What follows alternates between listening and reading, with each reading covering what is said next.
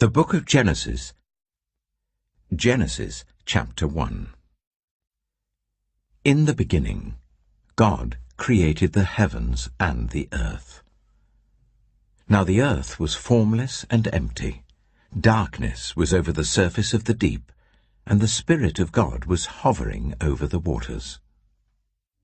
And God said, "Let there be light." And there was light.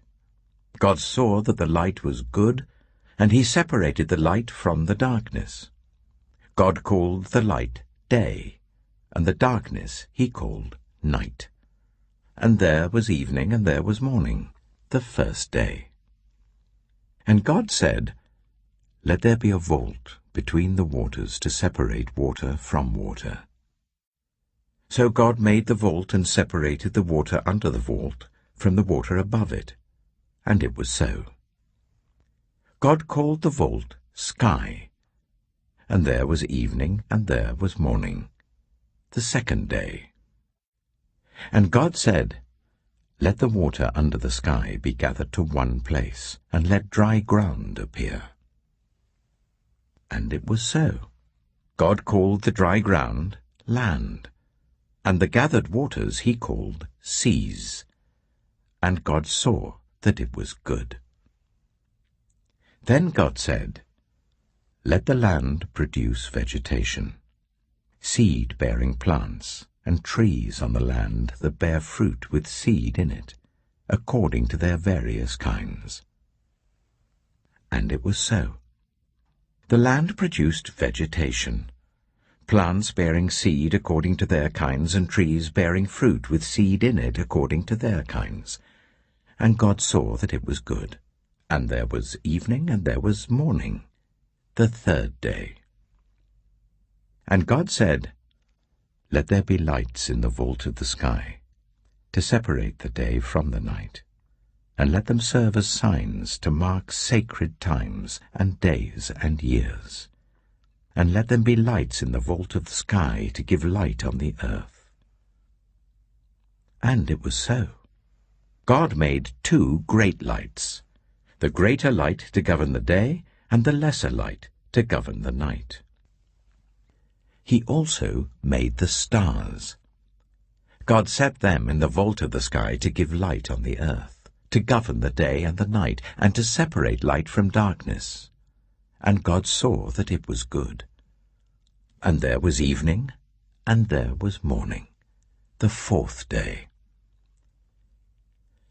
And God said, "Let the water teem with living creatures, and let birds fly above the earth, across the vault of the sky." So God created the great creatures of the sea, and every living thing with which the water teems, and that moves about in it, according to their kinds, and every winged bird according to its kind. And God saw that it was good. God blessed them and said, "Be fruitful, and increase in number, and fill the water in the seas, and let the birds increase on the earth." And there was evening, and there was morning, the fifth day. And God said, "Let the land produce living creatures according to their kinds, the livestock, the creatures that move along the ground, and the wild animals, each according to its kind." And it was so. God made the wild animals according to their kinds, the livestock according to their kinds, and all the creatures that move along the ground according to their kinds. And God saw that it was good. Then God said, "Let us make mankind in our image, in our likeness, so that they may rule over the fish in the sea and the birds in the sky, over the livestock and all the wild animals, and over all the creatures that move along the ground." So God created mankind in his own image. In the image of God he created them, male and female he created them. God blessed them and said to them, "Be fruitful, and increase in number. Fill the earth and subdue it. rule over the fish in the sea and the birds in the sky and over every living creature that moves on the ground." Then God said, "I give you every seed-bearing plant on the face of the whole earth, and every tree that has fruit with seed in it. They will be yours for food, and to all the beasts of the earth and all the birds in the sky and all the creatures that move along the ground, everything that has the breath of life in it, I give every green plant for food." And it was so. God saw all that he had made, and it was very good. And there was evening and there was morning, the 6th day. Genesis chapter 2. Thus the heavens and the earth were completed in all their vast array. By the 7th day, God had finished the work he had been doing. So on the 7th day he rested from all his work. Then God blessed the 7th day and made it holy, because on it he rested from all the work of creating that he had done. This is the account of the heavens and the earth when they were created, when the Lord God made the earth and the heavens. Now no shrub had yet appeared on the earth, and no plant had yet sprung up. For the Lord God had not sent rain on the earth, and there was no one to work the ground. But streams came up from the earth and watered the whole surface of the ground. Then the Lord God formed a man from the dust of the ground, and breathed into his nostrils the breath of life. And the man became a living being. Now the Lord God had planted a garden in the east, in Eden, and there he put the man he had formed. The Lord God made all kinds of trees grow out of the ground, trees that were pleasing to the eye and good for food. In the middle of the garden were the tree of life and the tree of the knowledge of good and evil. A river watering the garden flowed from Eden.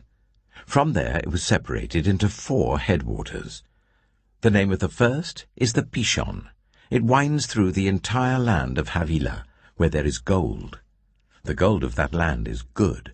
Aromatic resin and onyx are also there. The name of the second river is the Gihon.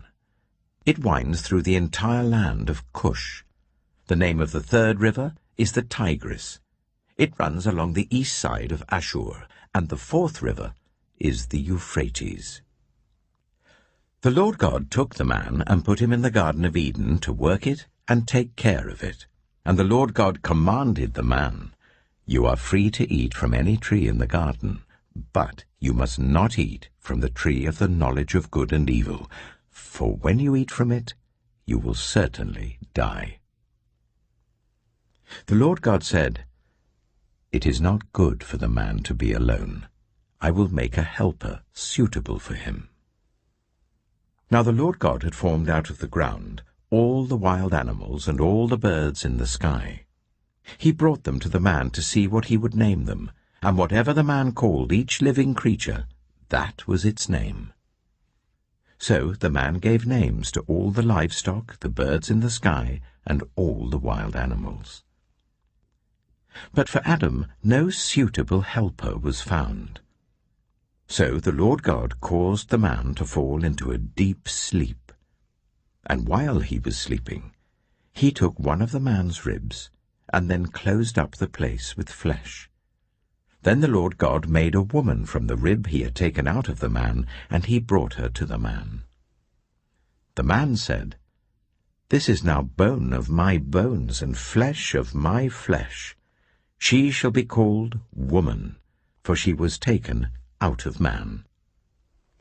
That is why a man leaves his father and mother and is united to his wife, and they become one flesh. Adam and his wife were both naked, and they felt no shame. Genesis chapter 3. Now the snake was more crafty than any of the wild animals the Lord God had made. He said to the woman, "Did God really say, "You must not eat from any tree in the garden?" The woman said to the snake, "We may eat fruit from the trees in the garden, but God did say, 'You must not eat fruit from the tree that is in the middle of the garden, and you must not touch it, or you will die.'" "You will not certainly die," the snake said to the woman. "For God knows that when you eat from it, your eyes will be opened, and you will be like God, knowing good and evil." When the woman saw that the fruit of the tree was good for food and pleasing to the eye, and also desirable for gaining wisdom, she took some and ate it. She also gave some to her husband who was with her, and he ate it. Then the eyes of both of them were opened, and they realized they were naked. So they sewed fig leaves together and made coverings for themselves. Then the man and his wife heard the sound of the Lord God as he was walking in the garden in the cool of the day. And they hid from the Lord God among the trees of the garden. But the Lord God called to the man, "Where are you?" He answered, "I heard you in the garden, and I was afraid because I was naked, so I hid." And he said, "Who told you that you were naked? Have you eaten from the tree that I commanded you not to eat from?" The man said, "The woman you put here with me, she gave me some fruit from the tree, and I ate it." Then the Lord God said to the woman, "What is this you have done?" The woman said, "The snake deceived me, and I ate." So the Lord God said to the snake, "Because you have done this, cursed are you above all livestock and all wild animals. You will crawl on your belly, and you will eat dust all the days of your life. And I will put enmity between you and the woman, and between your offspring and hers. He will crush your head, and you will strike his heel." To the woman he said, "I will make your pains in childbearing very severe. With painful labor you will give birth to children. Your desire will be for your husband, and he will rule over you." To Adam he said, "Because you listened to your wife, and ate fruit from the tree about which I commanded you, you must not eat from it. Cursed is the ground because of you. Through painful toil you will eat food from it all the days of your life. It will produce thorns and thistles for you, and you will eat the plants of the field. By the sweat of your brow you will eat your food, until you return to the ground, since from it you were taken. For dust you are, and to dust you will return." Adam named his wife Eve, because she would become the mother of all the living. The Lord God made garments of skin for Adam and his wife, and clothed them. And the Lord God said, "The man has now become like one of us, knowing good and evil. He must not be allowed to reach out his hand and take also from the tree of life and eat, and live forever." So the Lord God banished him from the Garden of Eden to work the ground from which he had been taken. After he drove the man out, he placed on the east side of the Garden of Eden cherubim and a flaming sword, flashing back and forth to guard the way to the tree of life. Genesis chapter 4. Adam made love to his wife Eve, and she became pregnant and gave birth to Cain. She said, "With the help of the Lord I have brought forth a man." Later she gave birth to his brother Abel. Now Abel kept flocks, and Cain worked the soil. In the course of time, Cain brought some of the fruits of the soil as an offering to the Lord. But Abel also brought an offering, fat portions from some of the firstborn of his flock. The Lord looked with favor on Abel and his offering, but on Cain and his offering he did not look with favor. So Cain was very angry, and his face was downcast. Then the Lord said to Cain, "Why are you angry? Why is your face downcast? If you do what is right, Will you not be accepted? But if you do not do what is right, sin is crouching at your door. It desires to have you, but you must rule over it." Now Cain said to his brother Abel, "Let's go out to the field." While they were in the field, Cain attacked his brother Abel and killed him. Then the Lord said to Cain, "Where is your brother Abel?" "I don't know," he replied. "Am I my brother's keeper?" The Lord said, "What have you done? Listen, your brother's blood cries out to me from the ground. Now you are under a curse and driven from the ground, which opened its mouth to receive your brother's blood from your hand. When you work the ground, it will no longer yield its crops for you. You will be a restless wanderer on the earth." Cain said to the Lord, "My punishment is more than I can bear. Today you are driving me from the land, and I will be hidden from your presence. I will be a restless wanderer on the earth, and whoever finds me will kill me." But the Lord said to him, "Not so. Anyone who kills Cain will suffer vengeance 7 times over." Then the Lord put a mark on Cain, so that no one who found him would kill him. So Cain went out from the Lord's presence and lived in the land of Nod, east of Eden. Cain made love to his wife, and she became pregnant and gave birth to Enoch. Cain was then building a city, and he named it after his son Enoch. To Enoch was born Irad, and Irad was the father of Mehujael, and Mehujael was the father of Methusael, and Methusael was the father of Lamech. Lamech married 2 women, one named Adah and the other Zillah. Adah gave birth to Jabal. He was the father of those who live in tents and raise livestock. His brother's name was Jubal. He was the father of all who play stringed instruments and pipes. Zillah also had a son, Tubal-Cain, who forged all kinds of tools out of bronze and iron. Tubal-Cain's sister was Naamah. Lamech said to his wives, "Adah and Zillah, listen to me. Wives of Lamech, hear my words. I have killed a man for wounding me, a young man for injuring me. If Cain is avenged 7 times, then Lamech 77 times. Adam made love to his wife again, and she gave birth to a son and named him Seth, saying, "God has granted me another child in place of Abel, since Cain killed him." Seth also had a son, and he named him Enosh. At that time, people began to call on the name of the Lord. Genesis chapter 5. This is the written account of Adam's family line. When God created mankind, he made them in the likeness of God. He created them male and female and blessed them, and he named them mankind when they were created. When Adam had lived 130 years, he had a son in his own likeness, in his own image, and he named him Seth.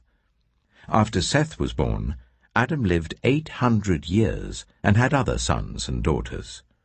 Altogether, Adam lived a total of 930 years, and then he died. When Seth had lived 105 years, he became the father of Enosh. After he became the father of Enosh, Seth lived 807 years and had other sons and daughters. Altogether, Seth lived a total of 912 years, and then he died. When Enosh had lived 90 years, he became the father of Kenan.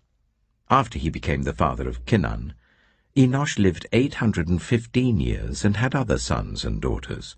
Altogether, Enosh lived a total of 905 years, and then he died.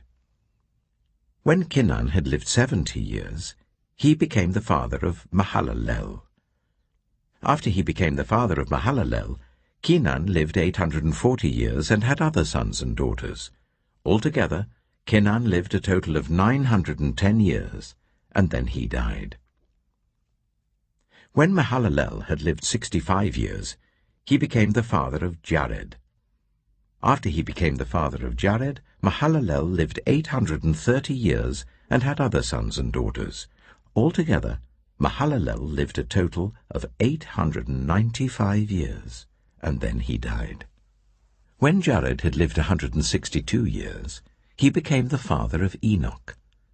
After he became the father of Enoch, Jared lived 800 years and had other sons and daughters.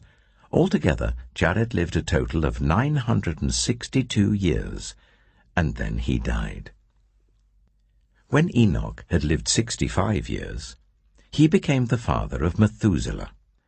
After he became the father of Methuselah, Enoch walked faithfully with God 300 years and had other sons and daughters. Altogether, Enoch lived a total of 365 years. Enoch walked faithfully with God. Then he was no more, because God took him away. When Methuselah had lived 187 years, he became the father of Lamech. After he became the father of Lamech, Methuselah lived 782 years and had other sons and daughters. Altogether, Methuselah lived a total of 969 years, and then he died. When Lamech had lived 182 years, he had a son. He named him Noah, and said, "He will comfort us in the labor and painful toil of our hands, caused by the ground the Lord has cursed." After Noah was born, Lamech lived 595 years and had other sons and daughters. Altogether, Lamech lived a total of 777 years, and then he died. After Noah was 500 years old, he became the father of Shem, Ham, and Japheth. Genesis chapter 6. When human beings began to increase in number on the earth, and daughters were born to them, the sons of God saw that the daughters of humans were beautiful, and they married any of them they chose. Then the Lord said, "My spirit will not contend with humans forever, for they are mortal. Their days will be 120 years. The Nephilim were on the earth in those days, and also afterward, when the sons of God went to the daughters of humans and had children by them. They were the heroes of old, men of renown. The Lord saw how great the wickedness of the human race had become on the earth, and that every inclination of the thoughts of the human heart was only evil all the time. The Lord regretted that he had made human beings on the earth, and his heart was deeply troubled. So the Lord said, "I will wipe from the face of the earth the human race I have created, and with them the animals, the birds, and the creatures that move along the ground, for I regret that I have made them." But Noah found favor in the eyes of the Lord.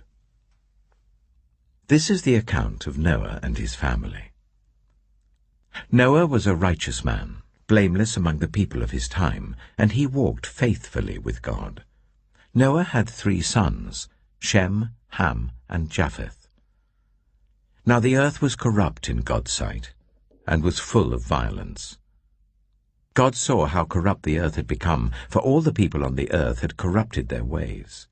So God said to Noah, "I am going to put an end to all people, for the earth is filled with violence because of them. I am surely going to destroy both them and the earth. So make yourself an ark of cypress wood, make rooms in it, and coat it with pitch inside and out. This is how you are to build it. The ark is to be 300 cubits long, 50 cubits wide, and 30 cubits high. Make a roof for it, leaving below the roof an opening 1 cubit high all around. Put a door in the side of the ark, and make lower, middle, and upper decks. I am going to bring flood waters on the earth to destroy all life under the heavens, every creature that has the breath of life in it. Everything on earth will perish. But I will establish my covenant with you, and you will enter the ark, you and your sons and your wife and your sons' wives with you. You are to bring into the ark 2 of all living creatures, male and female, to keep them alive with you, 2 of every kind of bird, of every kind of animal, and of every kind of creature that moves along the ground will come to you to be kept alive. You are to take every kind of food that is to be eaten and store it away as food for you and for them. Noah did everything just as God commanded him. Genesis chapter 7. The Lord then said to Noah, "Go into the ark, you and your whole family, because I have found you righteous in this generation. Take with you 7 pairs of every kind of clean animal, a male and its mate, and 1 pair of every kind of unclean animal, a male and its mate, and also 7 pairs of every kind of bird, male and female, to keep their various kinds alive throughout the earth. 7 days from now I will send rain on the earth for 40 days and 40 nights, and I will wipe from the face of the earth every living creature I have made." And Noah did all that the Lord commanded him. Noah was 600 years old when the floodwaters came on the earth. And Noah and his sons and his wife and his sons' wives entered the ark to escape the waters of the flood. Pairs of clean and unclean animals, of birds and of all the creatures that move along the ground, male and female, came to Noah and entered the ark, as God had commanded Noah. And after the 7 days, the floodwaters came on the earth. In the 600th year of Noah's life, on the 17th day of the 2nd month, on that day, all the springs of the great deep burst forth, and the floodgates of the heavens were opened, and rain fell on the earth 40 days and 40 nights. On that very day, Noah and his sons, Shem, Ham, and Japheth, together with his wife and the wives of his 3 sons, entered the ark. They had with them every wild animal according to its kind, all livestock according to their kinds, every creature that moves along the ground according to its kind, and every bird according to its kind, everything with wings. Pairs of all creatures that have the breath of life in them came to Noah and entered the ark. The animals going in were male and female of every living thing, as God had commanded Noah. Then the Lord shut him in. For 40 days the flood kept coming on the earth. And as the waters increased, they lifted the ark high above the earth. The waters rose and increased greatly on the earth, and the ark floated on the surface of the water. They rose greatly on the earth, and all the high mountains under the entire heavens were covered. The waters rose and covered the mountains to a depth of more than 15 cubits. Every living thing that moved on land perished. Birds, livestock, wild animals, all the creatures that swarm over the earth, and all mankind. Everything on dry land that had the breath of life in its nostrils died. Every living thing on the face of the earth was wiped out. People and animals and the creatures that move along the ground and the birds were wiped from the earth. Only Noah was left, and those with him in the ark. The waters flooded the earth for 150 days. Genesis chapter 8. But God remembered Noah and all the wild animals and the livestock that were with him in the ark. And he sent a wind over the earth, and the waters receded. Now the springs of the deep and the floodgates of the heavens had been closed, and the rain had stopped falling from the sky.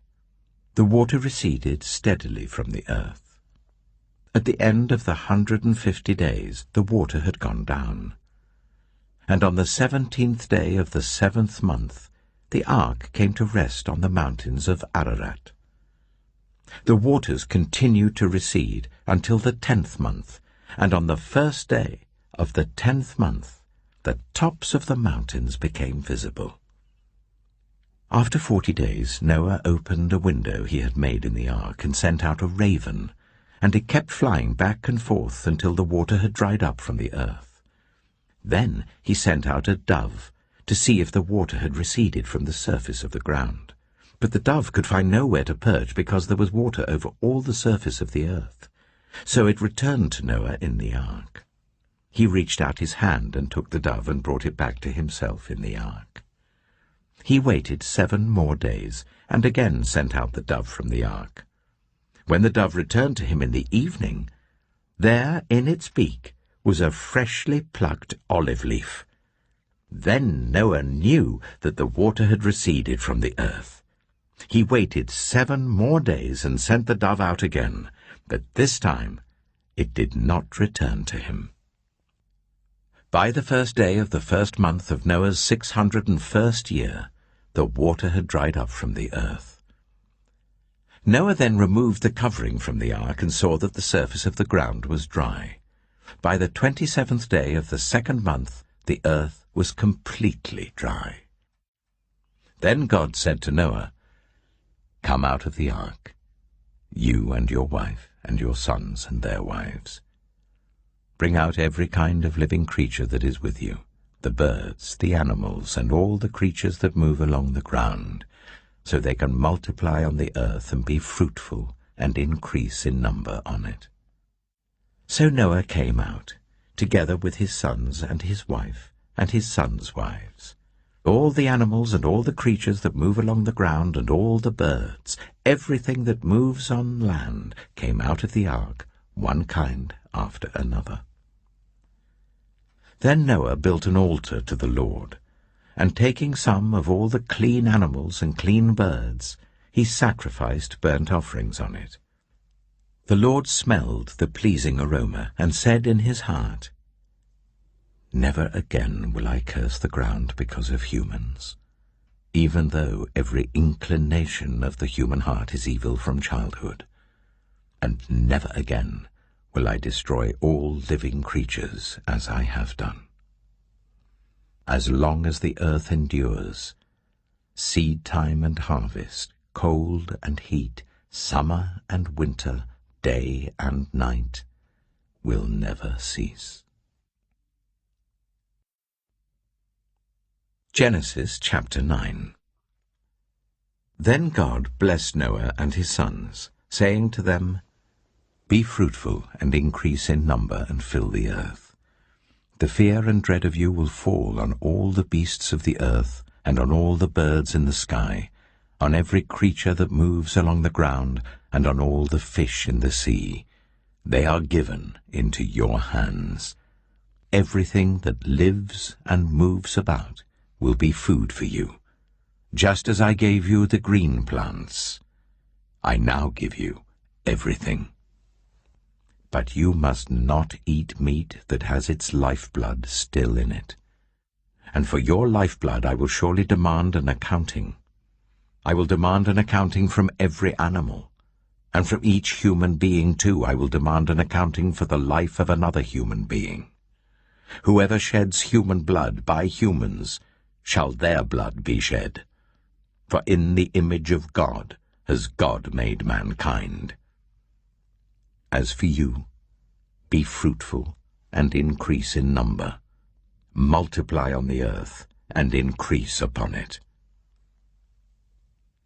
Then God said to Noah and to his sons with him, "I now establish my covenant with you and with your descendants after you, and with every living creature that was with you, the birds, the livestock, and all the wild animals, all those that came out of the ark with you, every living creature on earth.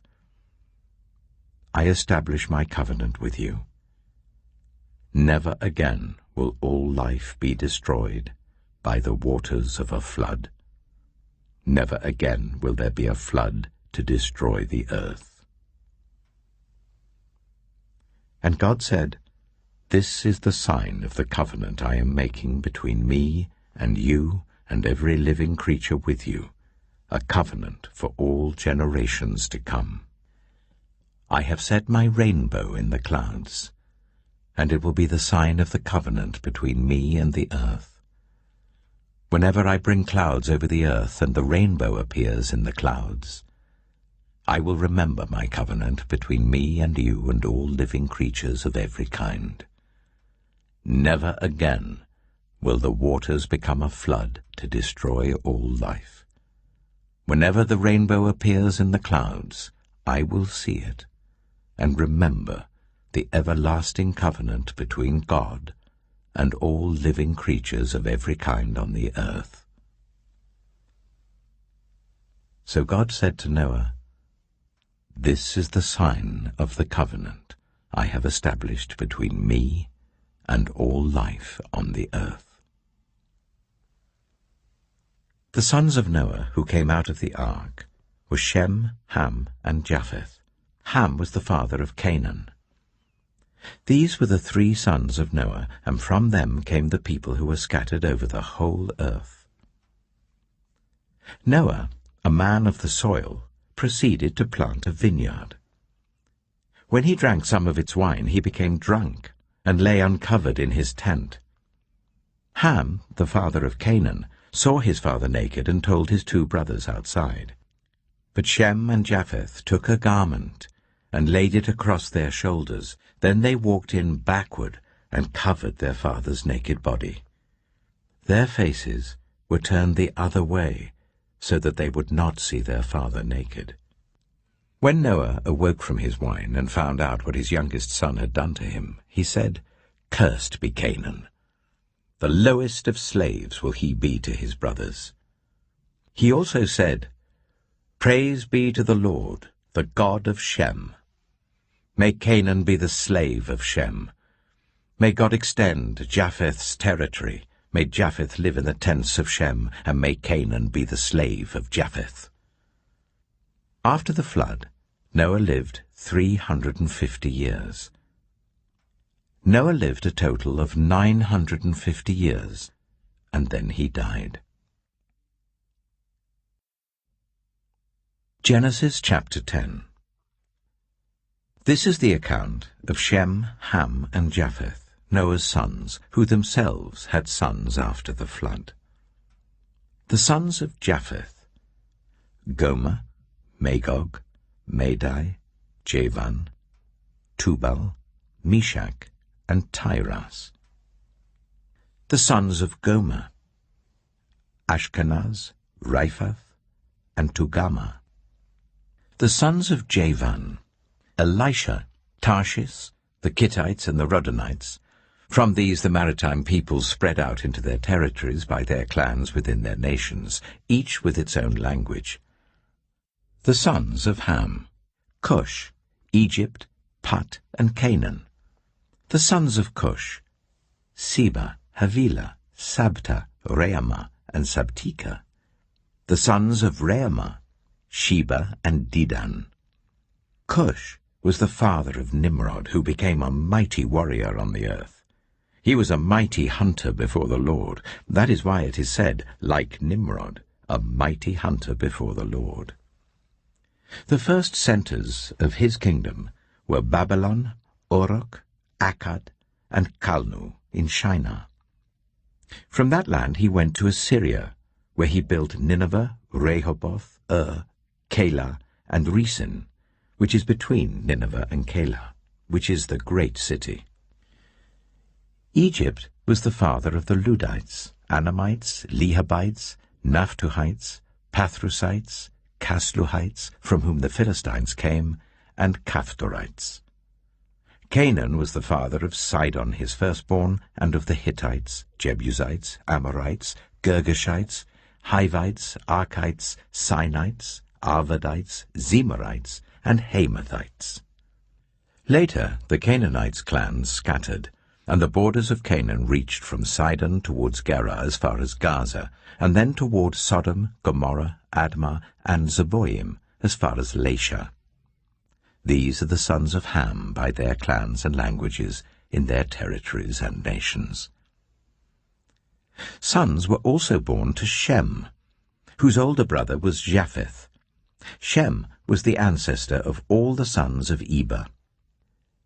The sons of Shem: Elam, Ashur, Arphaxad, Lud, and Aram. The sons of Aram: Az, Hul, Gether, and Meshech. Arphaxad was the father of Shelah, and Shelah the father of Eber.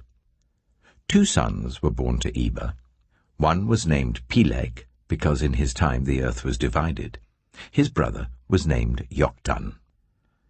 Joktan was the father of Almodad, Sheleph, Hazamepheth, Jirah, Hadoram, Uzal, Dilah, Obal, Abimael, Sheba, Ophir, Havilah, and Jobab.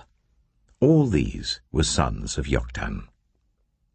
The region where they lived stretched from Mesha towards Sephar in the eastern hill country. These are the sons of Shem by their clans and languages, in their territories and nations. These are the clans of Noah's sons, according to their lines of descent within their nations. From these the nations spread out over the earth after the flood. Genesis chapter 11. Now the whole world had one language and a common speech. As people moved eastward, they found a plain in Shinar and settled there. They said to each other, "Come, let's make bricks and bake them thoroughly." They used brick instead of stone, and bitumen for mortar. Then they said, "Come, let us build ourselves a city with a tower that reaches to the heavens, so that we may make a name for ourselves. Otherwise we will be scattered over the face of the whole earth." But the Lord came down to see the city and the tower the people were building. The Lord said, "If as one people speaking the same language they have begun to do this, then nothing they plan to do will be impossible for them. Come, let us go down and confuse their language, so they will not understand each other." So the Lord scattered them from there over all the earth, and they stopped building the city. That is why it was called Babel, because there the Lord confused the language of the whole world. From there the Lord scattered them over the face of the whole earth. This is the account of Shem's family line. 2 years after the flood, when Shem was 100 years old, he became the father of Arphaxad. And after he became the father of Arphaxad, Shem lived 500 years and had other sons and daughters. When Arphaxad had lived 35 years, he became the father of Shelah. And after he became the father of Shelah, Arphaxad lived 403 years and had other sons and daughters. When Shelah had lived 30 years, he became the father of Eber. And after he became the father of Eber, Shelah lived 403 years and had other sons and daughters. When Eber had lived 34 years, he became the father of Peleg. And after he became the father of Peleg, Eber lived 430 years and had other sons and daughters. When Peleg had lived 30 years, he became the father of Reu. And after he became the father of Reu, Peleg lived 209 years and had other sons and daughters. When Reu had lived 32 years, he became the father of Serug. And after he became the father of Serug, Reu lived 207 years and had other sons and daughters. When Serug had lived 30 years, he became the father of Nahor. And after he became the father of Nahor, Serug lived 200 years and had other sons and daughters.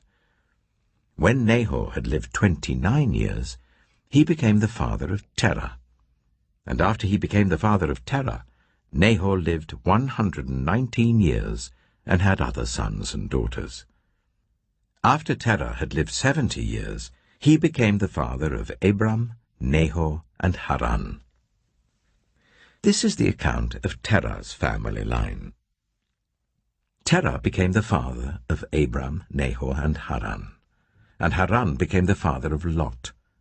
While his father Terah was still alive, Haran died in Ur of the Chaldeans in the land of his birth. Abram and Nahor both married. The name of Abram's wife was Sarai, and the name of Nahor's wife was Milcah. She was the daughter of Haran, the father of both Milcah and Iscah. Now Sarai was childless because she was not able to conceive. Terah took his son Abram, his grandson Lot, son of Haran, and his daughter-in-law Sarai, the wife of his son Abram, and together they set out from Ur of the Chaldeans to go to Canaan. But when they came to Haran, they settled there. Terah lived 205 years, and he died in Haran. Genesis chapter 12. The Lord had said to Abram, "Go from your country, your people and your father's household, to the land I will show you. I will make you into a great nation, and I will bless you. I will make your name great, and you will be a blessing. I will bless those who bless you, and whoever curses you I will curse, and all peoples on earth will be blessed through you." So Abram went as the Lord had told him, and Lot went with him. Abram was 75 years old when he set out from Haran. He took his wife Sarai, his nephew Lot, all the possessions they had accumulated, and the people they had acquired in Haran, and they set out for the land of Canaan, and they arrived there. Abram travelled through the land as far as the site of the great tree of Moreh at Shechem. At that time the Canaanites were in the land. The Lord appeared to Abram and said, "To your offspring I will give this land." So he built an altar there to the Lord who had appeared to him. From there he went on toward the hills east of Bethel and pitched his tent, with Bethel on the west and Ai on the east. There he built an altar to the Lord and called on the name of the Lord. Then Abram set out and continued toward the Negev.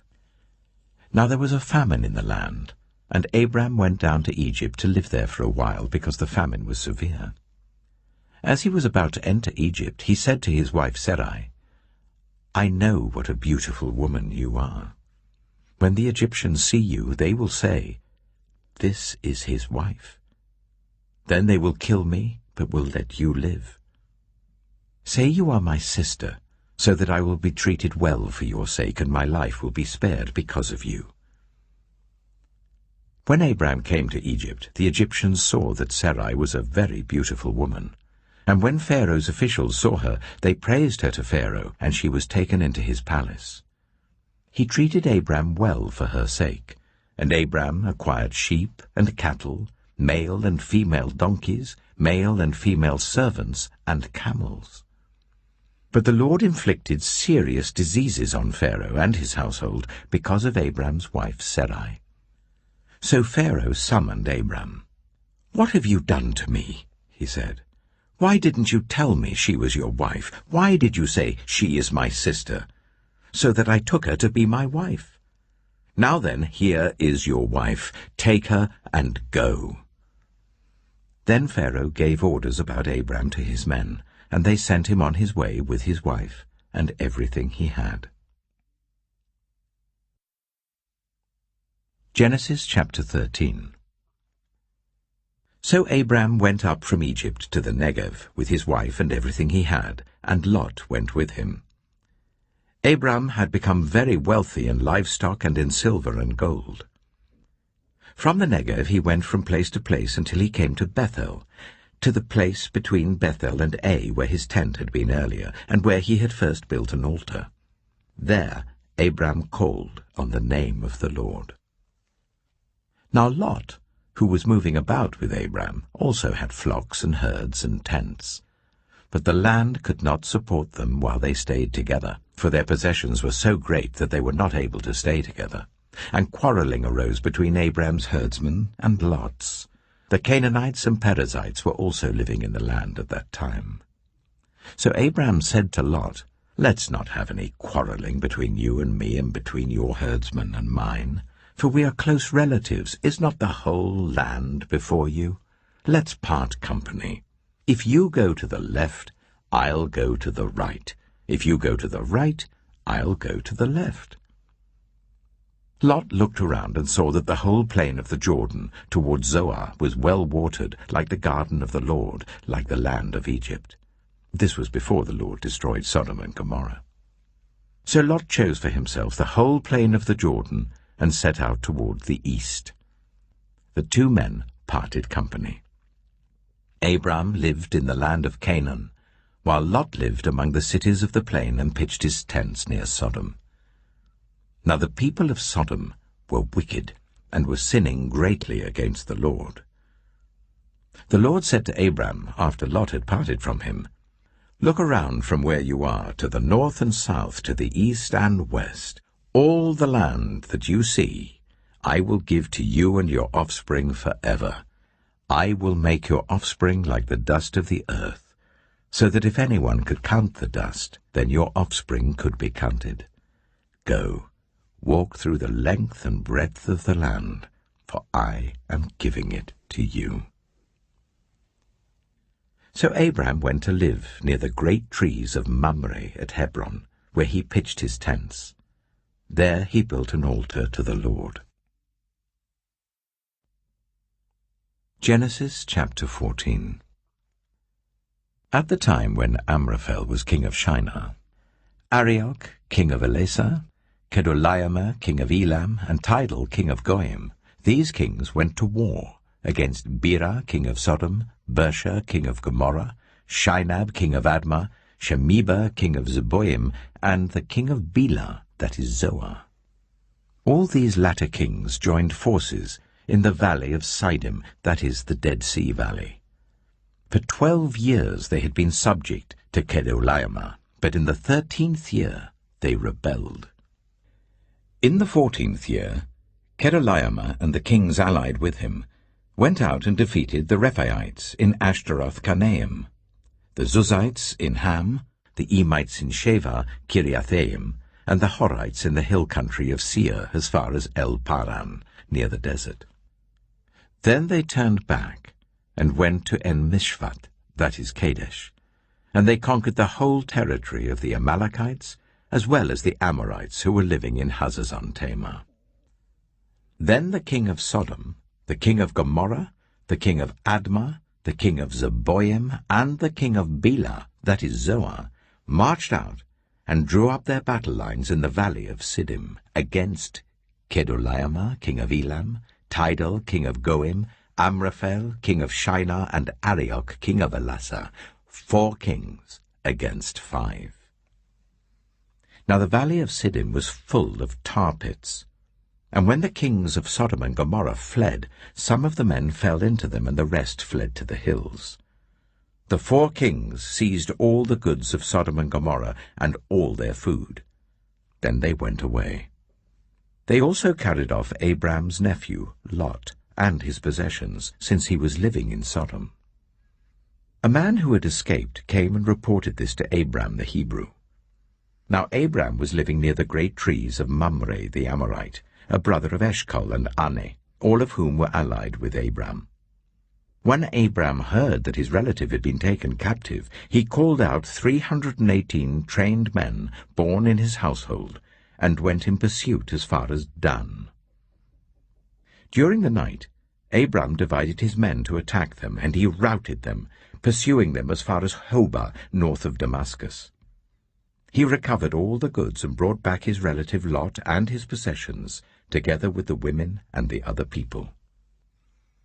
After Abram returned from defeating Kedorlaomer and the kings allied with him, the king of Sodom came out to meet him in the valley of Shaveh, that is the king's valley.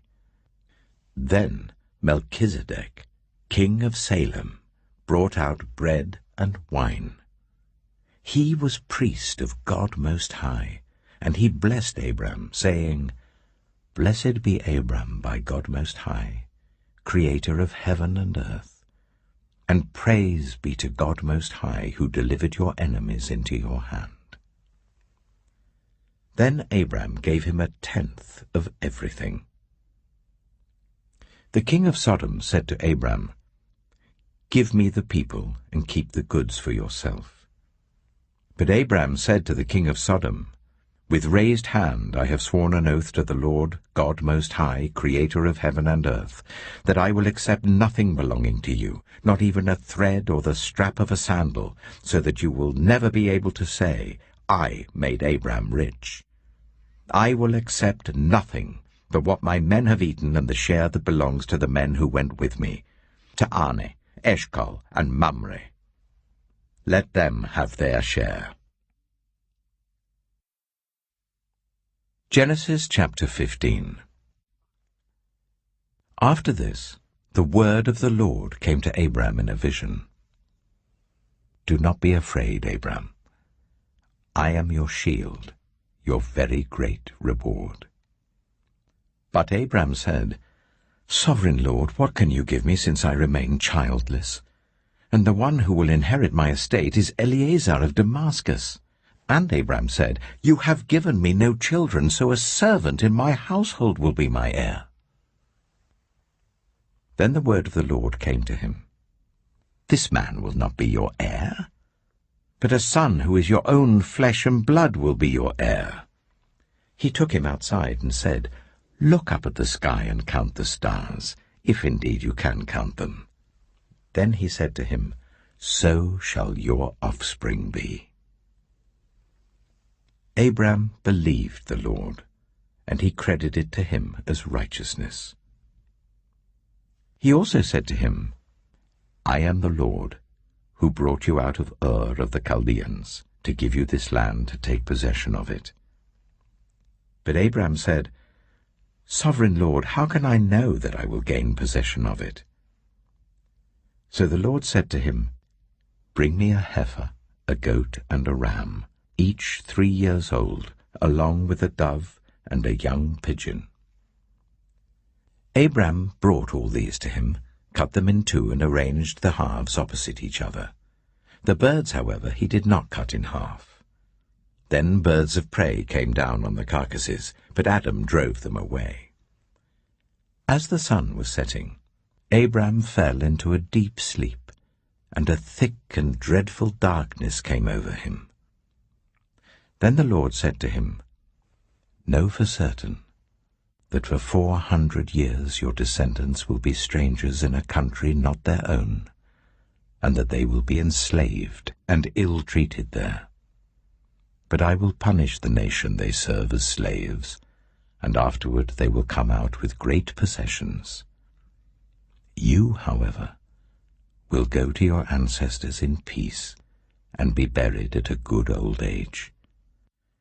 In the 4th generation, your descendants will come back here, for the sin of the Amorites has not yet reached its full measure."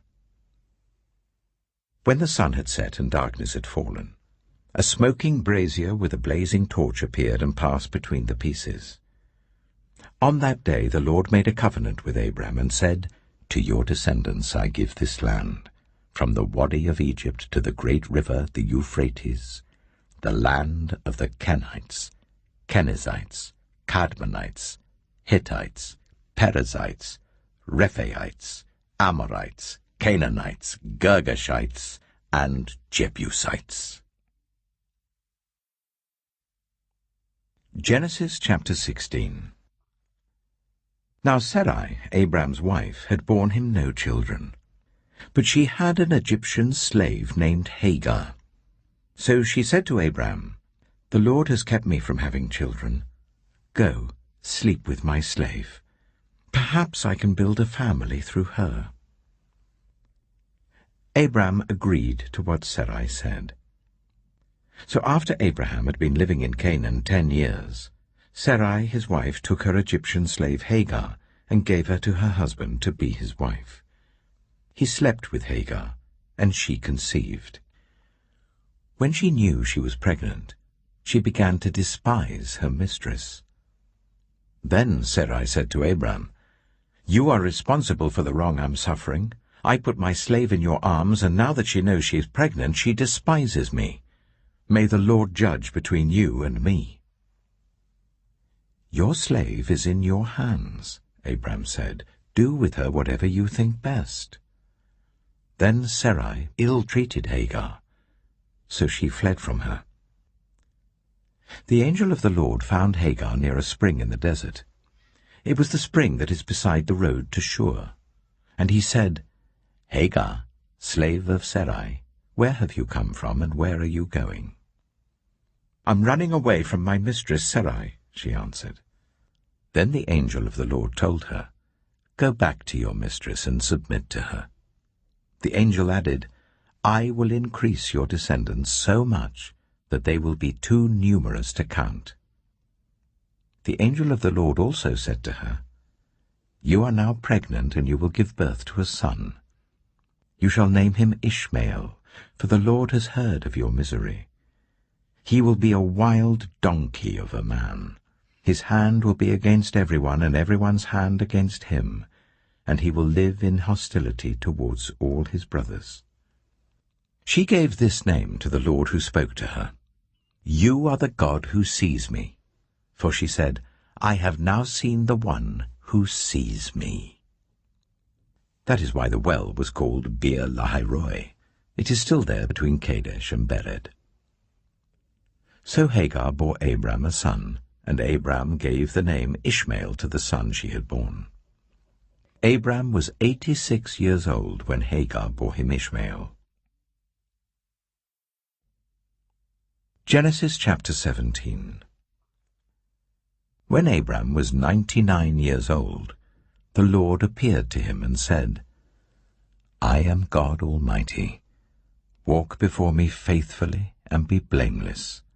Then I will make my covenant between me and you, and will greatly increase your numbers." Abram fell face down, and God said to him, "As for me, this is my covenant with you. You will be the father of many nations. No longer will you be called Abram. Your name will be Abraham. For I have made you a father of many nations. I will make you very fruitful. I will make nations of you, and kings will come from you. I will establish my covenant as an everlasting covenant between me and you and your descendants after you for the generations to come, to be your God and the God of your descendants after you. The whole land of Canaan, where you now reside as a foreigner, I will give as an everlasting possession to you and your descendants after you, and I will be their God." Then God said to Abraham, "As for you, you must keep my covenant, you and your descendants after you for the generations to come. This is my covenant with you and your descendants after you, the covenant you are to keep. Every male among you shall be circumcised. You are to undergo circumcision, and it will be the sign of the covenant between me and you. For the generations to come, every male among you who is 8 days old must be circumcised, including those born in your household or bought with money from a foreigner. Those who are not your offspring, whether born in your household or bought with your money, they must be circumcised. My covenant in your flesh is to be an everlasting covenant. Any uncircumcised male who has not been circumcised in the flesh will be cut off from his people. He has broken my covenant." God also said to Abraham, "As for Sarai your wife, you are no longer to call her Sarai. Her name will be Sarah. I will bless her, and will surely give you a son by her. I will bless her, so she will be the mother of nations. Kings of peoples will come from her." Abraham fell face down. He laughed and said to himself, "Will a son be born to a man 100 years old? Will Sarah bear a child at the age of 90? And Abraham said to God, If only Ishmael might live under your blessing. Then God said, Yes, but your wife Sarah will bear you a son, and you will call him Isaac. I will establish my covenant with him as an everlasting covenant for his descendants after him. And as for Ishmael, I have heard you. I will surely bless him. I will make him fruitful, and will greatly increase his numbers. He will be the father of 12 rulers, and I will make him into a great nation. But my covenant I will establish with Isaac, whom Sarah will bear to you by this time next year. When he had finished speaking with Abraham, God went up from him. On that very day, Abraham took his son Ishmael, and all those born in his household or bought with his money, every male in his household, and circumcised them as God told him. Abraham was 99 years old when he was circumcised, and his son Ishmael was 13. Abraham and his son Ishmael were both circumcised on that very day, and every male in Abraham's household, including those born in his household or bought from a foreigner, was circumcised with him. Genesis chapter 18. The Lord appeared to Abraham near the great trees of Mamre, while he was sitting at the entrance to his tent in the heat of the day. Abraham looked up and saw 3 men standing nearby. When he saw them, he hurried from the entrance of his tent to meet them and bowed low to the ground. He said, If I have found favor in your eyes, my Lord, do not pass your servant by. Let a little water be brought, and then you may all wash your feet and rest under this tree. Let me get you something to eat, so you can be refreshed and then go on your way, now that you have come to your servant. Very well, they answered. Do as you say. So Abraham hurried into the tent to Sarah. Quick, he said, get 3 seahs of the finest flour and knead it and bake some bread. Then he ran to the herd and selected a choice, tender calf and gave it to a servant who hurried to prepare it.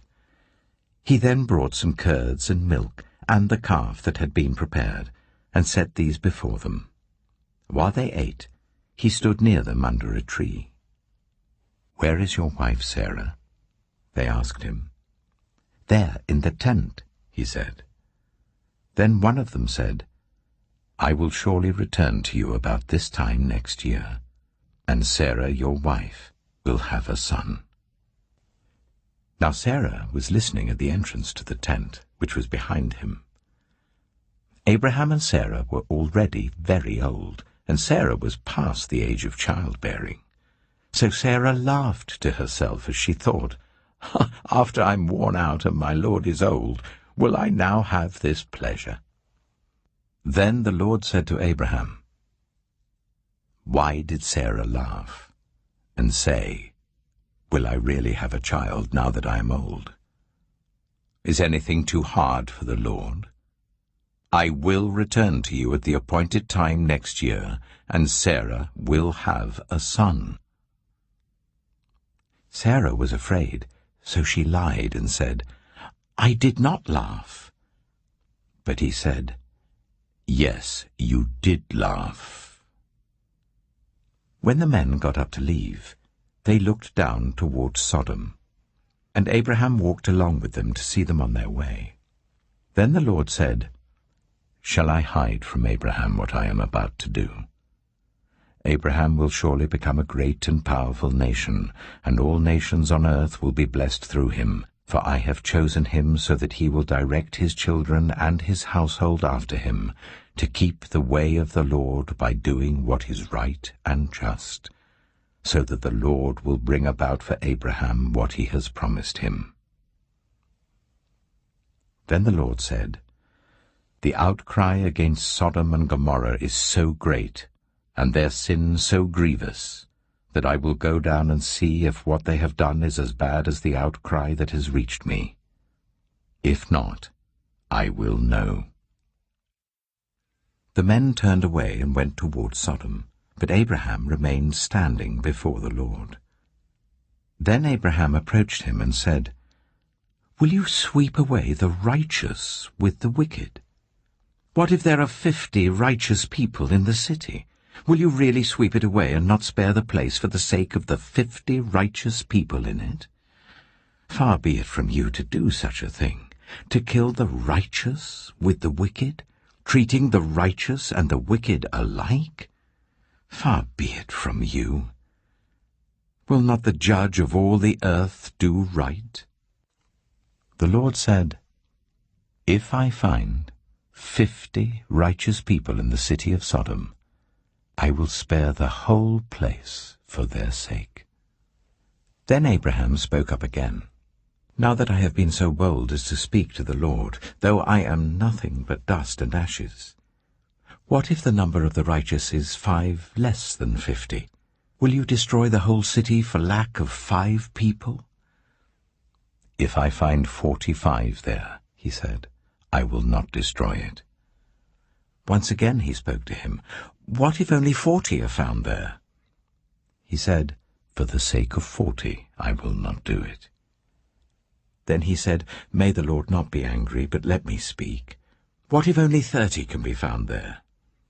He answered, "I will not do it if I find 30 there." Abraham said, "Now that I have been so bold as to speak to the Lord, what if only 20 can be found there?" He said, "For the sake of 20, I will not destroy it."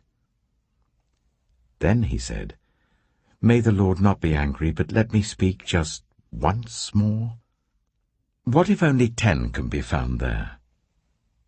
He answered, "For the sake of 10, I will not destroy it." When the Lord had finished speaking with Abraham, he left, and Abraham returned home. Genesis chapter 19. The 2 angels arrived at Sodom in the evening, and Lot was sitting in the gateway of the city. When he saw them, he got up to meet them and bowed down with his face to the ground. "My lords," he said, "please turn aside to your servant's house. You can wash your feet and spend the night, and then go on your way early in the morning." "No," they answered, "we will spend the night in the square." But he insisted so strongly that they did go with him and entered his house. He prepared a meal for them, baking bread without yeast, and they ate. Before they had gone to bed, all the men from every part of the city of Sodom, both young and old, surrounded the house. They called to Lot, "Where are the men who came to you tonight? Bring them out to us, so that we can have sex with them." Lot went outside to meet them and shut the door behind him and said, "No, my friends, don't do this wicked thing. Look, I have 2 daughters who have never slept with a man. Let me bring them out to you, and you can do what you like with them, but don't do anything to these men, for they have come under the protection of my roof." "Get out of our way," they replied. "This fellow came here as a foreigner, and now he wants to play the judge. We'll treat you worse than them." They kept bringing pressure on Lot and moved forward to break down the door. But the men inside reached out and pulled Lot back into the house and shut the door. Then they struck the men who were at the door of the house, young and old, with blindness, so that they could not find the door. The 2 men said to Lot, "Do you have anyone else here? Sons-in-law, sons or daughters, or anyone else in the city who belongs to you? Get them out of here, because we are going to destroy this place. The outcry to the Lord against its people is so great that he has sent us to destroy it." So Lot went out and spoke to his sons-in-law who were pledged to marry his daughters. He said, "Hurry and get out of this place, because the Lord is about to destroy the city." But his sons-in-law thought he was joking. With the coming of dawn, the angels urged Lot, saying, "Hurry! Take your wife and your 2 daughters who are here, or you will be swept away when the city is punished." When he hesitated, the men grasped his hand and the hands of his wife and of his 2 daughters and led them safely out of the city, for the Lord was merciful to them. As soon as they had brought them out, one of them said, "Flee for your lives. Don't look back. And don't stop anywhere in the plain. Flee to the mountains, or you will be swept away." But Lot said to them, "No, my lords, please. Your servant has found favor in your eyes, and you have shown great kindness to me in sparing my life, but I can't flee to the mountains. This disaster will overtake me, and I'll die. Look, here is a town near enough to run to, and it is small. Let me flee to it. It is very small, isn't it? Then my life will be spared." He said to him, "Very well. I will grant this request too. I will not overthrow the town you speak of, but flee there quickly, because I cannot do anything until you reach it." That is why the town was called Zoar. By the time Lot reached Zoar, the sun had risen over the land. Then the Lord rained down burning sulfur on Sodom and Gomorrah, from the Lord out of the heavens. Thus he overthrew those cities and the entire plain, destroying all those living in the cities and also the vegetation in the land. But Lot's wife looked back, and she became a pillar of salt. Early the next morning, Abraham got up and returned to the place where he had stood before the Lord. He looked down toward Sodom and Gomorrah, toward all the land of the plain, and he saw dense smoke rising from the land, like smoke from a furnace. So when God destroyed the cities of the plain, he remembered Abraham, and he brought Lot out of the catastrophe that overthrew the cities where Lot had lived. Lot and his 2 daughters left Zoar and settled in the mountains, for he was afraid to stay in Zoar. He and his 2 daughters lived in a cave. One day the older daughter said to the younger, "Our father is old, and there is no man around here to give us children, as is the custom all over the earth. Let's get our father to drink wine, and then sleep with him and preserve our family line through our father." That night they got their father to drink wine, and the older daughter went in and slept with him. He was not aware of it when she laid down or when she got up. The next day the older daughter said to the younger, "Last night I slept with my father. Let's get him to drink wine again tonight, and you go in and sleep with him, so we can preserve our family line through our father." So they got their father to drink wine that night also, and the younger daughter went in and slept with him. Again he was not aware of it when she laid down or when she got up. So both of Lot's daughters became pregnant by their father. The older daughter had a son, and she named him Moab. He is the father of the Moabites of today. The younger daughter also had a son, and she named him Ben-Ami. He is the father of the Ammonites of today. Genesis chapter 20. Now Abraham moved on from there into the region of the Negev and lived between Kadesh and Shur. For a while he stayed in Gerar, and there Abraham said of his wife Sarah, "She is my sister." Then Abimelech, king of Gerar, sent for Sarah and took her. But God came to Abimelech in a dream one night and said to him, "You are as good as dead because of the woman you have taken. She is a married woman." Now Abimelech had not gone near her, so he said, "Lord, will you destroy an innocent nation? Did he not say to me, 'She is my sister'? And didn't she also say, 'He is my brother'? I've done this with a clear conscience and clean hands." Then God said to him in the dream, "Yes, I know you did this with a clear conscience, and so I have kept you from sinning against me. That is why I did not let you touch her. Now return the man's wife, for he is a prophet, and he will pray for you, and you will live. But if you do not return her, you may be sure that you and all who belong to you will die." Early the next morning, Abimelech summoned all his officials, and when he told them all that had happened, they were very much afraid. Then Abimelech called Abraham in and said, "What have you done to us? How have I wronged you that you have brought such guilt upon me and my kingdom? You have done things to me that should never be done." And Abimelech asked Abraham, "What was your reason for doing this?" Abraham replied, "I said to myself, 'There is surely no fear of God in this place, and they will kill me because of my wife. Besides, she really is my sister, the daughter of my father, though not of my mother, and she became my wife. And when God caused me to wander from my father's household, I said to her, This is how you can show your love to me. Everywhere we go, say of me, He is my brother.'"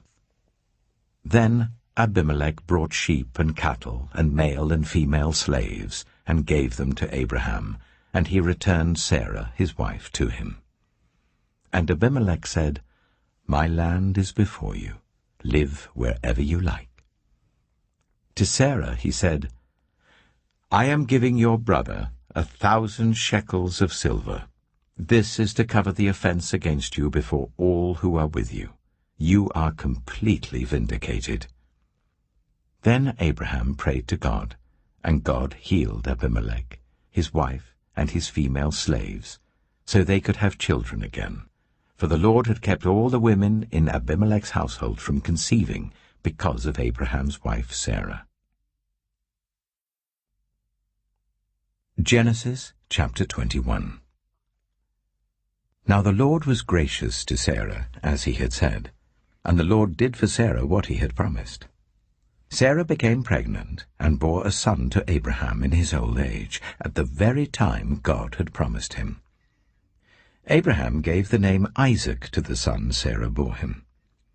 When his son, Isaac, was 8 days old, Abraham circumcised him, as God commanded him. Abraham was 100 years old when his son Isaac was born to him. Sarah said, "God has brought me laughter, and everyone who hears about this will laugh with me." And she added, "Who would have said to Abraham that Sarah would nurse children? Yet I have borne him a son in his old age." The child grew and was weaned, and on the day Isaac was weaned, Abraham held a great feast. But Sarah saw that the son whom Hagar the Egyptian had borne to Abraham was mocking, and she said to Abraham, "Get rid of that slave woman and her son, for that woman's son will never share in the inheritance with my son Isaac." The matter distressed Abraham greatly because it concerned his son. But God said to him, "Do not be so distressed about the boy and your slave woman. Listen to whatever Sarah tells you, because it is through Isaac that your offspring will be reckoned. I will make the son of the slave into a nation also, because he is your offspring."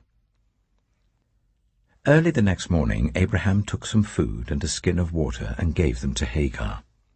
He set them on her shoulders and then sent her off with the boy. She went on her way and wandered in the desert of Beersheba. When the water in the skin was gone, she put the boy under one of the bushes. Then she went off and sat down about a bow shot away, for she thought, "I cannot watch the boy die."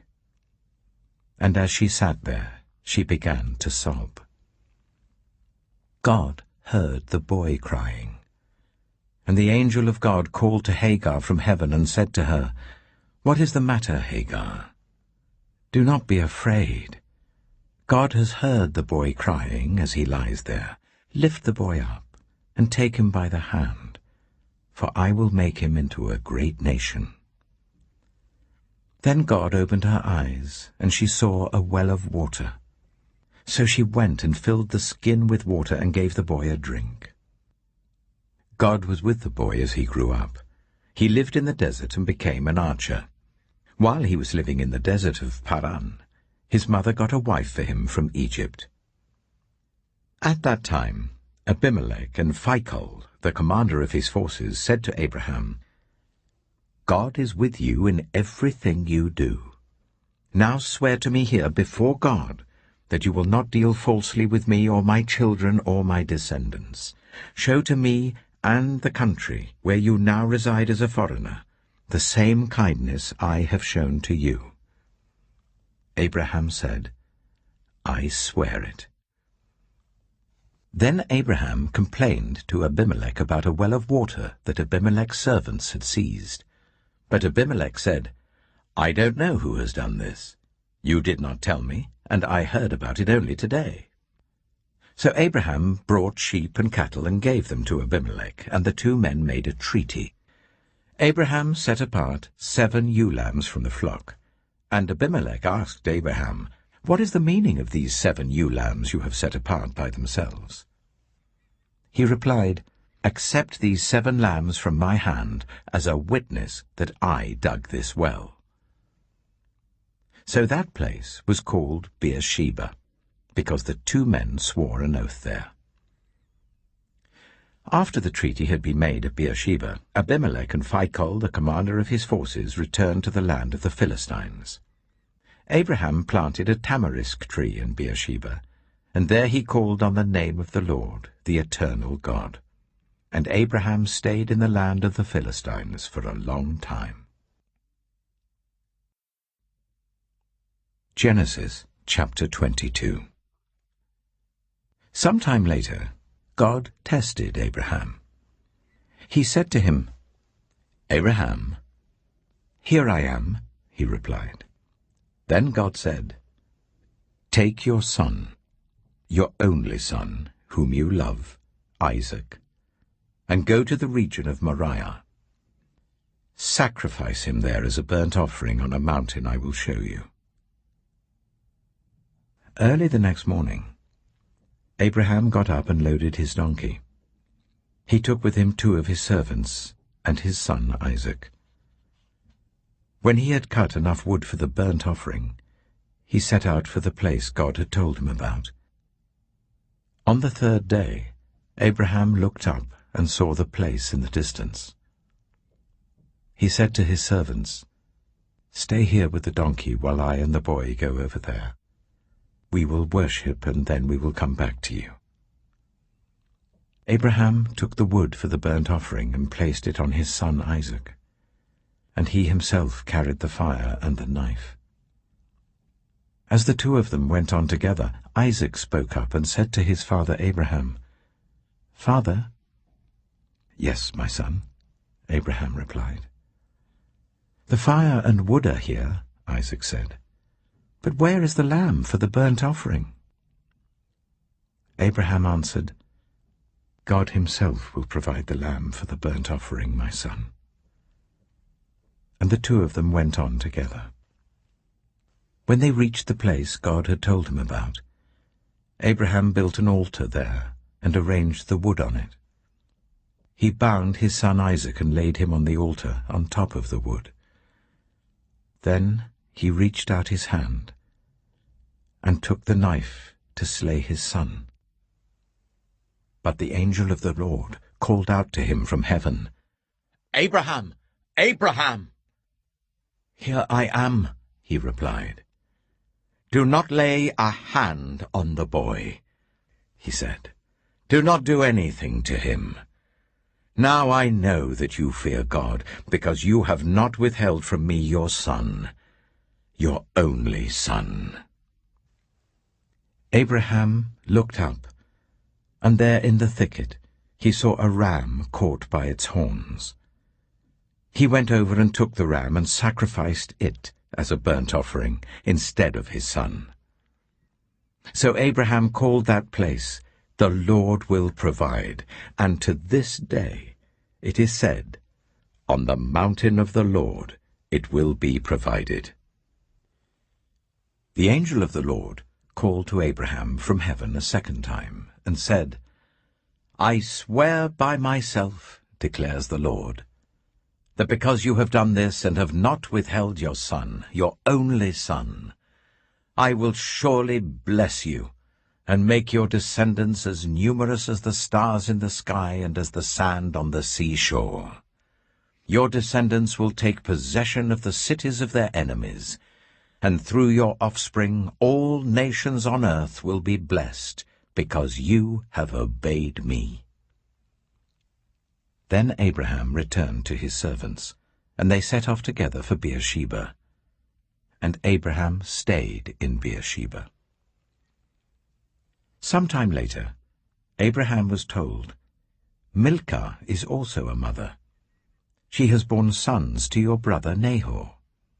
Uz the firstborn, Buz his brother, Kemuel the father of Aram, Kesed, Hazo, Pildash, Jiplaph, and Bethuel. Bethuel became the father of Rebekah. Milcah bore these 8 sons to Abraham's brother Nahor. His concubine, whose name was Rumah, also had sons, Teba, Gaham, Tahash, and Maacah. Genesis chapter 23. Sarah lived to be 127 years old. She died at Kiriath-arba, that is Hebron, in the land of Canaan. And Abraham went to mourn for Sarah and to weep over her. Then Abraham rose from beside his dead wife and spoke to the Hittites. He said, "I am a foreigner and stranger among you. Sell me some property for a burial site here, so I can bury my dead." The Hittites replied to Abraham, "Sir, listen to us. You are a mighty prince among us. Bury your dead in the choicest of our tombs. None of us will refuse you his tomb for burying your dead." Then Abraham rose and bowed down before the people of the land, the Hittites. He said to them, "If you are willing to let me bury my dead, then listen to me and intercede with Ephron, son of Zohar, on my behalf. So he will sell me the cave of Machpelah, which belongs to him and is at the end of his field. Ask him to sell it to me for the full price as a burial site among you." Ephron the Hittite was sitting among his people, and he replied to Abraham in the hearing of all the Hittites who had come to the gate of his city. "No, my lord," he said, "listen to me. I give you the field, and I give you the cave that is in it. I give it to you in the presence of my people. Bury your dead." Again Abraham bowed down before the people of the land, and he said to Ephron in their hearing, "Listen to me. If you will, I will pay the price of the field. Accept it from me, so I can bury my dead there." Ephron answered Abraham, "Listen to me, my lord. The land is worth 400 shekels of silver. But what is that between you and me? Bury your dead." Abraham agreed to Ephron's terms, and weighed out for him the price he had named in the hearing of the Hittites, 400 shekels of silver, according to the weight current among the merchants. So Ephron's field in Machpelah, near Mamre, both the field and the cave in it, and all the trees within the borders of the field, was legally made over to Abraham as his property, in the presence of all the Hittites who had come to the gate of the city. Afterwards Abraham buried his wife Sarah in the cave in the field of Machpelah, near Mamre, which is at Hebron, in the land of Canaan. So the field and the cave in it were legally made over to Abraham by the Hittites as a burial site. Genesis chapter 24. Abraham was now very old, and the Lord had blessed him in every way. He said to the senior servant in his household, the one in charge of all that he had, "Put your hand under my thigh. I want you to swear by the Lord, the God of heaven and the God of earth, that you will not get a wife for my son from the daughters of the Canaanites, among whom I am living, but will go to my country and my own relatives and get a wife for my son Isaac." The servant asked him, "What if the woman is unwilling to come back with me to this land? Shall I then take your son back to the country you came from?" "Make sure that you do not take my son back there," Abraham said. "The Lord, the God of heaven, who brought me out of my father's household and my native land, and who spoke to me and promised me on oath, saying, 'To your offspring I will give this land,' he will send his angel before you, so that you can get a wife for my son from there. If the woman is unwilling to come back with you, then you will be released from this oath of mine.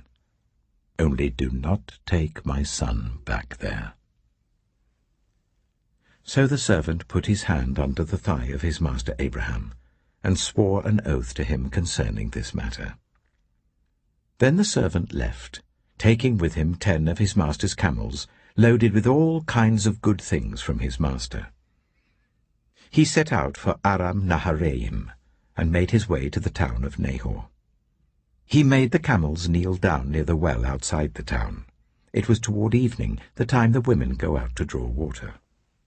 Then he prayed, "Lord, God of my master Abraham, make me successful today and show kindness to my master Abraham. See, I am standing beside this spring, and the daughters of the townspeople are coming out to draw water. May it be that when I say to a young woman, 'Please let down your jar that I may have a drink,' and she says, 'Drink, and I'll water your camels too.' Let her be the one you have chosen for your servant Isaac. By this I will know that you have shown kindness to my master." Before he had finished praying, Rebekah came out with her jar on her shoulder. She was the daughter of Bethuel, son of Milcah, who was the wife of Abraham's brother Nahor. The woman was very beautiful, a virgin. No man had ever slept with her. She went down to the spring, filled her jar, and came up again. The servant hurried to meet her and said, "Oh, please, give me a little water from your jar." "Drink, my lord," she said, and quickly lowered the jar to her hands and gave him a drink. After she had given him a drink, she said, "I'll draw water for your camels too, until they've had enough to drink." So she quickly emptied her jar into the trough, ran back to the well to draw more water, and drew enough for all his camels. Without saying a word, the man watched her closely to learn whether or not the Lord had made his journey successful. When the camels had finished drinking, the man took out a gold nose ring weighing a beaker and 2 gold bracelets weighing 10 shekels. Then he asked, "Whose daughter are you? Please tell me, is there room in your father's house for us to spend the night?" She answered him, "I am the daughter of Bethuel, the son that Milcah bore to Nahor." And she added, "We have plenty of straw and fodder, as well as room for you to spend the night." Then the man bowed down and worshipped the Lord, saying, "Praise be to the Lord, the God of my master Abraham, who has not abandoned his kindness and faithfulness to my master. As for me, the Lord has led me on the journey to the house of my master's relatives." The young woman ran and told her mother's household about these things. Now Rebekah had a brother named Laban, and he hurried out to the man at the spring. As soon as he had seen the nose ring and the bracelets on his sister's arms, and had heard Rebekah tell what the man had said to her, he went out to the man and found him standing by the camels near the spring. "Come, you who are blessed by the Lord," he said. "Why are you standing out here? I have prepared the house and a place for the camels." So the man went to the house, and the camels were unloaded. Straw and fodder were brought for the camels, and water for him and his men to wash their feet. Then food was set before him. But he said, "I will not eat until I have told you what I have to say." "Then tell us," Laban said. So he said, "I am Abraham's servant. The Lord has blessed my master abundantly, and he has become wealthy. He has given him sheep and cattle, silver and gold, male and female servants, and camels and donkeys. My master's wife, Sarah, has borne him a son in her old age, and he has given him everything he owns. And my master made me swear an oath, and said, "You must not get a wife for my son from the daughters of the Canaanites in whose land I live, but go to my father's family, to my own clan, and get a wife for my son." Then I asked my master, "What if the woman will not come back with me?" He replied, "The Lord before whom I have walked faithfully will send his angel with you and make your journey a success, so that you can get a wife for my son, from my own clan and from my father's family. You will be released from my oath if, when you go to my clan, they refuse to give her to you.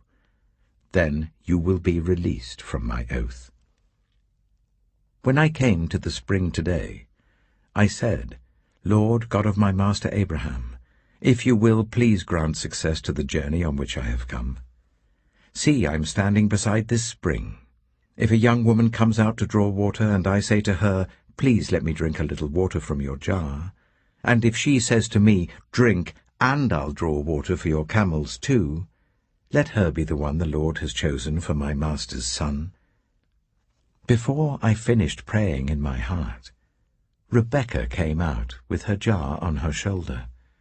She went down to the spring and drew water, and I said to her, "Please give me a drink."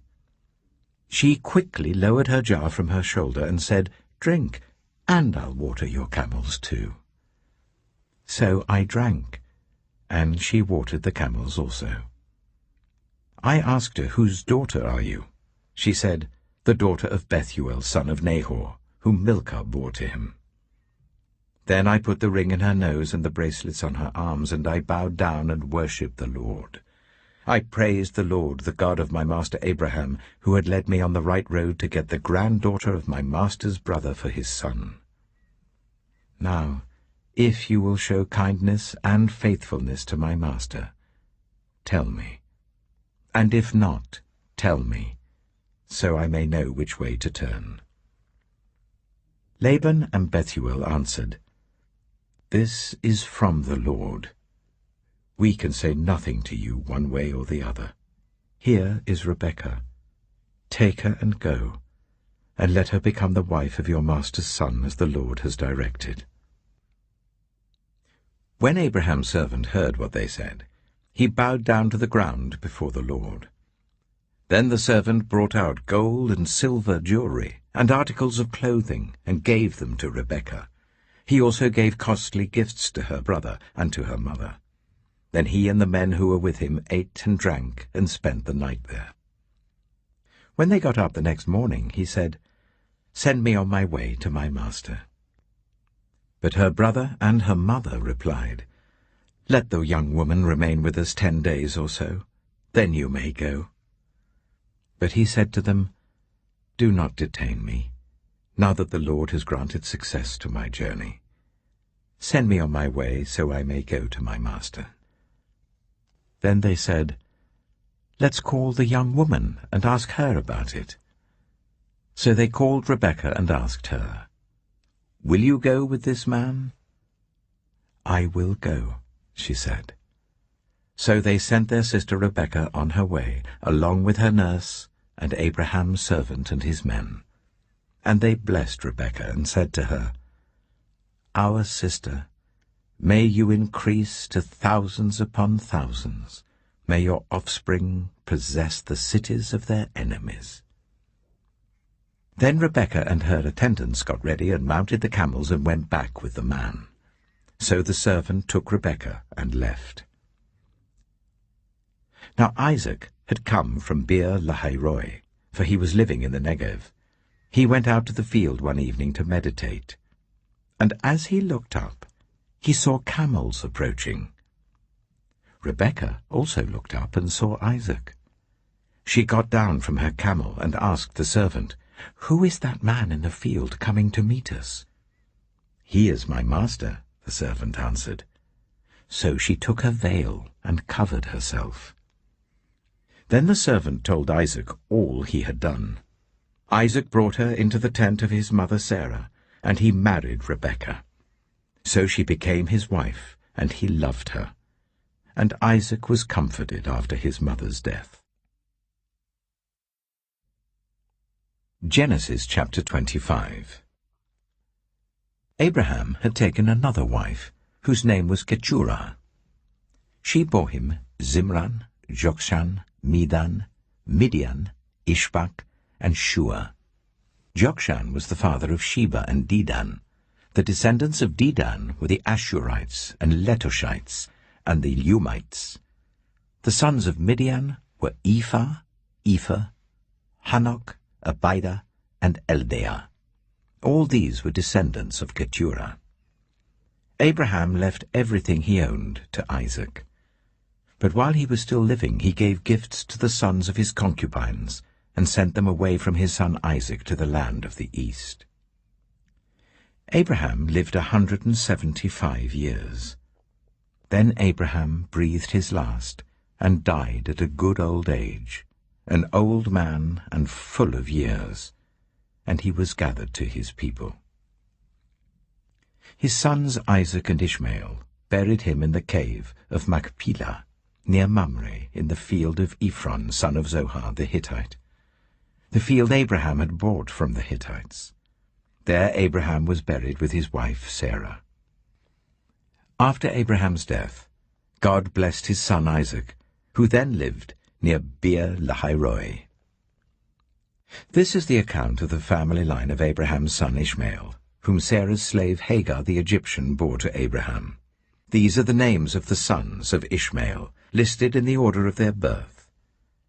Nebaioth, the firstborn of Ishmael, Kedah, Adbeel, Mibsam, Mishma, Duma, Massa, Hadad, Tema, Jitor, Nephish, and Kadema. These were the sons of Ishmael, and these are the names of the 12 tribal rulers according to their settlements and camps. Ishmael lived 137 years. He breathed his last and died, and he was gathered to his people. His descendants settled in the area from Havilah to Shur, near the eastern border of Egypt as you go towards Ashur. And they lived in hostility toward all the tribes related to them. This is the account of the family line of Abraham's son Isaac. Abraham became the father of Isaac, and Isaac was 40 years old when he married Rebekah, daughter of Bethuel the Aramean from Paddan Aram, and sister of Laban the Aramean. Isaac prayed to the Lord on behalf of his wife because she was childless. The Lord answered his prayer, and his wife Rebekah became pregnant. The babies jostled each other within her, and she said, "Why is this happening to me?" So she went to inquire of the Lord. The Lord said to her, "2 nations are in your womb, and 2 peoples from within you will be separated. 1 people will be stronger than the other, and the older will serve the younger." When the time came for her to give birth, there were twin boys in her womb. The first to come out was red, and his whole body was like a hairy garment, so they named him Esau. After this his brother came out, with his hand grasping Esau's heel, so he was named Jacob. Isaac was 60 years old when Rebekah gave birth to them. The boys grew up, and Esau became a skillful hunter, a man of the open country, while Jacob was content to stay at home among the tents. Isaac, who had a taste for wild game, loved Esau, but Rebekah loved Jacob. Once, when Jacob was cooking some stew, Esau came in from the open country, famished. He said to Jacob, "Quick, let me have some of that red stew. I'm famished." That is why he was also called Edom. Jacob replied, "First sell me your birthright." "Look, I am about to die," Esau said. "What good is the birthright to me?" But Jacob said, "Swear to me first." So he swore an oath to him, selling his birthright to Jacob. Then Jacob gave Esau some bread and some lentil stew. He ate and drank, and then got up and left. So Esau despised his birthright. Genesis chapter 26. Now there was a famine in the land, besides the previous famine in Abraham's time, And Isaac went to Abimelech, king of the Philistines, in Gerar. The Lord appeared to Isaac and said, "Do not go down to Egypt. Live in the land where I tell you to live. Stay in this land for a while, and I will be with you and will bless you. For to you and your descendants I will give all these lands, and will confirm the oath I swore to your father Abraham.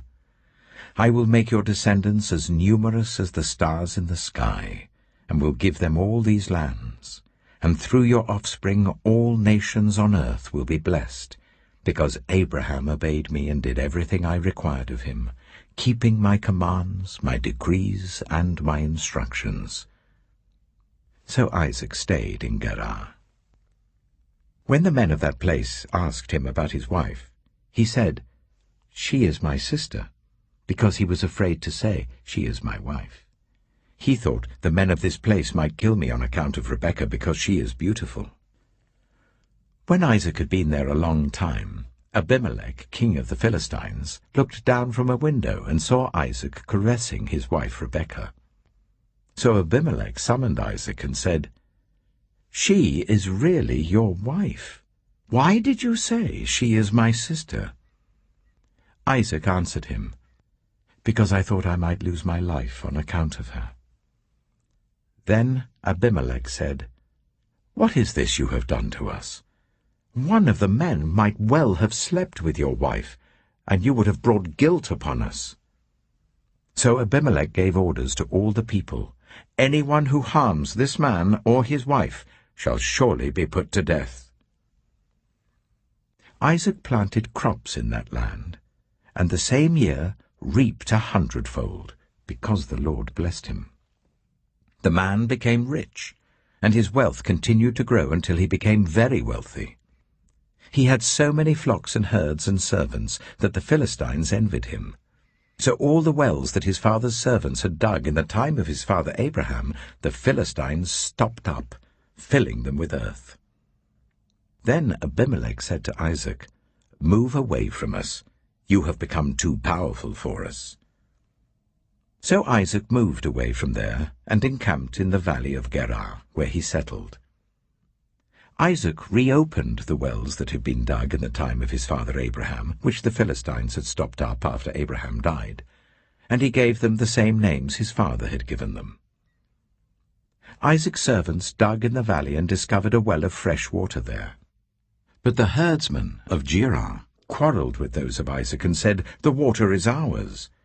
So he named the well Esek, because they disputed with him. Then they dug another well, but they quarreled over that one also. So he named it Sitnah. He moved from there and dug another well, and no one quarreled over it.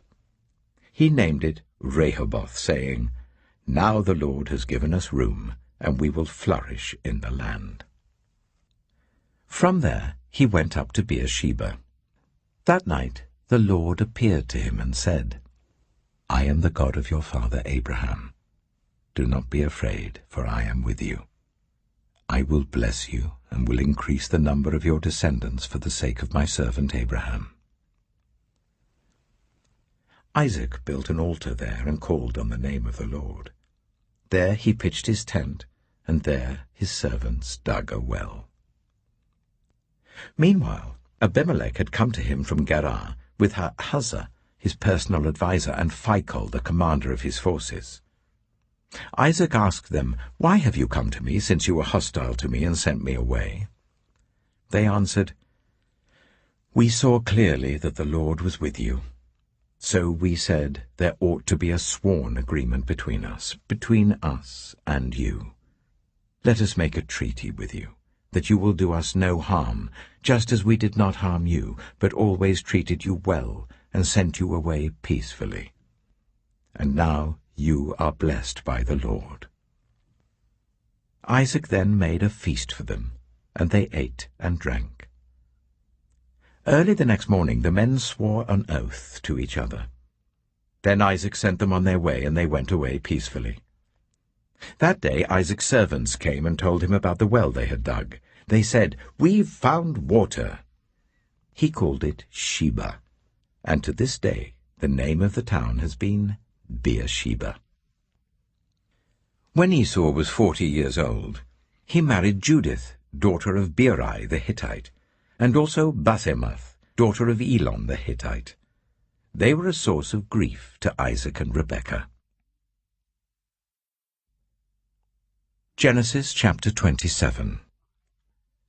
When Isaac was old and his eyes were so weak that he could no longer see, he called for Esau his older son and said to him, "My son." "Here I am," he answered.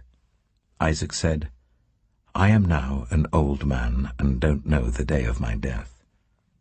Now then, get your equipment, your quiver and bow, and go out to the open country to hunt some wild game for me. Prepare me the kind of tasty food I like, and bring it to me to eat, so that I may give you my blessing before I die."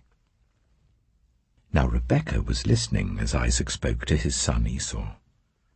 When Esau left for the open country to hunt game and bring it back, Rebekah said to her son Jacob, "Look, I overheard your father say to your brother Esau, 'Bring me some game and prepare me some tasty food to eat, so that I may give you my blessing in the presence of the Lord before I die.'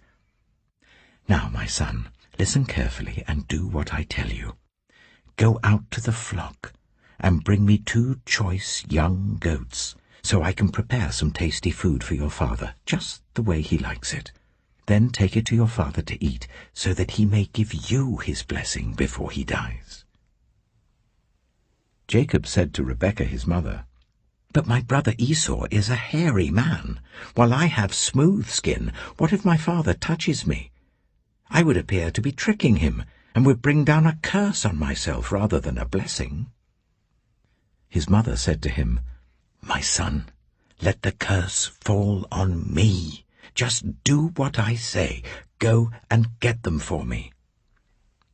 So he went and got them and brought them to his mother, and she prepared some tasty food, just the way his father liked it. Then Rebekah took the best clothes of Esau, her older son, which she had in the house, and put them on her younger son Jacob. She also covered his hands and the smooth part of his neck with the goat skins. Then she handed to her son Jacob the tasty food and the bread she had made. He went to his father and said, "My father?" "Yes, my son," he answered. "Who is it?" Jacob said to his father, "I am Esau, your firstborn. I have done as you told me. Please sit up and eat some of my game, so that you may give me your blessing." Isaac asked his son, "How did you find it so quickly, my son?" "The Lord your God gave me success," he replied.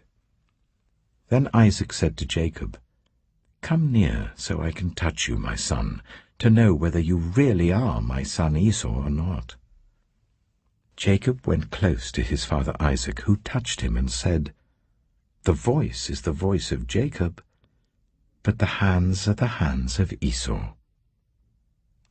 He did not recognize him, for his hands were hairy like those of his brother Esau, so he proceeded to bless him. "Are you really my son Esau?" he asked. "I am," he replied. Then he said, "My son, bring me some of your game to eat, so that I may give you my blessing." Jacob brought it to him, and he ate, and he brought some wine, and he drank. Then his father Isaac said to him, "Come here, my son, and kiss me." So he went to him and kissed him. When Isaac caught the smell of his clothes, he blessed him and said, "Ah, the smell of my son is like the smell of a field that the Lord has blessed. May God give you heaven's dew and earth's richness, an abundance of grain and new wine. May nations serve you and peoples bow down to you. Be lord over your brothers, and may the sons of your mother bow down to you. May those who curse you be cursed, and those who bless you be blessed." After Isaac finished blessing him, and Jacob had scarcely left his father's presence, his brother Esau came in from hunting. He too prepared some tasty food and brought it to his father. Then he said to him, "My father, please sit up and eat some of my game, so that you may give me your blessing." His father Isaac asked him, "Who are you?" "I am your son," he answered, "your firstborn, Esau." Isaac trembled violently and said, "Who was it, then, that hunted game and brought it to me? I ate it just before you came, and I blessed him, and indeed he will be blessed." When Esau heard his father's words, he burst out with a loud and bitter cry, and said to his father, "Bless me, me too, my father." But he said, "Your brother came deceitfully and took your blessing." Esau said, "Isn't he rightly named Jacob? This is the second time he has taken advantage of me. He took my birthright, and now he's taken my blessing." Then he asked, "Haven't you reserved any blessing for me?" Isaac answered Esau, "I have made him lord over you, and have made all his relatives his servants, and I have sustained him with grain and new wine. So what can I possibly do for you, my son?" Esau said to his father, "Do you only have one blessing, my father? Bless me too, my father." Then Esau wept aloud. His father Isaac answered him, "Your dwelling will be away from the earth's richness, away from the dew of heaven above. You will live by the sword, and you will serve your brother. But when you grow restless, you will throw his yoke from off your neck." Esau held a grudge against Jacob because of the blessing his father had given him. He said to himself, "The days of mourning for my father are near. Then I will kill my brother Jacob." When Rebekah was told what her older son Esau had said, she sent for her younger son Jacob and said to him, "Your brother Esau is planning to avenge himself by killing you. Now then, my son, do what I say. Flee at once to my brother Laban in Haran. Stay with him for a while until your brother's fury subsides. When your brother is no longer angry with you and forgets what you did to him, I'll send word for you to come back from there. Why should I lose both of you in one day?" Then Rebekah said to Isaac, "I'm disgusted with living because of these Hittite women. If Jacob takes a wife from among the women of this land, from Hittite women like these, my life will not be worth living." Genesis chapter 28. So Isaac called for Jacob and blessed him. Then he commanded him, "Do not marry a Canaanite woman. Go at once to Paddan Aram, to the house of your mother's father Bethuel. Take a wife for yourself there from among the daughters of Laban, your mother's brother. May God Almighty bless you and make you fruitful and increase your numbers, until you become a community of peoples. May he give you and your descendants the blessing given to Abraham, so that you may take possession of the land where you now reside as a foreigner, the land God gave to Abraham." Then Isaac sent Jacob on his way, and he went to Paddan Aram, to Laban son of Bethuel the Aramean, the brother of Rebekah, who was the mother of Jacob and Esau. Now Esau learned that Isaac had blessed Jacob and had sent him to Paddan Aram to take a wife from there, and that when he blessed him he commanded him, "Do not marry a Canaanite woman," and that Jacob had obeyed his father and mother and had gone to Paddan Aram. Esau then realized how displeasing the Canaanite women were to his father Isaac. So he went to Ishmael and married Mahalath, the sister of Nebaioth, and daughter of Ishmael, son of Abraham, in addition to the wives he already had. Jacob left Beersheba and set out for Haran. When he reached a certain place, he stopped for the night because the sun had set. Taking one of the stones there, he put it under his head and lay down to sleep. He had a dream. in which he saw a stairway resting on the earth with its top reaching to heaven, and the angels of God were ascending and descending on it. There above it stood the Lord, and he said, I am the Lord, the God of your father Abraham and the God of Isaac. I will give you and your descendants the land on which you are lying. Your descendants will be like the dust of the earth, and you will spread out to the west and to the east, to the north and to the south. All peoples on earth will be blessed through you and your offspring. I am with you and will watch over you wherever you go, and I will bring you back to this land. I will not leave you until I have done what I have promised you. When Jacob awoke from his sleep, he thought, Surely the Lord is in this place, and I was not aware of it. He was afraid and said, How awesome is this place! This is none other than the house of God. This is the gate of heaven. Early the next morning, Jacob took the stone he had placed under his head and set it up as a pillar and poured oil on top of it. He called that place Bethel, though the city used to be called Luz. Then Jacob made a vow, saying, If God will be with me and will watch over me on this journey I am taking, and will give me food to eat and clothes to wear, so that I return safely to my father's household, then the Lord will be my God, and this stone that I have set up as a pillar will be God's house, and of all that you give me, I will give you 1/10. Genesis chapter 29. Then Jacob continued on his journey and came to the land of the eastern peoples. There he saw a well in the open country with 3 flocks of sheep lying near it, because the flocks were watered from that well. The stone over the mouth of the well was large. When all the flocks were gathered there, the shepherds would roll the stone away from the well's mouth and water the sheep. Then they would return the stone to its place over the mouth of the well. Jacob asked the shepherds, My brothers, where are you from? We're from Haran, they replied. He said to them, Do you know Laban, Nahor's grandson? Yes, we know him, they answered. Then Jacob asked them, Is he well? Yes, he is, they said. And here comes his daughter Rachel with the sheep. Look, he said, the sun is still high. It is not time for the flocks to be gathered. Water the sheep and take them back to pasture. We can't, they replied, until all the flocks are gathered and the stone has been rolled away from the mouth of the well. Then we will water the sheep. While he was still talking with them, Rachel came with her father's sheep, for she was a shepherd. When Jacob saw Rachel, daughter of his uncle Laban, and Laban's sheep, he went over and rolled the stone away from the mouth of the well and watered his uncle's sheep.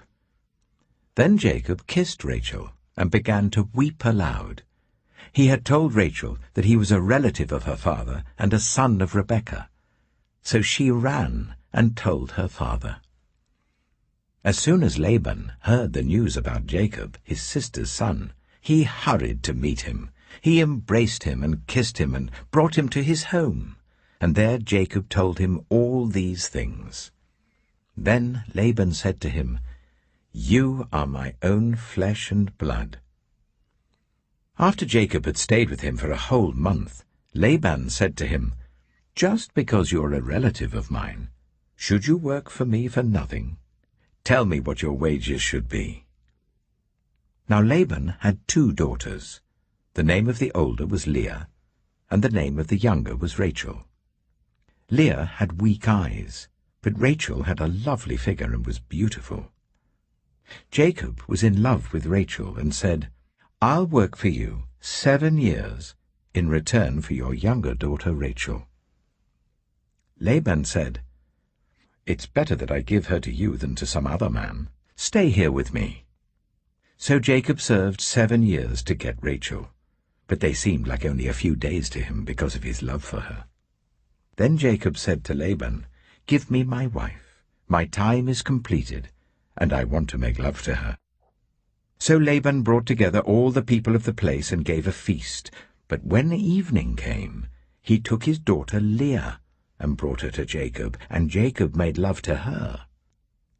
And Laban gave his servant Zilpah to his daughter as her attendant. When morning came, there was Leah. So Jacob said to Laban, "What is this you have done to me?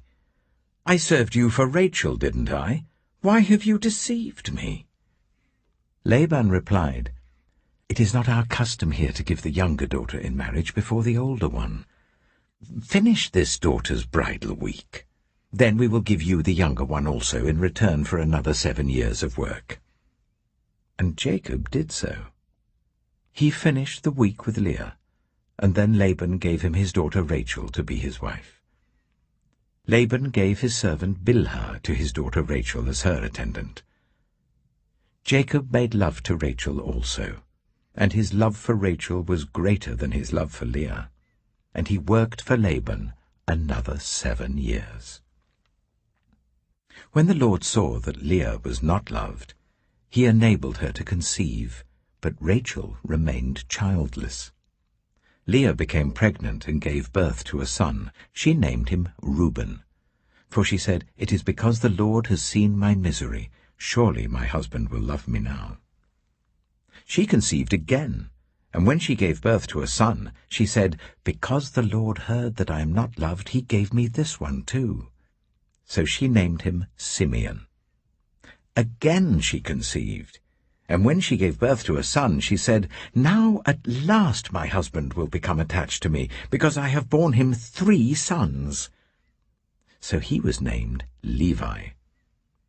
She conceived again, and when she gave birth to a son, she said, "This time I will praise the Lord." So she named him Judah. Then she stopped having children.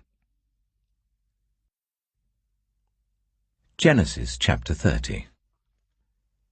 When Rachel saw that she was not bearing Jacob any children, she became jealous of her sister. So she said to Jacob, "Give me children or I'll die."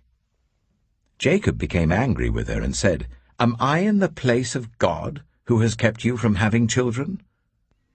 Then she said, "Here is Bilhah, my servant. Sleep with her, so that she can bear children for me, and I too can build a family through her." So she gave him her servant Bilhah as a wife. Jacob slept with her, and she became pregnant and bore him a son. Then Rachel said, "God has vindicated me. He has listened to my plea and given me a son." Because of this, she named him Dan. Rachel's servant Bilhah conceived again and bore Jacob a second son. Then Rachel said, "I have had a great struggle with my sister, and I have won." So she named him Naphtali. When Leah saw that she had stopped having children, she took her servant Zilpah and gave her to Jacob as a wife. Leah's servant Zilpah bore Jacob a son. Then Leah said, "What good fortune!" So she named him Gad. Leah's servant Zilpah bore Jacob a second son. Then Leah said, "How happy I am! The women will call me happy." So she named him Asher. During wheat harvest, Reuben went out into the fields and found some mandrake plants, which he brought to his mother Leah. Rachel said to Leah, "Please give me some of your son's mandrakes." But she said to her, "Wasn't it enough that you took away my husband? Will you take my son's mandrakes too?" "Very well," Rachel said. "He can sleep with you tonight in return for your son's mandrakes." So when Jacob came in from the fields that evening, Leah went out to meet him. "You must sleep with me," she said. "I have hired you with my son's mandrakes."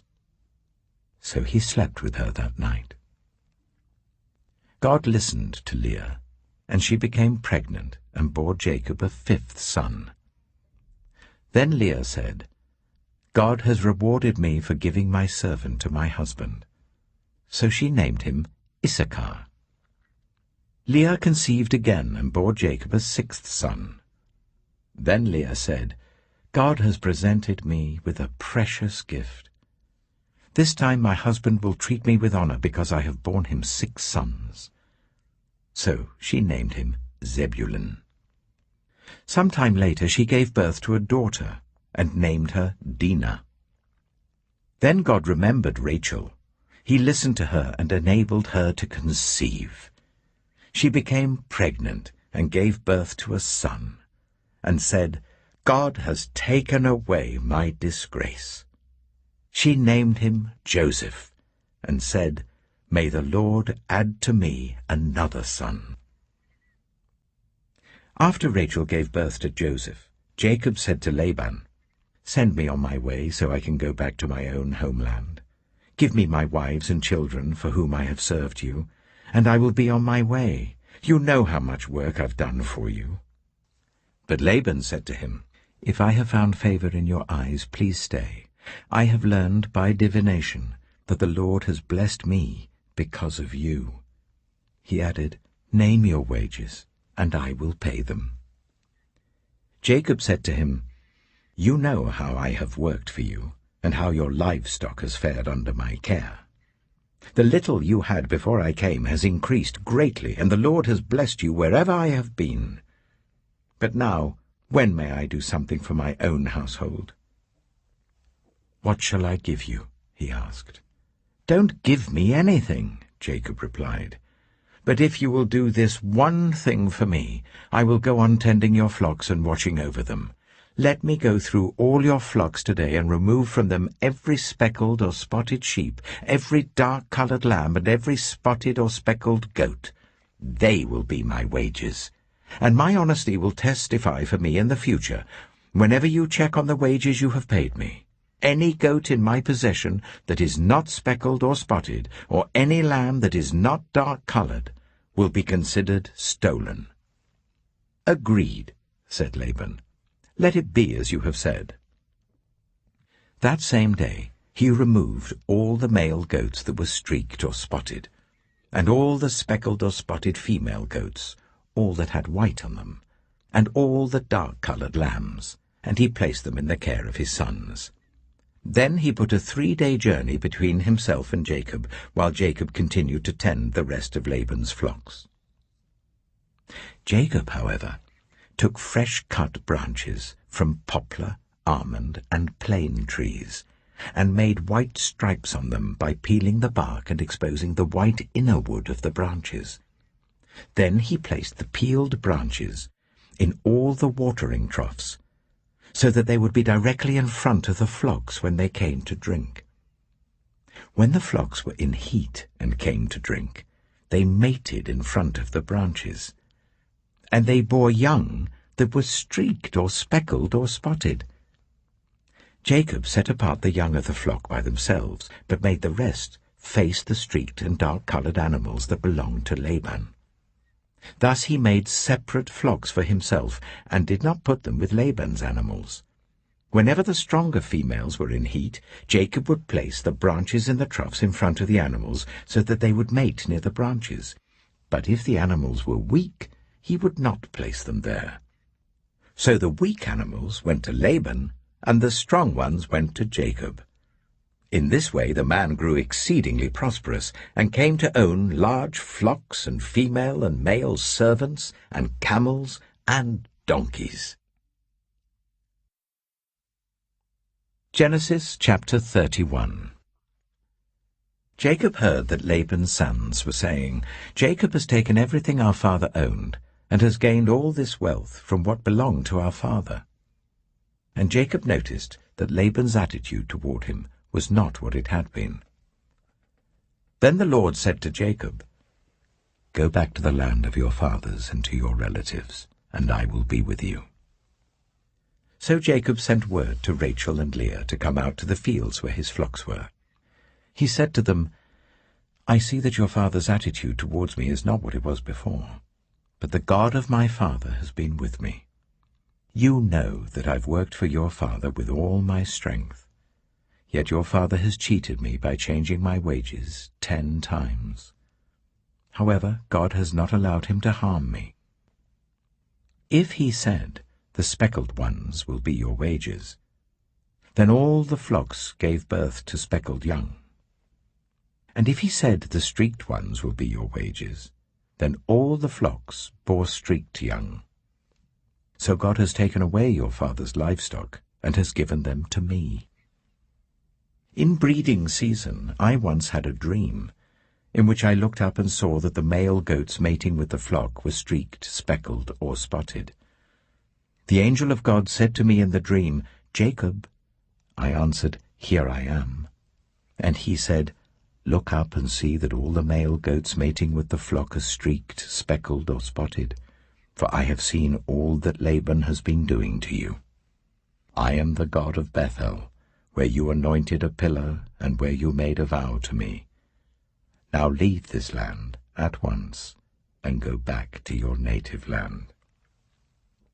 Then Rachel and Leah replied, Do we still have any share in the inheritance of our father's estate? Does he not regard us as foreigners? Not only has he sold us, but he has used up what was paid for us. Surely all the wealth that God took away from our father belongs to us and our children. So do whatever God has told you. Then Jacob put his children and his wives on camels, and he drove all his livestock ahead of him along with all the goods he had accumulated in Paddan Aram, to go to his father Isaac in the land of Canaan. When Laban had gone to shear his sheep, Rachel stole her father's household gods.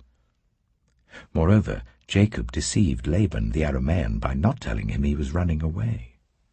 So he fled with all he had, crossed the Euphrates River, and headed for the hill country of Gilead.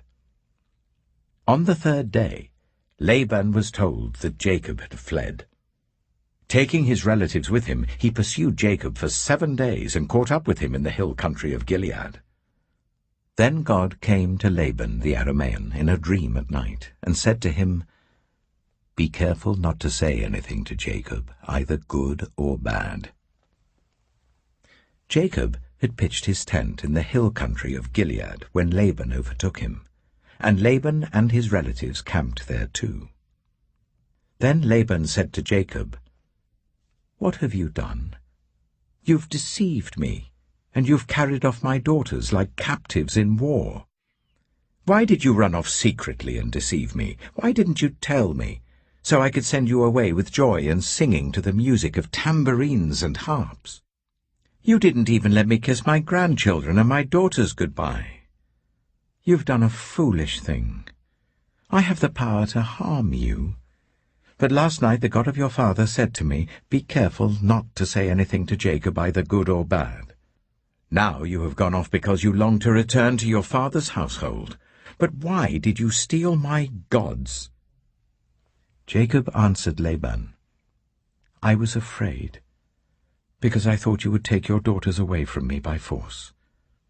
But if you find anyone who has your gods, that person shall not live.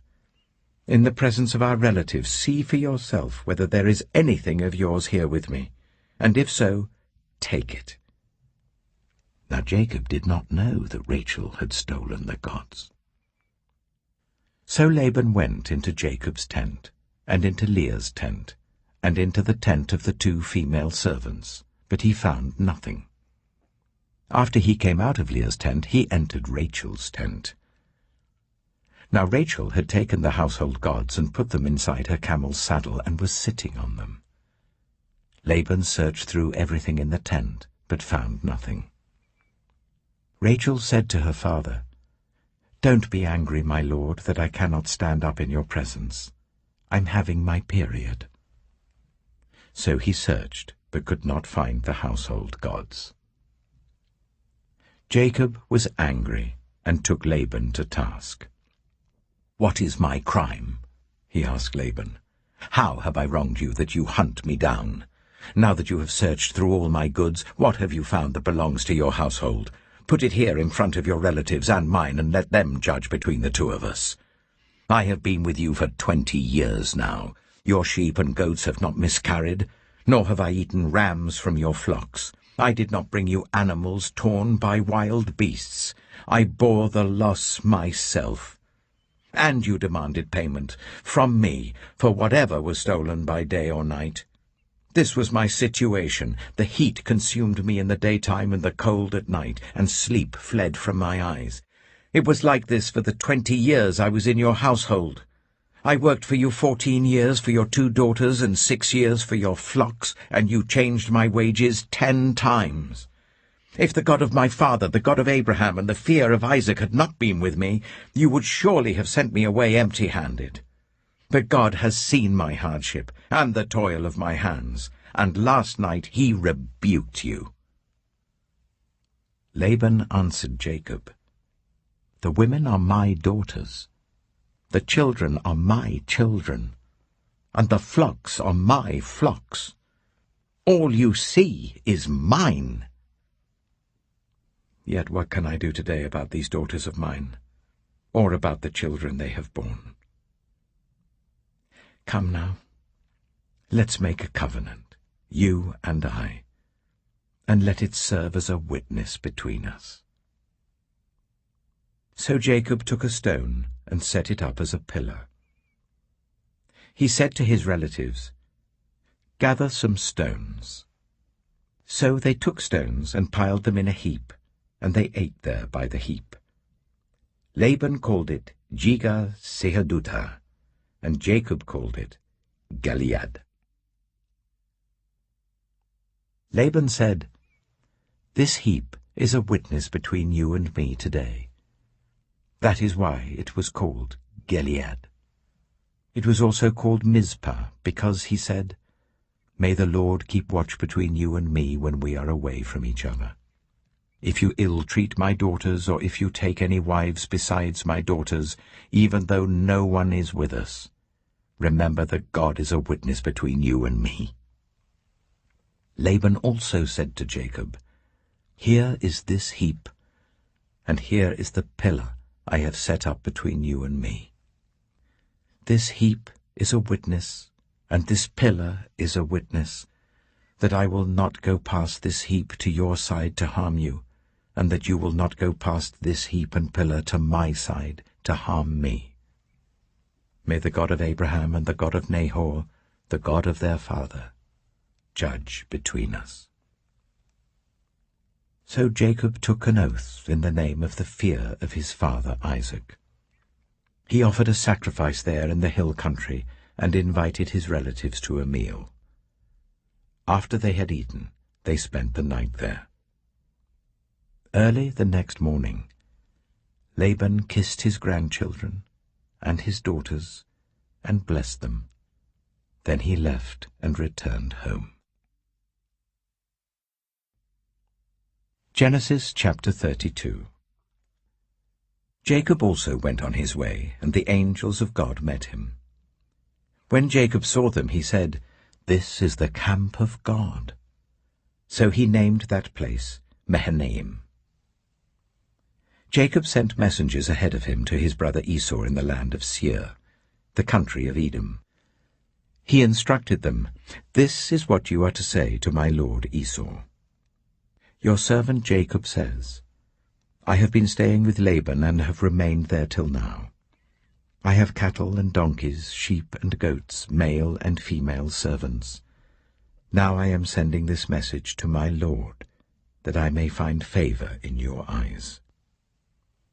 When the messengers returned to Jacob, they said, "We went to your brother Esau, and now he is coming to meet you, and 400 men are with him." In great fear and distress, Jacob divided the people who were with him into 2 groups, and the flocks and herds and camels as well. He thought, if Esau comes and attacks one group, the group that is left may escape. Then Jacob prayed, "O God of my father Abraham, God of my father Isaac, Lord, you who said to me, 'Go back to your country and your relatives, and I will make you prosper.' I am unworthy of all the kindness and faithfulness you have shown your servant. I had only my staff when I crossed this Jordan, but now I have become 2 camps. Save me, I pray, from the hand of my brother Esau, for I am afraid he will come and attack me, and also the mothers with their children. But you have said, I will surely make you prosper, and will make your descendants like the sand of the sea, which cannot be counted." He spent the night there, and from what he had with him, he selected a gift for his brother Esau. 200 female goats and 20 male goats, 200 ewes and 20 rams, 30 female camels with their young, 40 cows and 10 bulls, and 20 female donkeys and 10 male donkeys. He put them in the care of his servants, each herd by itself, and said to his servants, "Go ahead of me, and keep some space between the herds." He instructed the one in the lead, "When my brother Esau meets you and asks, 'Who do you belong to and where are you going, and who owns all these animals in front of you?' then you are to say, 'They belong to your servant Jacob. They are a gift sent to my lord Esau, and he is coming behind us.'" He also instructed the second, the third, and all the others who followed the herds, "You are to say the same thing to Esau when you meet him, and be sure to say, 'Your servant Jacob is coming behind us.'" For he thought, "I will pacify him with these gifts I'm sending on ahead. Later, when I see him, perhaps he will receive me." So Jacob's gifts went on ahead of him, but he himself spent the night in the camp. That night Jacob got up and took his 2 wives, his 2 female servants, and his 11 sons, and crossed the ford of the Jabbok. After he had sent them across the stream, he sent over all his possessions. So Jacob was left alone. And a man wrestled with him till daybreak. When the man saw that he could not overpower him, he touched the socket of Jacob's hip, so that his hip was wrenched as he wrestled with the man. Then the man said, "Let me go, for it is daybreak." But Jacob replied, "I will not let you go, unless you bless me." The man asked him, "What is your name?" "Jacob," he answered. Then the man said, "Your name will no longer be Jacob, but Israel, because you have struggled with God and with humans and have overcome." Jacob said, "Please tell me your name." But he replied, "Why do you ask my name?" Then he blessed him there. So Jacob called the place Peniel, saying, "It is because I saw God face to face, and yet my life was spared." The sun rose above him as he passed Peniel, and he was limping because of his hip. Therefore to this day the Israelites do not eat the tendon attached to the socket of the hip, because the socket of Jacob's hip was touched near the tendon. Genesis chapter 33. Jacob looked up, and there was Esau, coming with his 400 men. So he divided the children among Leah, Rachel, and the 2 female servants. He put the female servants and their children in front, Leah and her children next, and Rachel and Joseph in the rear. He himself went on ahead and bowed down to the ground 7 times as he approached his brother. But Esau ran to meet Jacob and embraced him. He threw his arms around his neck and kissed him, and they wept. Then Esau looked up and saw the women and children. "Who are these with you?" he asked. Jacob answered, "They are the children God has graciously given your servant." Then the female servants and their children approached and bowed down. Next Leah and her children came and bowed down. Last of all came Joseph and Rachel, and they too bowed down. Esau asked, "What's the meaning of all these flocks and herds I met?" "To find favor in your eyes, my lord," he said.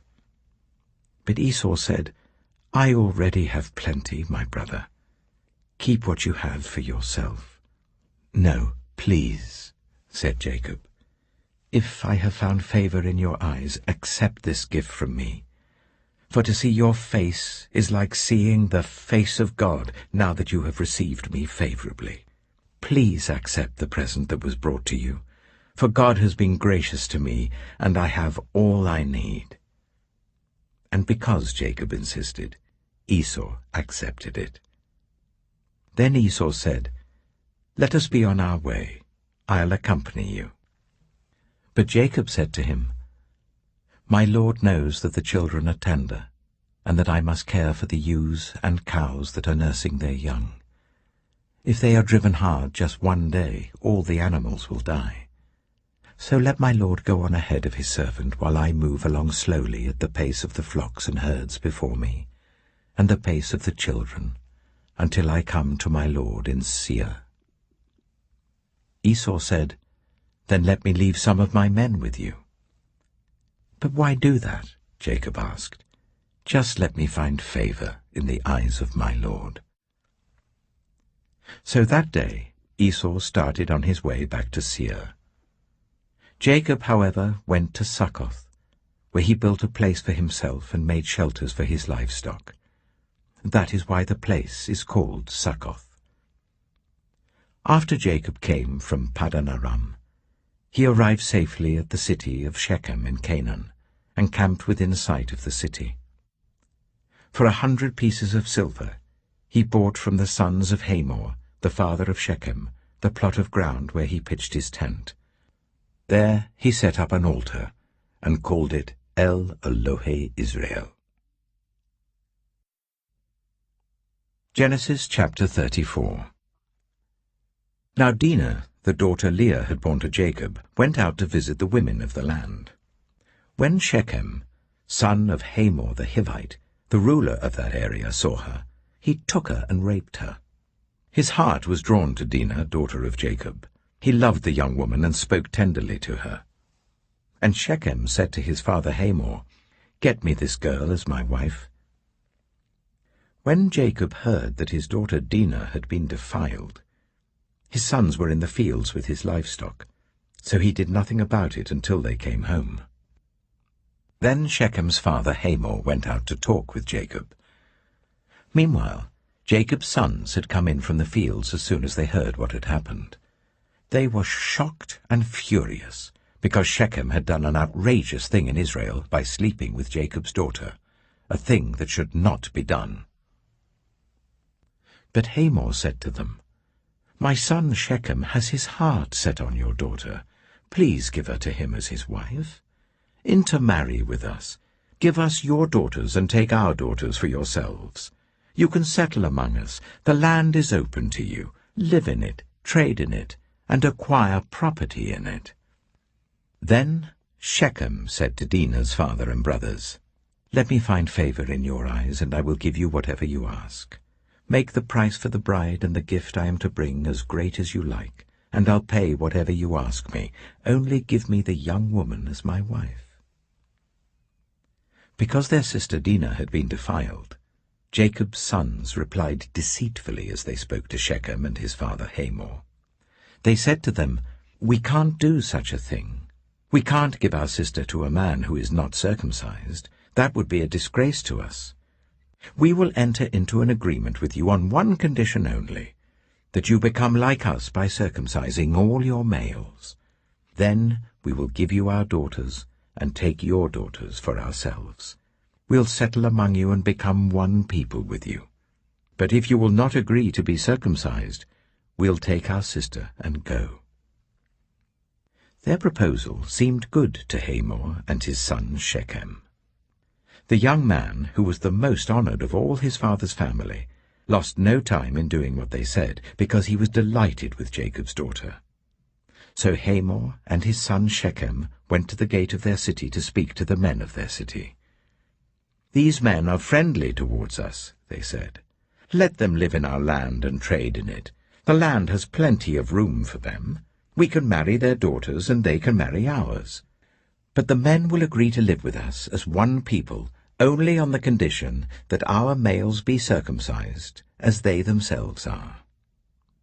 Won't their livestock, their property, and all their other animals become ours? So let us agree to their terms, and they will settle among us." All the men who went out of the city gate agreed with Hamor and his son Shechem, and every male in the city was circumcised. 3 days later, while all of them were still in pain, 2 of Jacob's sons, Simeon and Levi, Dinah's brothers, took their swords and attacked the unsuspecting city, killing every male. They put Hamor and his son Shechem to the sword and took Dinah from Shechem's house and left. The sons of Jacob came upon the dead bodies and looted the city where their sister had been defiled. They seized their flocks and herds and donkeys and everything else of theirs in the city and out in the fields. They carried off all their wealth and all their women and children, taking as plunder everything in the houses.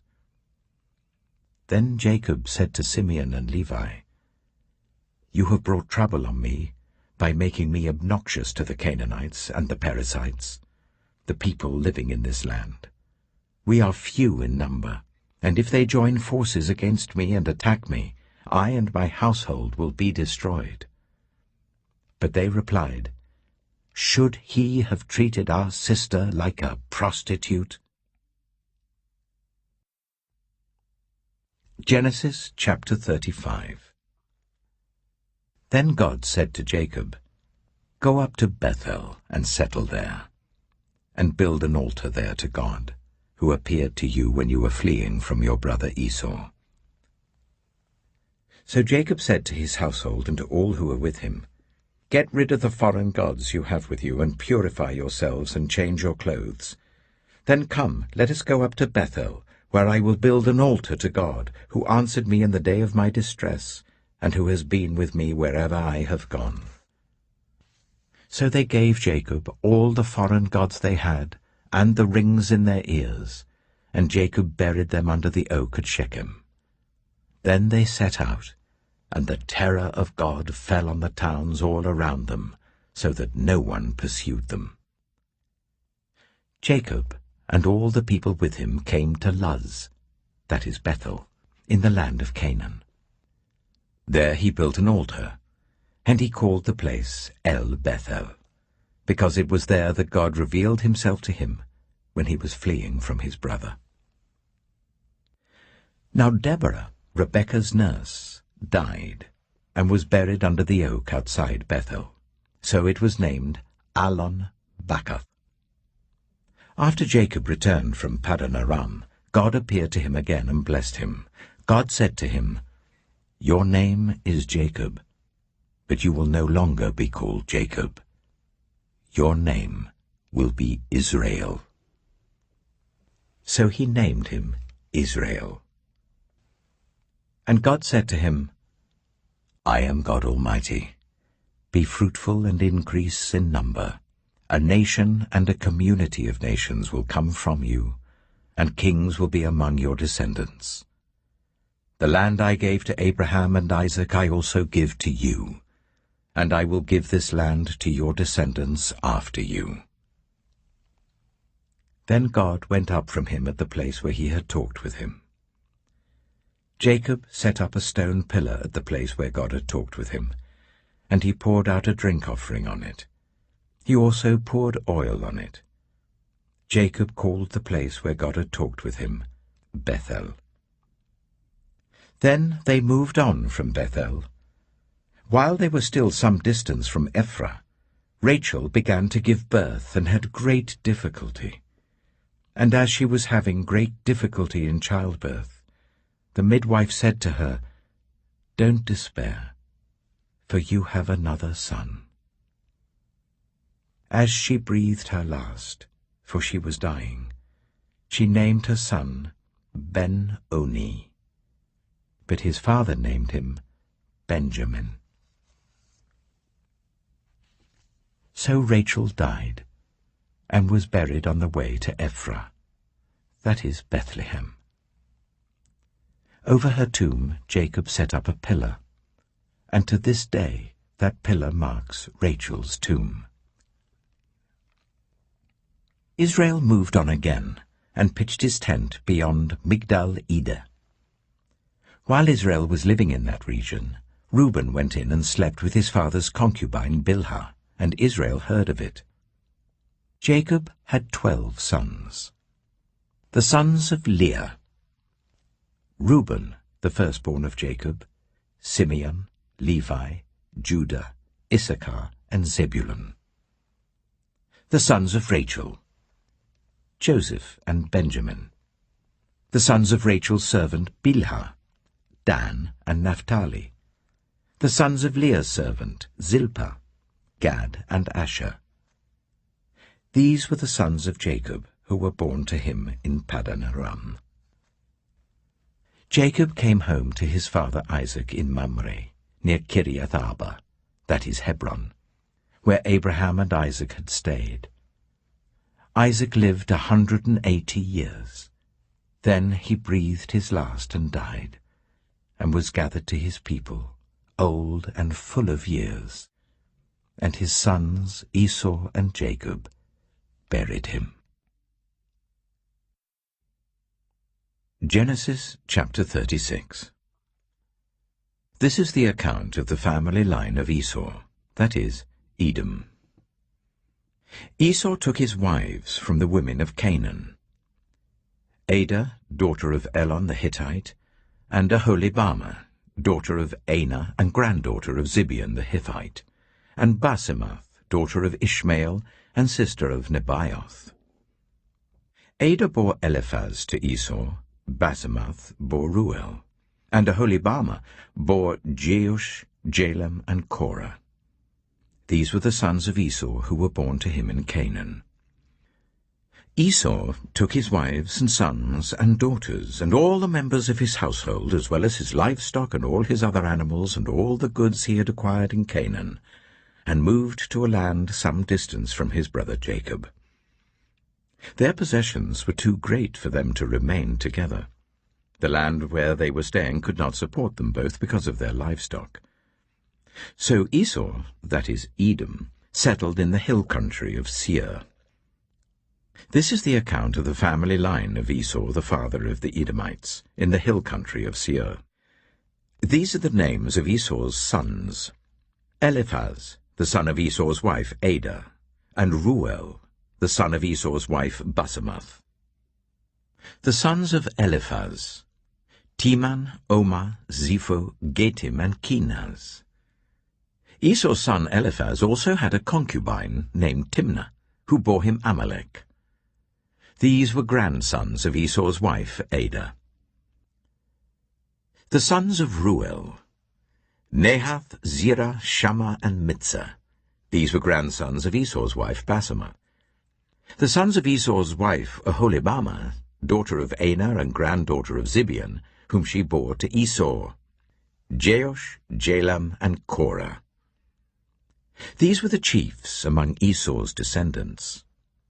The sons of Eliphaz, the firstborn of Esau: chiefs Teman, Omar, Zepho, Kenaz, Korah, Getim, and Amalek. These were the chiefs descended from Eliphaz in Edom. They were grandsons of Adah. The sons of Esau's son Ruel: chiefs Nahath, Zerah, Shammah, and Mitzah. These were the chiefs descended from Ruel in Edom. They were grandsons of Esau's wife Basemath. The sons of Esau's wife Aholibamah: chiefs Jeush, Jalem, and Korah. These were the chiefs descended from Esau's wife Aholibamah, daughter of Anah. These were the sons of Esau, that is Edom, and these were their chiefs. These were the sons of Seir the Horite, who were living in the region: Lotan, Shobal, Zibeon, Anah, Dishon, Ezer, and Dishan. These sons of Seir in Edom were Horite chiefs. The sons of Lotan: Horai and Homam. Timnah was Lotan's sister. The sons of Shobal: Alvan, Manahath, Ebal, Shapho, and Onam. The sons of Zibeon: Ea and Ana. This is the Ana who discovered the hot springs in the desert while he was grazing the donkeys of his father Zibeon.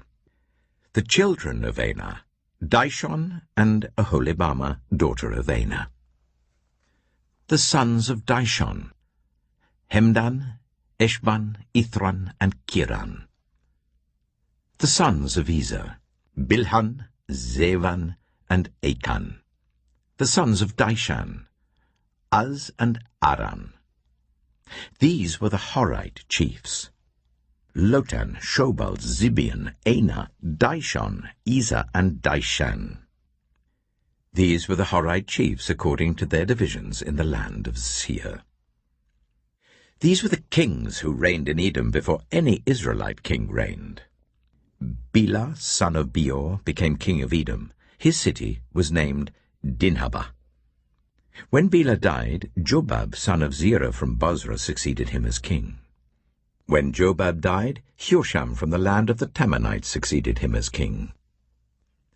When Husham died, Hadad, son of Bedad, who defeated Midian in the country of Moab, succeeded him as king. His city was named Avith. When Hadad died, Samlah from Masrekah succeeded him as king. When Samlah died, Shaul from Rehoboth on the river succeeded him as king. When Shaul died, Baal-Hanan, son of Akbor, succeeded him as king. When Baal-Hanan, son of Akbor, died, Hadad succeeded him as king. His city was named Peyu, and his wife's name was Mehetabel, daughter of Matred, the daughter of Mezahab. These were the chiefs descended from Esau, by name according to their clans and regions: Timnah, Alivah, Jetheth, Aholibama, Elah, Pinon, Kizah, Teman, Mibzah, Magdiel, and Iram. These were the chiefs of Edom according to their settlements in the land they occupied. This is the family line of Esau, the father of the Edomites. Genesis chapter 37. Jacob lived in the land where his father had stayed, the land of Canaan. This is the account of Jacob's family line. Joseph, a young man of 17, was tending the flocks with his brothers, the sons of Bilhah and the sons of Zilpah, his father's wives, and he brought their father a bad report about them. Now Israel loved Joseph more than any of his other sons, because he had been born to him in his old age, and he made an ornate robe for him. When his brothers saw that their father loved him more than any of them, they hated him and could not speak a kind word to him. Joseph had a dream, and when he told it to his brothers, they hated him all the more. He said to them, "Listen to this dream I had. We were binding sheaves of corn out in the field, when suddenly my sheaf rose and stood upright, while your sheaves gathered round mine and bowed down to it." His brothers said to him, "Do you intend to reign over us? Will you actually rule us?" And they hated him all the more because of his dream and what he had said. Then he had another dream, and he told it to his brothers. "Listen," he said, "I had another dream, and this time the sun and moon and 11 stars were bowing down to me." When he told his father as well as his brothers, his father rebuked him and said, "What is this dream you had? Will your mother and I and your brothers actually come and bow down to the ground before you?" His brothers were jealous of him, but his father kept the matter in mind. Now his brothers had gone to graze their father's flocks near Shechem, and Israel said to Joseph, "As you know, your brothers are grazing the flocks near Shechem. Come, I'm going to send you to them." "Very well," he replied. So he said to him, "Go and see if all is well with your brothers and with the flocks, and bring word back to me." Then he sent him off from the valley of Hebron. When Joseph arrived at Shechem, a man found him wandering around in the fields and asked him, "What are you looking for?" He replied, "I'm looking for my brothers. Can you tell me where they are grazing their flocks?" "They've moved on from here," the man answered. I heard them say, 'Let's go to Dothan.' So Joseph went after his brothers and found them near Dothan. But they saw him in the distance, and before he reached them they plotted to kill him. 'Here comes that dreamer,' they said to each other. 'Come now, let's kill him and throw him into one of these cisterns, and say that a ferocious animal devoured him. Then we'll see what comes of his dreams.' When Reuben heard this, he tried to rescue him from their hands. 'Let's not take his life,' he said. 'Don't shed any blood. Throw him into this cistern here in the wilderness, but don't lay a hand on him.' Reuben said this to rescue him from them and take him back to his father. So when Joseph came to his brothers, they stripped him of his robe, the ornate robe he was wearing, and they took him and threw him into the cistern. The cistern was empty, there was no water in it. As they sat down to eat their meal, they looked up and saw a caravan of Ishmaelites coming from Gilead. Their camels were loaded with spices, balm and myrrh, and they were on their way to take them down to Egypt. Judah said to his brothers, "What will we gain if we kill our brother and cover up his blood? Come, let's sell him to the Ishmaelites, and not lay our hands on him. After all, he is our brother, our own flesh and blood." His brothers agreed. So when the Midianite merchants came by, his brothers pulled Joseph up out of the cistern and sold him for 20 shekels of silver to the Ishmaelites, who took him to Egypt. When Reuben returned to the cistern and saw that Joseph was not there, he tore his clothes. He went back to his brothers and said, "The boy isn't there. Where can I turn now?" Then they got Joseph's robe, slaughtered a goat and dipped the robe in the blood. They took the ornate robe back to their father and said, "We found this. Examine it to see whether it is your son's robe." He recognized it and said, "It is my son's robe. Some ferocious animal has devoured him. Joseph has surely been torn to pieces."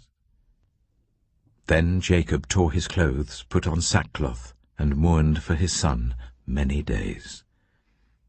All his sons and daughters came to comfort him, but he refused to be comforted. "No," he said, "I will continue to mourn until I join my son in the grave." So his father wept for him. Meanwhile, the Midianites sold Joseph in Egypt to Potiphar, one of Pharaoh's officials, the captain of the guard. Genesis chapter 38. At that time, Judah left his brothers and went down to stay with a man of Adullam named Hira. There Judah met the daughter of a Canaanite man named Shua. He married her and made love to her. She became pregnant and gave birth to a son, who was named She conceived again and gave birth to a son and named him Onan. She gave birth to still another son and named him Shelah. It was at Kisib that she gave birth to him. Judah got a wife for his firstborn, and her name was Tamar. But Judah's firstborn, was wicked in the Lord's sight, so the Lord put him to death. Then Judah said to Onan, "Sleep with your brother's wife, and fulfill your duty to her as a brother-in-law to raise up offspring for your brother." But Onan knew that the child would not be his. So whenever he slept with his brother's wife, he spilled his semen on the ground to avoid providing offspring for his brother. What he did was wicked in the Lord's sight, so the Lord put him to death also. Judah then said to his daughter-in-law Tamar, "Live as a widow in your father's household until my son Shelah grows up." For he thought, "He may die too, just like his brothers." So Tamar went to live in her father's household. After a long time, Judah's wife, the daughter of Shua, died. When Judah had recovered from his grief, he went up to Timnah to the men who were shearing his sheep, and his friend Hira the Adullamite went with him. When Tamar was told, "Your father-in-law is on his way to Timnah to shear his sheep," she took off her widow's clothes, covered herself with a veil to disguise herself, and then sat down at the entrance to Enaim, which is on the road to Timnah, for she saw that though Shelah had now grown up, she had not been given to him as his wife. When Judah saw her, he thought she was a prostitute, for she had covered her face. Not realizing that she was his daughter-in-law, he went over to her by the roadside and said, "Come now, let me sleep with you." "And what will you give me to sleep with you?" she asked. "I'll send you a young goat from my flock," he said. "Will you give me something as a pledge until you send it?" she asked. He said, "What pledge should I give you?" "Your seal and its cord and the staff in your hand," she answered. So he gave them to her and slept with her, and she became pregnant by him. After she left, she took off her veil and put on her widow's clothes again. Meanwhile Judah sent the young goat by his friend the Adullamite in order to get his pledge back from the woman, but he did not find her. He asked the men who lived there, "Where is the shrine prostitute who was beside the road at Enaim?" "There hasn't been any shrine prostitute here," they said. So he went back to Judah and said, "I didn't find her. Besides, the men who lived there said, 'There hasn't been any shrine prostitute here.'" Then Judah said, "Let her keep what she has, or we will become a laughingstock. After all, I did send her this young goat, but you didn't find her."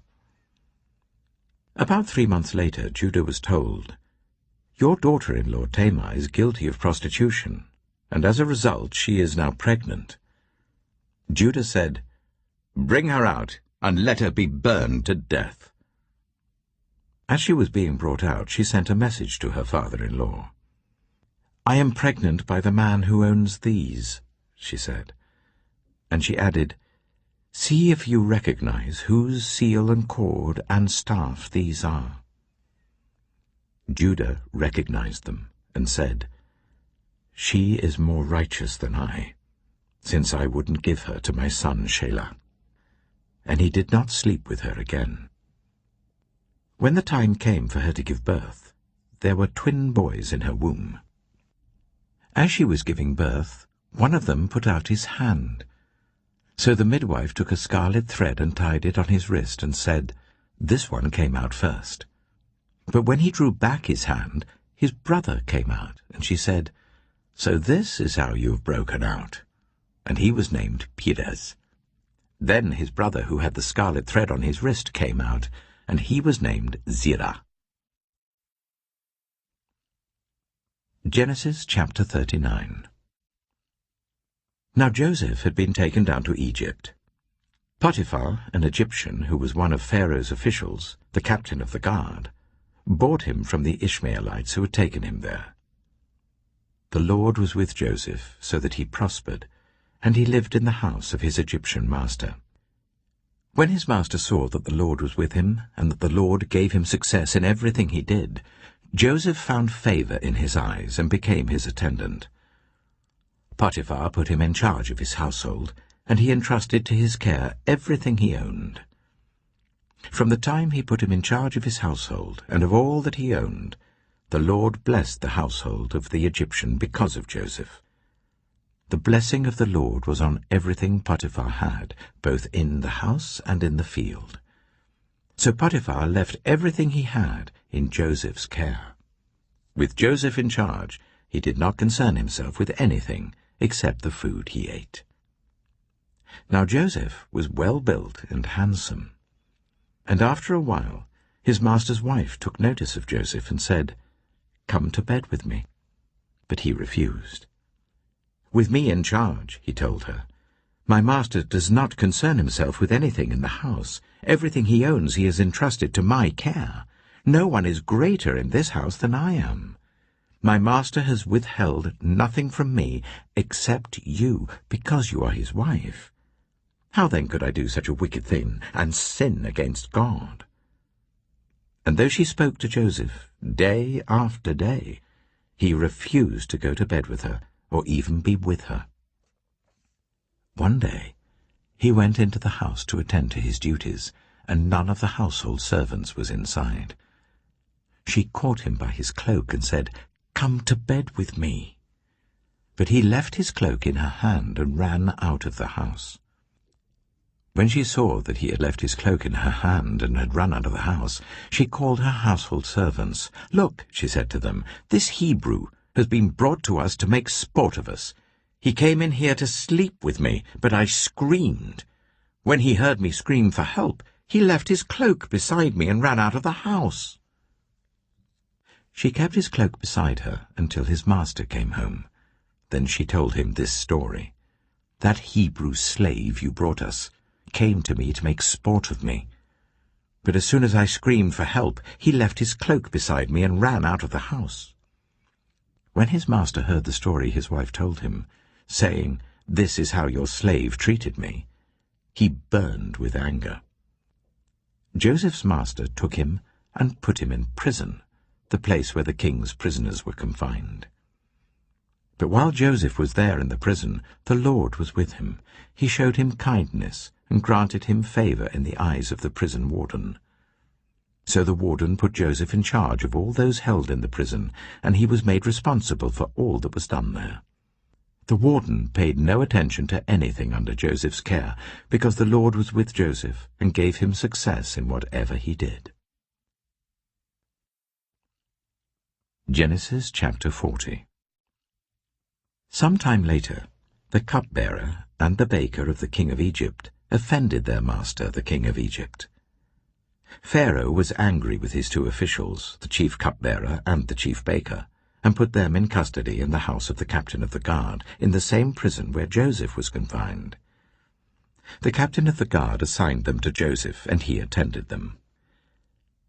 After they had been in custody for some time, each of the two men, the cupbearer and the baker of the king of Egypt, who were being held in prison, had a dream the same night, and each dream had a meaning of its own.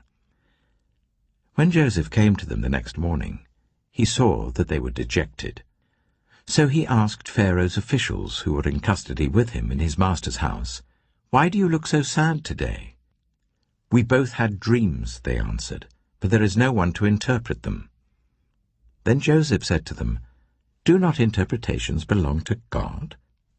Tell me your dreams." So the chief cupbearer told Joseph his dream. He said to him, "In my dream I saw a vine in front of me, and on the vine were 3 branches. As soon as it budded, it blossomed, and its clusters ripened into grapes. Pharaoh's cup was in my hand, and I took the grapes, squeezed them into Pharaoh's cup, and put the cup in his hand." "This is what it means," Joseph said to him. "The 3 branches are 3 days. Within 3 days, Pharaoh will lift up your head and restore you to your position, and you will put Pharaoh's cup in his hand, just as you used to do when you were his cupbearer. But when all goes well with you, remember me and show me kindness. Mention me to Pharaoh and get me out of this prison. I was forcibly carried off from the land of the Hebrews, and even here I've done nothing to deserve being put in a dungeon." When the chief baker saw that Joseph had given a favorable interpretation, he said to Joseph, "I too had a dream. On my head were 3 baskets of bread. In the top basket were all kinds of baked goods for Pharaoh, but the birds were eating them out of the basket on my head." "This is what it means," Joseph said. "The 3 baskets are 3 days. Within 3 days, Pharaoh will lift off your head and impale your body on a pole, and the birds will eat away your flesh." Now the 3rd day was Pharaoh's birthday, and he gave a feast for all his officials. He lifted up the heads of the chief cupbearer and the chief baker in the presence of his officials. He restored the chief cupbearer to his position, so that he once again put the cup into Pharaoh's hand.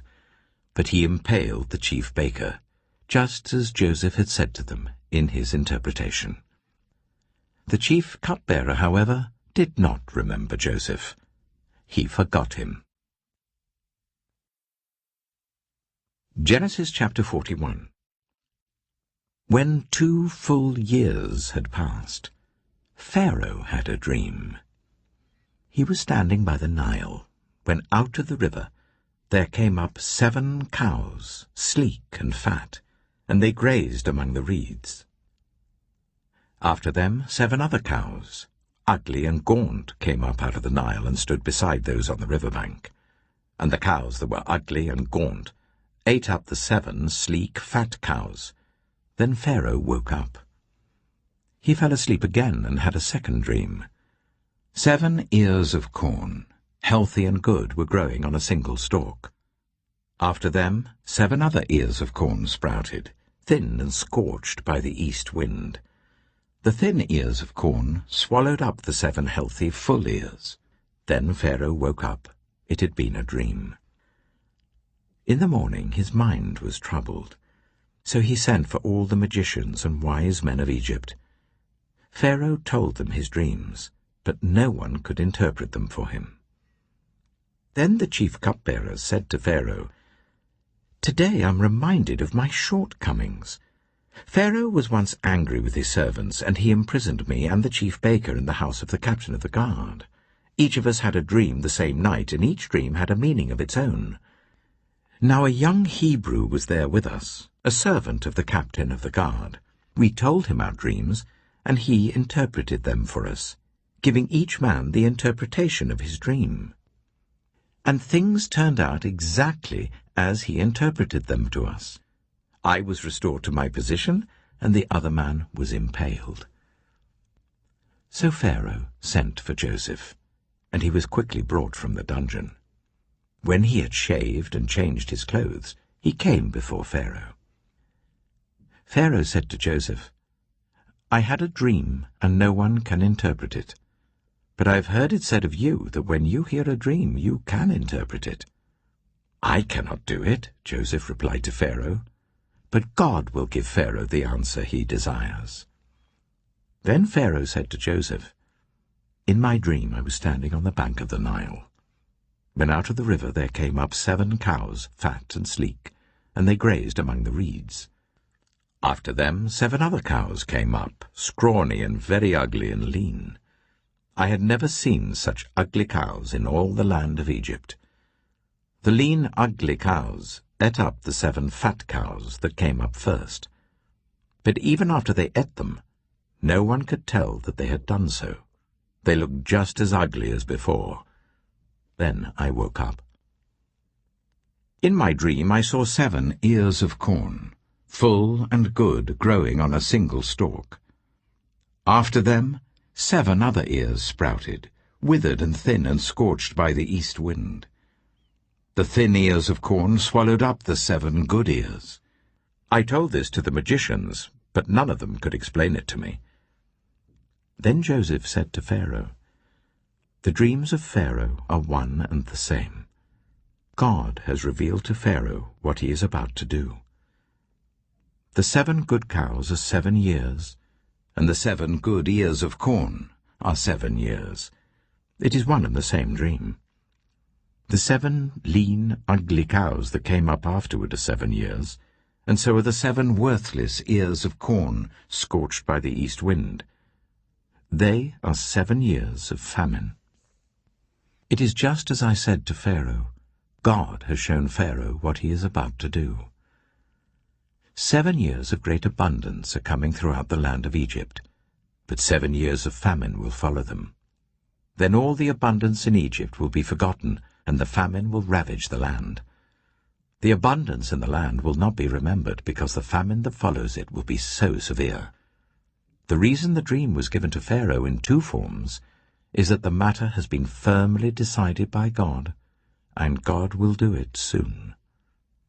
And now let Pharaoh look for a discerning and wise man, and put him in charge of the land of Egypt. Let Pharaoh appoint commissioners over the land to take 1/5 of the harvest of Egypt during the 7 years of abundance.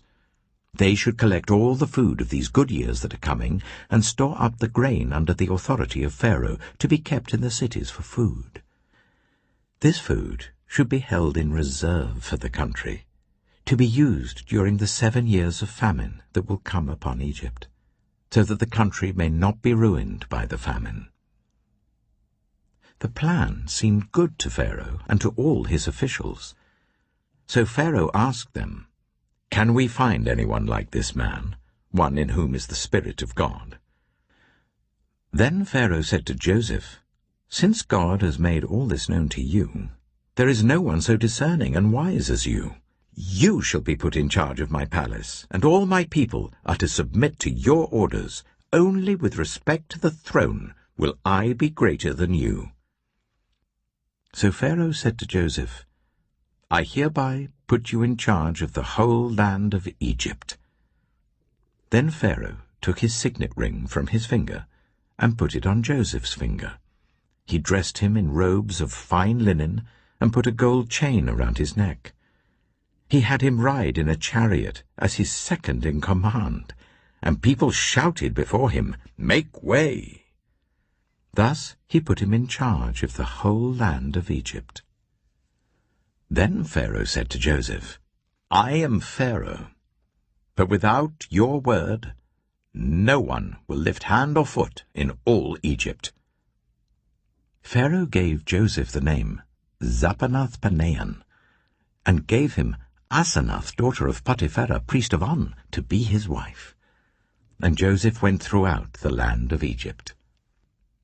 Joseph was 30 years old when he entered the service of Pharaoh, king of Egypt, and Joseph went out from Pharaoh's presence and travelled throughout Egypt. During the 7 years of abundance the land produced plentifully. Joseph collected all the food produced in those 7 years of abundance in Egypt, and stored it in the cities. In each city he put the food grown in the fields surrounding it. Joseph stored up huge quantities of grain, like the sand of the sea. It was so much that he stopped keeping records because it was beyond measure. Before the years of famine came, 2 sons were born to Joseph by Asenath, daughter of Potipherah, priest of On. Joseph named his firstborn Manasseh, and said, "It is because God has made me forget all my trouble and all my father's household." The second son he named Ephraim, and said, "It is because God has made me fruitful in the land of my suffering." The 7 years of abundance in Egypt came to an end, and the 7 years of famine began, just as Joseph had said. There was famine in all the other lands, but in the whole land of Egypt there was food. When all Egypt began to feel the famine, the people cried to Pharaoh for food. Then Pharaoh told all the Egyptians, "Go to Joseph and do what he tells you." When the famine had spread over the whole country, Joseph opened all the storehouses and sold grain to the Egyptians, for the famine was severe throughout Egypt. And all the world came to Egypt to buy grain from Joseph, because the famine was severe everywhere. Genesis chapter 42. When Jacob learned that there was grain in Egypt, he said to his sons, "Why do you just keep looking at each other?" He continued, "I have heard that there is grain in Egypt. Go down there and buy some for us, so that we may live and not die." Then 10 of Joseph's brothers went down to buy grain from Egypt. But Jacob did not send Benjamin, Joseph's brother, with the others, because he was afraid that harm might come to him. So Israel's sons were among those who went to buy grain, for there was famine in the land of Canaan also. Now Joseph was the governor of the land, the person who sold grain to all its people. So when Joseph's brothers arrived, they bowed down to him with their faces to the ground. As soon as Joseph saw his brothers, he recognized them, but he pretended to be a stranger and spoke harshly to them. "Where do you come from?" he asked. "From the land of Canaan," they replied, "to buy food." Although Joseph recognized his brothers, they did not recognize him. Then he remembered his dreams about them and said to them, "You are spies. You have come to see where our land is unprotected." "No, my lord," they answered. "Your servants have come to buy food. We are all the sons of one man. Your servants are honest men, not spies." "No," he said to them. "You have come to see where our land is unprotected." But they replied, Your servants were 12 brothers, the sons of one man who lives in the land of Canaan. The youngest is now with our father, and one is no more." Joseph said to them, "It is just as I told you. You are spies. And this is how you will be tested. As surely as Pharaoh lives, you will not leave this place unless your youngest brother comes here. Send one of your number to get your brother. The rest of you will be kept in prison, so that your words may be tested to see if you are telling the truth. If you are not, then as surely as Pharaoh lives, you are spies." And he put them all in custody for 3 days. On the 3rd day Joseph said to them, "Do this, and you will live, for I fear God. If you are honest men, let one of your brothers stay here in prison, while the rest of you go and take grain back for your starving households. But you must bring your youngest brother to me, so that your words may be verified, and that you may not die." This they proceeded to do. They said to one another, "Surely we are being punished because of our brother. We saw how distressed he was when he pleaded with us for his life, but we would not listen. That's why this distress has come on us." Reuben replied, "Didn't I tell you not to sin against the boy? But you wouldn't listen. Now we must give an accounting for his blood." They did not realize that Joseph could understand them, since he was using an interpreter.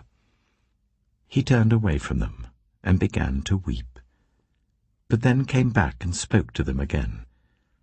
He had Simeon taken from them and bound before their eyes. Joseph gave orders to fill their bags with grain, to put each man's silver back in his sack, and to give them provisions for their journey. After this was done for them, they loaded their grain on their donkeys and left. At the place where they stopped for the night, one of them opened his sack to get feed for his donkey, and he saw his silver in the mouth of his sack. "My silver has been returned," he said to his brothers. "Here it is in my sack." Their hearts sank, and they turned to each other trembling and said, "What is this that God has done to us?" When they came to their father Jacob in the land of Canaan, they told him all that had happened to them. They said, "The man who is lord over the land spoke harshly to us and treated us as though we were spying on the land. But we said to him, 'We are honest men, we're not spies. We were 12 brothers, sons of one father. One is no more, and the youngest is now with our father in Canaan.' Then the man who is lord over the land said to us, 'This is how I will know whether you are honest men. Leave one of your brothers here with me, and take food for your starving households, and go. But bring your youngest brother to me, so I will know that you are not spies, but honest men. Then I will give your brother back to you, and you can trade in the land.' As they were emptying their sacks, there in each man's sack was his pouch of silver. When they and their father saw the money pouches, they were frightened. Their father Jacob said to them, 'You have deprived me of my children. Joseph is no more, and Simeon is no more. And now you want to take Benjamin? Everything is against me.' Then Reuben said to his father, 'You may put both of my sons to death if I do not bring him back to you. Entrust him to my care, and I will bring him back.' But Jacob said, 'My son will not go down there with you. His brother is dead, and he is the only one left. If harm comes to him on the journey you are taking, you will bring my grey head down to the grave in sorrow.'" Genesis chapter 43. Now the famine was still severe in the land. So when they had eaten all the grain they had brought from Egypt, their father said to them, "Go back and buy us a little more food." But Judah said to him, "The man warned us solemnly, 'You will not see my face again unless your brother is with you.' If you will send our brother along with us, we will go down and buy food for you.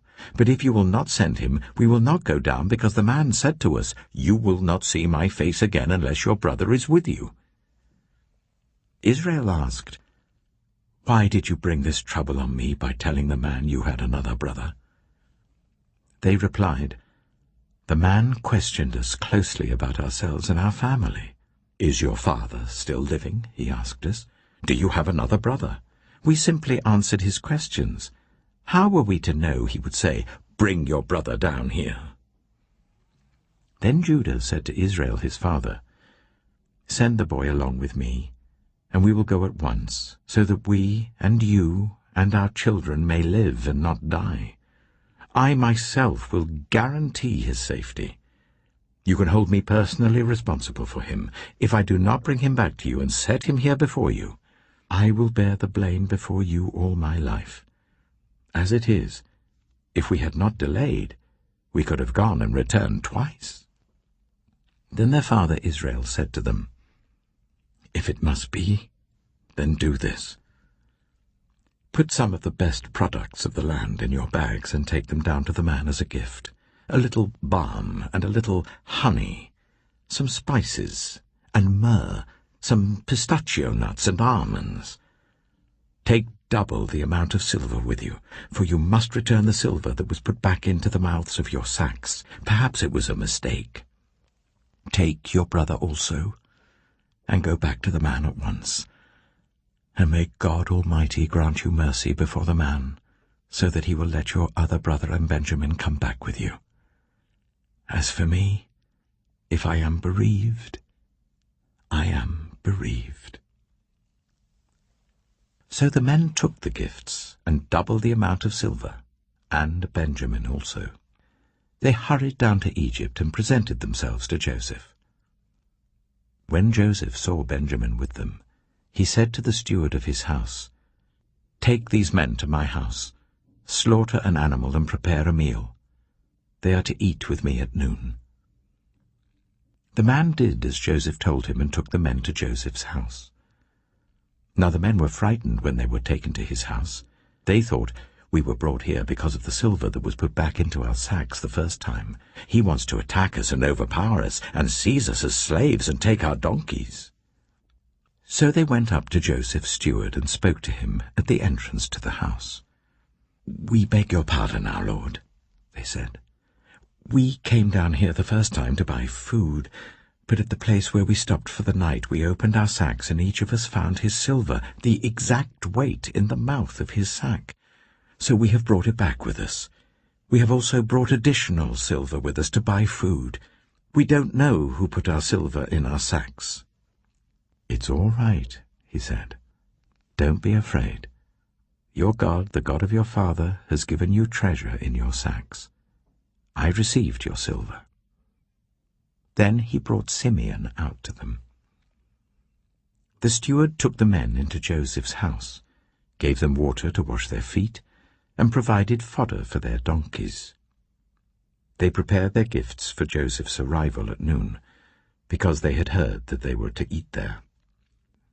When Joseph came home, they presented to him the gifts they had brought into the house, and they bowed down before him to the ground.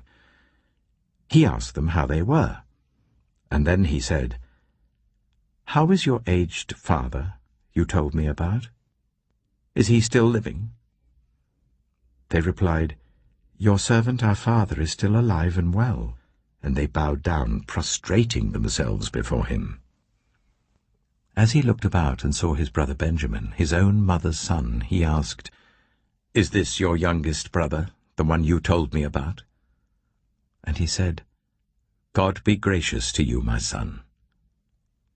Deeply moved at the sight of his brother, Joseph hurried out and looked for a place to weep. He went into his private room and wept there. After he had washed his face, he came out and, controlling himself, said, "Serve the food." They served him by himself, the brothers by themselves, and the Egyptians who ate with him by themselves, because Egyptians could not eat with Hebrews, for that is detestable to Egyptians. The men had been seated before him in the order of their ages, from the firstborn to the youngest, and they looked at each other in astonishment. When portions were served to them from Joseph's table, Benjamin's portion was 5 times as much as anyone else's. So they feasted and drank freely with him. Genesis chapter 44. Now Joseph gave these instructions to the steward of his house. Fill the men's sacks with as much food as they can carry, and put each man's silver in the mouth of his sack. Then put my cup, the silver one, in the mouth of the youngest one's sack, along with the silver for his grain.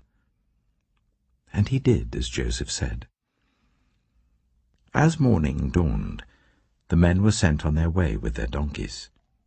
They had not gone far from the city when Joseph said to his steward, "Go after those men at once, and when you catch up with them, say to them, 'Why have you repaid good with evil? Isn't this the cup my master drinks from, and also uses for divination? This is a wicked thing you have done.'" When he caught up with them, he repeated these words to them. But they said to him, "Why does my lord say such things? Far be it from your servants to do anything like that. We even brought back to you from the land of Canaan the silver we found inside the mouths of our sacks. So why would we steal silver or gold from your master's house?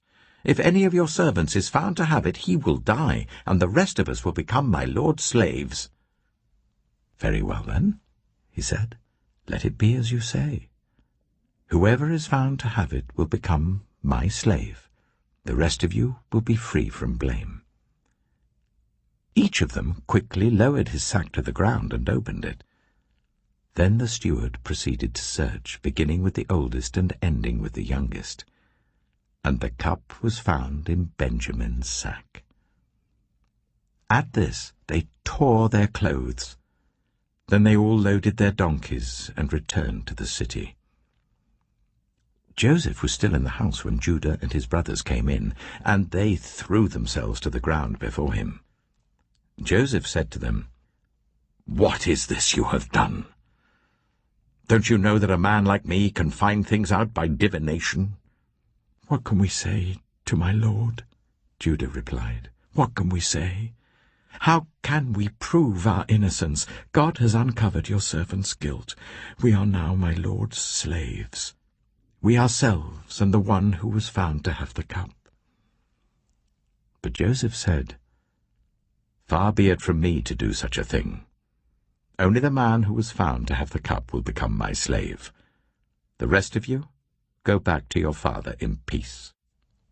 Then Judah went up to him and said, "Pardon your servant, my lord. Let me speak a word to my lord. Do not be angry with your servant, though you are equal to Pharaoh himself. My lord asked his servants, 'Do you have a father or a brother?' And we answered, 'We have an aged father, and there is a young son born to him in his old age. His brother is dead, and he is the only one of his mother's sons left, and his father loves him.' Then you said to your servants, 'Bring him down to me so I can see him for myself.' And we said to my lord, 'The boy cannot leave his father. If he leaves him, his father will die.' But you told your servants, 'Unless your youngest brother comes down with you, you will not see my face again.' When we went back to your servant, my father, we told him what my lord had said. Then our father said, 'Go back and buy a little more food.' But we said, 'We cannot go down. Only if our youngest brother is with us will we go. We cannot see the man's face unless our youngest brother is with us.' Your servant, my father, said to us, 'You know that my wife bore me 2 sons.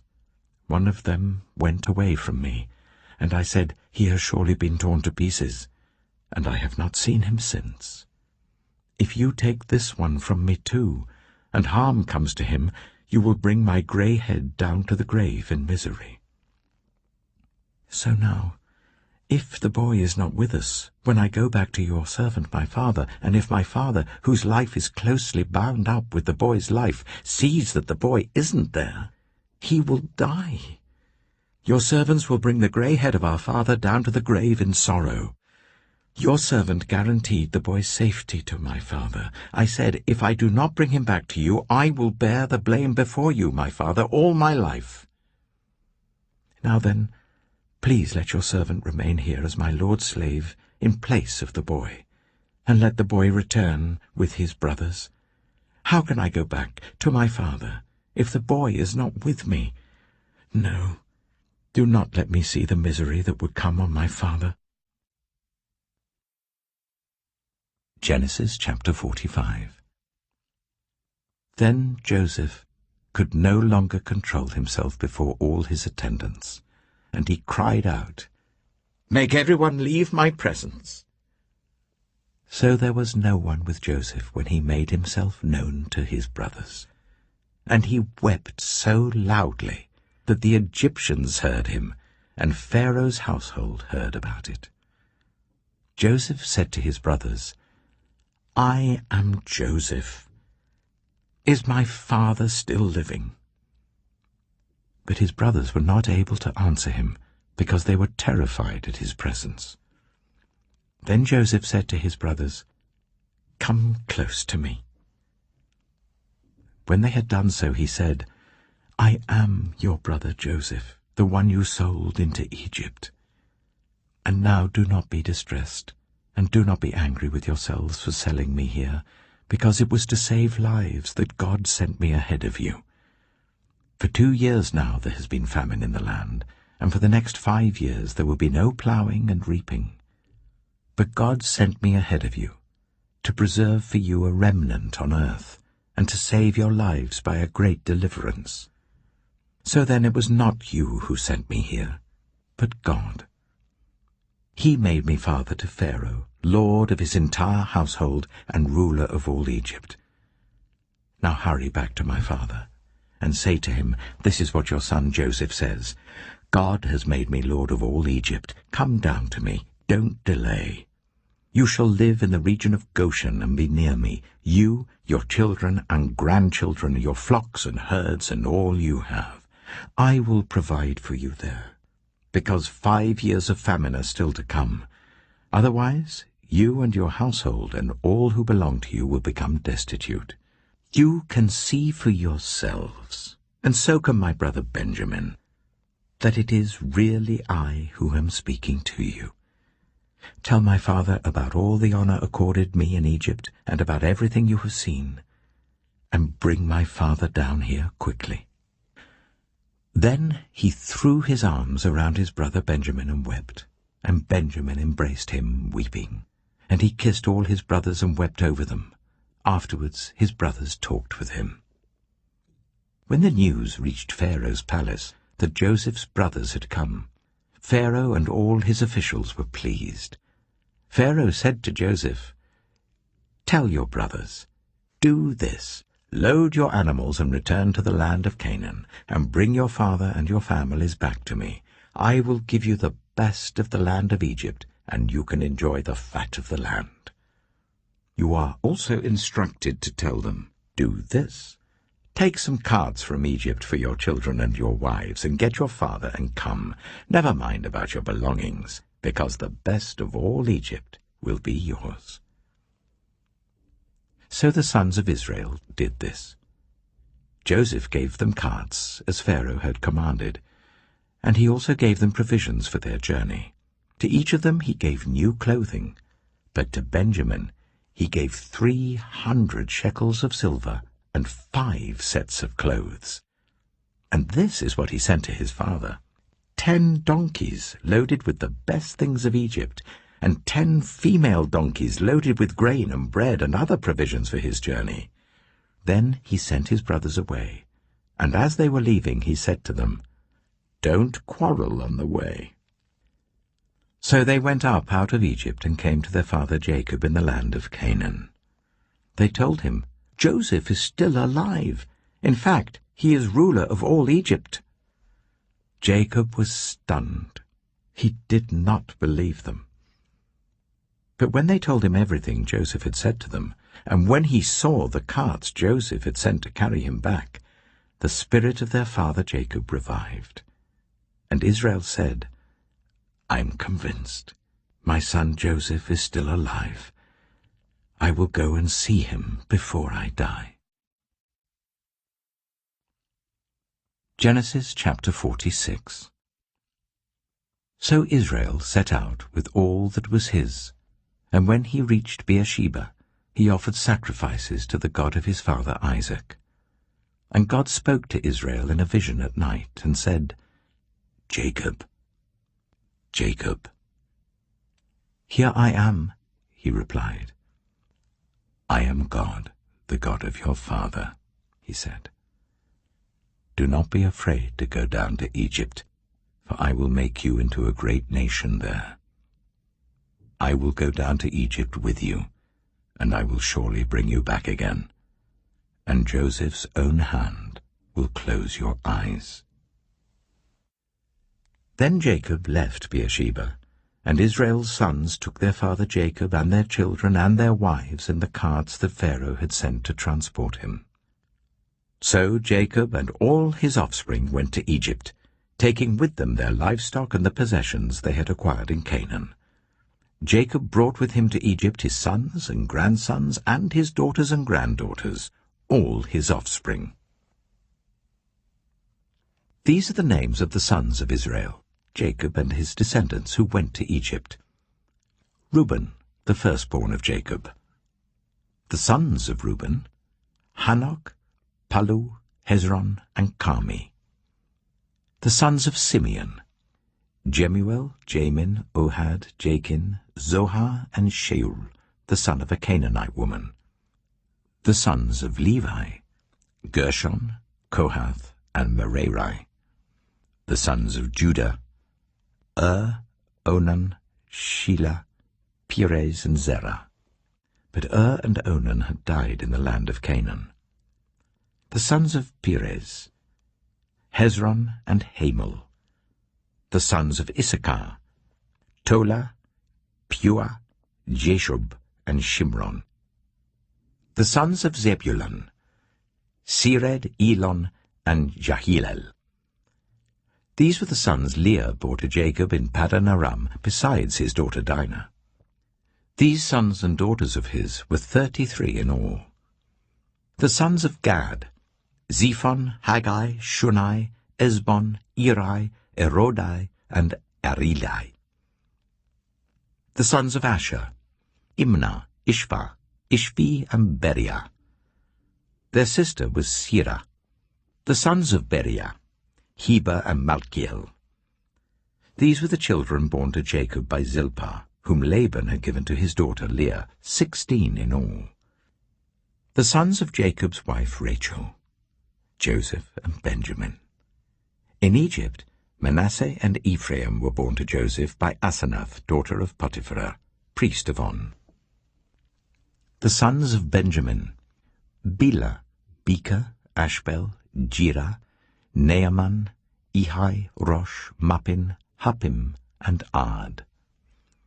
These were the sons of Rachel who were born to Jacob, 14 in all. The son of Dan, Hushim. The sons of Naphtali, Jaziel, Gunai, Jezer, and Shillem. These were the sons born to Jacob by Bilhah, whom Laban had given to his daughter Rachel, 7 in all. All those who went to Egypt with Jacob, those who were his direct descendants, not counting his sons' wives, numbered 66 persons. With the 2 sons who had been born to Joseph in Egypt, the members of Jacob's family, which went to Egypt, were 70 in all. Now Jacob sent Judah ahead of him to Joseph to get directions to Goshen. When they arrived in the region of Goshen, Joseph had his chariot made ready and went to Goshen to meet his father Israel. As soon as Joseph appeared before him, he threw his arms around his father and wept for a long time. Israel said to Joseph, "Now I'm ready to die, since I have seen for myself that you are still alive." Then Joseph said to his brothers and to his father's household, "I will go up and speak to Pharaoh, and will say to him, 'My brothers and my father's household, who are living in the land of Canaan, have come to me. The men are shepherds, they tend livestock, and they have brought along their flocks and herds and everything they own.' When Pharaoh calls you in and asks, 'What is your occupation?' you should answer, 'Your servants have tended livestock from our boyhood on, just as our fathers did.' Then you will be allowed to settle in the region of Goshen, for all shepherds are detestable to the Egyptians." Genesis chapter 47. Joseph went and told Pharaoh, "My father and brothers with their flocks and herds and everything they own have come from the land of Canaan and are now in Goshen." He chose 5 of his brothers and presented them before Pharaoh. Pharaoh asked the brothers, "What is your occupation?" "Your servants are shepherds," they replied to Pharaoh, "just as our fathers were." They also said to him, "We have come to live here for a while because the famine is severe in Canaan, and your servants' flocks have no pasture. So now please let your servants settle in Goshen." Pharaoh said to Joseph, "Your father and your brothers have come to you, and the land of Egypt is before you. Settle your father and your brothers in the best part of the land. Let them live in Goshen, and if you know of any among them with special ability, put them in charge of my own livestock." Then Joseph brought his father Jacob in and presented him before Pharaoh. After Jacob blessed Pharaoh, Pharaoh asked him, "How old are you?" And Jacob said to Pharaoh, "The years of my pilgrimage are 130. My years have been few and difficult, and they do not equal the years of the pilgrimage of my fathers." Then Jacob blessed Pharaoh and went out from his presence. So Joseph settled his father and his brothers in Egypt and gave them property in the best part of the land, the district of Ramesses, as Pharaoh directed. Joseph also provided his father and his brothers and all his father's household with food according to the number of their children. There was no food, however, in the whole region because the famine was severe. Both Egypt and Canaan wasted away because of the famine. Joseph collected all the money that was to be found in Egypt and Canaan in payment for the grain that they were buying, and he brought it to Pharaoh's palace. When the money of the people of Egypt and Canaan was gone, all Egypt came to Joseph and said, "Give us food. Why should we die before your eyes? Our money is all gone." "Then bring your livestock," said Joseph. "I will sell you food in exchange for your livestock, since your money is gone." So they brought their livestock to Joseph, and he gave them food in exchange for their horses, their sheep and goats, their cattle and donkeys. And he brought them through that year with food in exchange for all their livestock. When that year was over, they came to him the following year and said, "We cannot hide from our lord the fact that since our money is gone and our livestock belongs to you, there is nothing left for our lord except our bodies and our land. Why should we perish before your eyes, we and our land as well? Buy us and our land in exchange for food, and we with our land will be in bondage to Pharaoh. Give us seed so that we may live and not die, and that the land may not become desolate." So Joseph bought all the land in Egypt for Pharaoh. The Egyptians, one and all, sold their fields because the famine was too severe for them. The land became Pharaoh's, and Joseph reduced the people to servitude from one end of Egypt to the other. However, he did not buy the land of the priests, because they received a fixed allowance from Pharaoh, and had food enough from the allowance Pharaoh gave them. That is why they did not sell their land. Joseph said to the people, "Now that I have bought you and your land today for Pharaoh, here is seed for you so you can plant the ground. But when the crop comes in, give 1/5 of it to Pharaoh. The other 4/5 you may keep as seed for the fields and as food for yourselves and your households and your children." "You have saved our lives," they said. "May we find favor in the eyes of our Lord. We will be in bondage to Pharaoh." So Joseph established it as a law concerning land in Egypt, still in force today, that 1/5 of the produce belongs to Pharaoh. It was only the land of the priests that did not become Pharaoh's. Now the Israelites settled in Egypt in the region of Goshen. They acquired property there, and were fruitful and increased greatly in number. Jacob lived in Egypt 17 years, and the years of his life were 147. When the time drew near for Israel to die, he called for his son Joseph and said to him, "If I have found favor in your eyes, put your hand under my thigh, and promise that you will show me kindness and faithfulness. Do not bury me in Egypt, but when I rest with my fathers, carry me out of Egypt and bury me where they are buried." "I will do as you say," he said. "Swear to me," he said. Then Joseph swore to him, and Israel worshipped as he leaned on the top of his staff. Genesis chapter 48. Some time later Joseph was told, "Your father is ill." So he took his 2 sons, Manasseh and Ephraim, along with him. When Jacob was told, "Your son Joseph has come to you," Israel rallied his strength and sat up on the bed. Jacob said to Joseph, "God Almighty appeared to me at Luz, in the land of Canaan, and there he blessed me and said to me, 'I am going to make you fruitful and increase your numbers. I will make you a community of peoples, and I will give this land as an everlasting possession to your descendants after you.' Now then, your 2 sons born to you in Egypt before I came to you here will be reckoned as mine. Ephraim and Manasseh will be mine, just as Reuben and Simeon are mine.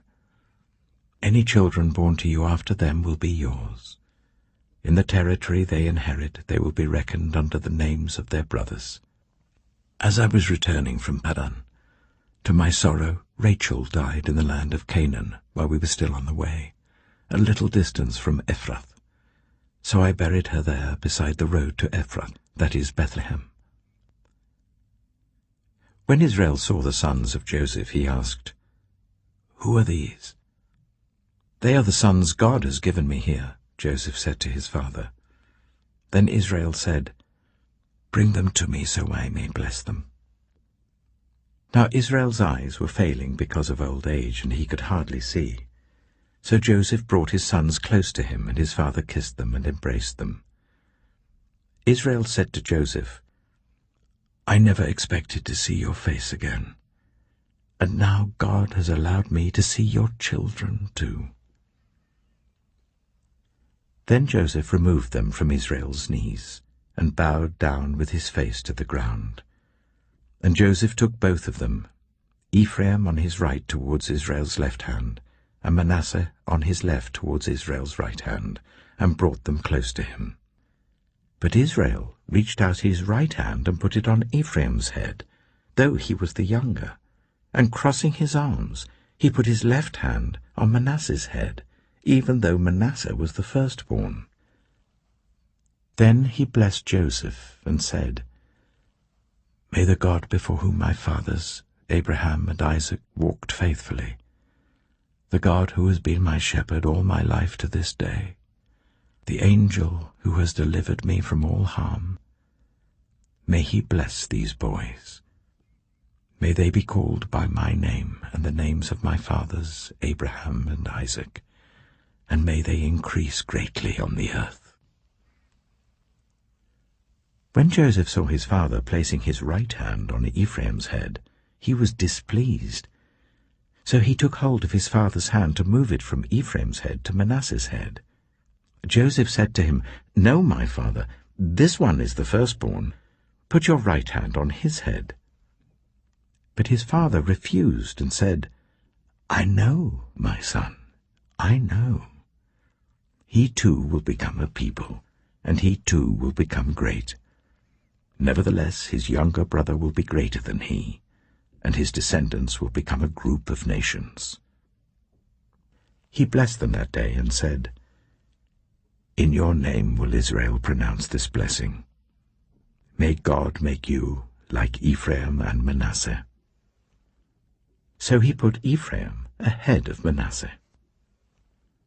Then Israel said to Joseph, "I am about to die, but God will be with you and take you back to the land of your fathers. And to you I give one more ridge of land than to your brothers, the ridge I took from the Amorites with my sword and my bow." Genesis chapter 49. Then Jacob called for his sons and said, "Gather round so I can tell you what will happen to you in days to come. Assemble and listen, sons of Jacob. Listen to your father Israel. Reuben, you are my firstborn, my might, the first sign of my strength, excelling in honor, excelling in power. Turbulent as the waters, you will no longer excel. For you went up onto your father's bed, onto my couch, and defiled it. Simeon and Levi are brothers. Their swords are weapons of violence. Let me not enter their council, let me not join their assembly, for they have killed men in their anger, and hamstrung oxen as they pleased. Cursed be their anger, so fierce, and their fury so cruel. I will scatter them in Jacob and disperse them in Israel. Judah, your brothers will praise you. Your hand will be on the neck of your enemies. Your father's sons will bow down to you. You are a lion's cub, Judah. You return from the prey, my son. Like a lion he crouches and lies down like a lioness. Who dares to rouse him? The scepter will not depart from Judah, nor the ruler's staff from between his feet, until he to whom it belongs shall come, and the obedience of the nations shall be his. He will tether his donkey to a vine, his colt to the choicest branch. He will wash his garments in wine, his robes in the blood of grapes. His eyes will be darker than wine, his teeth whiter than milk. Zebulun will live by the seashore and become a haven for ships. His border will extend toward Sidon. Issachar is a scrawny donkey lying down among the sheepfolds. When he sees how good is his resting place and how pleasant is his land, he will bend his shoulder to the burden and submit to forced labor. Dan will provide justice for his people as one of the tribes of Israel. Dan will be a snake by the roadside, a viper along the path that bites the horse's heels so that its rider tumbles backward. I look for your deliverance, Lord. Gad will be attacked by a band of raiders, but he will attack them at their heels. Asher's food will be rich. He will provide delicacies fit for a king. Naphtali is a doe set free that bears beautiful fawns. Joseph is a fruitful vine near a spring, whose branches climb over a wall. With bitterness archers attacked him, they shot at him with hostility.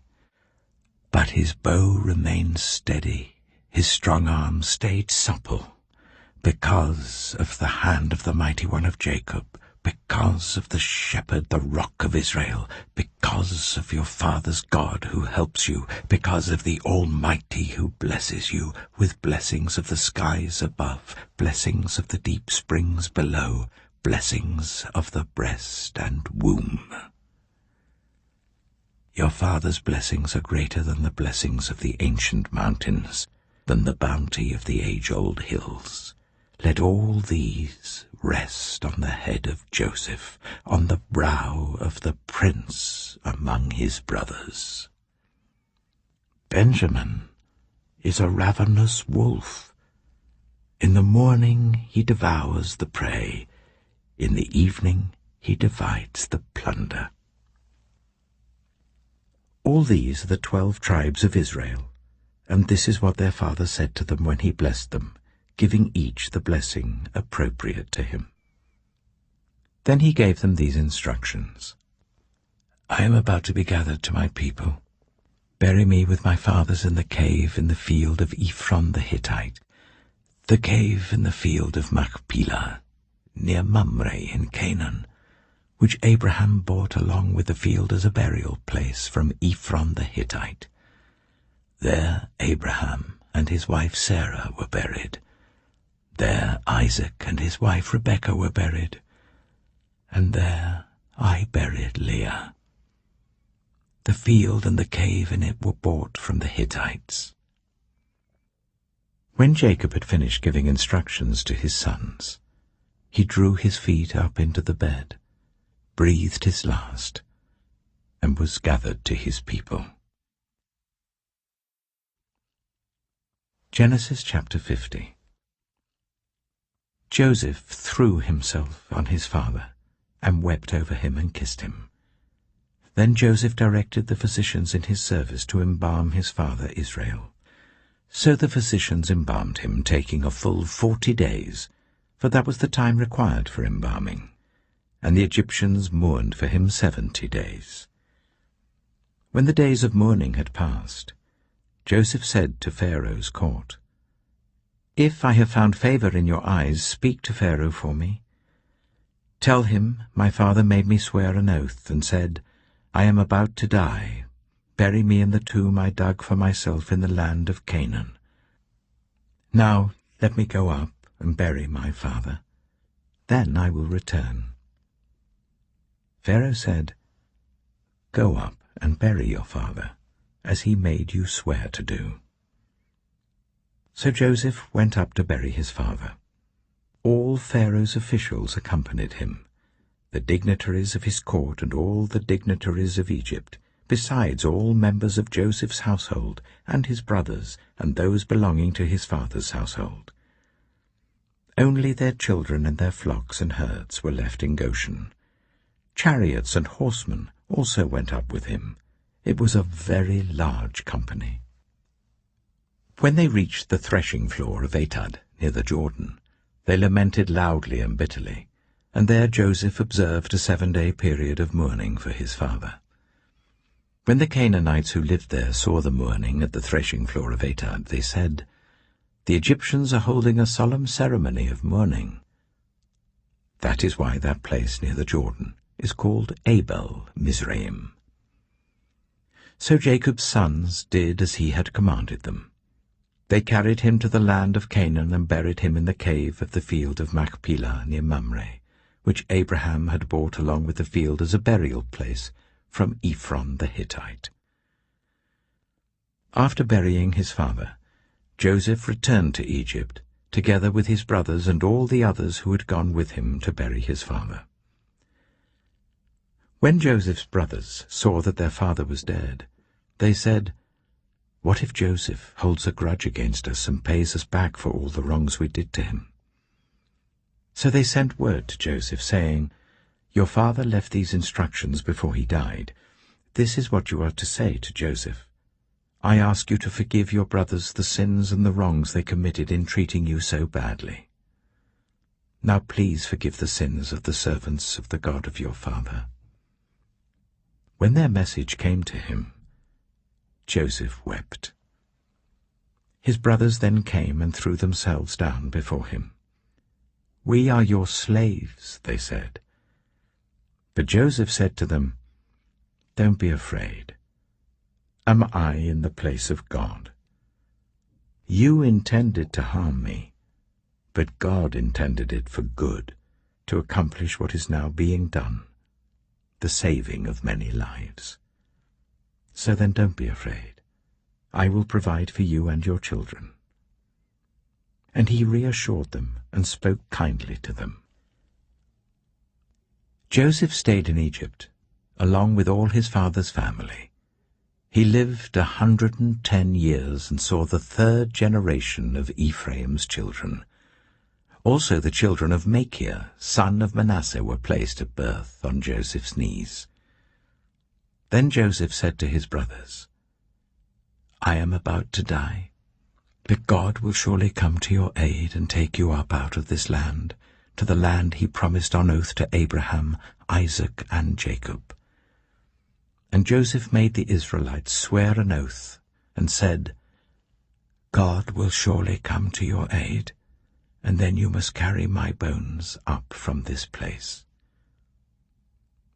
So Joseph died at the age of 110, and after they embalmed him, he was placed in a coffin in Egypt.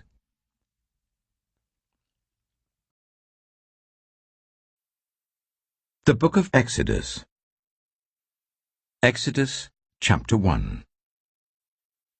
These are the names of the sons of Israel, who went to Egypt with Jacob, each with his family: Reuben, Simeon, Levi, and Judah; Issachar, Zebulun, and Benjamin; Dan and Naphtali, Gad and Asher.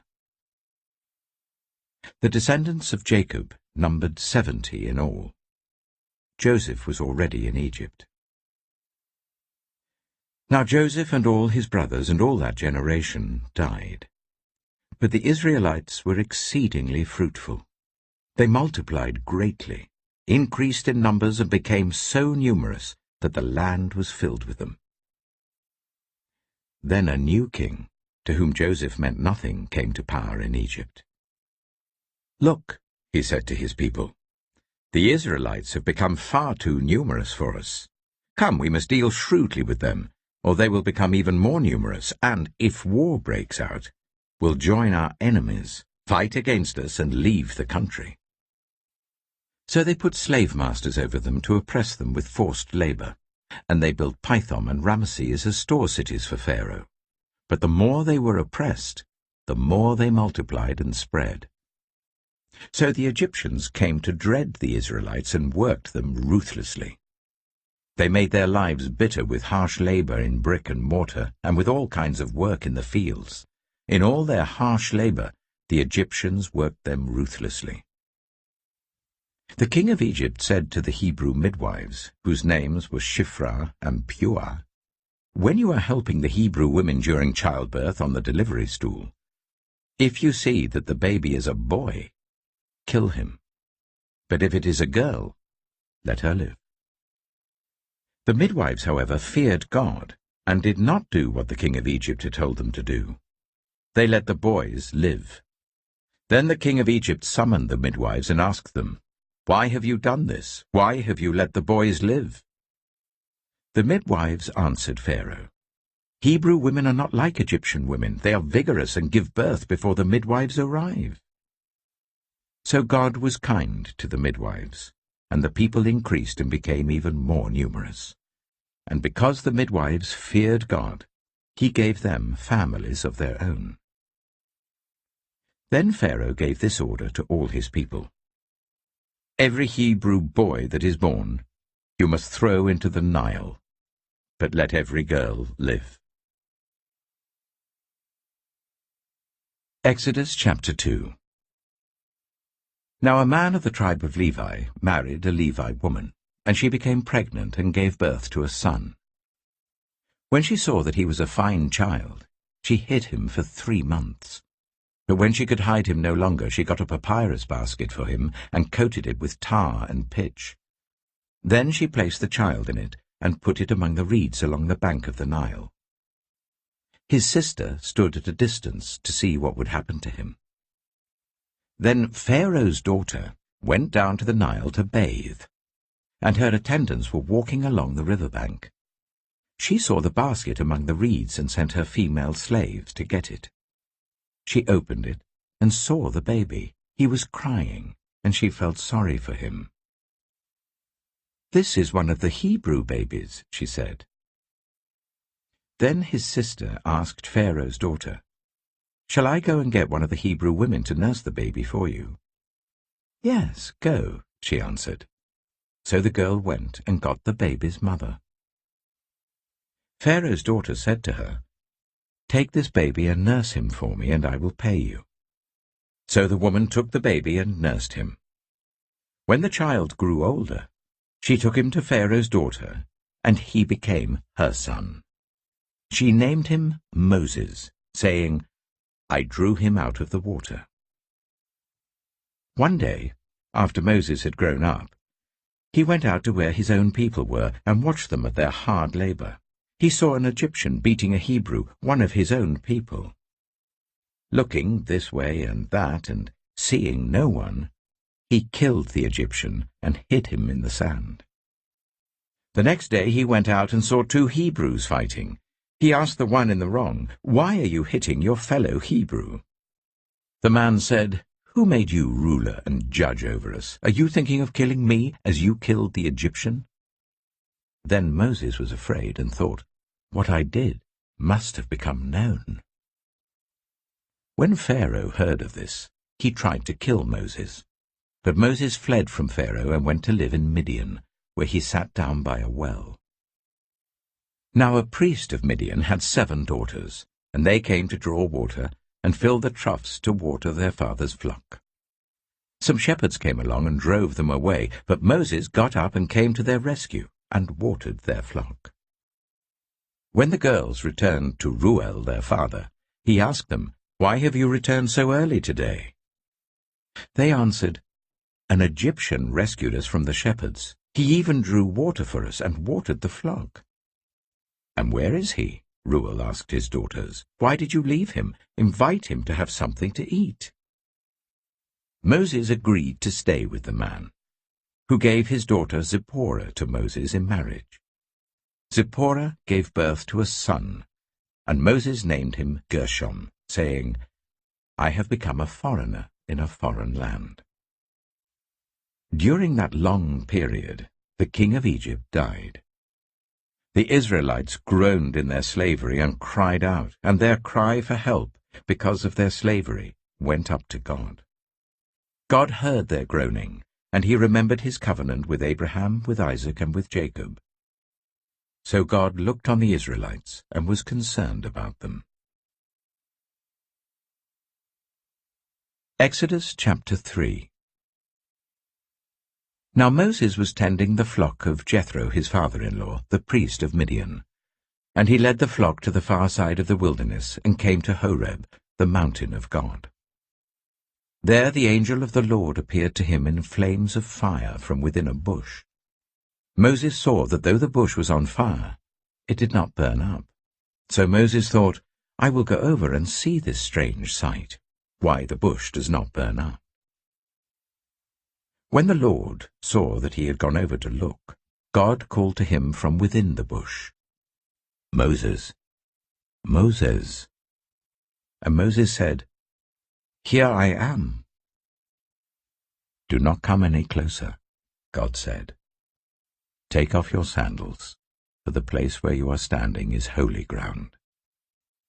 Then he said, "I am the God of your father, the God of Abraham, the God of Isaac, and the God of Jacob." At this, Moses hid his face, because he was afraid to look at God.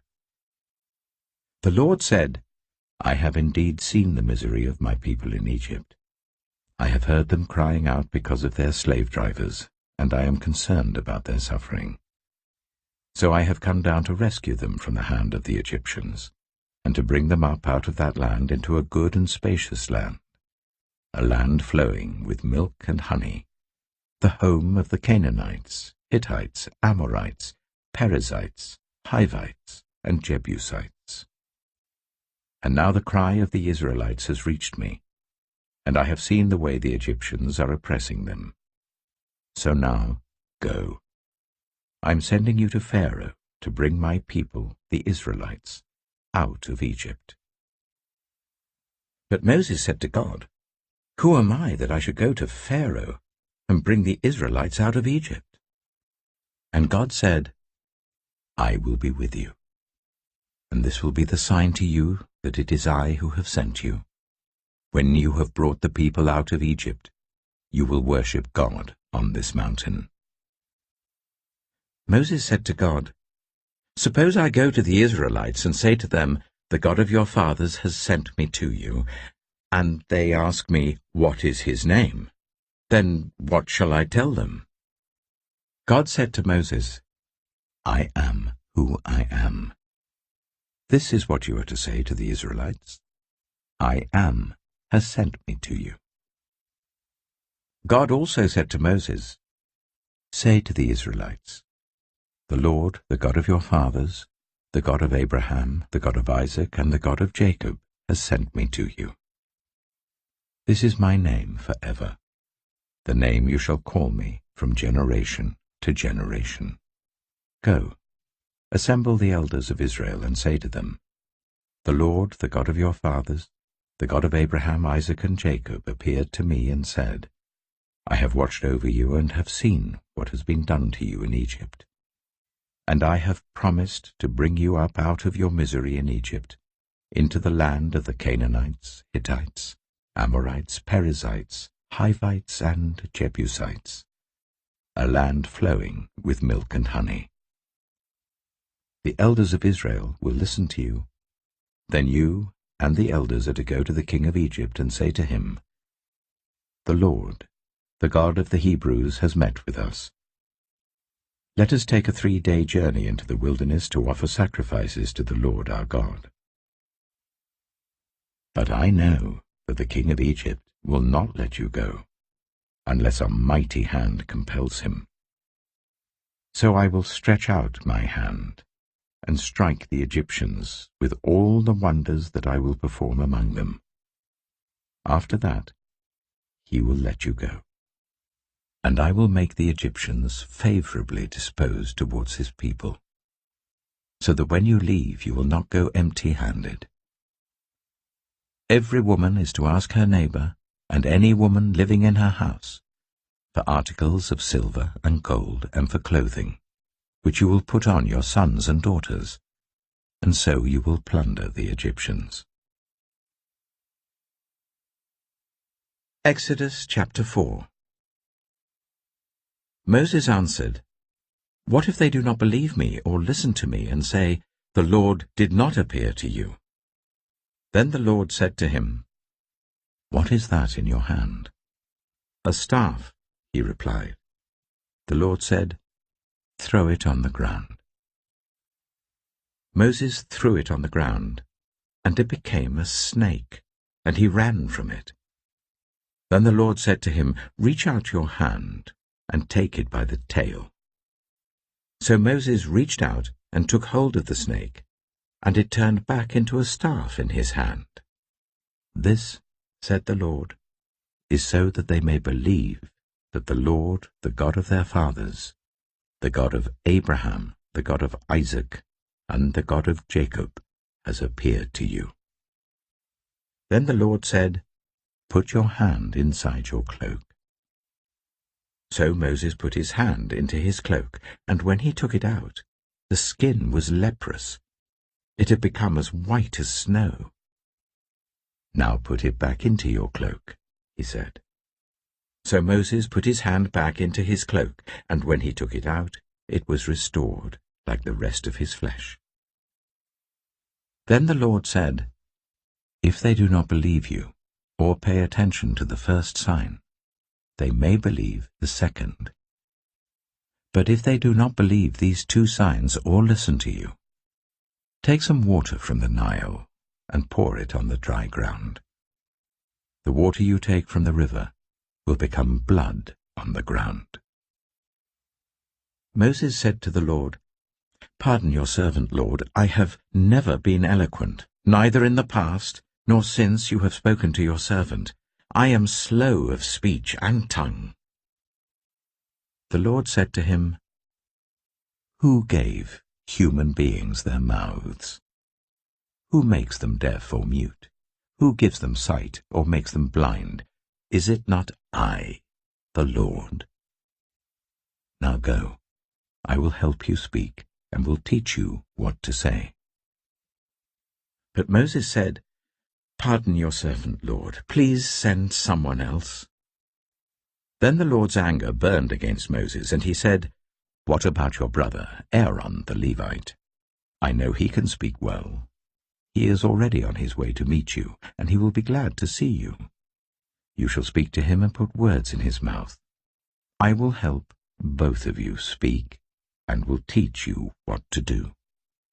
He will speak to the people for you, and it will be as if he were your mouth, and as if you were God to him. But take this staff in your hand, so that you can perform the signs with it. Then Moses went back to Jethro, his father-in-law, and said to him, Let me return to my own people in Egypt, to see if any of them are still alive. Jethro said, "Go, and I wish you well." Now the Lord had said to Moses in Midian, "Go back to Egypt, for all those who wanted to kill you are dead." So Moses took his wife and sons, put them on a donkey, and started back to Egypt. And he took the staff of God in his hand. The Lord said to Moses, "When you return to Egypt, see that you perform before Pharaoh all the wonders I have given you the power to do. But I will harden his heart, so that he will not let the people go. Then say to Pharaoh, 'This is what the Lord says. Israel is my firstborn son, and I told you, let my son go so that he may worship me. But you refused to let him go, so I will kill your firstborn son.'" At a lodging place on the way, the Lord met Moses and was about to kill him. But Zipporah took a flint knife, cut off her son's foreskin, and touched Moses' feet with it. "Surely you are a bridegroom of blood to me," she said. So the Lord let him alone. At that time she said bridegroom of blood, referring to circumcision. The Lord said to Aaron, "Go into the wilderness to meet Moses." So he met Moses at the mountain of God and kissed him. Then Moses told Aaron everything the Lord had sent him to say, and also about all the signs he had commanded him to perform. Moses and Aaron brought together all the elders of the Israelites, and Aaron told them everything the Lord had said to Moses. He also performed the signs before the people, and they believed. And when they heard that the Lord was concerned about them and had seen their misery, they bowed down and worshipped. Exodus chapter 5. Afterwards Moses and Aaron went to Pharaoh and said, "This is what the Lord, the God of Israel, says, 'Let my people go, so that they may hold a festival to me in the wilderness.'" Pharaoh said, "Who is the Lord that I should obey him, and let Israel go? I do not know the Lord, and I will not let Israel go." Then they said, "The God of the Hebrews has met with us. Now let us take a 3-day journey into the wilderness to offer sacrifices to the Lord our God, or he may strike us with plagues or with the sword."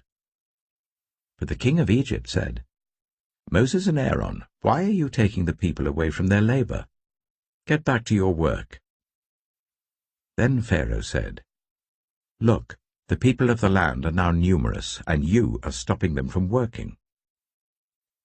That same day Pharaoh gave this order to the slave drivers and overseers in charge of the people: "You are no longer to supply the people with straw for making bricks. Let them go and gather their own straw, but require them to make the same number of bricks as before. Don't reduce the quota. They're lazy. That is why they're crying out, 'Let us go and sacrifice to our God.' Make the work harder for the people, so that they keep working and pay no attention to lies." Then the slave drivers and the overseers went out and said to the people, "This is what Pharaoh says, 'I will not give you any more straw. Go and get your own straw wherever you can find it, but your work will not be reduced at all.'" So the people scattered all over Egypt to gather stubble to use for straw. The slave drivers kept pressing them, saying, "Complete the work required of you for each day, just as when you had straw." And Pharaoh's slave drivers beat the Israelite overseers they had appointed, demanding, "Why haven't you met your quota of bricks yesterday or today as before?" Then the Israelite overseers went and appealed to Pharaoh, "Why have you treated your servants this way? Your servants are given no straw, yet we are told, 'Make bricks.' Your servants are being beaten, but the fault is with your own people." Pharaoh said, "Lazy, that's what you are, lazy. That is why you keep saying, 'Let us go and sacrifice to the Lord.' Now get to work. You will not be given any straw, yet you must produce your full quota of bricks." The Israelite overseers realized they were in trouble when they were told, You are not to reduce the number of bricks required of you for each day." When they left Pharaoh, they found Moses and Aaron waiting to meet them, and they said, "May the Lord look on you and judge you. You have made us obnoxious to Pharaoh and his officials, and have put a sword in their hand to kill us." Moses returned to the Lord and said, "Why, Lord? Why have you brought trouble on this people? Is this why you sent me? Ever since I went to Pharaoh to speak in your name, he has brought trouble on this people, and you have not rescued your people at all." Exodus chapter 6. Then the Lord said to Moses, "Now you will see what I will do to Pharaoh. Because of my mighty hand, he will let them go. Because of my mighty hand, he will drive them out of his country."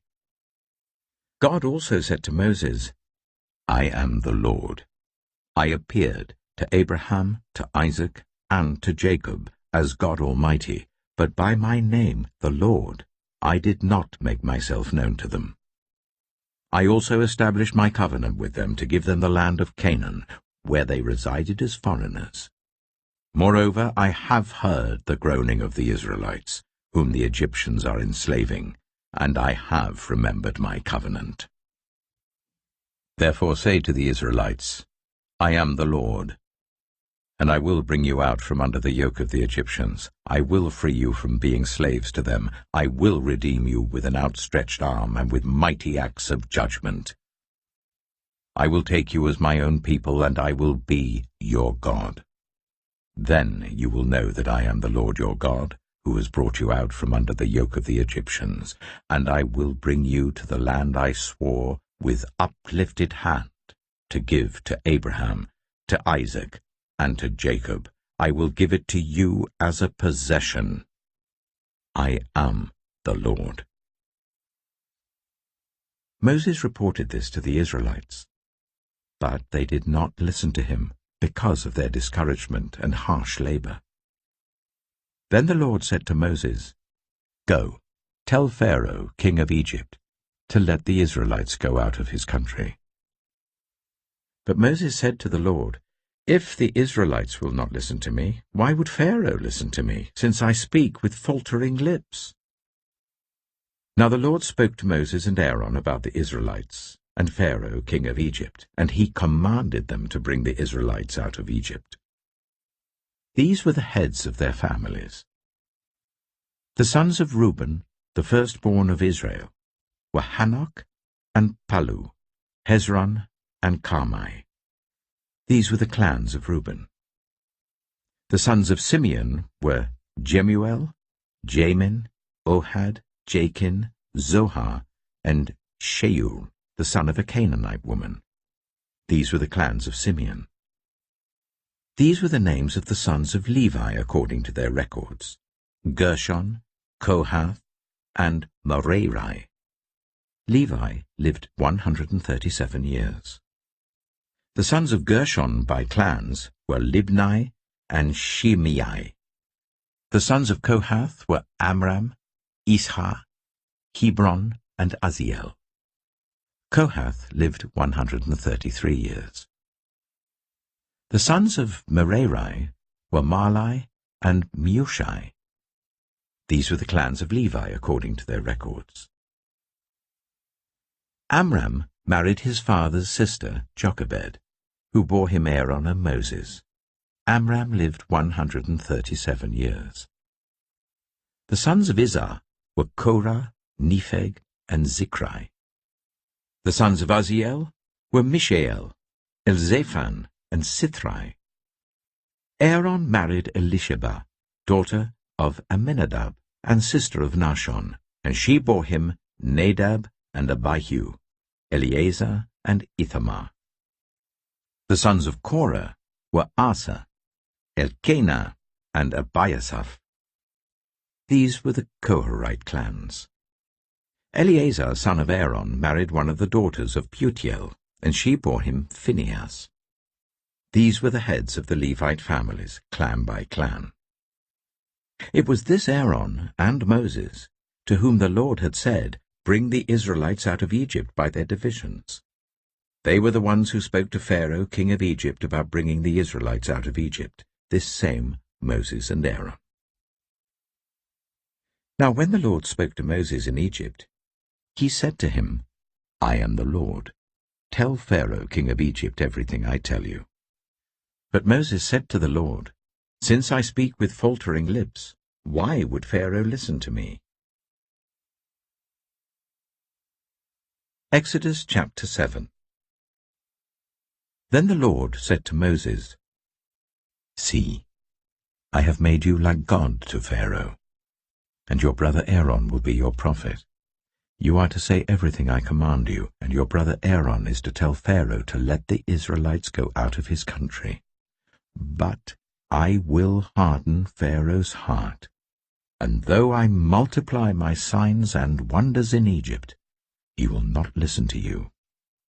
Then I will lay my hand on Egypt, and with mighty acts of judgment I will bring out my divisions, my people, the Israelites, and the Egyptians will know that I am the Lord, when I stretch out my hand against Egypt and bring the Israelites out of it. Moses and Aaron did just as the Lord commanded them. Moses was 80 years old, and Aaron 83, when they spoke to Pharaoh. The Lord said to Moses and Aaron, When Pharaoh says to you, Perform a miracle, then say to Aaron, Take your staff and throw it down before Pharaoh, and it will become a snake. So Moses and Aaron went to Pharaoh and did just as the Lord commanded. Aaron threw his staff down in front of Pharaoh and his officials, and it became a snake. Pharaoh then summoned the wise men and sorcerers, and the Egyptian magicians also did the same things by their secret arts. Each one threw down his staff, and it became a snake. But Aaron's staff swallowed up their staffs. Yet Pharaoh's heart became hard, and he would not listen to them, just as the Lord had said. Then the Lord said to Moses, Pharaoh's heart is unyielding. He refuses to let the people go. Go to Pharaoh in the morning as he goes out to the river. Confront him on the bank of the Nile, and take in your hand the staff that was changed into a snake. Then say to him, The Lord, the God of the Hebrews, has sent me to say to you, Let my people go, so that they may worship me in the wilderness. But until now you have not listened. This is what the Lord says, By this you will know that I am the Lord. With this staff that is in my hand, I will strike the water of the Nile, and it will be changed into blood. The fish in the Nile will die, and the river will stink. The Egyptians will not be able to drink its water. The Lord said to Moses, Tell Aaron, Take your staff and stretch out your hand over the waters of Egypt, over the streams and canals, over the ponds and all the reservoirs, and they will turn to blood. Blood will be everywhere in Egypt, even in vessels of wood and stone. Moses and Aaron did just as the Lord had commanded. He raised his staff in the presence of Pharaoh and his officials, and struck the water of the Nile, and all the water was changed into blood. The fish in the Nile died, and the river smelled so bad that the Egyptians could not drink its water. Blood was everywhere in Egypt. But the Egyptian magicians did the same things by their secret arts, and Pharaoh's heart became hard. He would not listen to Moses and Aaron, just as the Lord had said. Instead, he turned and went into his palace, and did not take even this to heart. And all the Egyptians dug along the Nile to get drinking water, because they could not drink the water of the river. 7 days passed after the Lord struck the Nile. Exodus chapter 8. Then the Lord said to Moses, Go to Pharaoh and say to him, This is what the Lord says, Let my people go, so that they may worship me. If you refuse to let them go, I will send a plague of frogs on your whole country. The Nile will teem with frogs. They will come up into your palace and your bedroom, and onto your bed, into the houses of your officials and on your people, and into your ovens and kneading troughs. The frogs will come up on you and your people and all your officials. Then the Lord said to Moses, "Tell Aaron, stretch out your hand with your staff over the streams and canals and ponds, and make frogs come up on the land of Egypt."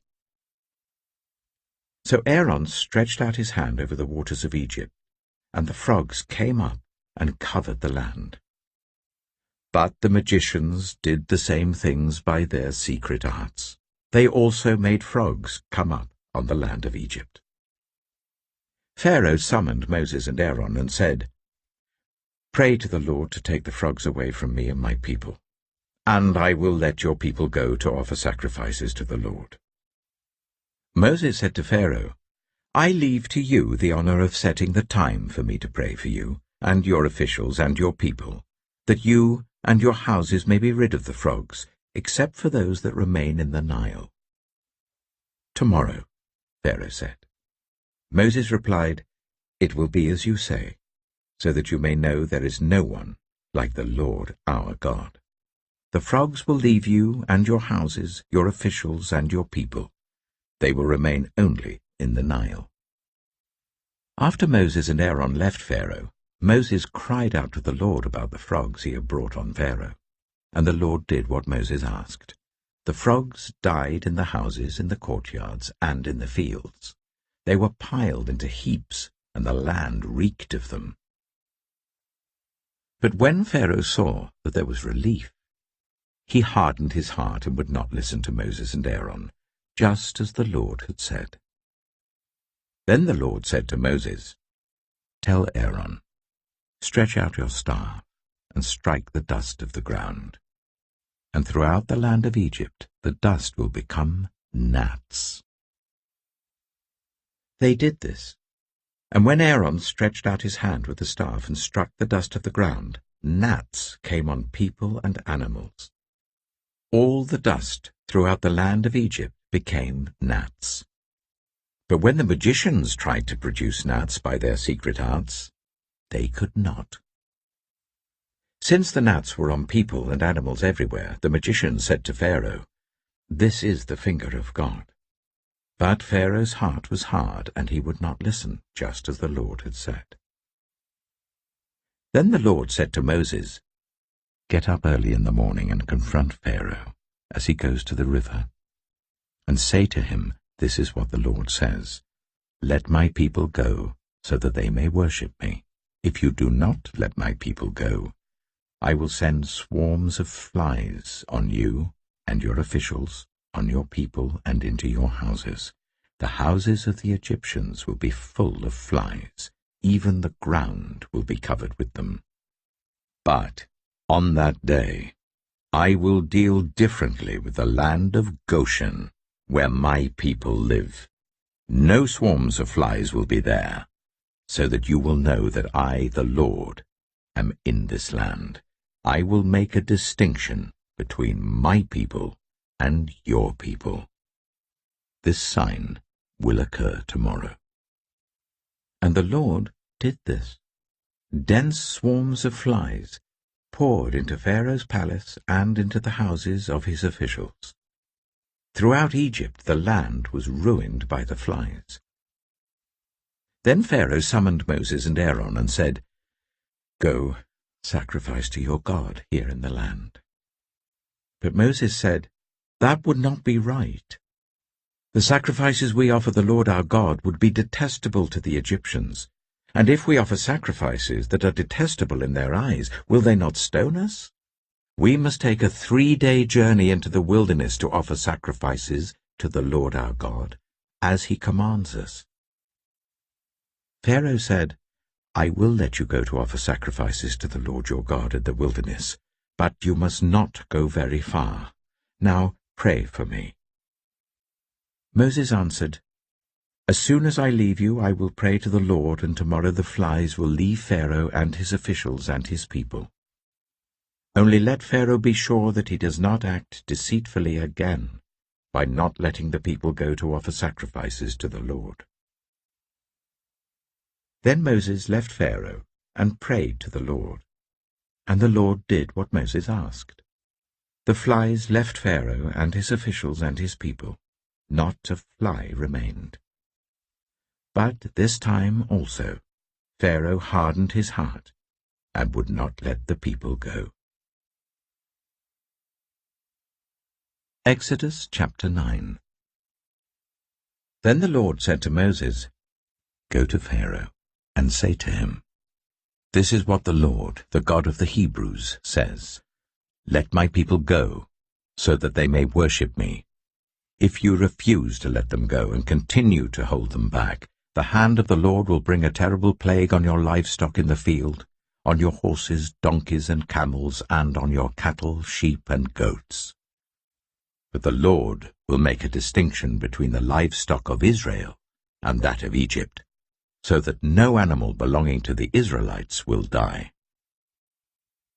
The Lord set a time and said, "Tomorrow the Lord will do this in the land." And the next day the Lord did it.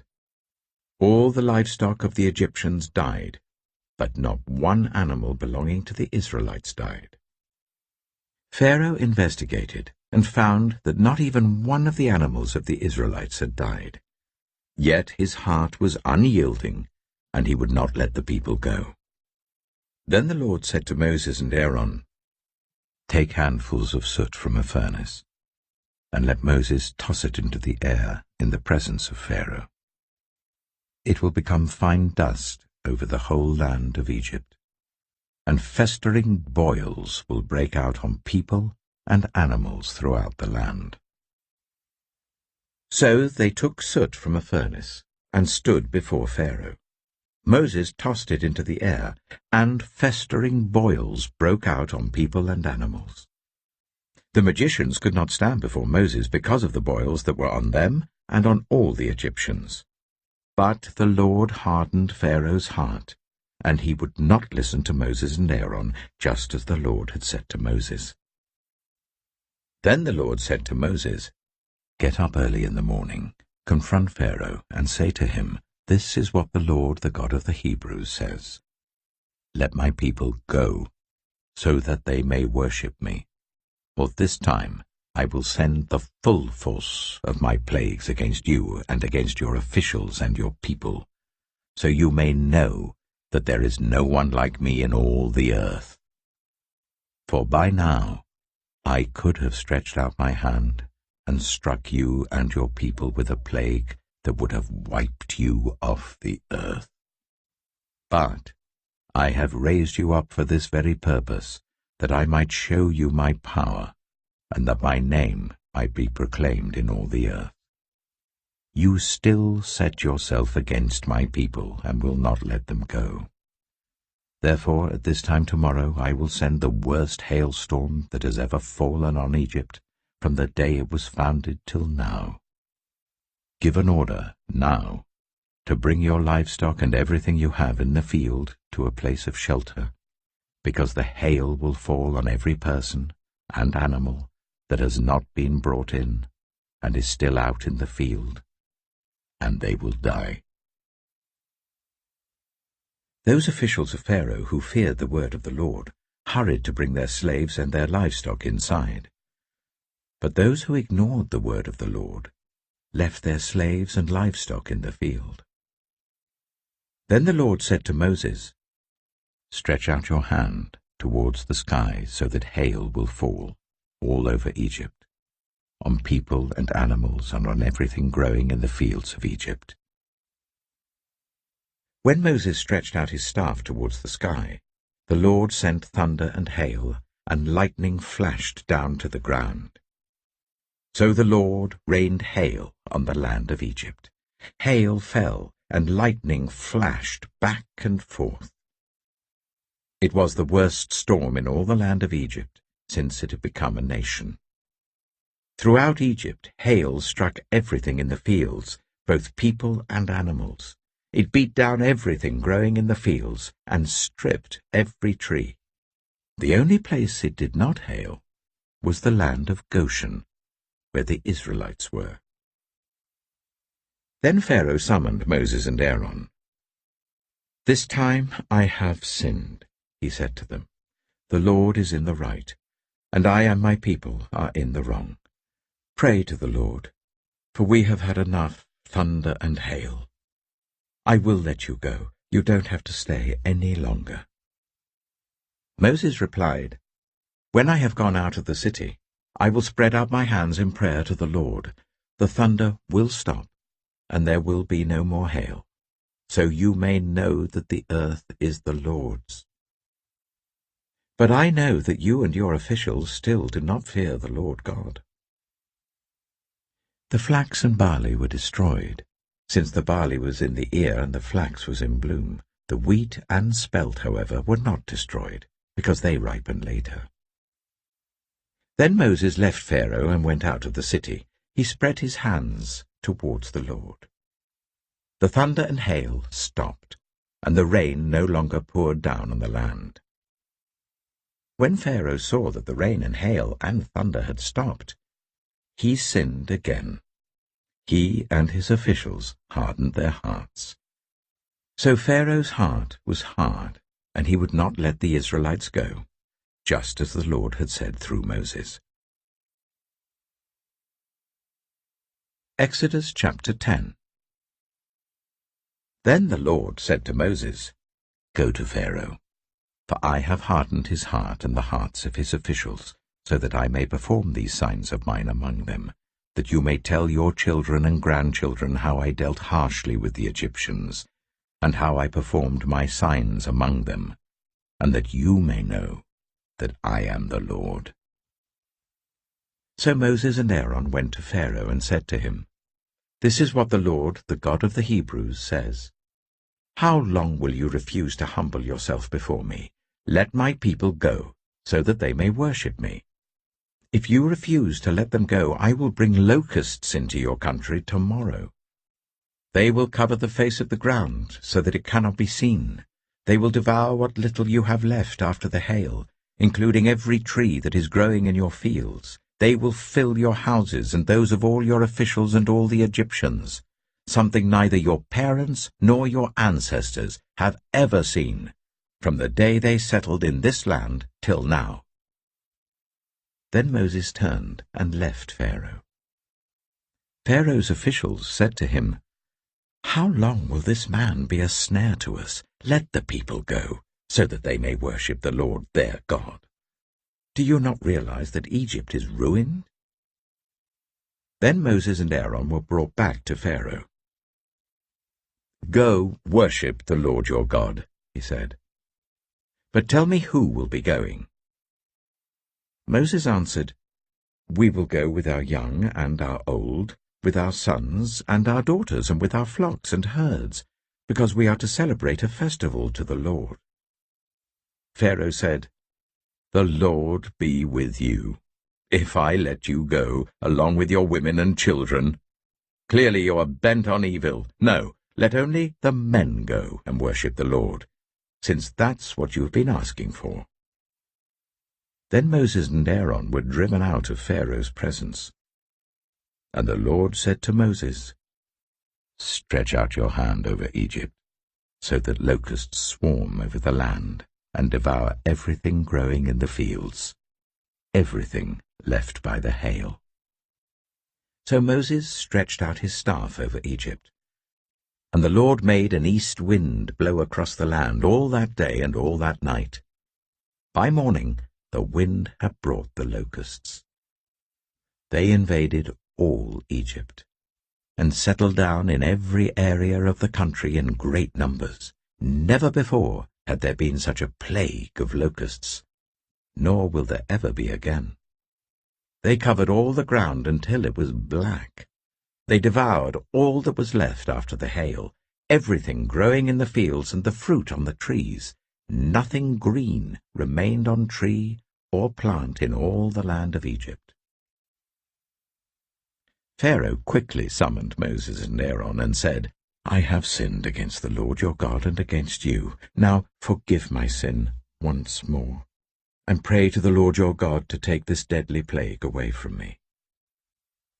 Moses then left Pharaoh and prayed to the Lord. And the Lord changed the wind to a very strong west wind, which caught up the locusts and carried them into the Red Sea. Not a locust was left anywhere in Egypt. But the Lord hardened Pharaoh's heart, and he would not let the Israelites go. Then the Lord said to Moses, "Stretch out your hand towards the sky, so that darkness spreads over Egypt, darkness that can be felt." So Moses stretched out his hand towards the sky, and total darkness covered all Egypt for 3 days. No one could see anyone else or move about for 3 days. Yet all the Israelites had light in the places where they lived. Then Pharaoh summoned Moses and said, "Go, worship the Lord. Even your women and children may go with you, only leave your flocks and herds behind." But Moses said, "You must allow us to have sacrifices and burnt offerings to present to the Lord our God. Our livestock, too, must go with us. Not a hoof is to be left behind. We have to use some of them in worshipping the Lord our God, and until we get there, we will not know what we are to use to worship the Lord." But the Lord hardened Pharaoh's heart, and he was not willing to let them go. Pharaoh said to Moses, "Get out of my sight. Make sure you do not appear before me again. The day you see my face, you will die." "Just as you say," Moses replied. "I will never appear before you again." Exodus chapter 11. Now the Lord said to Moses, "I will bring one more plague on Pharaoh and on Egypt. After that, he will let you go from here, and when he does, he will drive you out completely. Tell the people that men and women alike are to ask their neighbors for articles of silver and gold." The Lord made the Egyptians favorably disposed towards the people, and Moses himself was highly regarded in Egypt by Pharaoh's officials and by the people. So Moses said, "This is what the Lord says, about midnight I will go throughout Egypt. Every firstborn son in Egypt will die, from the firstborn son of Pharaoh who sits on the throne to the firstborn son of the female slave who is at her handmill, and all the firstborn of the cattle as well. There will be loud wailing throughout Egypt, worse than there has ever been or ever will be again. But among the Israelites not a dog will bark at any person or animal. Then you will know that the Lord makes a distinction between Egypt and Israel. All these officials of yours will come to me, bowing down before me, and saying, 'Go, you and all the people who follow you.' After that, I will leave." Then Moses, hot with anger, left Pharaoh. The Lord had said to Moses, "Pharaoh will refuse to listen to you, so that my wonders may be multiplied in Egypt." Moses and Aaron performed all these wonders before Pharaoh, but the Lord hardened Pharaoh's heart, and he would not let the Israelites go out of his country. Exodus chapter 12. The Lord said to Moses and Aaron in Egypt, "This month is to be for you the first month of your year. Tell the whole community of Israel that on the 10th day of this month each man is to take a lamb for his family, one for each household. If any household is too small for a whole lamb, they must share one with their nearest neighbor, having taken into account the number of people there are. You are to determine the amount of lamb needed in accordance with what each person will eat. The animals you choose must be year-old males, without defect, and you may take them from the sheep or the goats. Take care of them until the 14th day of the month, when all the members of the community of Israel must slaughter them at twilight. Then they are to take some of the blood and put it on the sides and tops of the door frames of the houses where they eat the lambs. That same night they are to eat the meat roasted over the fire, along with bitter herbs and bread made without yeast. Do not eat the meat raw or boiled in water, but roast it over a fire, with the head, legs, and internal organs. Do not leave any of it till morning. If some is left till morning, you must burn it. This is how you are to eat it, with your cloak tucked into your belt, your sandals on your feet, and your staff in your hand. Eat it in haste. It is the Lord's Passover. On that same night I will pass through Egypt, and strike down every firstborn of both people and animals, and I will bring judgment on all the gods of Egypt. I am the Lord. The blood will be a sign for you on the houses where you are, and when I see the blood, I will pass over you. No destructive plague will touch you when I strike Egypt. This is a day you are to commemorate. For the generations to come you shall celebrate it as a festival to the Lord, a lasting ordinance. For 7 days you are to eat bread made without yeast. On the first day remove the yeast from your houses, for whoever eats anything with yeast in it from the first day until the 7th must be cut off from Israel. On the first day hold a sacred assembly, and another one on the 7th day. Do no work at all on these days, except to prepare food for everyone to eat. That is all you may do. Celebrate the festival of unleavened bread, because it was on this very day that I brought your divisions out of Egypt. Celebrate this day as a lasting ordinance for the generations to come. In the first month you are to eat bread made without yeast, from the evening of the 14th day until the evening of the 21st day. For 7 days no yeast is to be found in your houses, and anyone, whether foreigner or native-born, who eats anything with yeast in it, must be cut off from the community of Israel. Eat nothing made with yeast. Wherever you live, you must eat unleavened bread. Then Moses summoned all the elders of Israel and said to them, Go at once and select the animals for your families and slaughter the Passover lamb. Take a bunch of hyssop, dip it into the blood in the basin, and put some of the blood on the top and on both sides of the doorframe. None of you shall go out of the door of your house until morning. When the Lord goes through the land to strike down the Egyptians, he will see the blood on the top and sides of the doorframe, and will pass over that doorway, and he will not permit the destroyer to enter your houses and strike you down. Obey these instructions as a lasting ordinance for you and your descendants. When you enter the land that the Lord will give you as he promised, observe this ceremony.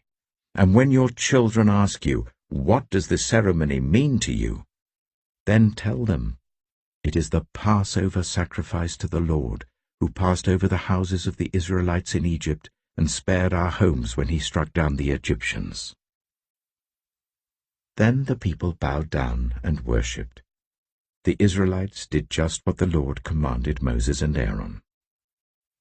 At midnight, the Lord struck down all the firstborn in Egypt, from the firstborn of Pharaoh who sat on the throne, to the firstborn of the prisoner who was in the dungeon, and the firstborn of all the livestock as well.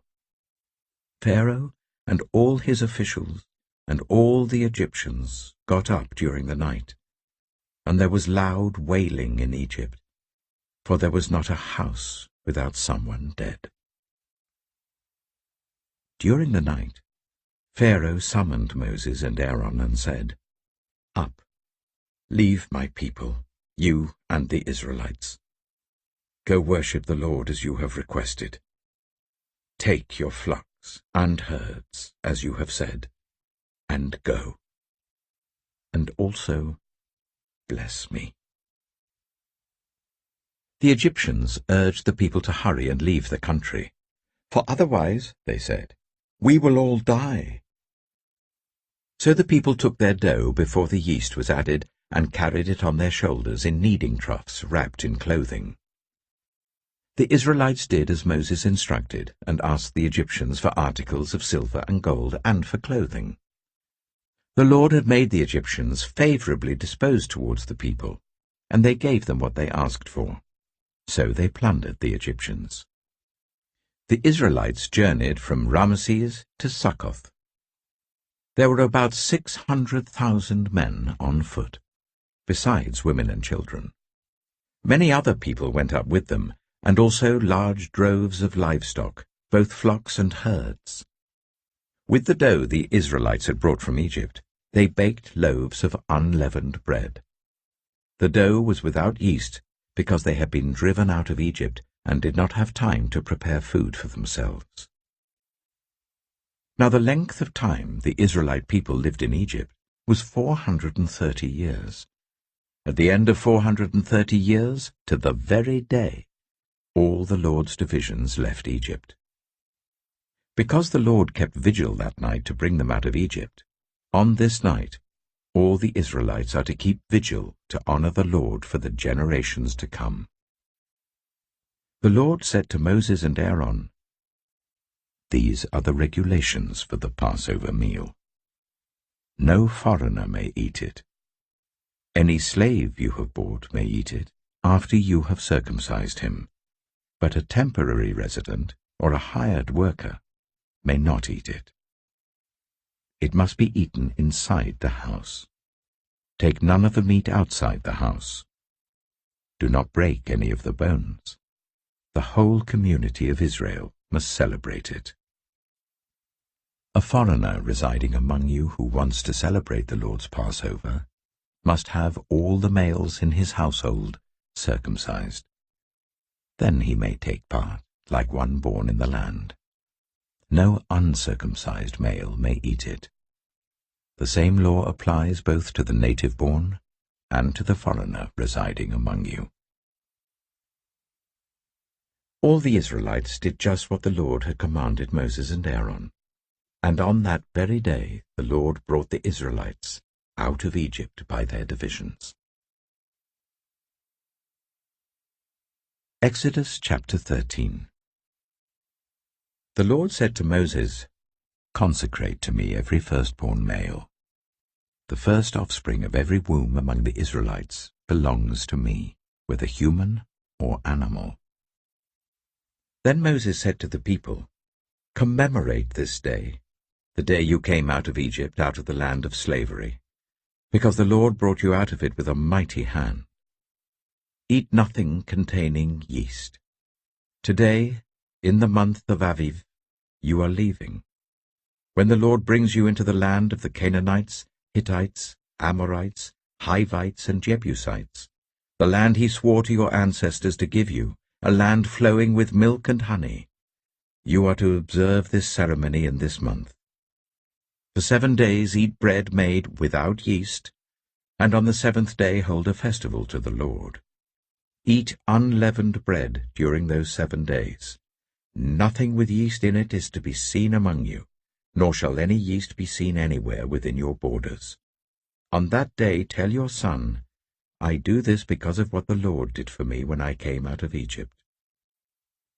This observance will be for you like a sign on your hand and a reminder on your forehead that this law of the Lord is to be on your lips. For the Lord brought you out of Egypt with his mighty hand. You must keep this ordinance at the appointed time, year after year. After the Lord brings you into the land of the Canaanites and gives it to you, as he promised on oath to you and your ancestors, you are to give over to the Lord the first offspring of every womb. All the firstborn males of your livestock belong to the Lord. Redeem with a lamb every firstborn donkey. But if you do not redeem it, break its neck. redeem every firstborn among your sons. In the days to come, when your son asks you, "What does this mean?" say to him, "With a mighty hand the Lord brought us out of Egypt, out of the land of slavery.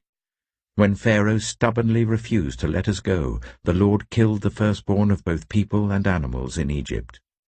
This is why I sacrifice to the Lord the first male offspring of every womb, and redeem each of my firstborn sons.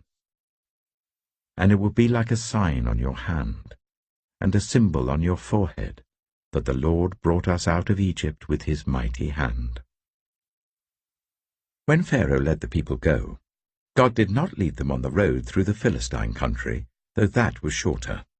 For God said, if they face war, they might change their minds and return to Egypt. So God led the people around by the desert road towards the Red Sea. The Israelites went up out of Egypt ready for battle.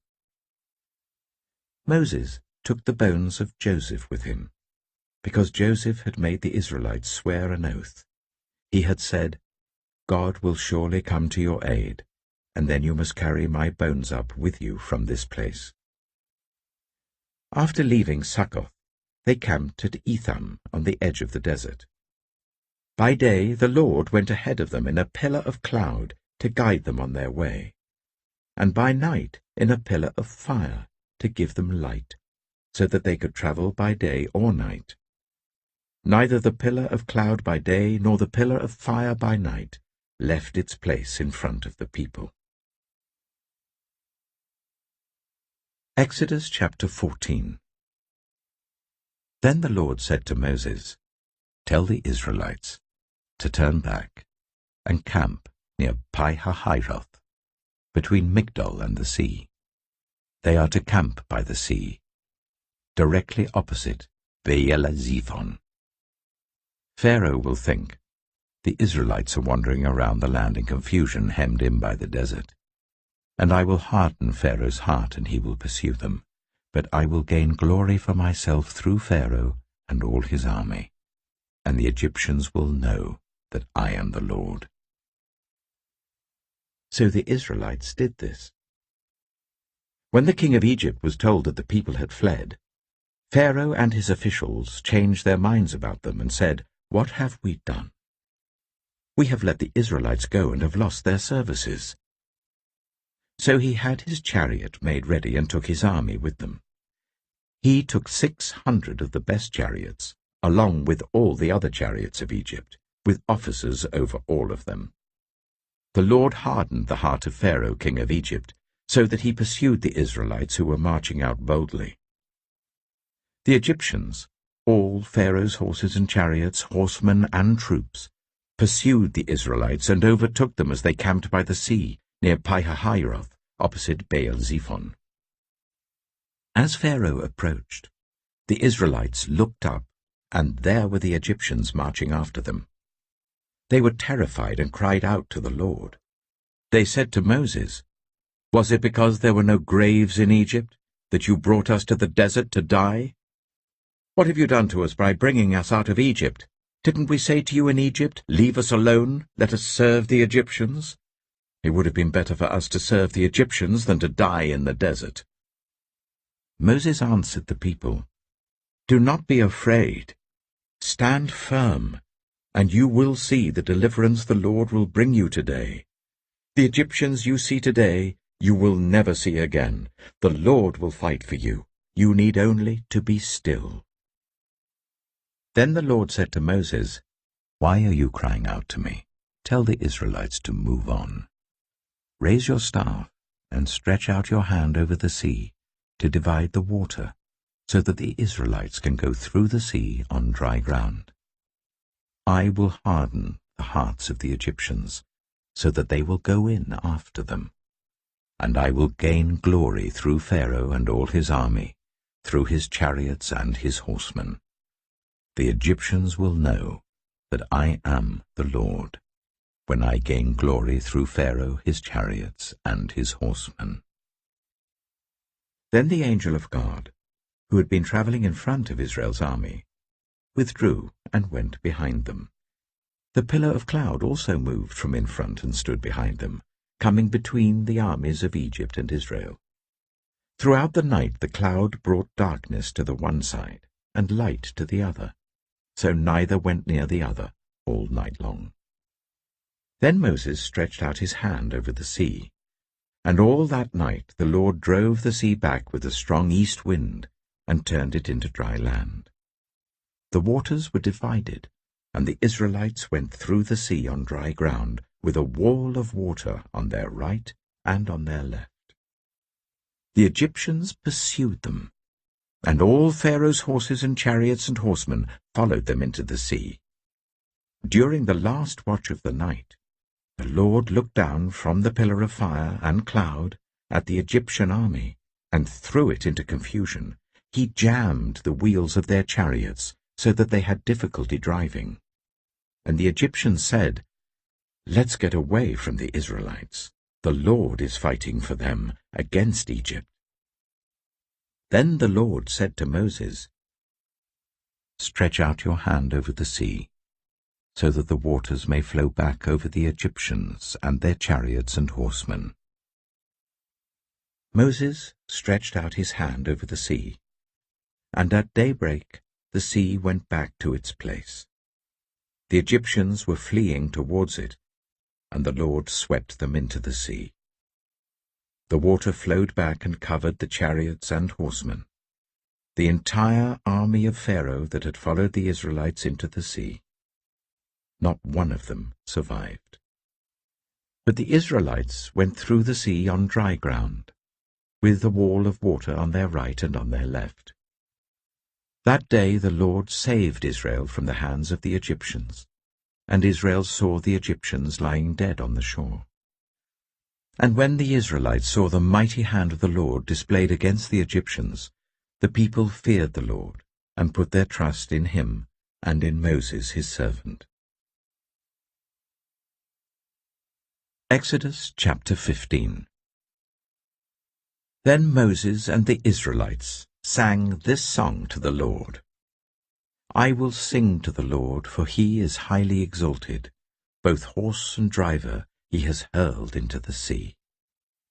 The Lord is my strength and my defense.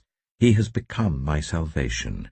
He is my God, and I will praise him, my father's God, and I will exalt him. The Lord is a warrior. The Lord is his name. Pharaoh's chariots and his army he has hurled into the sea. The best of Pharaoh's officers are drowned in the Red Sea. The deep waters have covered them. They sank to the depths like a stone. Your right hand, Lord, was majestic in power. Your right hand, Lord, shattered the enemy. In the greatness of your majesty you threw down those who opposed you. You unleashed your burning anger. It consumed them like stubble. By the blast of your nostrils the waters piled up.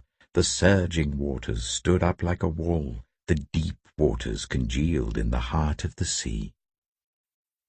The enemy boasted, "I will pursue, I will overtake them, I will divide the spoils, I will gorge myself on them, I will draw my sword, and my hand will destroy them." But you blew with your breath, and the sea covered them. They sank like lead in the mighty waters.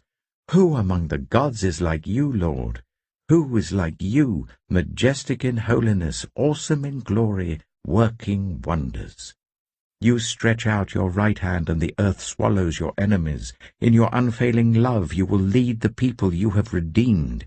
In your strength you will guide them to your holy dwelling. The nations will hear and tremble. Anguish will grip the people of Philistia. The chiefs of Edom will be terrified. The leaders of Moab will be seized with trembling. The people of Canaan will melt away. Terror and dread will fall on them. By the power of your arm they will be as still as a stone, until your people pass by, Lord, until the people you bought pass by. You will bring them in and plant them on the mountain of your inheritance, the place, Lord, you made for your dwelling, the sanctuary, Lord, your hands established. The Lord reigns for ever and ever. When Pharaoh's horses, chariots, and horsemen went into the sea, the Lord brought the waters of the sea back over them, but the Israelites walked through the sea on dry ground. Then Miriam, the prophet, Aaron's sister, took a tambourine in her hand, and all the women followed her with tambourines and dancing. Miriam sang to them, "Sing to the Lord, for he is highly exalted. Both horse and driver he has hurled into the sea." Then Moses led Israel from the Red Sea, and they went into the desert of Shur. For 3 days they travelled in the desert without finding water. When they came to Marah, they could not drink its water because it was bitter. That is why the place is called Marah. So the people grumbled against Moses, saying, "What are we to drink?" Then Moses cried out to the Lord, and the Lord showed him a piece of wood. He threw it into the water, and the water became fit to drink. There the Lord issued a ruling and instruction for them, and put them to the test. He said, "If you listen carefully to the Lord your God and do what is right in his eyes, if you pay attention to his commands and keep all his decrees, I will not bring on you any of the diseases I brought on the Egyptians, for I am the Lord who heals you." Then they came to Elim, where there were 12 springs and 70 palm trees, and they camped there near the water. Exodus chapter 16. The whole Israelite community set out from Elim and came to the desert of Sin, which is between Elim and Sinai, on the 15th day of the 2nd month after they had come out of Egypt. In the desert, the whole community grumbled against Moses and Aaron. The Israelites said to them, "If only we had died by the Lord's hand in Egypt. There we sat round pots of meat and ate all the food we wanted, but you have brought us out into this desert to starve this entire assembly to death." Then the Lord said to Moses, "I will rain down bread from heaven for you. The people are to go out each day and gather enough for that day. In this way I will test them and see whether they will follow my instructions. On the 6th day they are to prepare what they bring in, and that is to be twice as much as they gather on the other days." So Moses and Aaron said to all the Israelites, "In the evening you will know that it was the Lord who brought you out of Egypt, and in the morning you will see the glory of the Lord, because he has heard your grumbling against him. Who are we that you should grumble against us?" Moses also said, "You will know that it was the Lord when he gives you meat to eat in the evening, and all the bread you want in the morning, because he has heard your grumbling against him. Who are we? You are not grumbling against us, but against the Lord." Then Moses told Aaron, "Say to the entire Israelite community, 'Come before the Lord, for he has heard your grumbling.'" While Aaron was speaking to the whole Israelite community, they looked towards the desert, and there was the glory of the Lord appearing in the cloud. The Lord said to Moses, "I have heard the grumbling of the Israelites. Tell them, at twilight you will eat meat, and in the morning you will be filled with bread. Then you will know that I am the Lord your God." That evening quail came and covered the camp, and in the morning there was a layer of dew around the camp. When the dew was gone, thin flakes like frost on the ground appeared on the desert floor. When the Israelites saw it, they said to each other, "What is it?" For they did not know what it was. Moses said to them, "It is the bread the Lord has given you to eat. This is what the Lord has commanded. Everyone is to gather as much as they need. Take an omer for each person you have in your tent." The Israelites did as they were told. Some gathered much, some little. And when they measured it by the omer, the one who gathered much did not have too much, and the one who gathered little did not have too little. Everyone had gathered just as much as they needed. Then Moses said to them, "No one is to keep any of it until morning." However, some of them paid no attention to Moses. They kept part of it until morning, but it was full of maggots and began to smell. So Moses was angry with them. Each morning, everyone gathered as much as they needed, and when the sun grew hot, it melted away. On the 6th day, they gathered twice as much, 2 omers for each person. And the leaders of the community came and reported this to Moses. He said to them, "This is what the Lord commanded. Tomorrow is to be a day of Sabbath rest, a holy Sabbath to the Lord. So bake what you want to bake and boil what you want to boil.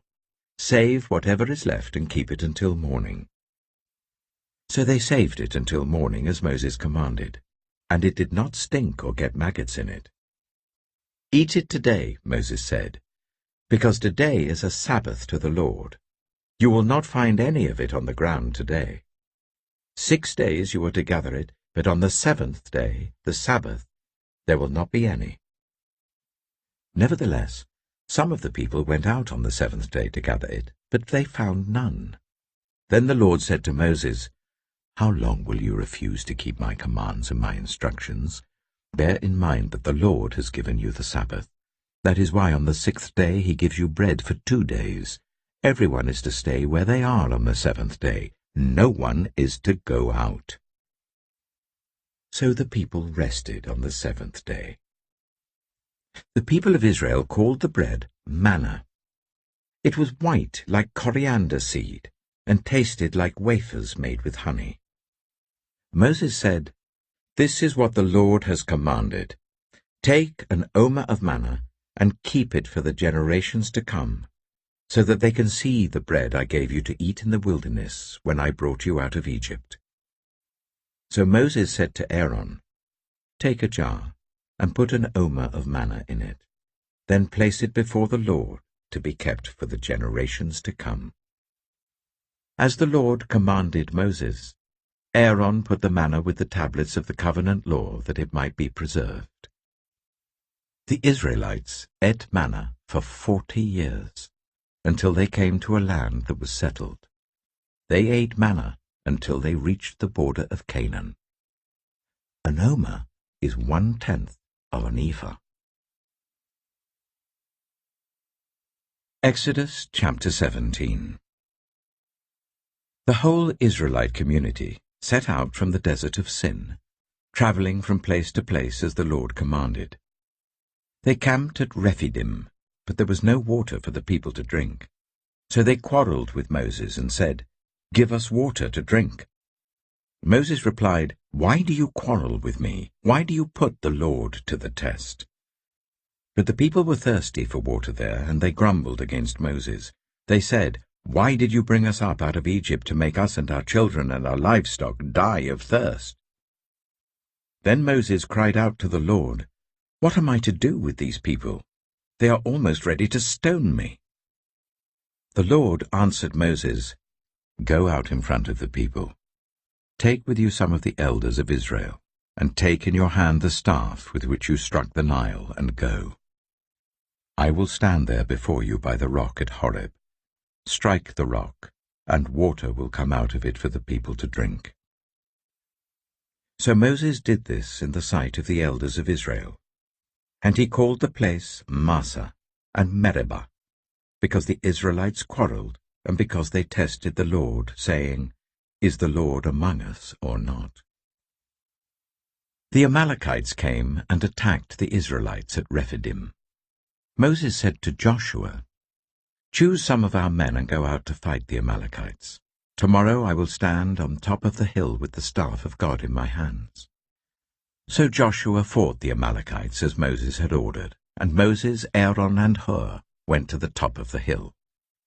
As long as Moses held up his hands, the Israelites were winning, but whenever he lowered his hands, the Amalekites were winning.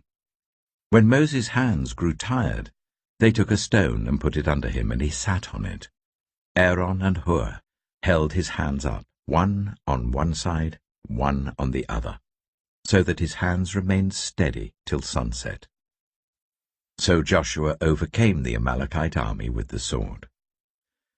Then the Lord said to Moses, Write this on a scroll, as something to be remembered, and make sure that Joshua hears it, because I will completely blot out the name of Amalek from under heaven." Moses built an altar and called it, "The Lord is my banner." He said, because hands were lifted up against the throne of the Lord will be at war against the Amalekites from generation to generation. Exodus chapter 18. Now Jethro, the priest of Midian and father-in-law of Moses, heard of everything God had done for Moses and for his people Israel, and how the Lord had brought Israel out of Egypt. After Moses had sent away his wife Zipporah, his father-in-law Jethro received her and her 2 sons. One son was named Gershom, for Moses said, "I have become a foreigner in a foreign land." And the other was named Eleazar, for he said, "My father's God was my helper. He saved me from the sword of Pharaoh." Jethro, Moses' father-in-law, together with Moses' sons and wife, came to him in the wilderness where he was camped near the mountain of God. Jethro had sent word to him, "I, your father-in-law Jethro, am coming to you with your wife and her 2 sons." So Moses went out to meet his father-in-law and bowed down and kissed him. They greeted each other and then went into the tent. Moses told his father-in-law about everything the Lord had done to Pharaoh and the Egyptians for Israel's sake, and about all the hardships they had met along the way, and how the Lord had saved them. Jethro was delighted to hear about all the good things the Lord had done for Israel in rescuing them from the hand of the Egyptians. He said, "Praise be to the Lord, who rescued you from the hand of the Egyptians and of Pharaoh, and who rescued the people from the hand of the Egyptians. Now I know that the Lord is greater than all other gods, for he did this to those who had treated Israel arrogantly." Then Jethro, Moses' father-in-law, brought a burnt offering and other sacrifices to God. And Aaron came with all the elders of Israel to eat a meal with Moses' father-in-law in the presence of God. The next day, Moses took his seat to serve as judge for the people, and they stood round him from morning till evening. When his father-in-law saw all that Moses was doing for the people, he said, "What is this you are doing for the people? Why do you alone sit as judge, while all these people stand round you from morning till evening?" Moses answered him, "Because the people come to me to seek God's will. Whenever they have a dispute, it is brought to me, and I decide between the parties and inform them of God's decrees and instructions." Moses' father-in-law replied, "What you are doing is not good. You and these people who come to you will only wear yourselves out. The work is too heavy for you. You cannot handle it alone. Listen now to me, and I will give you some advice, and may God be with you. You must be the people's representative before God and bring their disputes to him. Teach them his decrees and instructions, and show them the way they are to live and how they are to behave. But select capable men from all the people, men who fear God, trustworthy men who hate dishonest gain, and appoint them as officials over thousands, hundreds, fifties, and tens. Let them serve as judges for the people at all times. But let them bring every difficult case to you. The simple cases they can decide themselves. That will make your load lighter, because they will share it with you. If you do this, and God so commands, you will be able to stand the strain, and all these people will go home satisfied." Moses listened to his father-in-law and did everything he said. He chose capable men from all Israel and made them leaders of the people, officials over thousands, hundreds, fifties, and tens. They served as judges for the people at all times. The difficult cases they brought to Moses, but the simple ones they decided themselves. Then Moses sent his father-in-law on his way, and Jethro returned to his own country. Exodus chapter 19. On the first day of the 3rd month, after the Israelites left Egypt, on that very day, they came to the desert of Sinai. After they set out from Rephidim, they entered the desert of Sinai, and Israel camped there in the desert in front of the mountain. Then Moses went up to God, and the Lord called to him from the mountain and said, "This is what you are to say to the descendants of Jacob, and what you are to tell the people of Israel. You yourselves have seen what I did to Egypt, and how I carried you on eagle's wings and brought you to myself. Now, if you obey me fully, and keep my covenant, then out of all nations you will be my treasured possession. Although the whole earth is mine, you will be for me a kingdom of priests and a holy nation. These are the words you are to speak to the Israelites." So Moses went back and summoned the elders of the people, and set before them all the words the Lord had commanded him to speak. The people all responded together, "We will do everything the Lord has said." So Moses brought their answer back to the Lord. The Lord said to Moses, "I am going to come to you in a dense cloud, so that the people will hear me speaking with you and will always put their trust in you." Then Moses told the Lord what the people had said, and the Lord said to Moses, "Go to the people and consecrate them today and tomorrow.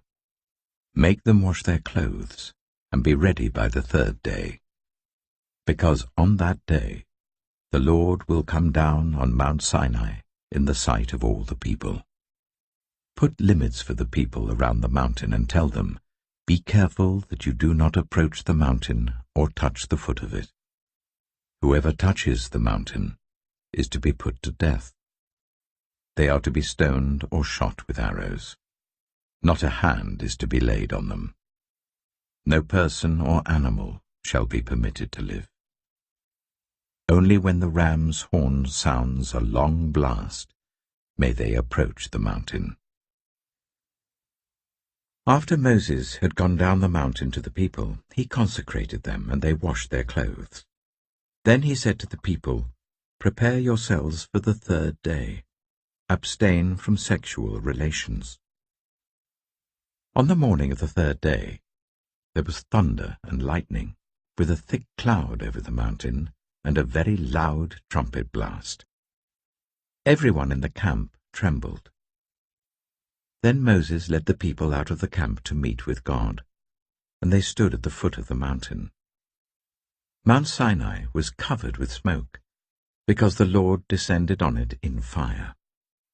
The smoke billowed up from it like smoke from a furnace, and the whole mountain trembled violently. As the sound of the trumpet grew louder and louder, Moses spoke, and the voice of God answered him. The Lord descended to the top of Mount Sinai and called Moses to the top of the mountain. So Moses went up, and the Lord said to him, "Go down and warn the people, so they do not force their way through to see the Lord, and many of them perish. Even the priests who approach the Lord must consecrate themselves, or the Lord will break out against them." Moses said to the Lord, "The people cannot come up Mount Sinai because you yourself warned us. Put limits around the mountain and set it apart as holy." The Lord replied, "Go down and bring Aaron up with you. But the priests and the people must not force their way through to come up to the Lord, or he will break out against them." So Moses went down to the people and told them. Exodus chapter 20. And God spoke all these words. "I am the Lord your God, who brought you out of Egypt, out of the land of slavery. You shall have no other gods before me.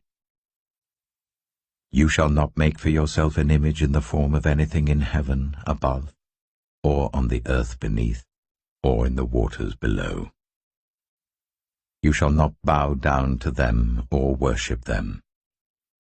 For I, the Lord your God, am a jealous God, punishing the children for the sin of the parents to the 3rd and 4th generation of those who hate me, but showing love to 1,000 generations of those who love me and keep my commandments. You shall not misuse the name of the Lord your God, for the Lord will not hold anyone guiltless who misuses his name. Remember the Sabbath day by keeping it holy. 6 days you shall labor and do all your work, but the 7th day is a Sabbath to the Lord your God. On it you shall not do any work, neither you, nor your son or daughter, nor your male or female servant, nor your animals, nor any foreigner residing in your towns.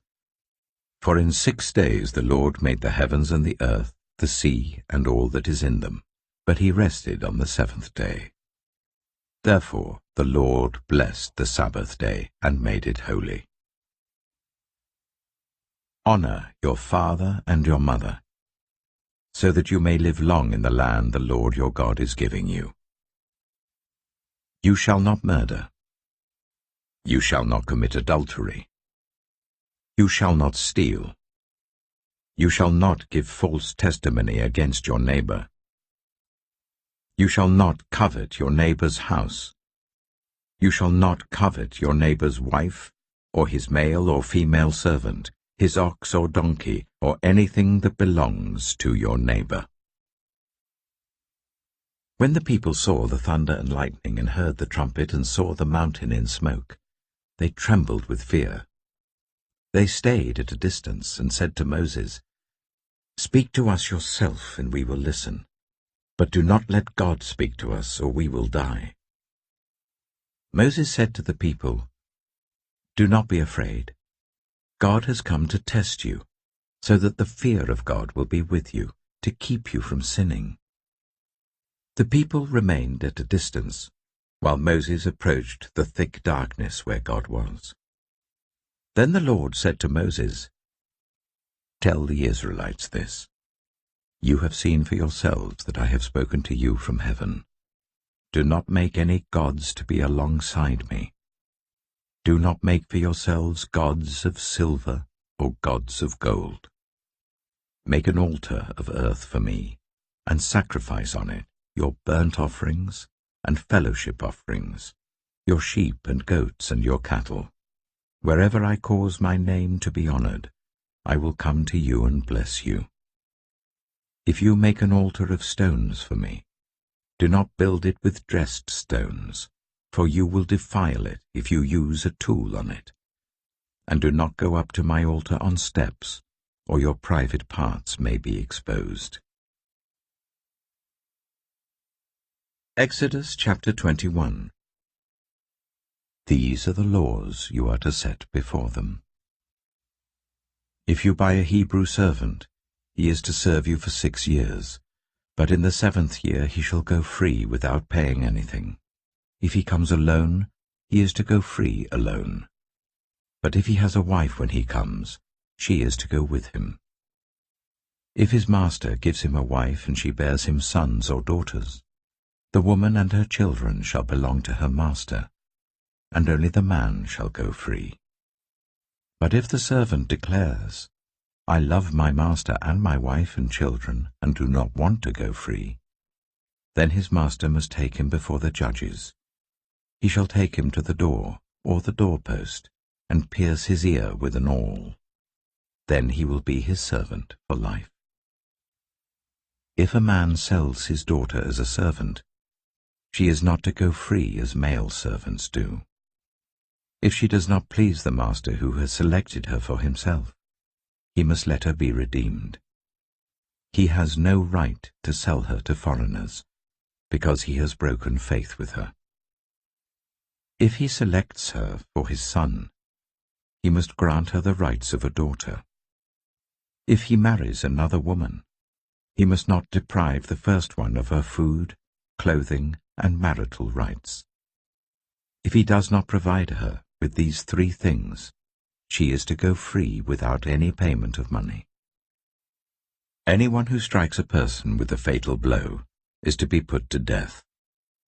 However, if it is not done intentionally, but God lets it happen, they are to flee to a place I will designate. But if anyone schemes and kills someone deliberately, that person is to be taken from my altar and put to death. Anyone who attacks their father or mother is to be put to death.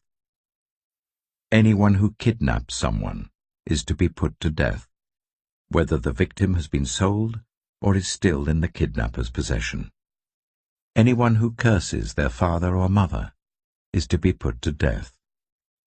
If people quarrel and one person hits another with a stone or with their fist, and the victim does not die but is confined to bed, the one who struck the blow will not be held liable if the other can get up and walk around outside with the staff. However, the guilty party must pay the injured person for any loss of time and see that the victim is completely healed. Anyone who beats their male or female slave with a rod must be punished if the slave dies as a direct result. But they are not to be punished if the slave recovers after a day or two, since the slave is their property.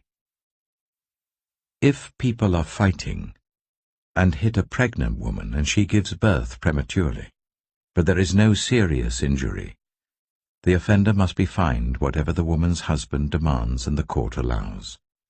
But if there is serious injury, you are to take life for life, eye for eye, tooth for tooth, hand for hand, foot for foot, burn for burn, wound for wound, bruise for bruise.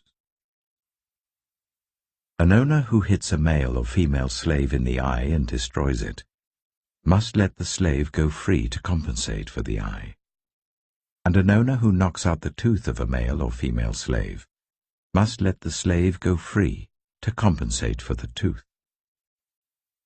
If a bull gores a man or woman to death, the bull is to be stoned to death, and its meat must not be eaten.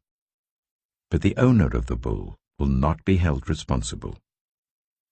If, however, the bull has had the habit of goring, and the owner has been warned but has not kept it penned up, and it kills a man or woman, the bull is to be stoned, and its owner also is to be put to death. However, if payment is demanded, the owner may redeem his life by the payment of whatever is demanded. This law also applies if the bull gores a son or a daughter. If the bull gores a male or female slave, the owner must pay 30 shekels of silver to the master of the slave, and the bull is to be stoned to death.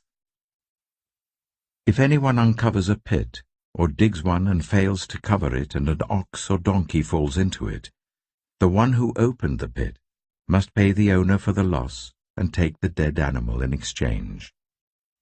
If anyone's bull injures someone else's bull and it dies, the two parties are to sell the live one and divide both the money and the dead animal equally. However, if it was known that the bull had the habit of goring, yet the owner did not keep it penned up, the owner must pay animal for animal and take the dead animal in exchange. Exodus chapter 22. Whoever steals an ox or a sheep and slaughters it, or sells it, must pay back 5 head of cattle for the ox and 4 sheep for the sheep. If a thief is caught breaking in at night and is struck a fatal blow, the defender is not guilty of bloodshed. But if it happens after sunrise, the defender is guilty of bloodshed. Anyone who steals must certainly make restitution. But if they have nothing, they must be sold to pay for their theft.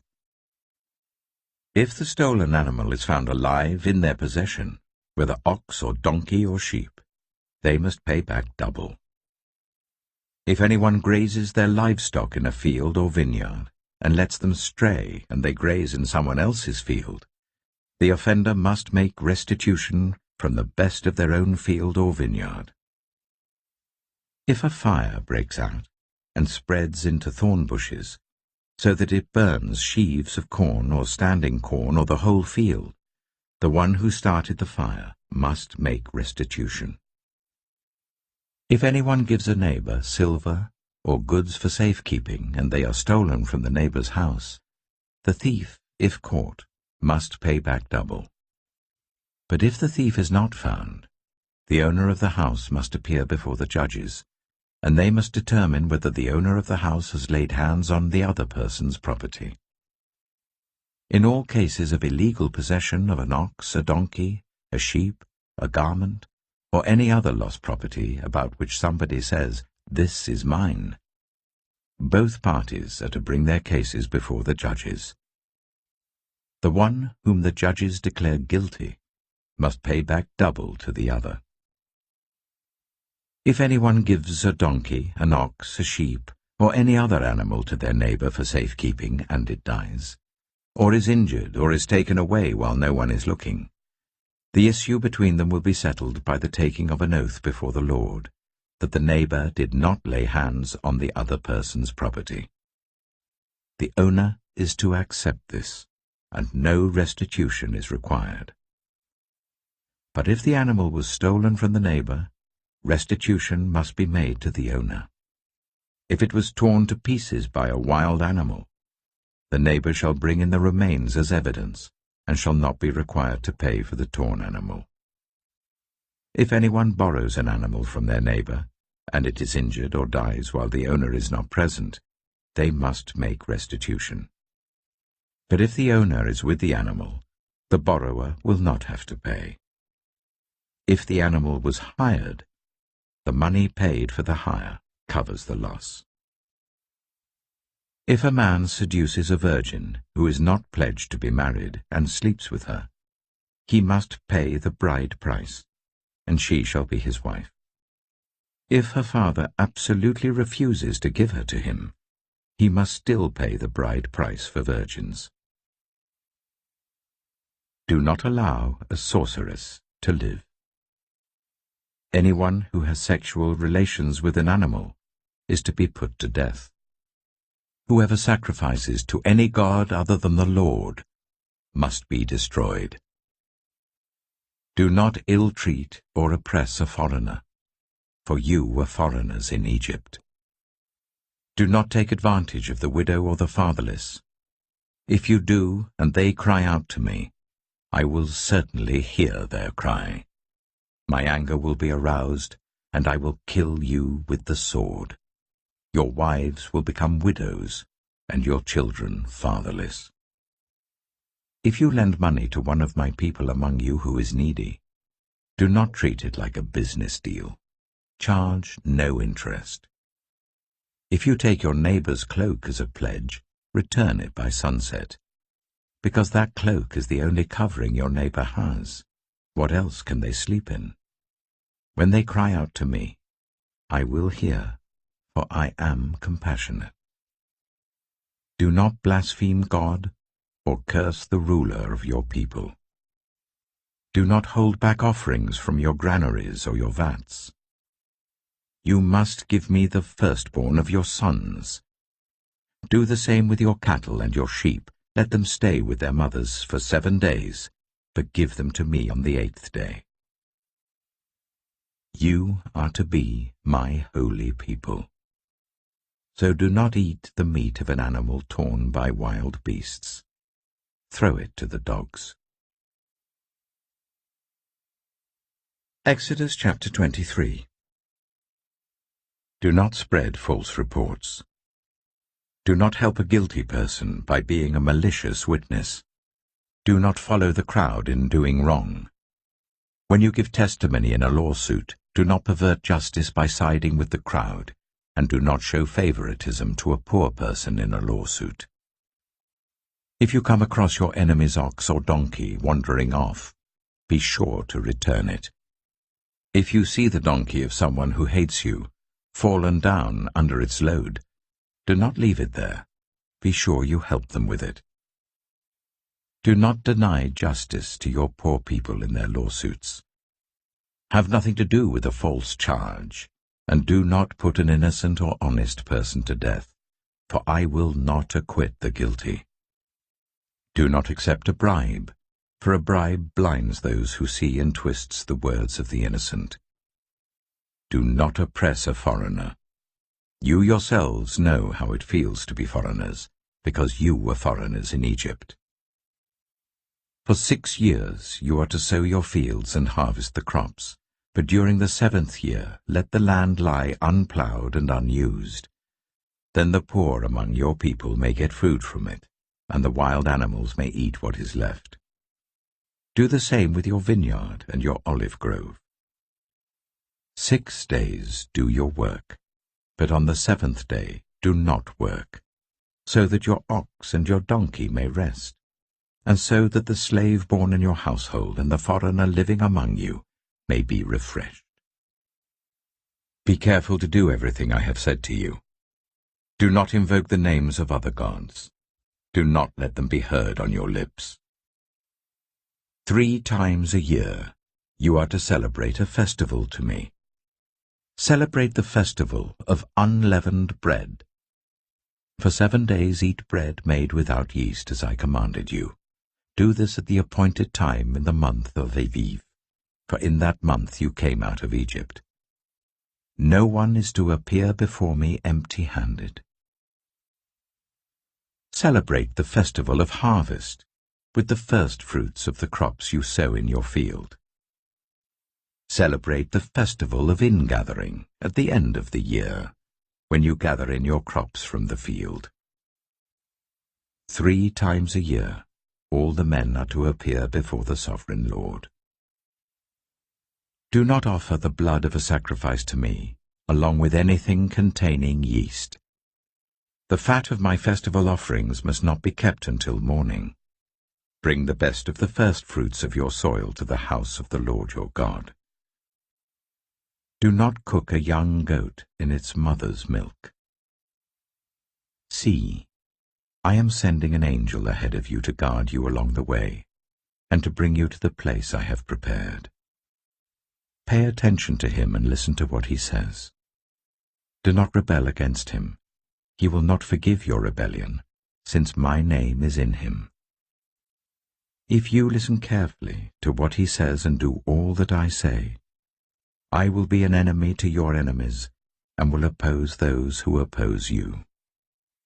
My angel will go ahead of you, and bring you into the land of the Amorites, Hittites, Perizzites, Canaanites, Hivites, and Jebusites, and I will wipe them out. Do not bow down before their gods, or worship them, or follow their practices. You must demolish them and break their sacred stones to pieces. Worship the Lord your God, and his blessing will be on your food and water. I will take away disease from among you, and none will miscarry or be barren in your land. I will give you a full lifespan. I will send my terror ahead of you, and throw into confusion every nation you encounter.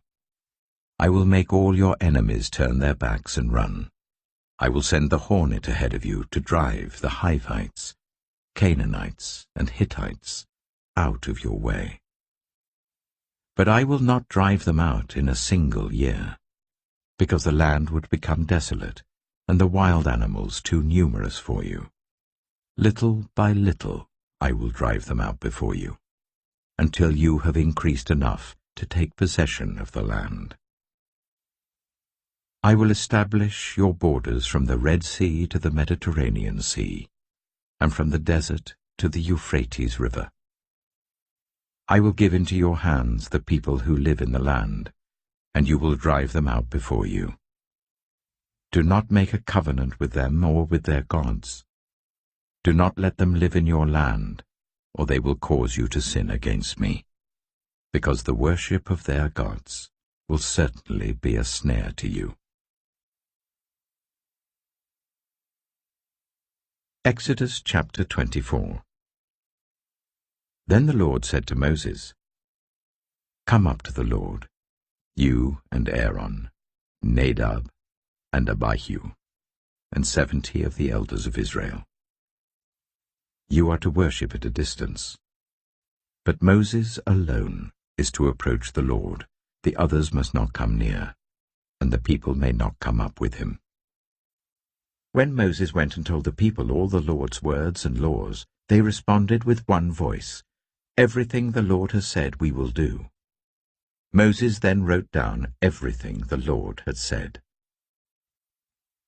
He got up early the next morning and built an altar at the foot of the mountain and set up 12 stone pillars representing the 12 tribes of Israel. Then he sent young Israelite men, and they offered burnt offerings and sacrificed young bulls as fellowship offerings to the Lord. Moses took half of the blood and put it in bowls, and the other half he splashed against the altar. Then he took the book of the covenant and read it to the people. They responded, "We will do everything the Lord has said. We will obey." Moses then took the blood, sprinkled it on the people, and said, "This is the blood of the covenant that the Lord has made with you in accordance with all these words."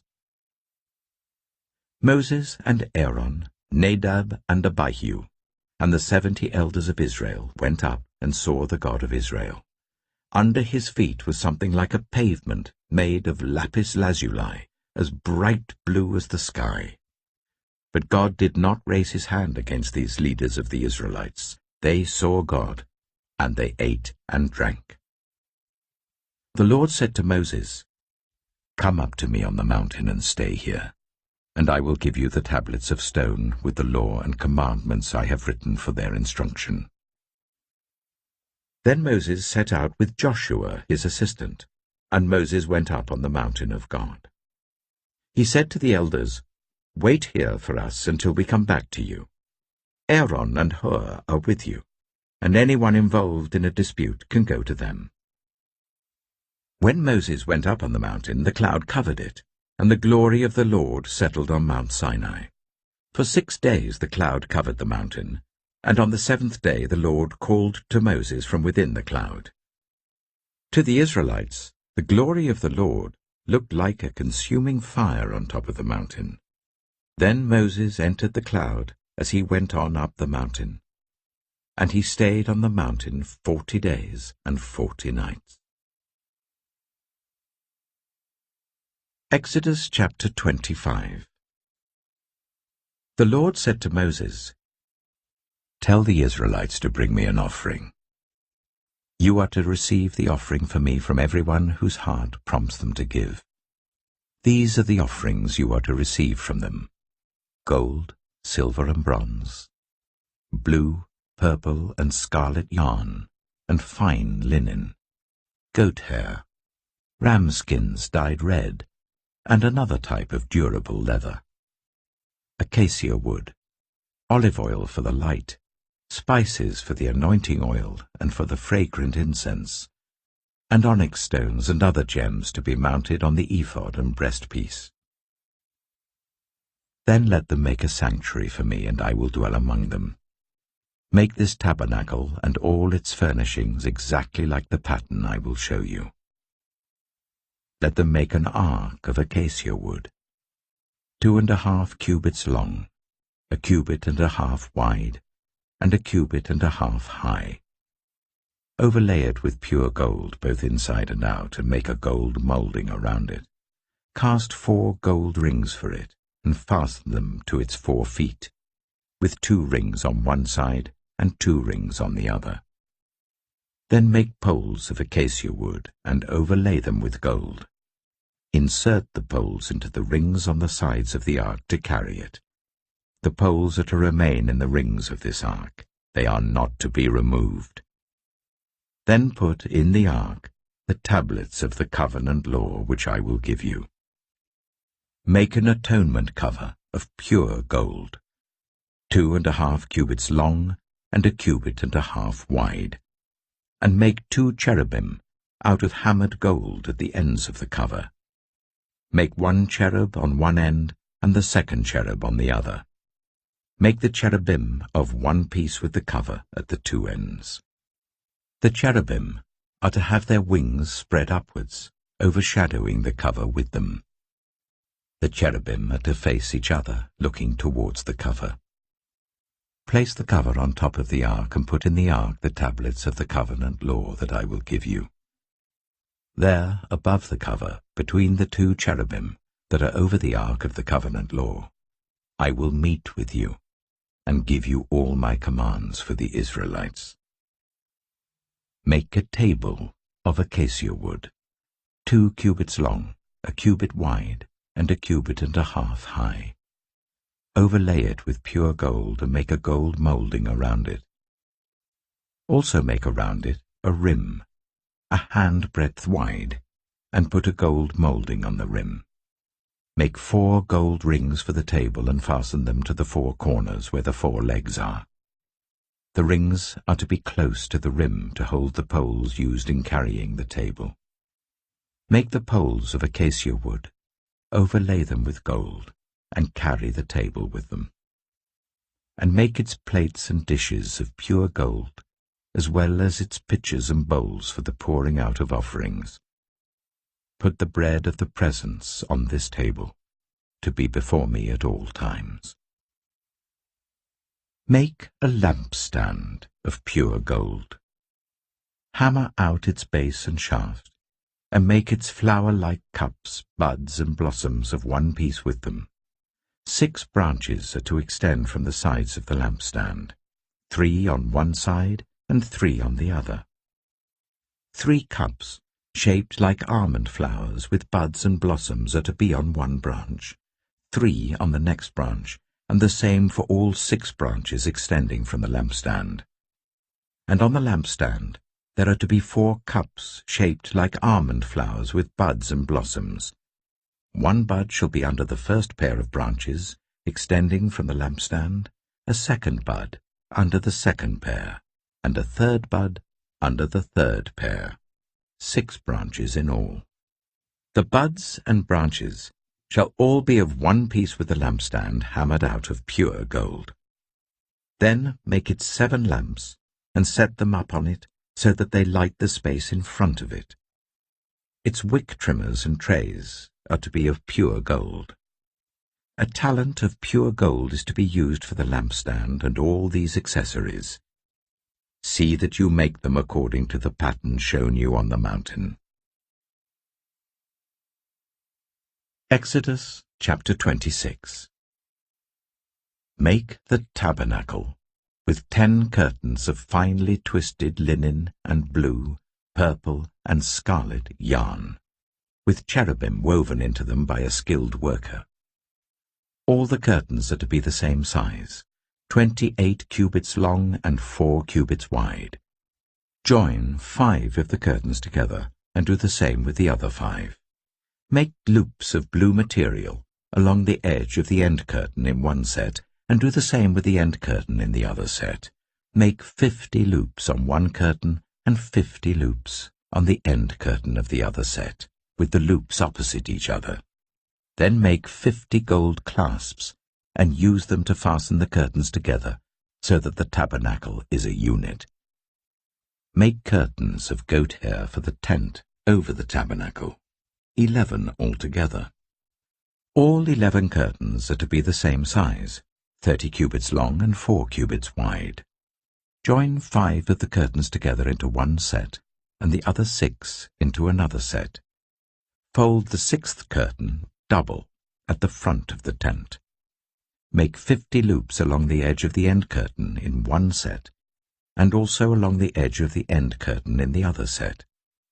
Then make 50 bronze clasps, and put them in the loops to fasten the tent together as a unit.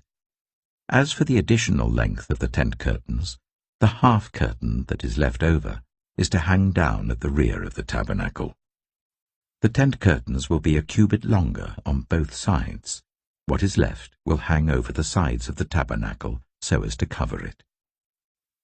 Make for the tent a covering of ram skins dyed red, and over that a covering of other durable leather. Make upright frames of acacia wood for the tabernacle.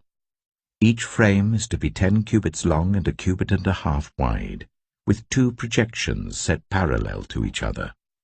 Make all the frames of the tabernacle in this way. Make 20 frames for the south side of the tabernacle, and make 40 silver bases to go under them, 2 bases for each frame, 1 under each projection. For the other side, the north side of the tabernacle, make 20 frames and 40 silver bases, 2 under each frame. Make 6 frames for the far end, that is the west end of the tabernacle, and make 2 frames for the corners at the far end.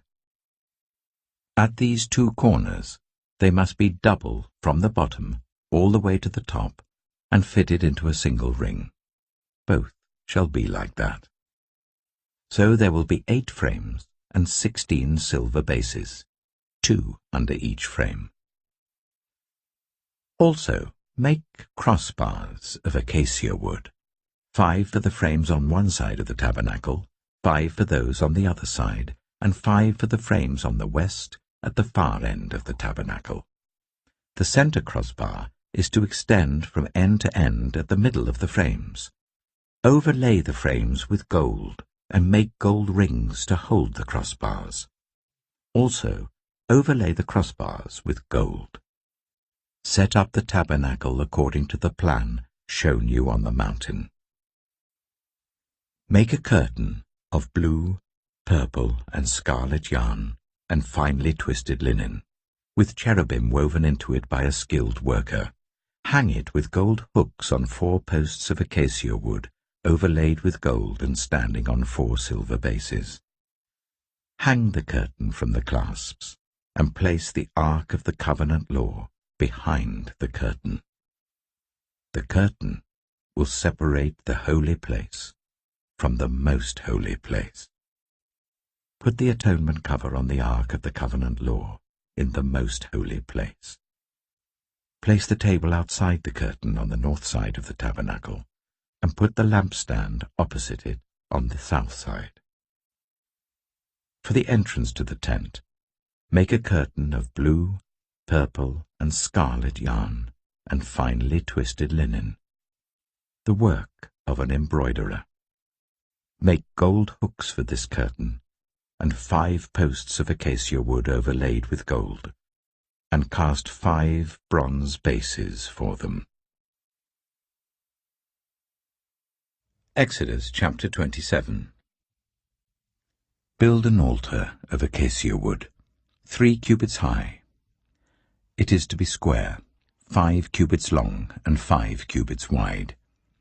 Make a horn at each of the 4 corners, so that the horns and the altar are of one piece, and overlay the altar with bronze. Make all its utensils of bronze, its pots to remove the ashes, and its shovels, sprinkling bowls, meat forks, and fire pans.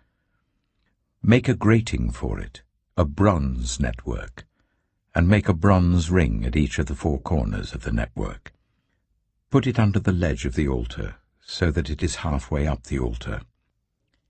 Make poles of acacia wood for the altar, and overlay them with bronze. The poles are to be inserted into the rings, so they will be on 2 sides of the altar when it is carried. Make the altar hollow out of boards. It is to be made just as you were shown on the mountain. Make a courtyard for the tabernacle. The south side shall be 100 cubits long, and is to have curtains of finely twisted linen, with 20 posts and 20 bronze bases, with silver hooks and bands on the posts. The north side shall also be 100 cubits long, and is to have curtains with 20 posts and 20 bronze bases, and with silver hooks and bands on the posts.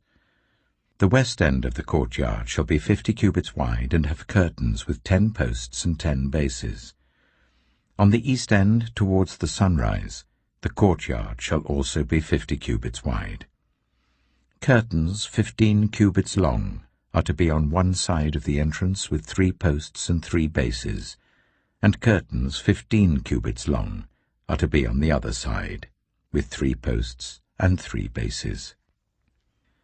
For the entrance to the courtyard, provide a curtain 20 cubits long of blue, purple, and scarlet yarn, and finely twisted linen, the work of an embroiderer, with 4 posts and 4 bases.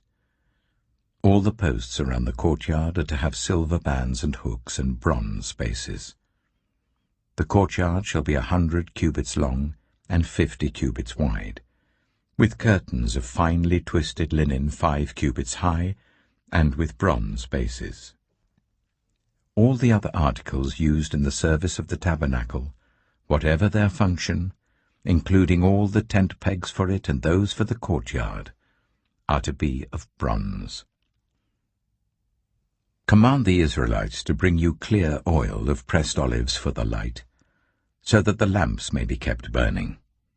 In the tent of meeting, outside the curtain that shields the ark of the covenant law, Aaron and his sons are to keep the lamps burning before the Lord from evening till morning. This is to be a lasting ordinance among the Israelites for the generations to come. Exodus chapter 28. Let Aaron your brother be brought to you from among the Israelites, with his sons Nadab and Abihu, Eleazar and Ithamar, so that they may serve me as priests. Make sacred garments for your brother Aaron to give him dignity and honor. Tell all the skilled workers to whom I have given wisdom in such matters that they are to make garments for Aaron, for his consecration, so that he may serve me as priest. These are the garments they are to make: a breastpiece, an ephod, a robe, a woven tunic, a turban, and a sash. They are to make these sacred garments for your brother Aaron and his sons, so that they may serve me as priests. Make them use gold, and blue, purple, and scarlet yarn, and fine linen. Make the ephod of gold, and of blue, purple, and scarlet yarn, and of finely twisted linen, the work of skilled hands. It is to have 2 shoulder pieces attached to 2 of its corners, so that it can be fastened. Its skillfully woven waistband is to be like it, of 1 piece with the ephod, and made with gold, and with blue, purple, and scarlet yarn, and with finely twisted linen. Take 2 onyx stones, and engrave on them the names of the sons of Israel, in the order of their birth, 6 names on 1 stone, and the remaining 6 on the other. Engrave the names of the sons of Israel on the 2 stones, the way a gem cutter engraves a seal. Then mount the stones in gold filigree settings, and fasten them on the shoulder pieces of the ephod as memorial stones for the sons of Israel.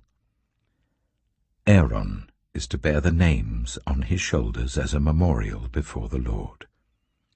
Make gold filigree settings, and 2 braided chains of pure gold like a rope, and attach the chains to the settings. Fashion a breastpiece for making decisions, the work of skilled hands. Make it like the ephod, of gold and of blue, purple, and scarlet yarn, and of finely twisted linen. It is to be square, a span long and a span wide, and folded double. Then mount 4 rows of precious stones on it. The first row shall be carnelian, chrysolite, and beryl. The second row shall be turquoise, lapis lazuli, and emerald. The third row shall be jacinth, agate, and amethyst. The fourth row shall be topaz, onyx, and jasper. Mount them in gold filigree settings. There are to be 12 stones, 1 for each of the names of the sons of Israel, each engraved like a seal with the name of one of the 12 tribes. For the breastpiece, make braided chains of pure gold like a rope. Make 2 gold rings for it and fasten them to 2 corners of the breastpiece. Fasten the 2 gold chains to the rings at the corners of the breastpiece, and the other ends of the chains to the 2 settings, attaching them to the shoulder pieces of the ephod at the front. Make 2 gold rings, and attach them to the other 2 corners of the breastpiece, on the inside edge, next to the ephod. Make 2 more gold rings, and attach them to the bottom of the shoulder pieces on the front of the ephod, close to the seam just above the waistband of the ephod. The rings of the breastpiece are to be tied to the rings of the ephod with blue cord, connecting it to the waistband, so that the breastpiece will not swing out from the ephod. Whenever Aaron enters the holy place, he will bear the names of the sons of Israel over his heart on the breastpiece of decision, as a continuing memorial before the Lord. Also put the Urim and the Thummim in the breastpiece, so they may be over Aaron's heart whenever he enters the presence of the Lord. Thus Aaron will always bear the means of making decisions for the Israelites over his heart before the Lord. Make the robe of the ephod entirely out of blue cloth, with an opening for the head in its center. There shall be a woven edge like a collar around this opening, so that it will not tear. Make pomegranates of blue, purple, and scarlet yarn around the hem of the robe, with gold bells between them. The gold bells and the pomegranates are to alternate round the hem of the robe. Aaron must wear it when he ministers. The sound of the bells will be heard when he enters the holy place before the Lord and when he comes out, so that he will not die. Make a plate of pure gold, and engrave on it, as on a seal, Holy to the Lord. Fasten a blue cord to it, to attach it to the turban. It is to be on the front of the turban. It will be on Aaron's forehead, and he will bear the guilt involved in the sacred gifts the Israelites consecrate, whatever their gifts may be. It will be on Aaron's forehead continually, so that they will be acceptable to the Lord. Weave the tunic of fine linen, and make the turban of fine linen. The sash is to be the work of an embroiderer. Make tunics, sashes, and caps for Aaron's sons, to give them dignity and honor. After you put these clothes on your brother Aaron and his sons, anoint and ordain them. Consecrate them, so they may serve me as priests. Make linen undergarments as a covering for the body, reaching from the waist to the thigh. Aaron and his sons must wear them whenever they enter the tent of meeting or approach the altar to minister in the holy place, so that they will not incur guilt and die. This is to be a lasting ordinance for Aaron and his descendants. Exodus chapter 29. This is what you are to do to consecrate them, so that they may serve me as priests. Take a young bull and 2 rams without defect, and from the finest wheat flour make round loaves without yeast, thick loaves without yeast, and with olive oil mixed in, and thin loaves without yeast, and brushed with olive oil. Put them in a basket, and present them in it, along with the bull and the 2 rams. Then bring Aaron and his sons to the entrance to the tent of meeting, and wash them with water. Take the garments and dress Aaron with the tunic, the robe of the ephod itself, and the breastpiece. Fasten the ephod on him by its skillfully woven waistband. Put the turban on his head and attach the sacred emblem to the turban. Take the anointing oil and anoint him by pouring it on his head. Bring his sons and dress them in tunics and fasten caps on them. Then tie sashes on Aaron and his sons. The priesthood is theirs by a lasting ordinance. Then you shall ordain Aaron and his sons. Bring the bull to the front of the tent of meeting, and Aaron and his sons shall lay their hands on its head. Slaughter it in the Lord's presence at the entrance to the tent of meeting. Take some of the bull's blood and put it on the horns of the altar with your finger, and pour out the rest of it at the base of the altar. Then take all the fat of the internal organs, the covering of the liver and both kidneys with the fat on them, and burn them on the altar. but burn the bull's flesh and its hide and its intestines outside the camp. It is a sin offering. Take one of the rams, and Aaron and his sons shall lay their hands on its head. Slaughter it, and take the blood and splash it against the sides of the altar. Cut the ram into pieces, and wash the internal organs and the legs, putting them with the head and the other pieces. Then burn the entire ram on the altar. It is a burnt offering to the Lord, a pleasing aroma, a food offering presented to the Lord. Take the other ram, and Aaron and his sons shall lay their hands on its head. Slaughter it, take some of its blood, and put it on the lobes of the right ears of Aaron and his sons, on the thumbs of their right hands, and on the big toes of their right feet. Then splash blood against the sides of the altar. And take some of the blood on the altar, and some of the anointing oil, and sprinkle it on Aaron and his garments, and on his sons and their garments. Then he and his sons and their garments will be consecrated. Take from this ram the fat tail, the fat on the internal organs, the covering of the liver, both kidneys with the fat on them, and the right thigh. This is the ram for the ordination. From the basket of bread made without yeast, which is before the Lord, take 1 round loaf, 1 thick loaf with olive oil mixed in, and 1 thin loaf. Put all these in the hands of Aaron and his sons, and wave them before the Lord, as a wave offering.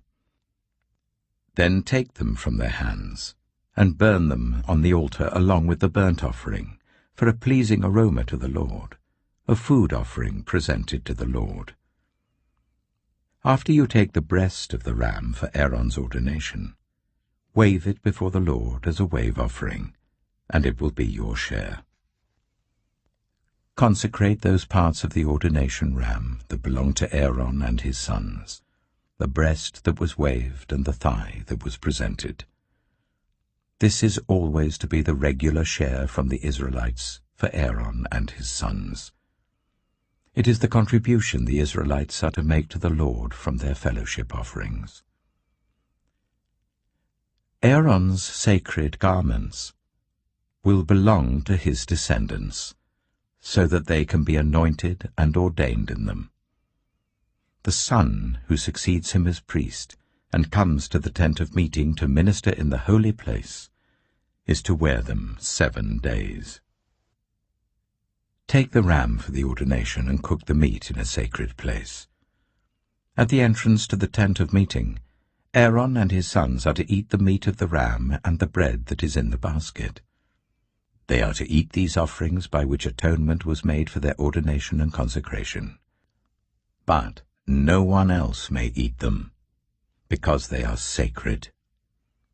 And if any of the meat of the ordination ram or any bread is left over till morning, burn it up.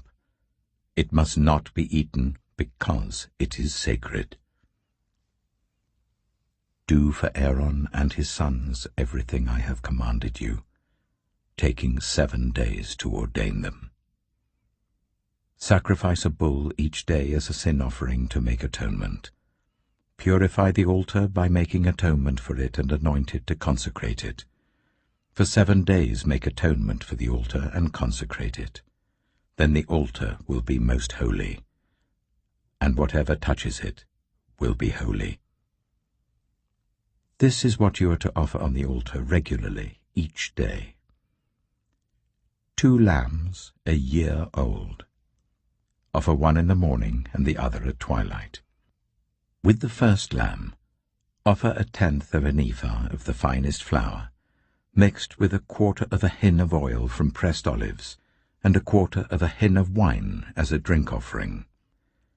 Sacrifice the other lamb at twilight with the same grain offering and its drink offering as in the morning, a pleasing aroma, a food offering presented to the Lord.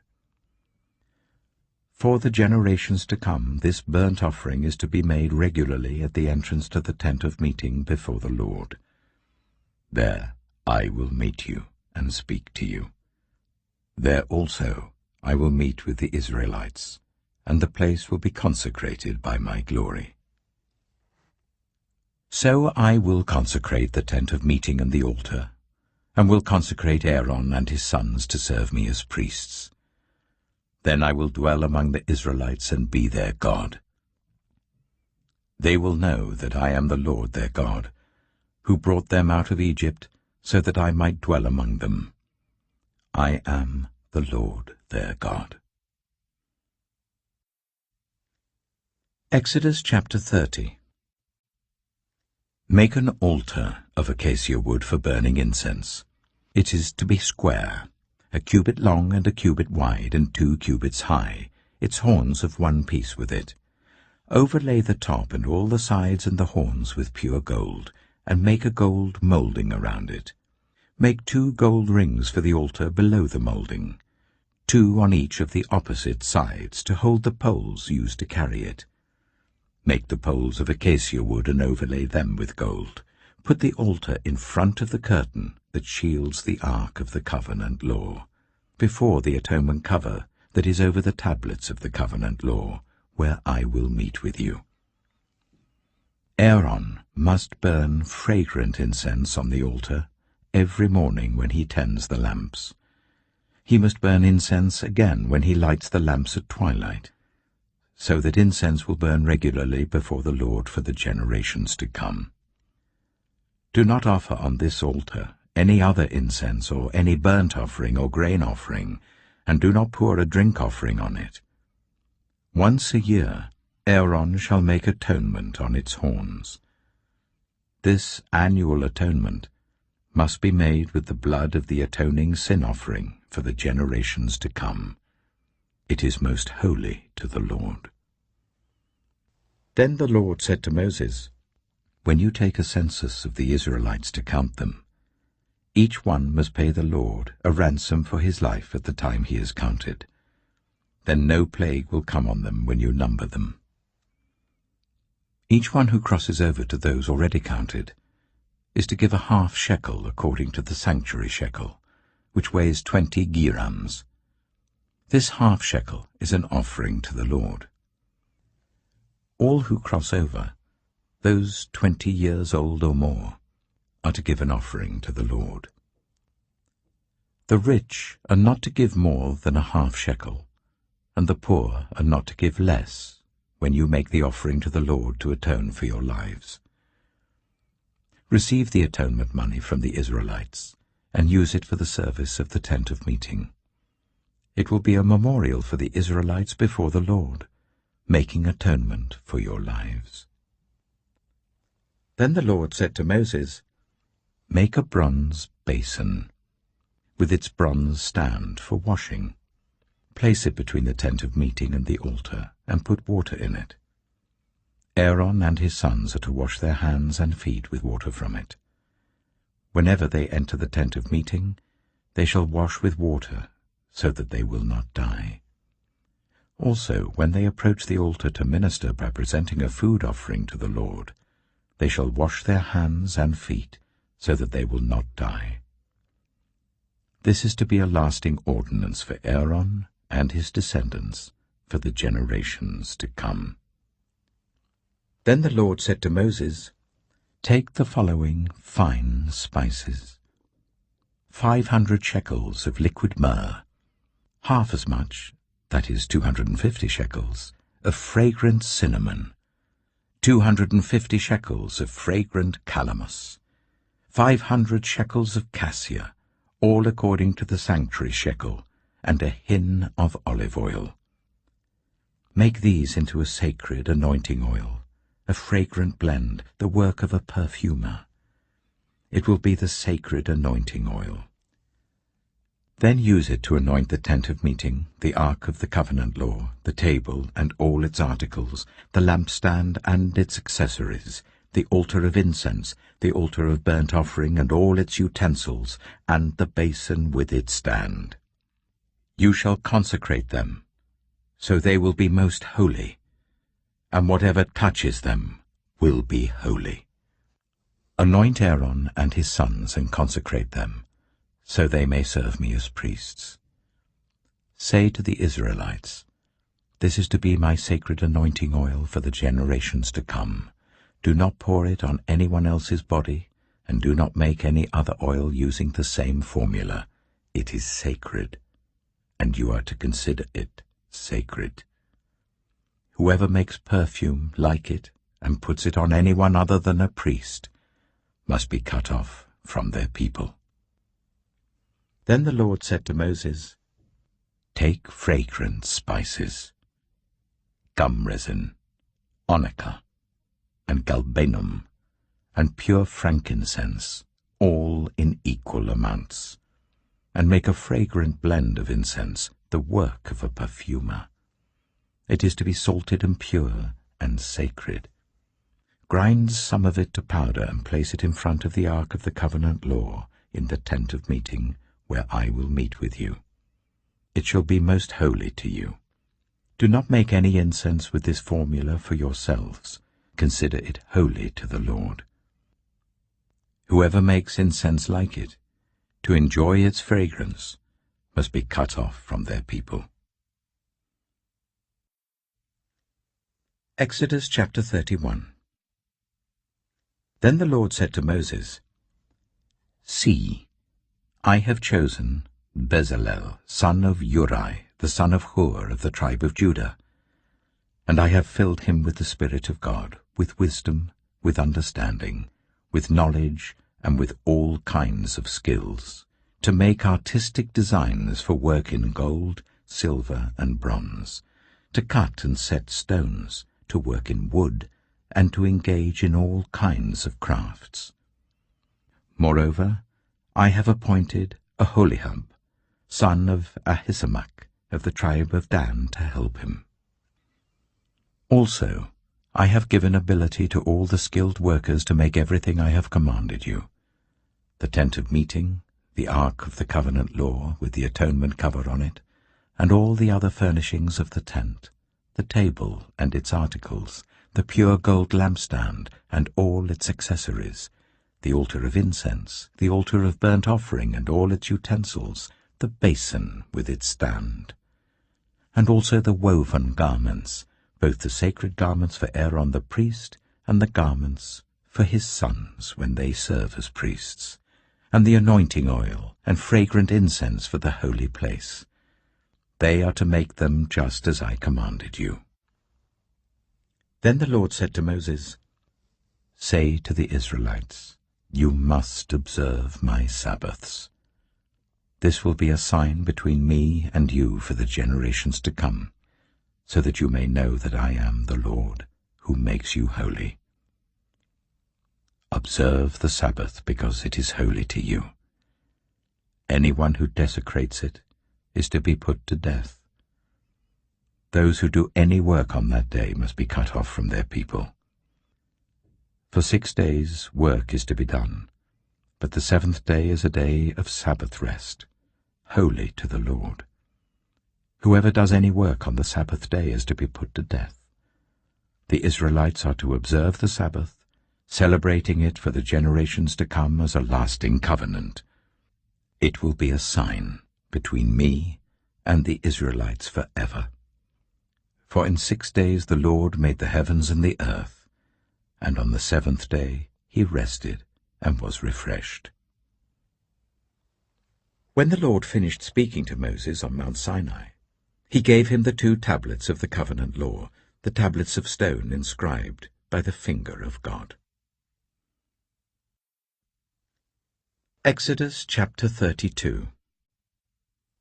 When the people saw that Moses was so long in coming down from the mountain, they gathered round Aaron and said, Come, make us gods who will go before us. As for this fellow Moses who brought us up out of Egypt, we don't know what has happened to him. Aaron answered them, Take off the gold earrings that your wives, your sons, and your daughters are wearing, and bring them to me. So all the people took off their earrings and brought them to Aaron. He took what they handed him and made it into an idol cast in the shape of a calf, fashioning it with a tool. Then they said, These are your gods, Israel, who brought you up out of Egypt." When Aaron saw this, he built an altar in front of the calf and announced, "Tomorrow there will be a festival to the Lord." So the next day the people rose early and sacrificed burnt offerings and presented fellowship offerings. Afterwards they sat down to eat and drink and got up to indulge in revelry. Then the Lord said to Moses, "Go down, because your people, whom you brought up out of Egypt, have become corrupt. They have been quick to turn away from what I commanded them, and have made themselves an idol cast in the shape of a calf. They have bowed down to it and sacrificed to it, and have said, 'These are your gods, Israel, who brought you up out of Egypt.' I have seen these people," the Lord said to Moses, "and they are a stiff-necked people. Now leave me alone, so that my anger may burn against them, and that I may destroy them. Then I will make you into a great nation." But Moses sought the favor of the Lord his God. "Lord," he said, "why should your anger burn against your people, whom you brought out of Egypt with great power and a mighty hand? Why should the Egyptians say, 'It was with evil intent that he brought them out, to kill them in the mountains and to wipe them off the face of the earth'? Turn from your fierce anger. Relent and do not bring disaster on your people. Remember your servants, Abraham, Isaac, and Israel, to whom you swore by your own self, 'I will make your descendants as numerous as the stars in the sky, and I will give your descendants all this land I promised them, and it will be their inheritance forever.'" Then the Lord relented, and did not bring on his people the disaster he had threatened. Moses turned and went down the mountain with the 2 tablets of the covenant law in his hands. They were inscribed on both sides, front and back. The tablets were the work of God. The writing was the writing of God, engraved on the tablets. When Joshua heard the noise of the people shouting, he said to Moses, "There is the sound of war in the camp." Moses replied, "It is not the sound of victory. It is not the sound of defeat. It is the sound of singing that I hear." When Moses approached the camp and saw the calf and the dancing, his anger burned, and he threw the tablets out of his hands, breaking them to pieces at the foot of the mountain. And he took the calf the people had made and burned it in the fire. Then he ground it to powder, scattered it on the water, and made the Israelites drink it. He said to Aaron, "What did these people do to you, that you led them into such great sin?" "Do not be angry, my lord," Aaron answered. "You know how prone these people are to evil. They said to me, 'Make us gods who will go before us.' As for this fellow Moses who brought us up out of Egypt, we don't know what's happened to him. So I told them, 'Whoever has any gold jewelry, take it off.' Then they gave me the gold, and I threw it into the fire, and out came this calf." Moses saw that the people were running wild, and that Aaron had let them get out of control, and so become a laughingstock to their enemies. So he stood at the entrance to the camp and said, "Whoever is for the Lord, come to me." And all the Levites rallied to him. Then he said to them, "This is what the Lord, the God of Israel, says. Each man strap a sword to his side. Go back and forth through the camp from one end to the other, each killing his brother and friend and neighbor." The Levites did as Moses commanded, and that day about 3,000 of the people died. Then Moses said, "You have been set apart to the Lord today, for you are against your own sons and brothers, and he has blessed you this day." The next day Moses said to the people, "You have committed a great sin, but now I will go up to the Lord. Perhaps I can make atonement for your sin." So Moses went back to the Lord and said, "Oh, what a great sin these people have committed! They have made themselves gods of gold, But now, please, forgive their sin. But if not, then blot me out of the book you have written." The Lord replied to Moses, "Whoever has sinned against me, I will blot out of my book. Now go, lead the people to the place I spoke of, and my angel will go before you. However, when the time comes for me to punish, I will punish them for their sin." And the Lord struck the people with a plague because of what they did with the calf Aaron had made. Exodus chapter 33. Then the Lord said to Moses, "Leave this place, you and the people you brought up out of Egypt, and go up to the land I promised on oath to Abraham, Isaac, and Jacob, saying, I will give it to your descendants. I will send an angel before you and drive out the Canaanites, Amorites, Hittites, Perizzites, Hivites, and Jebusites. Go up to the land flowing with milk and honey. But I will not go with you, because you are a stiff-necked people, and I might destroy you on the way." When the people heard these distressing words, they began to mourn, and no one put on any ornaments. For the Lord had said to Moses, "Tell the Israelites, you are a stiff-necked people. If I were to go with you even for a moment, I might destroy you. Now take off your ornaments, and I will decide what to do with you." So the Israelites stripped off their ornaments at Mount Horeb. Now Moses used to take a tent and pitch it outside the camp some distance away, calling it the tent of meeting. Anyone inquiring of the Lord would go to the tent of meeting outside the camp. And whenever Moses went out to the tent, all the people rose and stood at the entrances to their tents, watching Moses until he entered the tent. As Moses went into the tent, the pillar of cloud would come down and stay at the entrance while the Lord spoke with Moses. Whenever the people saw the pillar of cloud standing at the entrance to the tent, they all stood and worshipped, each at the entrance to their tent. The Lord would speak to Moses face to face, as one speaks to a friend. Then Moses would return to the camp, but his young assistant Joshua, son of Nun, did not leave the tent. Moses said to the Lord, "You have been telling me, 'Lead these people.' But you have not let me know whom you will send with me. You have said, 'I know you by name, and you have found favor with me.' If you are pleased with me, teach me your ways, so I may know you and continue to find favor with you. Remember that this nation is your people." The Lord replied, "My presence will go with you, and I will give you rest." Then Moses said to him, "If your presence does not go with us, do not send us up from here. How will anyone know that you are pleased with me and with your people unless you go with us? What else will distinguish me and your people from all the other people on the face of the earth?" And the Lord said to Moses, "I will do the very thing you have asked, because I am pleased with you, and I know you by name." Then Moses said, "Now show me your glory." And the Lord said, "I will cause all my goodness to pass in front of you, and I will proclaim my name, the Lord, in your presence.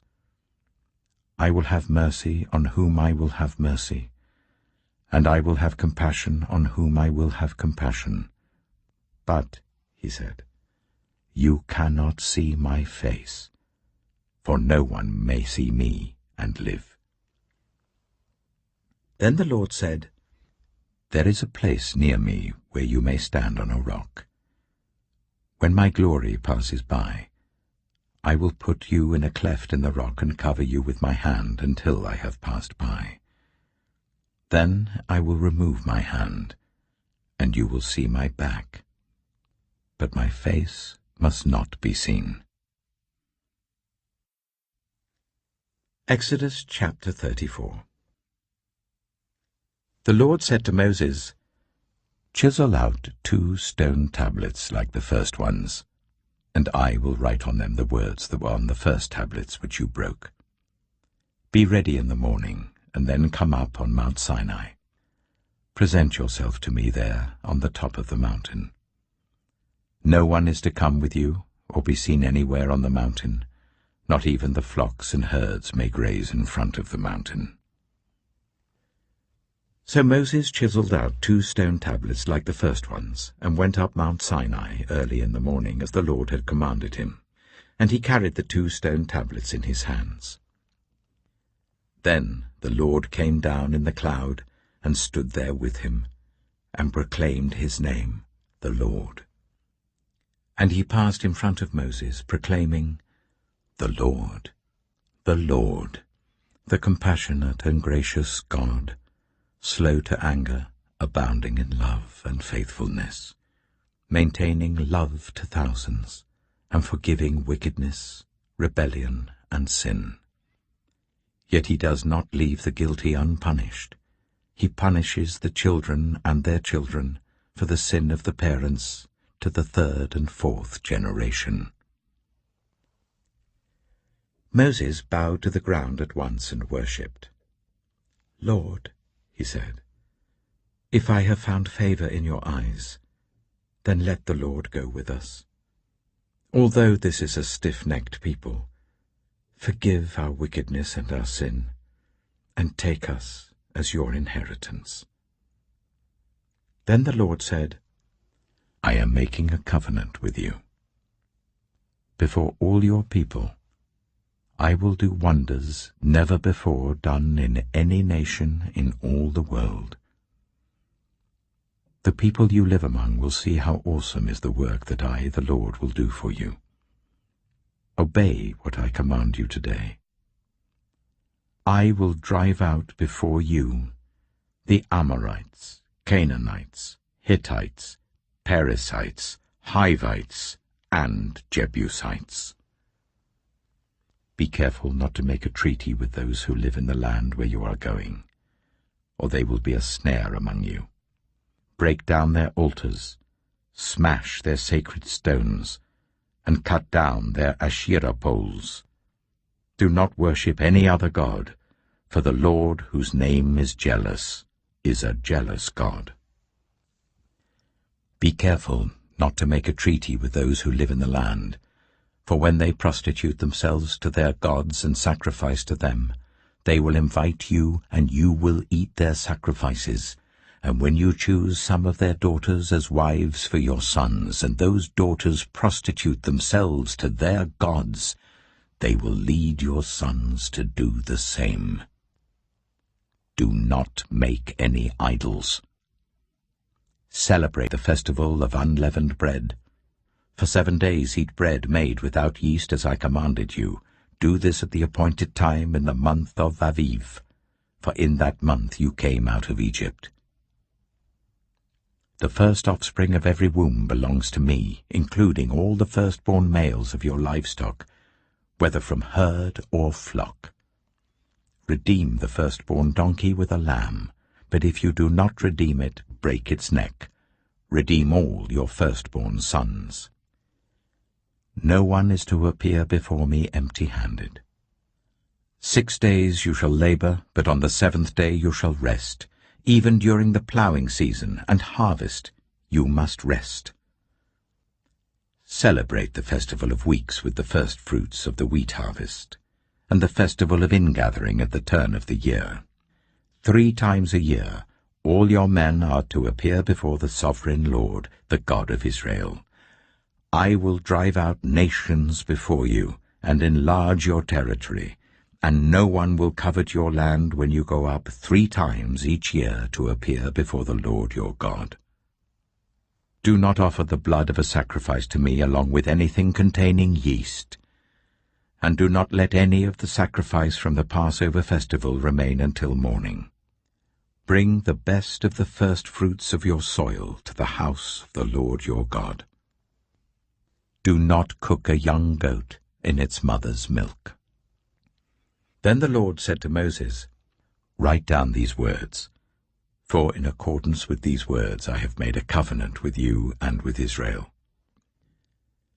Moses was there with the Lord 40 days and 40 nights, without eating bread or drinking water. And he wrote on the tablets the words of the covenant, the 10 Commandments. When Moses came down from Mount Sinai, with the 2 tablets of the covenant law in his hands, he was not aware that his face was radiant because he had spoken with the Lord. When Aaron and all the Israelites saw Moses, his face was radiant, and they were afraid to come near him. But Moses called to them. So Aaron and all the leaders of the community came back to him, and he spoke to them. Afterwards all the Israelites came near him, and he gave them all the commands the Lord had given him on Mount Sinai. When Moses finished speaking to them, he put a veil over his face. But whenever he entered the Lord's presence to speak with him, he removed the veil until he came out. And when he came out and told the Israelites what he had been commanded, they saw that his face was radiant. Then Moses would put the veil back over his face until he went in to speak with the Lord. Exodus chapter 35.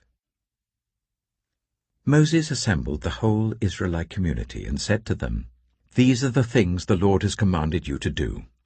For 6 days work is to be done, but the 7th day shall be your holy day, a day of Sabbath rest to the Lord. Whoever does any work on it is to be put to death. Do not light a fire in any of your dwellings on the Sabbath day." Moses said to the whole Israelite community, "This is what the Lord has commanded. From what you have, take an offering for the Lord. Everyone who is willing is to bring to the Lord an offering of gold, silver, and bronze, blue, purple, and scarlet yarn and fine linen, goat hair, ram skins dyed red, and another type of durable leather, acacia wood, olive oil for the light, spices for the anointing oil and for the fragrant incense, and onyx stones and other gems to be mounted on the ephod and breastpiece. All who are skilled among you are to come and make everything the Lord has commanded: the tabernacle with its tent and its covering, clasps, frames, crossbars, posts, and bases; the ark with its poles and the atonement cover and the curtain that shields it; the table with its poles and all its articles and the bread of the presence; the lampstand that is for light with its accessories, lamps and oil for the light; the altar of incense with its poles, the anointing oil and the fragrant incense; the curtain for the doorway at the entrance to the tabernacle; the altar of burnt offering with its bronze grating, its poles and all its utensils; the bronze basin with its stand; the curtains of the courtyard with its posts and bases, and the curtain for the entrance to the courtyard; the tent pegs for the tabernacle and for the courtyard, and their ropes; the woven garments worn for ministering in the sanctuary, both the sacred garments for Aaron the priest and the garments for his sons when they serve as priests." Then the whole Israelite community withdrew from Moses' presence, and everyone who was willing and whose heart moved them came and brought an offering to the Lord for the work on the tent of meeting, for all its service, and for the sacred garments. All who were willing, men and women alike, came and brought gold jewelry of all kinds, brooches, earrings, rings, and ornaments. They all presented their gold as a wave offering to the Lord. Everyone who had blue, purple, or scarlet yarn, or fine linen, or goat hair, ram skins dyed red, or other durable leather brought them. Those presenting an offering of silver or bronze brought it as an offering to the Lord, and everyone who had acacia wood for any part of the work brought it. Every skilled woman spun with her hands and brought what she had spun, blue, purple, or scarlet yarn, or fine linen. And all the women who were willing and had the skill spun the goat hair. The leaders brought onyx stones and other gems to be mounted on the ephod and breastpiece.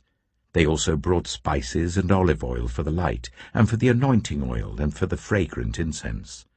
All the Israelite men and women who were willing brought to the Lord free will offerings for all the work the Lord, through Moses, had commanded them to do.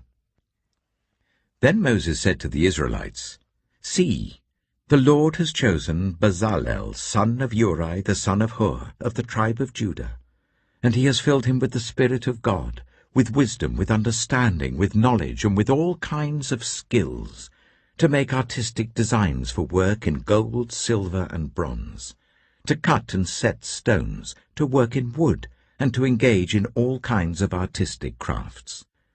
And he has given both him and Aholiab, son of Ahisamach of the tribe of Dan, the ability to teach others.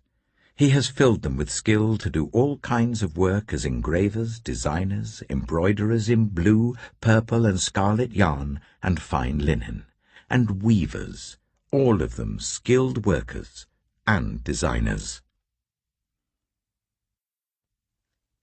Exodus chapter 36.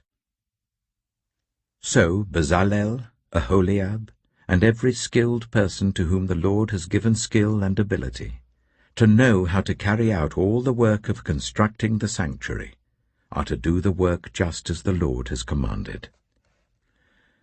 Then Moses summoned Bezalel and Aholiab, and every skilled person to whom the Lord had given ability, and who was willing to come and do the work.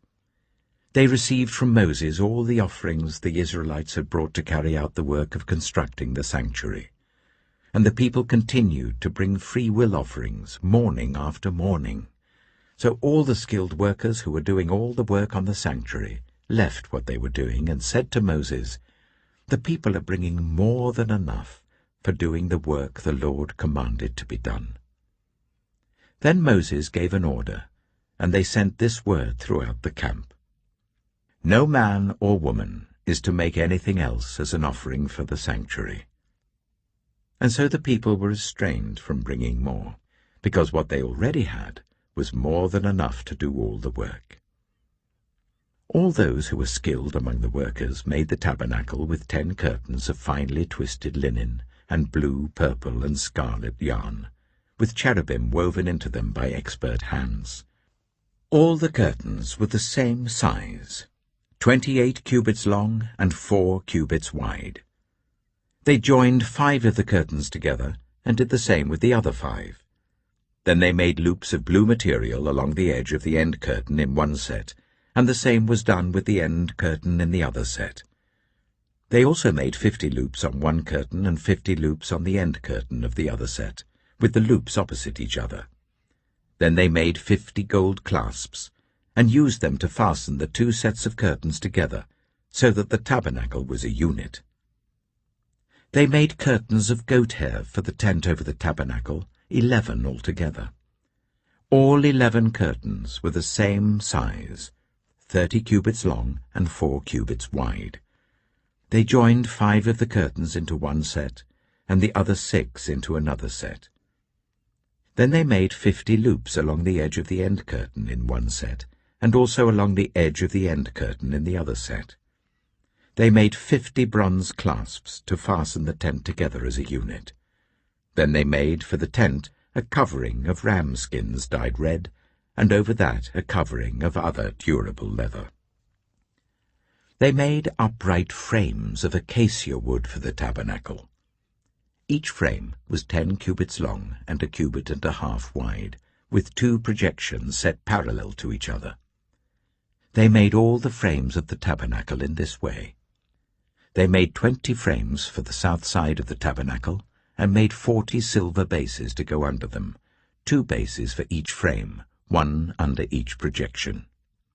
For the other side, the north side of the tabernacle, they made 20 frames and 40 silver bases, 2 under each frame. They made 6 frames for the far end, that is, the west end of the tabernacle, and 2 frames were made for the corners of the tabernacle at the far end.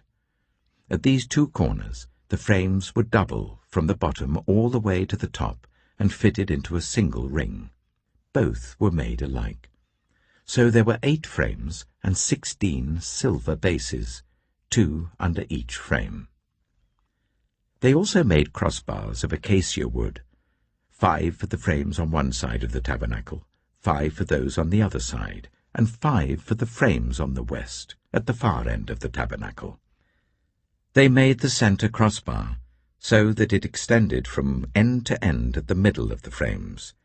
They overlaid the frames with gold and made gold rings to hold the crossbars. They also overlaid the crossbars with gold. They made the curtain of blue, purple, and scarlet yarn and finely twisted linen, with cherubim woven into it by a skilled worker. They made 4 posts of acacia wood for it, and overlaid them with gold. They made gold hooks for them, and cast their 4 silver bases. For the entrance to the tent, they made a curtain of blue, purple, and scarlet yarn and finely twisted linen, the work of an embroiderer. And they made 5 posts with hooks for them. They overlaid the tops of the posts and their bands with gold, and made their 5 bases of bronze.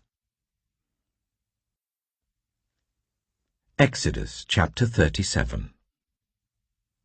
Bezalel made the ark of acacia wood, 2½ cubits long, 1½ cubit wide, and 1½ cubit high. He overlaid it with pure gold, both inside and out, and made a gold moulding around it. He cast 4 gold rings for it, and fastened them to its 4 feet, with 2 rings on one side and 2 rings on the other. Then he made poles of acacia wood, and overlaid them with gold, and he inserted the poles into the rings on the sides of the ark to carry it. He made the atonement cover of pure gold, 2½ cubits long and 1½ cubit wide. Then he made 2 cherubim out of hammered gold at the ends of the cover. He made 1 cherub on one end, and the 2nd cherub on the other. At the 2 ends he made them of one piece with the cover. The cherubim had their wings spread upwards, overshadowing the cover with them. The cherubim faced each other, looking towards the cover. They made the table of acacia wood, 2 cubits long, 1 cubit wide, and 1½ cubit high. Then they overlaid it with pure gold and made a gold moulding around it. They also made around it a rim, a handbreadth wide, and put a gold moulding on the rim. They cast 4 gold rings for the table and fastened them to the 4 corners where the 4 legs were. The rings were put close to the rim to hold the poles used in carrying the table. The poles for carrying the table were made of acacia wood and were overlaid with gold. And they made from pure gold the articles for the table, its plates and dishes and bowls and its pitchers for the pouring out of drink offerings. They made the lampstand of pure gold. They hammered out its base and shaft, and made its flower-like cups, buds and blossoms of one piece with them. 6 branches extended from the sides of the lampstand, 3 on one side and 3 on the other. 3 cups shaped like almond flowers with buds and blossoms were on one branch, 3 on the next branch, and the same for all 6 branches extending from the lampstand. And on the lampstand were 4 cups shaped like almond flowers with buds and blossoms. 1 bud was under the first pair of branches extending from the lampstand, a 2nd bud under the 2nd pair, and a 3rd bud under the 3rd pair, 6 branches in all. The buds and the branches were all of one piece with the lampstand, hammered out of pure gold. They made its 7 lamps, as well as its wick trimmers and trays, of pure gold. They made the lampstand and all its accessories from 1 talent of pure gold. They made the altar of incense out of acacia wood. It was square, 1 cubit long and 1 cubit wide and 2 cubits high, its horns of one piece with it. They overlaid the top and all the sides and the horns with pure gold and made a gold moulding around it.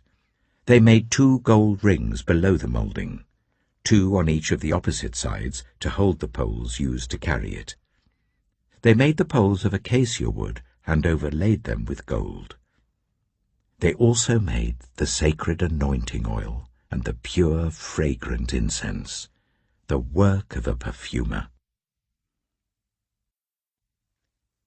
Exodus chapter 38. They built the altar of burnt offering of acacia wood, 3 cubits high. It was square, 5 cubits long and 5 cubits wide. They made a horn at each of the 4 corners, so that the horns and the altar were of one piece, and they overlaid the altar with bronze. They made all its utensils of bronze, its pots, shovels, sprinkling bowls, meat forks, and fire pans. They made a grating for the altar, a bronze network to be under its ledge halfway up the altar. They cast bronze rings to hold the poles for the 4 corners of the bronze grating. They made the poles of acacia wood and overlaid them with bronze. They inserted the poles into the rings so they would be on the sides of the altar for carrying it. They made it hollow out of boards. They made the bronze basin and its bronze stand from the mirrors of the women who served at the entrance to the tent of meeting. Next they made the courtyard. The south side was 100 cubits long and had curtains of finely twisted linen with 20 posts and 20 bronze bases, and with silver hooks and bands on the posts. The north side was also 100 cubits long and had 20 posts and 20 bronze bases, with silver hooks and bands on the posts. The west end was 50 cubits wide and had curtains with 10 posts and 10 bases, with silver hooks and bands on the posts. The east end, towards the sunrise, was also 50 cubits wide. Curtains 15 cubits long were on one side of the entrance, with 3 posts and 3 bases, and curtains 15 cubits long were on the other side of the entrance to the courtyard, with 3 posts and 3 bases. All the curtains around the courtyard were of finely twisted linen. The bases for the posts were bronze. The hooks and bands on the posts were silver, and their tops were overlaid with silver. So all the posts of the courtyard had silver bands. The curtain for the entrance to the courtyard was made of blue, purple, and scarlet yarn, and finely twisted linen, the work of an embroiderer. It was 20 cubits long, and, like the curtains of the courtyard, 5 cubits high, with 4 posts and 4 bronze bases. Their hooks and bands were silver, and their tops were overlaid with silver. All the tent pegs of the tabernacle, and of the surrounding courtyard, were bronze. These are the amounts of the material used for the tabernacle of the covenant law, which were recorded at Moses' command by the Levites under the direction of Itamar, son of Aaron the priest. Bezalel, son of Uri, the son of Hur of the tribe of Judah, made everything the Lord commanded Moses. With him was Aholiab, son of Ahisamach, of the tribe of Dan, an engraver and designer, and an embroiderer, in blue, purple, and scarlet yarn and fine linen. The total amount of the gold from the wave offering used for all the work on the sanctuary was 29 talents and 730 shekels, according to the sanctuary shekel. The silver obtained from those of the community who were counted in the census was 100 talents and 1,775 shekels, according to the sanctuary shekel. 1 beaker per person, that is half a shekel, according to the sanctuary shekel, from everyone who had crossed over to those counted 20 years old or more, a total of 603,550 men. The 100 talents of silver were used to cast the bases for the sanctuary and for the curtain. 100 bases from the 100 talents, 1 talent for each base. They used the 1,775 shekels to make the hooks for the posts, to overlay the tops of the posts, and to make their bands. The bronze from the wave offering was 70 talents and 2,400 shekels. They used it to make the bases for the entrance to the tent of meeting, the bronze altar with its bronze grating, and all its utensils, the bases for the surrounding courtyard, and those for its entrance, and all the tent pegs for the tabernacle, and those for the surrounding courtyard. Exodus chapter 39. From the blue, purple, and scarlet yarn, they made woven garments for ministering in the sanctuary. They also made sacred garments for Aaron, as the Lord commanded Moses. They made the ephod of gold and of blue, purple, and scarlet yarn, and of finely twisted linen. They hammered out thin sheets of gold, and cut strands to be worked into the blue, purple, and scarlet yarn and fine linen, the work of skilled hands. They made shoulder pieces for the ephod, which were attached to 2 of its corners, so that it could be fastened. Its skillfully woven waistband was like it, of 1 piece with the ephod, and made with gold, and with blue, purple, and scarlet yarn, and with finely twisted linen, as the Lord commanded Moses. They mounted the onyx stones in gold filigree settings, and engraved them like a seal with the names of the sons of Israel. Then they fastened them on the shoulder pieces of the ephod as memorial stones for the sons of Israel, as the Lord commanded Moses. They fashioned the breastpiece, the work of a skilled craftsman. They made it like the ephod, of gold, and of blue, purple, and scarlet yarn, and of finely twisted linen. It was square, a span long and a span wide, and folded double. Then they mounted 4 rows of precious stones on it. The first row was carnelian, chrysolite, and beryl. The second row was turquoise, lapis lazuli, and emerald. The third row was jacinth, agate, and amethyst. The fourth row was topaz, onyx, and jasper. They were mounted in gold filigree settings. There were 12 stones, 1 for each of the names of the sons of Israel, each engraved like a seal with the name of 1 of the 12 tribes. For the breastpiece, they made braided chains of pure gold, like a rope. They made 2 gold filigree settings and 2 gold rings, and fastened the rings to 2 of the corners of the breastpiece. They fastened the 2 gold chains to the rings at the corners of the breastpiece, and the other ends of the chains to the 2 settings, attaching them to the shoulder pieces of the ephod at the front.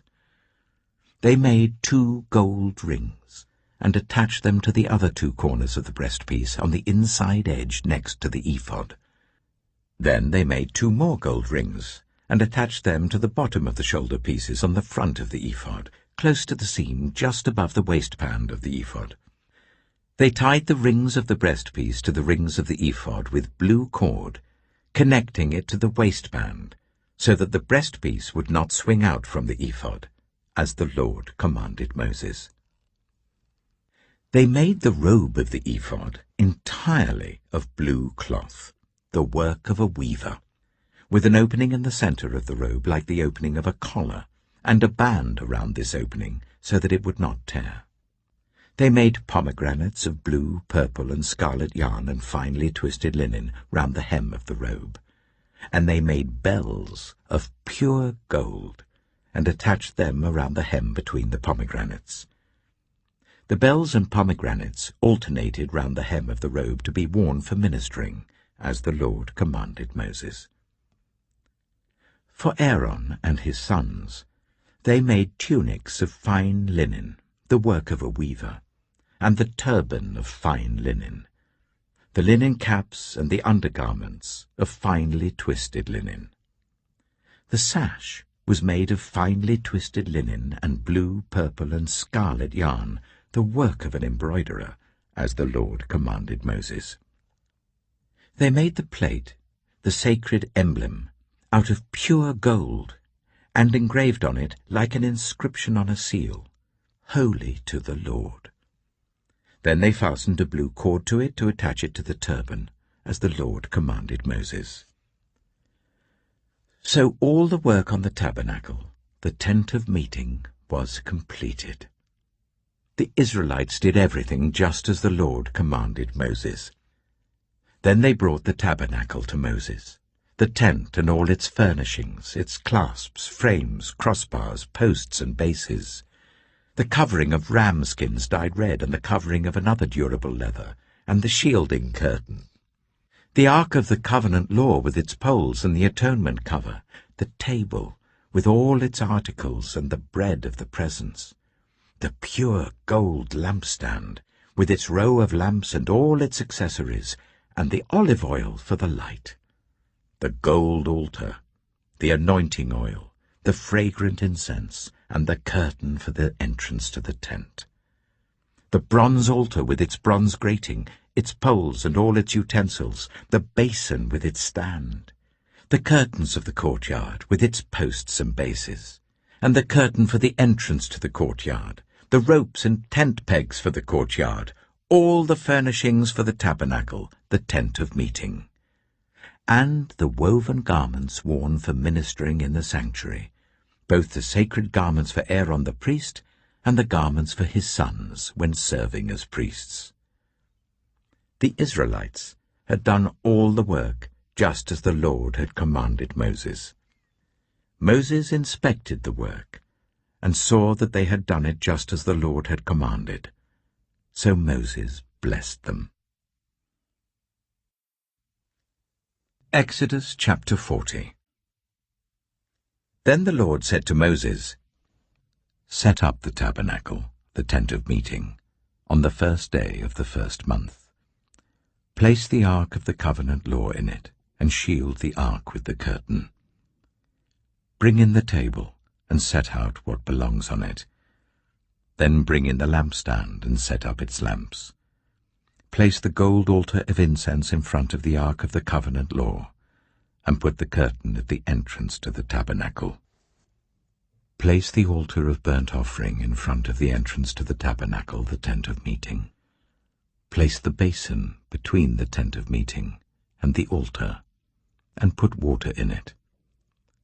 Set up the courtyard around it, and put the curtain at the entrance to the courtyard. Take the anointing oil, and anoint the tabernacle and everything in it. Consecrate it and all its furnishings, and it will be holy. Then anoint the altar of burnt offering and all its utensils. Consecrate the altar, and it will be most holy. Anoint the basin and its stand, and consecrate them. Bring Aaron and his sons to the entrance to the tent of meeting, and wash them with water. Then dress Aaron in the sacred garments. Anoint him and consecrate him so that he may serve me as priest. Bring his sons and dress them in tunics. Anoint them just as you anointed their father, so that they may serve me as priests. Their anointing will be to a priesthood that will continue throughout their generations." Moses did everything just as the Lord commanded him. So the tabernacle was set up on the first day of the first month in the second year. When Moses set up the tabernacle, he put the bases in place, erected the frames, inserted the crossbars, and set up the posts. Then he spread the tent over the tabernacle and put the covering over the tent as the Lord commanded him. He took the tablets of the covenant law and placed them in the ark, attached the poles to the ark and put the atonement cover over it. Then he brought the ark into the tabernacle and hung the shielding curtain, and shielded the ark of the covenant law, as the Lord commanded him. Moses placed the table in the tent of meeting on the north side of the tabernacle outside the curtain, and set out the bread on it before the Lord, as the Lord commanded him. He placed the lampstand in the tent of meeting opposite the table on the south side of the tabernacle, and set up the lamps before the Lord, as the Lord commanded him. Moses placed the gold altar in the tent of meeting in front of the curtain, and burned fragrant incense on it, as the Lord commanded him. Then he put up the curtain at the entrance to the tabernacle. He set the altar of burnt offering near the entrance to the tabernacle, the tent of meeting, and offered on it burnt offerings and grain offerings, as the Lord commanded him.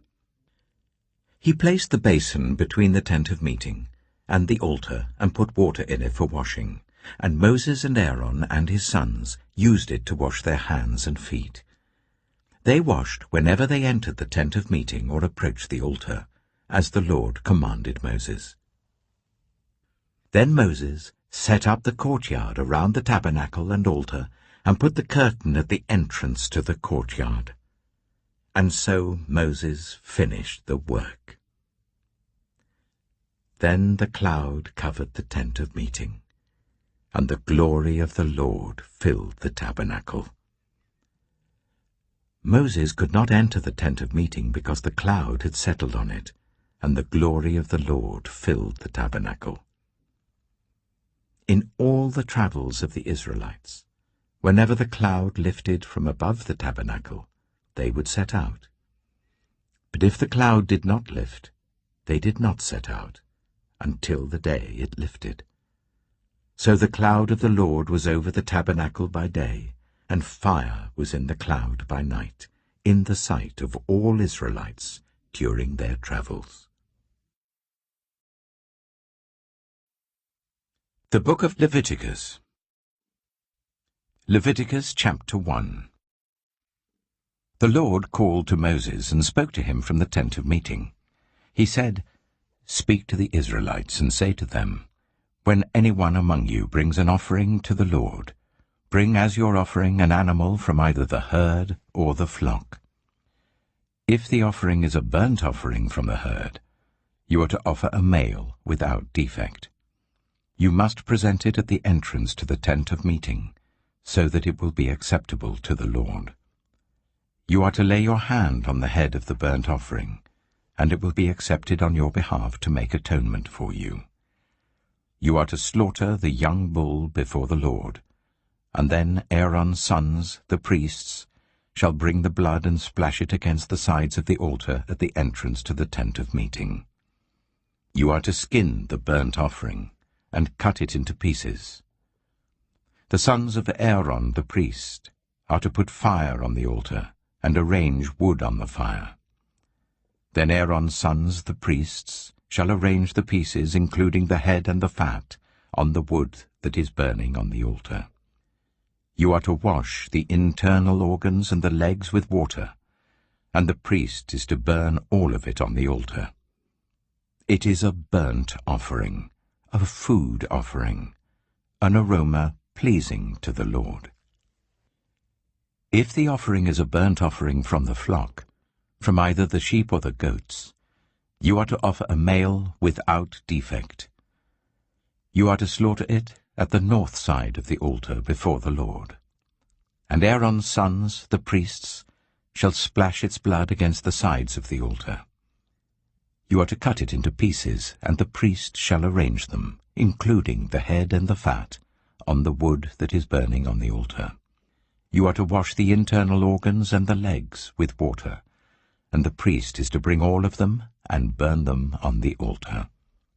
It is a burnt offering, a food offering, an aroma pleasing to the Lord. If the offering to the Lord is a burnt offering of birds, you are to offer a dove or a young pigeon. The priest shall bring it to the altar, wring off the head and burn it on the altar. Its blood shall be drained out on the side of the altar. He is to remove the crop and the feathers and throw them down east of the altar where the ashes are. He shall tear it open by the wings, not dividing it completely, and then the priest shall burn it on the wood that is burning on the altar. It is a burnt offering, a food offering, an aroma pleasing to the Lord. Leviticus chapter 2. When anyone brings a grain offering to the Lord, their offering is to be of the finest flour. They are to pour olive oil on it, put incense on it, and take it to Aaron's sons, the priests. The priest shall take a handful of the flour and oil, together with all the incense, and burn this as a memorial portion on the altar, a food offering, an aroma pleasing to the Lord. The rest of the grain offering belongs to Aaron and his sons. It is a most holy part of the food offerings presented to the Lord. If you bring a grain offering baked in an oven, it is to consist of the finest flour, either thick loaves made without yeast and with olive oil mixed in, or thin loaves made without yeast and brushed with olive oil. If your grain offering is prepared on a griddle, it is to be made of the finest flour mixed with oil and without yeast. Crumble it and pour oil on it. It is a grain offering. If your grain offering is cooked in a pan, it is to be made of the finest flour and some olive oil. Bring the grain offering made of these things to the Lord. Present it to the priest, who shall take it to the altar. He shall take out the memorial portion from the grain offering and burn it on the altar as a food offering, an aroma pleasing to the Lord. The rest of the grain offering belongs to Aaron and his sons. It is a most holy part of the food offerings presented to the Lord. Every grain offering you bring to the Lord must be made without yeast, for you are not to burn any yeast or honey in a food offering presented to the Lord. You may bring them to the Lord as an offering of the first fruits, but they are not to be offered on the altar as a pleasing aroma. Season all your grain offerings with salt. Do not leave the salt of the covenant of your God out of your grain offerings. Add salt to all your offerings. If you bring a grain offering of first fruits to the Lord, offer crushed heads of new grain roasted in the fire. Put oil and incense on it. It is a grain offering. The priest shall burn the memorial portion of the crushed grain and the oil, together with all the incense, as a food offering presented to the Lord. Leviticus chapter 3. If your offering is a fellowship offering, and you offer an animal from the herd, whether male or female, you are to present before the Lord an animal without defect. You are to lay your hand on the head of your offering and slaughter it at the entrance to the tent of meeting. Then Aaron's sons, the priests, shall splash the blood against the sides of the altar. From the fellowship offering, you are to bring a food offering to the Lord, the internal organs and all the fat that is connected to them, both kidneys with the fat on them near the loins, and the long lobe of the liver, which you will remove with the kidneys. Then Aaron's sons are to burn it on the altar, on top of the burnt offering that is lying on the burning wood. It is a food offering, an aroma pleasing to the Lord. If you offer an animal from the flock as a fellowship offering to the Lord, you are to offer a male or female without defect. If you offer a lamb, you are to present it before the Lord. Lay your hand on its head and slaughter it in front of the tent of meeting. Then Aaron's sons shall splash its blood against the sides of the altar. From the fellowship offering, you are to bring a food offering to the Lord. Its fat, the entire fat tail cut off close to the backbone, the internal organs and all the fat that is connected to them, both kidneys with the fat on them near the loins, and the long lobe of the liver, which you will remove with the kidneys. The priest shall burn them on the altar as a food offering presented to the Lord. If your offering is a goat, you are to present it before the Lord. Lay your hand on its head and slaughter it in front of the tent of meeting. Then Aaron's sons shall splash its blood against the sides of the altar. From what you offer, you are to present this food offering to the Lord, the internal organs and all the fat that is connected to them, both kidneys with the fat on them near the loins, and the long lobe of the liver, which you will remove with the kidneys. The priest shall burn them on the altar as a food offering, a pleasing aroma. All the fat is the Lord's. This is a lasting ordinance for the generations to come wherever you live. You must not eat any fat or any blood.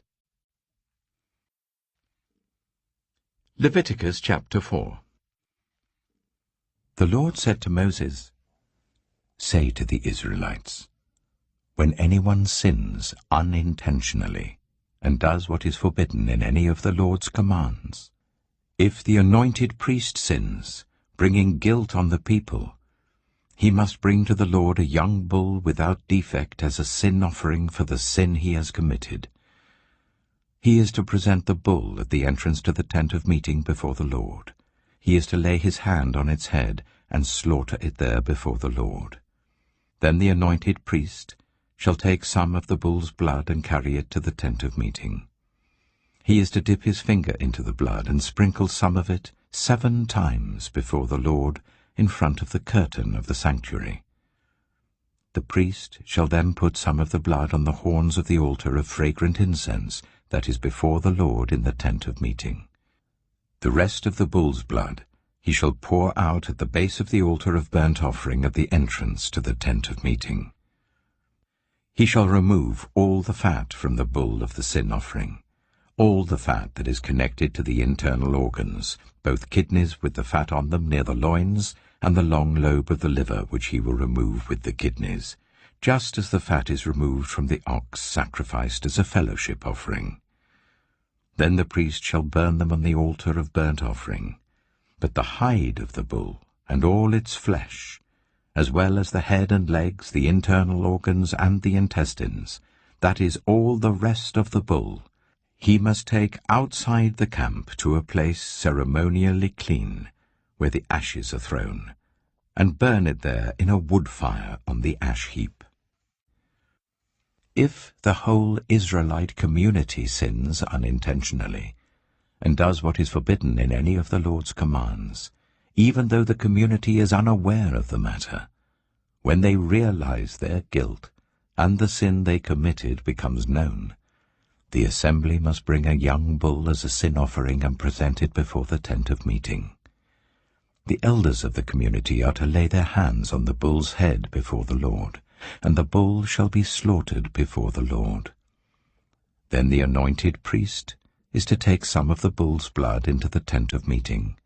He shall dip his finger into the blood and sprinkle it before the Lord 7 times in front of the curtain. He is to put some of the blood on the horns of the altar that is before the Lord in the tent of meeting.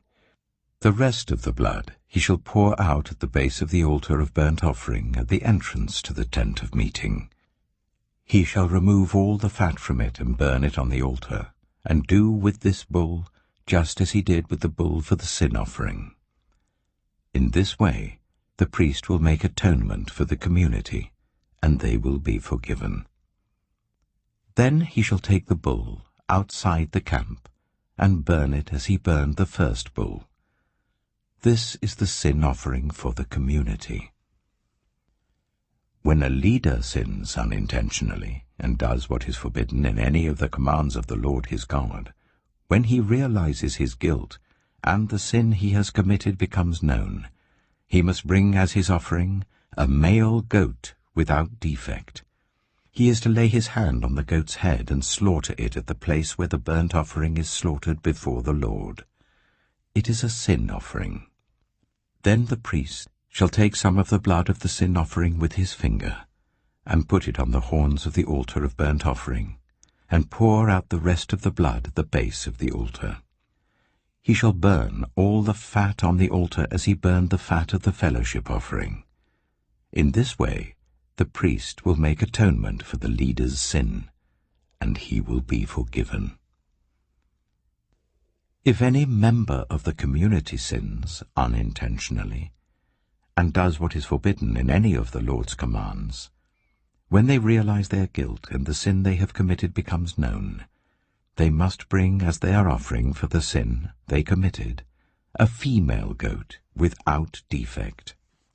They are to lay their hand on the head of the sin offering and slaughter it at the place of the burnt offering. Then the priest is to take some of the blood with his finger and put it on the horns of the altar of burnt offering and pour out the rest of the blood at the base of the altar. They shall remove all the fat, just as the fat is removed from the fellowship offering, and the priest shall burn it on the altar as an aroma pleasing to the Lord. In this way the priest will make atonement for them, and they will be forgiven. If someone brings a lamb as their sin offering, they are to bring a female without defect. They are to lay their hand on its head and slaughter it for a sin offering at the place where the burnt offering is slaughtered. Then the priest shall take some of the blood of the sin offering with his finger and put it on the horns of the altar of burnt offering and pour out the rest of the blood at the base of the altar. They shall remove all the fat, just as the fat is removed from the lamb of the fellowship offering, and the priest shall burn it on the altar, on top of the food offerings presented to the Lord. In this way, the priest will make atonement for them for the sin they have committed, and they will be forgiven. Leviticus chapter 5. If anyone sins because they do not speak up, when they hear a public charge, to testify regarding something they have seen or learned about, they will be held responsible. If anyone becomes aware that they are guilty, if they unwittingly touch anything ceremonially unclean, whether the carcass of an unclean animal, wild or domestic, or of any unclean creature that moves along the ground, and they are unaware that they have become unclean, but then they come to realize their guilt, or if they touch human uncleanness, anything that would make them unclean, even though they are unaware of it, but then they learn of it and realize their guilt. Or if anyone, thoughtlessly, takes an oath to do anything, whether good or evil, in any matter one might carelessly swear about, even though they are unaware of it, but then they learn of it and realize their guilt. When anyone becomes aware that they are guilty in any of these matters, they must confess in what way they have sinned. As a penalty for the sin they have committed, they must bring to the Lord a female lamb or goat from the flock as a sin offering, and the priest shall make atonement for them for their sin. Anyone who cannot afford a lamb is to bring 2 doves or 2 young pigeons to the Lord as a penalty for their sin, one for a sin offering and the other for a burnt offering. They are to bring them to the priest, who shall first offer the one for the sin offering. He is to wring its head from its neck, not dividing it completely, and is to splash some of the blood of the sin offering against the side of the altar. The rest of the blood must be drained out at the base of the altar. It is a sin offering. The priest shall then offer the other as a burnt offering in the prescribed way, and make atonement for them for the sin they have committed, and they will be forgiven.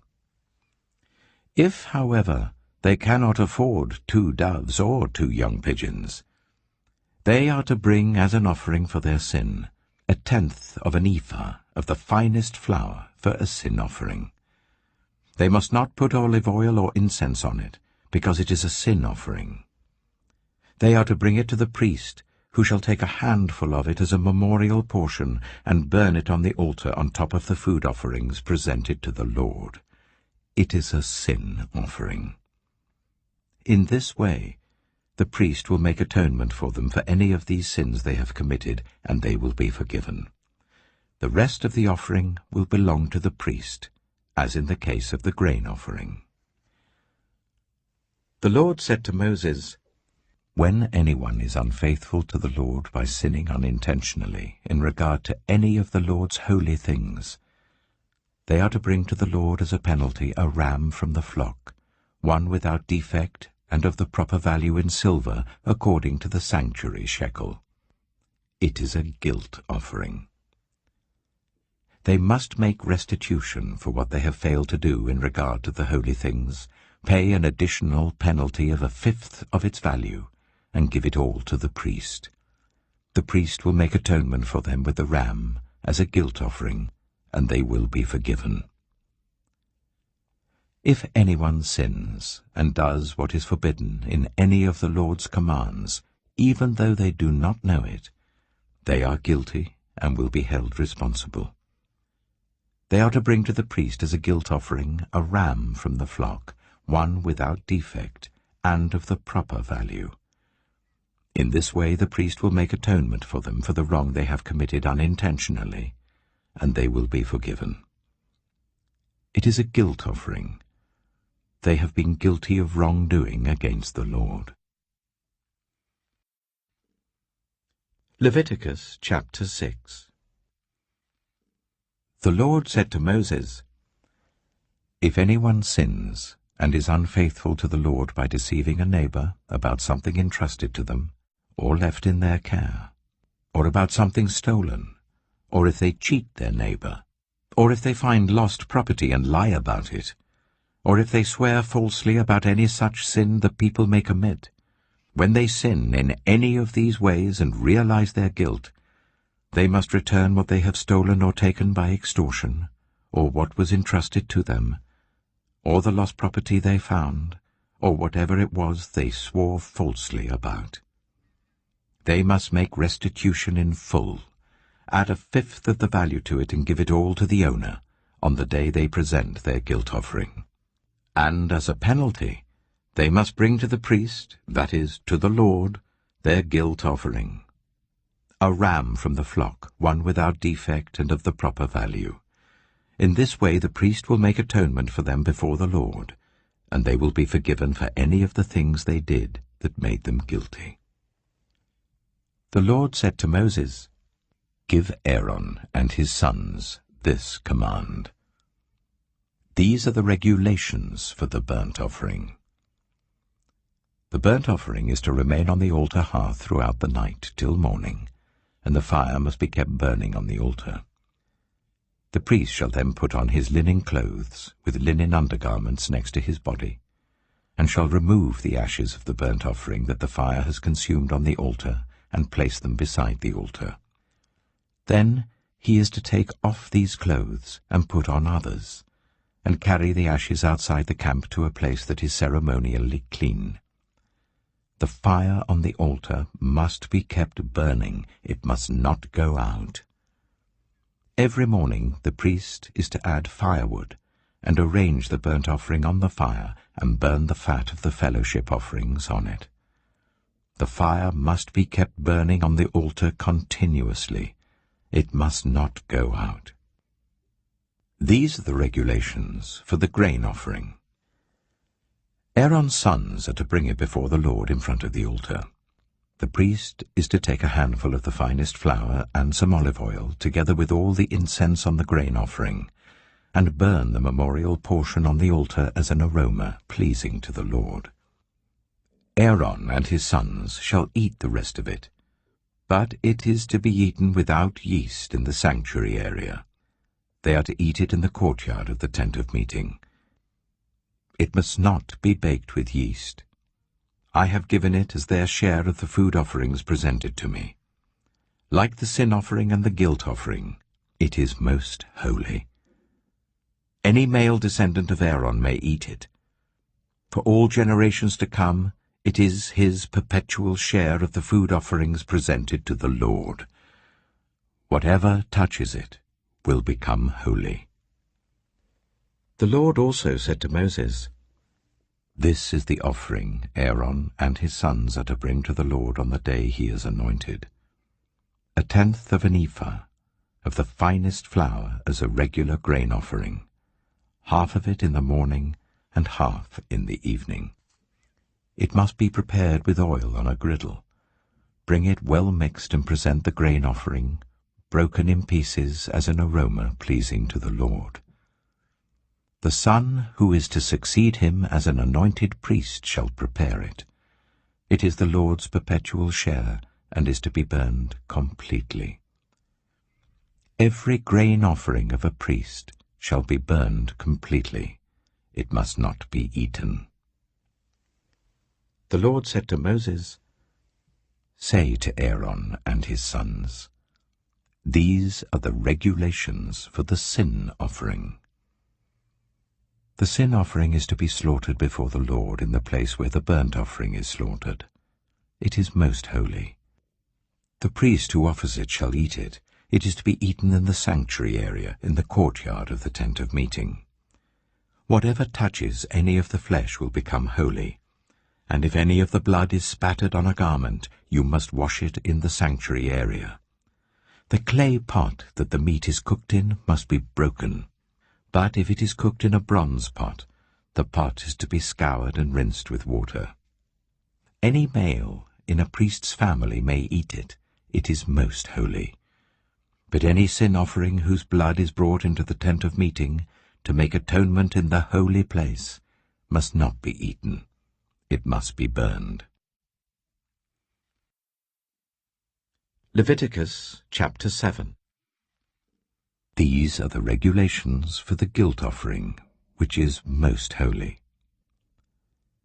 The guilt offering is to be slaughtered in the place where the burnt offering is slaughtered, and its blood is to be splashed against the sides of the altar. All its fat shall be offered, the fat tail and the fat that covers the internal organs, both kidneys with the fat on them near the loins, and the long lobe of the liver, which is to be removed with the kidneys. The priest shall burn them on the altar as a food offering presented to the Lord. It is a guilt offering. Any male in a priest's family may eat it, but it must be eaten in the sanctuary area. It is most holy. The same law applies to both the sin offering and the guilt offering. They belong to the priest, who makes atonement with them. The priest who offers a burnt offering for anyone may keep its hide for himself. Every grain offering baked in an oven or cooked in a pan or on a griddle belongs to the priest who offers it, and every grain offering, whether mixed with olive oil or dry, belongs equally to all the sons of Aaron.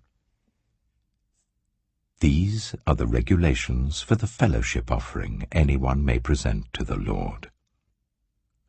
If they offer it as an expression of thankfulness, then along with this thank offering, they are to offer thick loaves made without yeast and with olive oil mixed in, thin loaves made without yeast and brushed with oil, and thick loaves of the finest flour, well kneaded and with oil mixed in.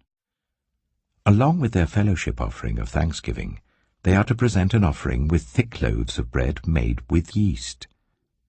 They are to bring one of each kind as an offering, a contribution to the Lord. It belongs to the priest, who splashes the blood of the fellowship offering against the altar. The meat of their fellowship offering of thanksgiving must be eaten on the day it is offered. They must leave none of it till morning. If, however, their offering is the result of a vow, or is a free will offering, the sacrifice shall be eaten on the day they offer it, but anything left over may be eaten on the next day. Any meat of the sacrifice left over till the third day must be burned. If any meat of the fellowship offering is eaten on the third day, the one who offered it will not be accepted. It will not be reckoned to their credit, for it has become impure. The person who eats any of it will be held responsible. Meat that touches anything ceremonially unclean must not be eaten. It must be burned. As for other meat, anyone ceremonially clean may eat it. But if anyone who is unclean eats any meat of the fellowship offering belonging to the Lord, they must be cut off from their people. Anyone who touches something unclean, whether human uncleanness, or an unclean animal, or an unclean creature that moves along the ground, and then eats any of the meat of the fellowship offering belonging to the Lord, must be cut off from their people. The Lord said to Moses, "Say to the Israelites, do not eat any of the fat of cattle, sheep, or goats. The fat of an animal found dead or torn by wild animals may be used for any other purpose, but you must not eat it. Anyone who eats the fat of an animal from which a food offering may be presented to the Lord must be cut off from their people. And wherever you live, you must not eat the blood of any bird or animal. Anyone who eats blood must be cut off from their people." The Lord said to Moses, "Say to the Israelites, Anyone who brings a fellowship offering to the Lord is to bring part of it as their sacrifice to the Lord. With their own hands they are to present the food offering to the Lord. They are to bring the fat together with the breast, and wave the breast before the Lord as a wave offering. The priest shall burn the fat on the altar, but the breast belongs to Aaron and his sons. You are to give the right thigh of your fellowship offerings to the priest as a contribution. The son of Aaron, who offers the blood and the fat of the fellowship offering, shall have the right thigh as his share. From the fellowship offerings of the Israelites, I have taken the breast that is waved and the thigh that is presented, and have given them to Aaron the priest and his sons as their perpetual share from the Israelites. This is the portion of the food offerings presented to the Lord that were allotted to Aaron and his sons on the day they were presented to serve the Lord as priests. On the day they were anointed, the Lord commanded that the Israelites give this to them as their perpetual share for the generations to come.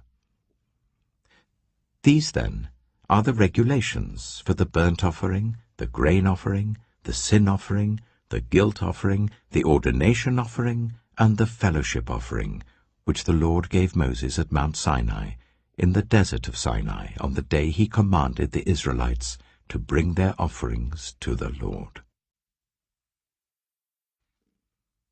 Leviticus chapter 8. The Lord said to Moses, Bring Aaron and his sons, their garments, the anointing oil, the bull for the sin offering, the 2 rams and the basket containing bread made without yeast, and gather the entire assembly at the entrance to the tent of meeting. Moses did as the Lord commanded him, and the assembly gathered at the entrance to the tent of meeting. Moses said to the assembly, This is what the Lord has commanded to be done. Then Moses brought Aaron and his sons forward and washed them with water.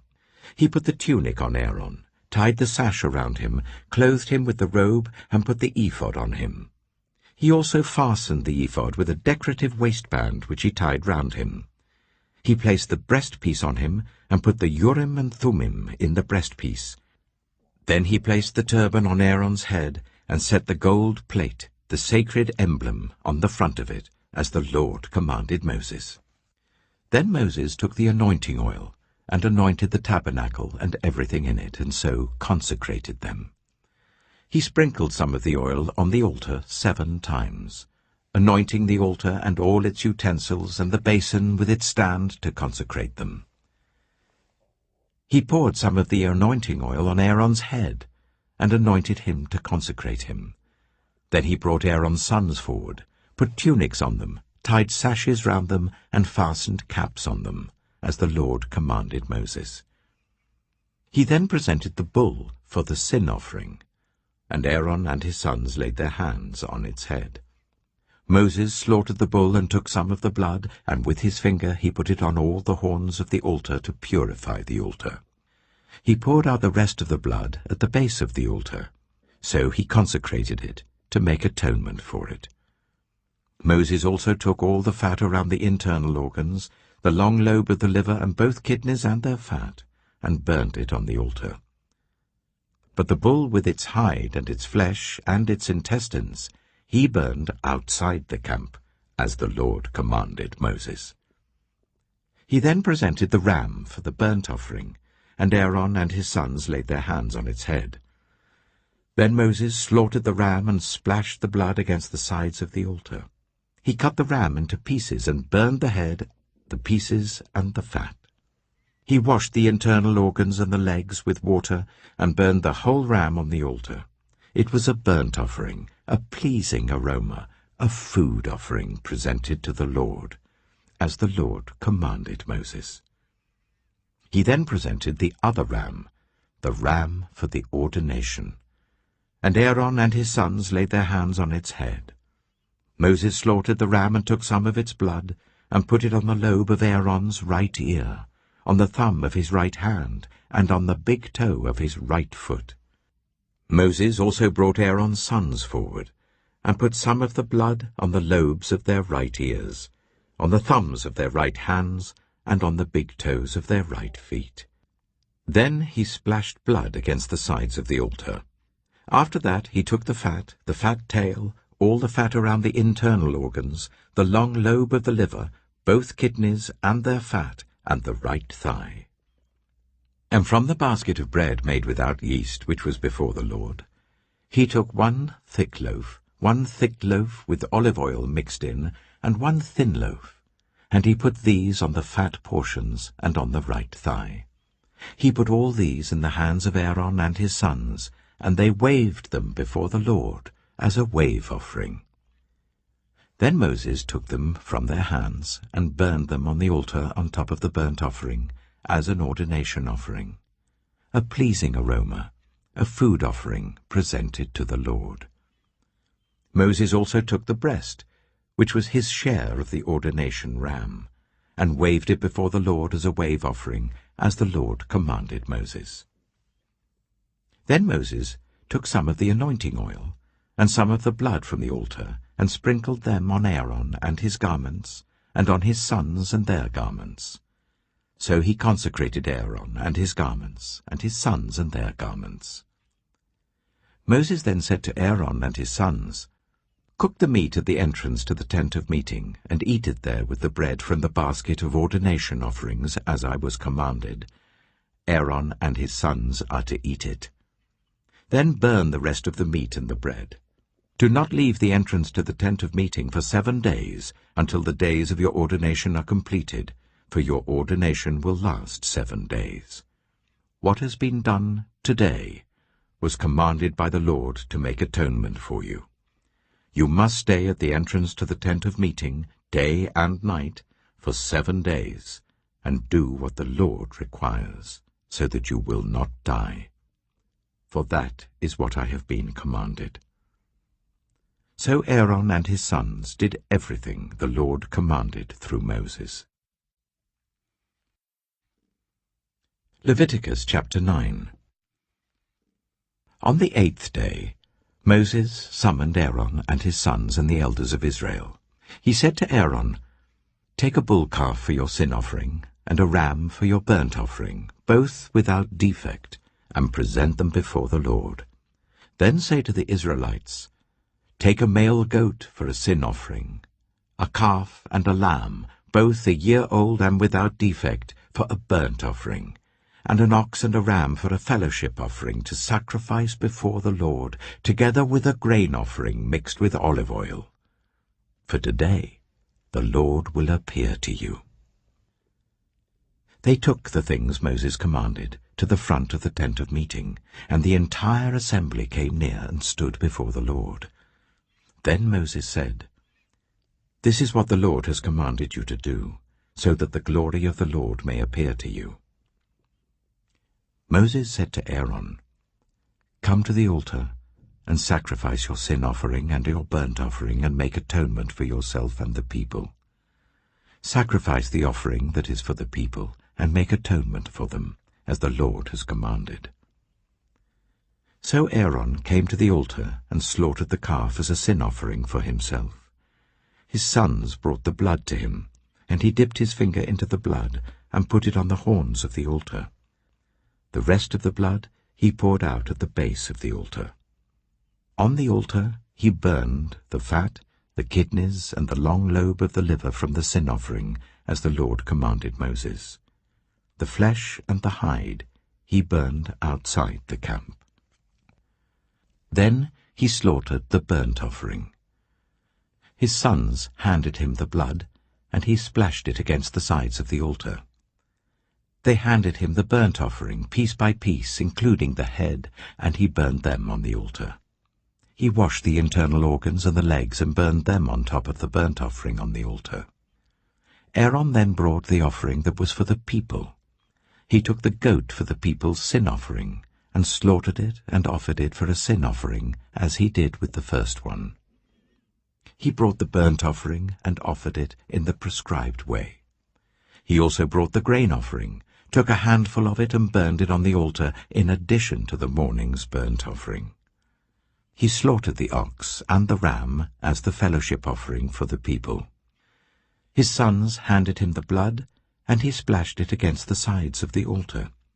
But the fat portions of the ox and the ram, the fat tail, the layer of fat, the kidneys, and the long lobe of the liver, these they laid on the breasts. And then Aaron burned the fat on the altar. Aaron waved the breasts and the right thigh before the Lord as a wave offering, as Moses commanded. Then Aaron lifted his hands towards the people and blessed them. And having sacrificed the sin offering, the burnt offering, and the fellowship offering, he stepped down. Moses and Aaron then went into the tent of meeting. When they came out, they blessed the people, and the glory of the Lord appeared to all the people. Fire came out from the presence of the Lord, and consumed the burnt offering and the fat portions on the altar. And when all the people saw it, they shouted for joy, and fell face down. Leviticus chapter 10. Aaron's sons, Nadab and Abihu, took their censers, put fire in them, and added incense. And they offered unauthorized fire before the Lord, contrary to his command. So fire came out from the presence of the Lord and consumed them, and they died before the Lord. Moses then said to Aaron, "This is what the Lord spoke of when he said, 'Among those who approach me I will be proved holy. In the sight of all the people I will be honored.'" Aaron remained silent. Moses summoned Mishael and Elzaphan, the sons of Aaron's uncle Uzziel, and said to them, "Come here, carry your cousins outside the camp, away from the front of the sanctuary." So they came and carried them, still in their tunics, outside the camp as Moses ordered. Then Moses said to Aaron and his sons Eleazar and Ithamar, "Do not let your hair become unkempt, and do not tear your clothes, or you will die, and the Lord will be angry with the whole community. But your relatives, all the Israelites, may mourn for those the Lord has destroyed by fire. Do not leave the entrance to the tent of meeting, or you will die, because the Lord's anointing oil is on you." So they did as Moses said. Then the Lord said to Aaron, "You and your sons are not to drink wine or other fermented drink whenever you go into the tent of meeting, or you will die. This is a lasting ordinance for the generations to come, so that you can distinguish between the holy and the common, between the unclean and the clean, and so you can teach the Israelites all the decrees the Lord has given them through Moses." Moses said to Aaron and his remaining sons, Eleazar and Ithamar, "Take the grain offering left over from the food offerings prepared without yeast, and present it to the Lord, and eat it beside the altar, for it is most holy.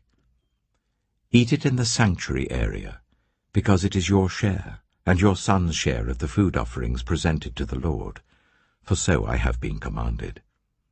But you and your sons and your daughters may eat the breast that was waved and the thigh that was presented. Eat them in a ceremonially clean place. They have been given to you and your children as your share of the Israelites' fellowship offerings. The thigh that was presented and the breast that was waved must be brought with the fat portions of the food offerings, to be waved before the Lord as a wave offering. This will be the perpetual share for you and your children, as the Lord commanded." When Moses inquired about the goat of the sin offering, and found that it had been burned, he was angry with Eleazar and Ithamar, Aaron's remaining sons, and asked, "Why didn't you eat the sin offering in the sanctuary area? It is most holy. It was given to you to take away the guilt of the community by making atonement for them before the Lord. Since its blood was not taken into the holy place, you should have eaten the goat in the sanctuary area, as I commanded." Aaron replied to Moses, "Today they sacrificed their sin offering and their burnt offering before the Lord, But such things as this have happened to me. Would the Lord have been pleased if I had eaten the sin offering today?" When Moses heard this, he was satisfied.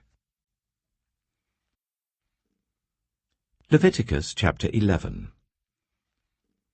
The Lord said to Moses and Aaron, "Say to the Israelites, of all the animals that live on land, these are the ones you may eat.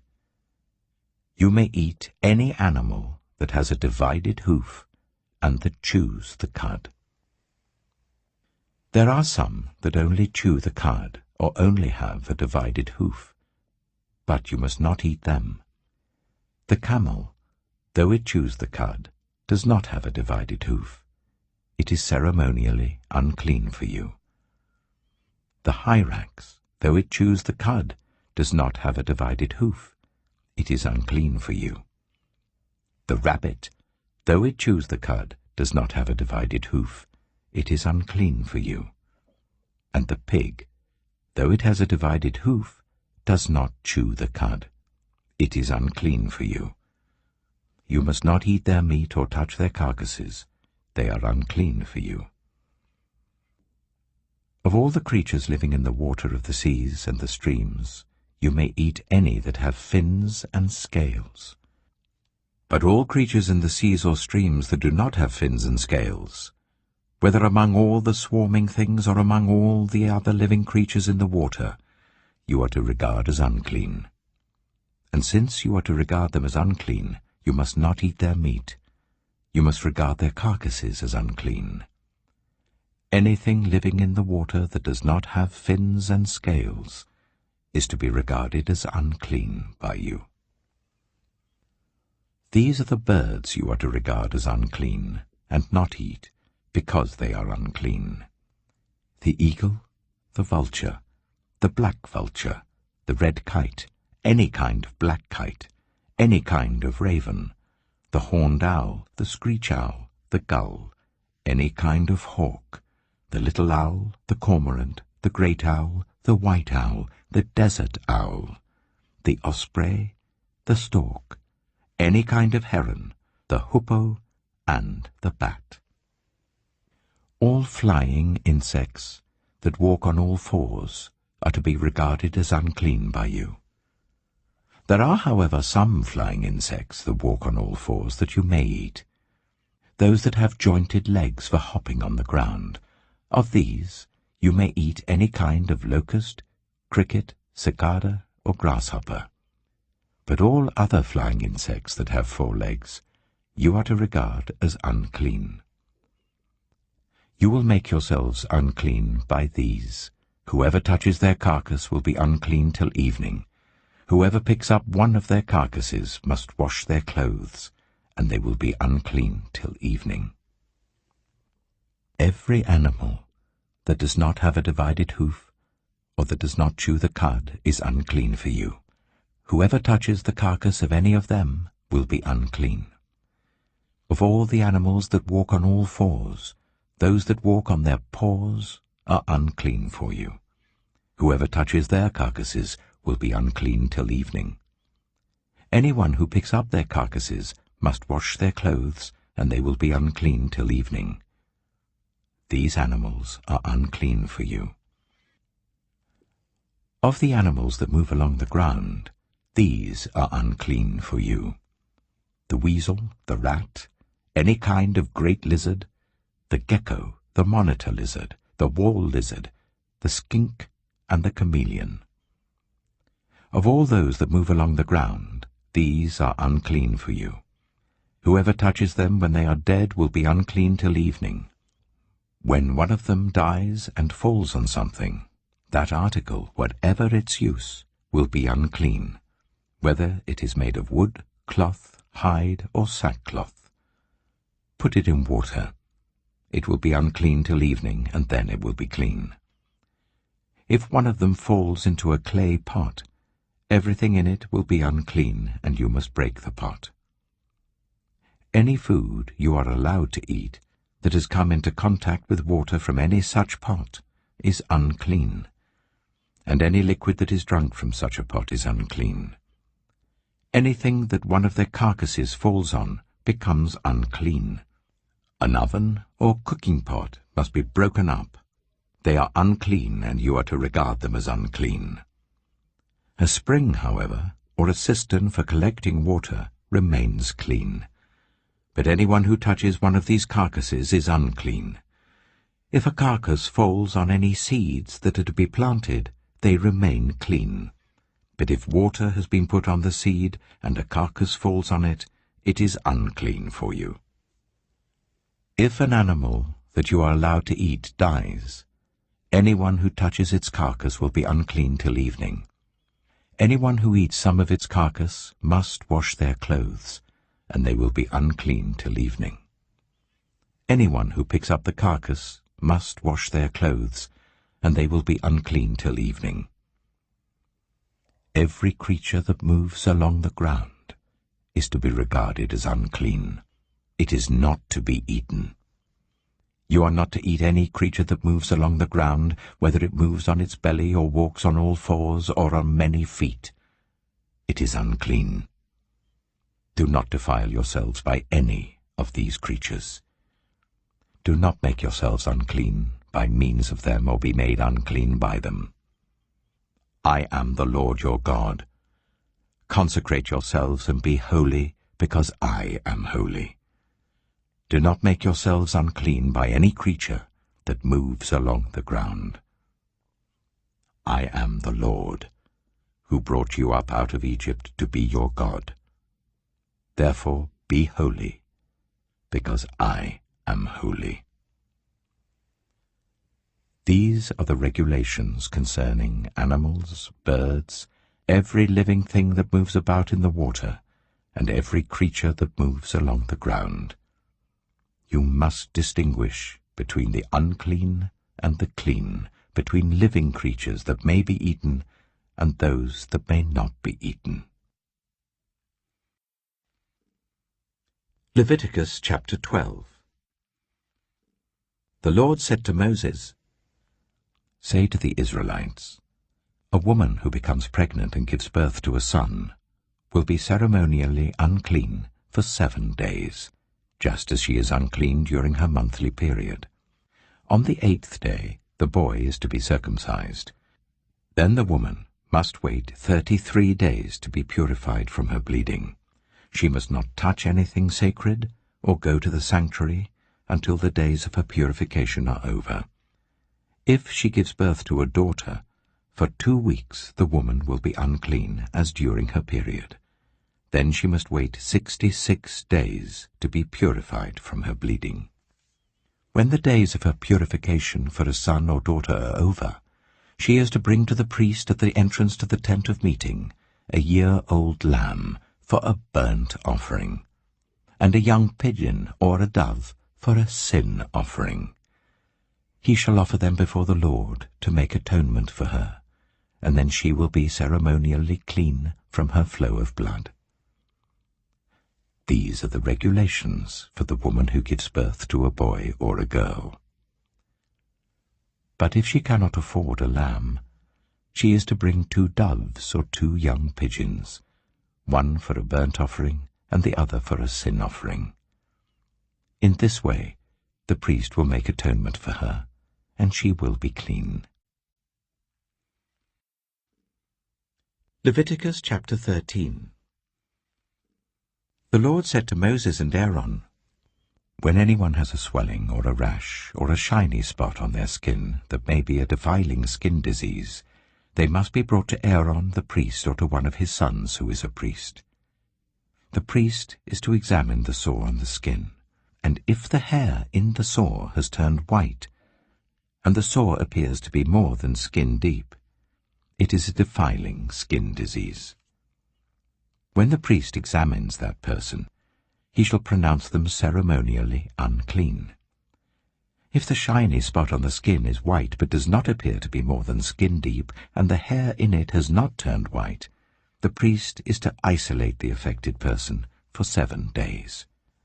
On the 7th day, the priest is to examine them. And if he sees that the sore is unchanged and has not spread in the skin, he is to isolate them for another 7 days. On the seventh day, the priest is to examine them again.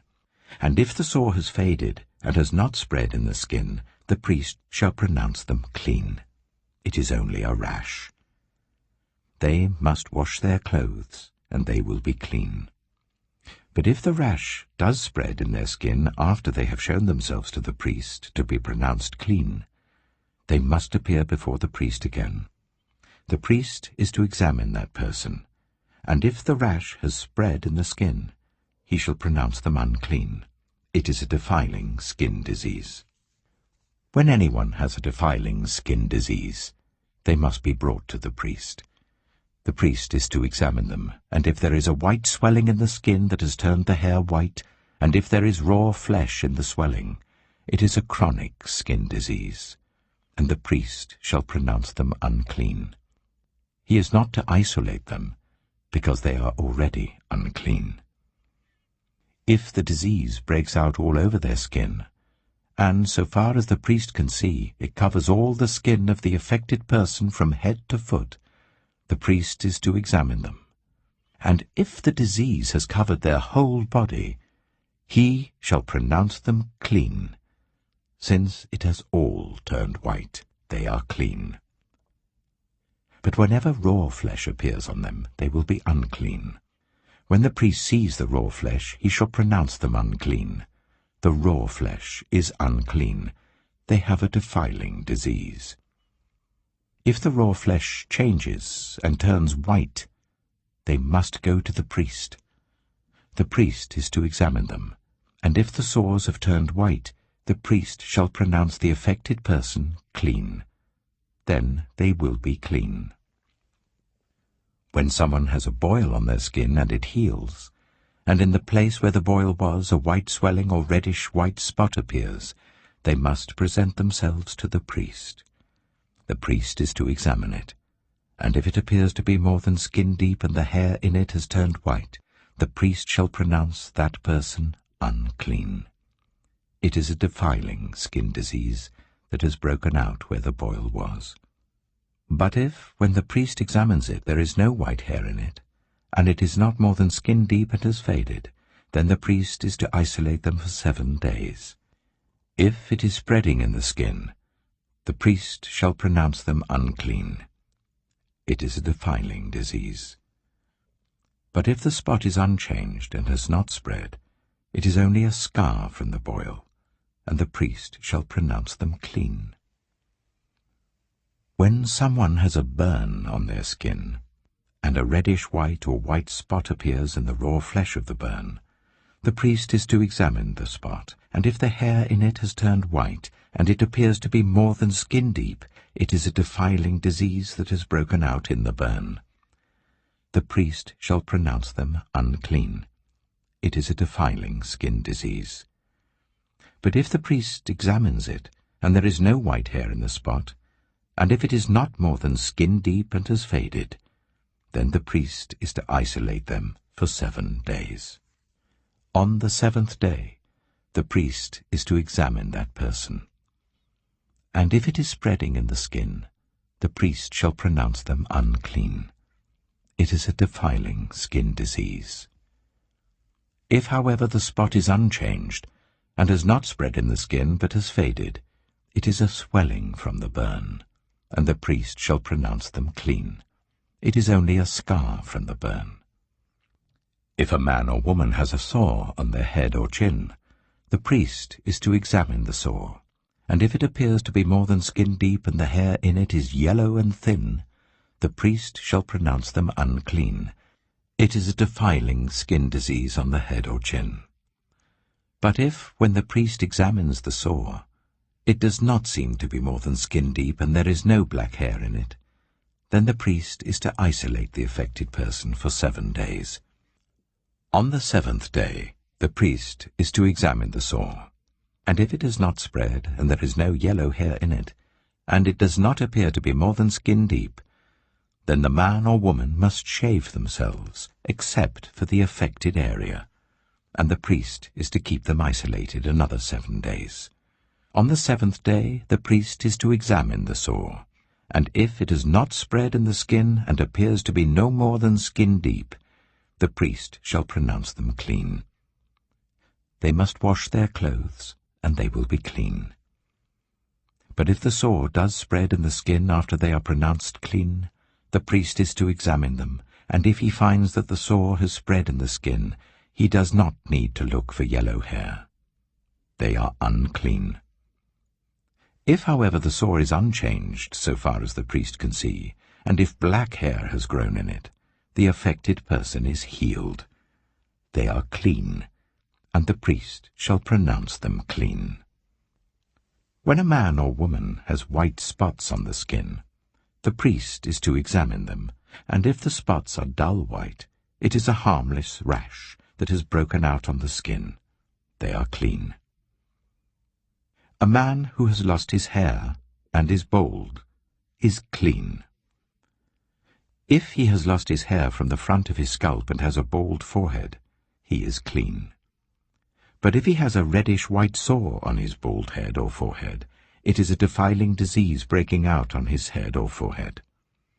The priest is to examine him, and if the swollen sore on his head or forehead is reddish-white like a defiling skin disease, the man is diseased and is unclean. The priest shall pronounce him unclean because of the sore on his head. Anyone with such a defiling disease must wear torn clothes, let their hair be unkempt, cover the lower part of their face, and cry out, "Unclean, unclean!" As long as they have the disease, they remain unclean. They must live alone. They must live outside the camp. As for any fabric that is spoiled with a defiling mold, any woolen or linen clothing, any woven or knitted material of linen or wool, any leather or anything made of leather, if the affected area in the fabric, the leather, the woven or knitted material, or any leather article is greenish or reddish, it is a defiling mold and must be shown to the priest. The priest is to examine the affected area and isolate the article for 7 days.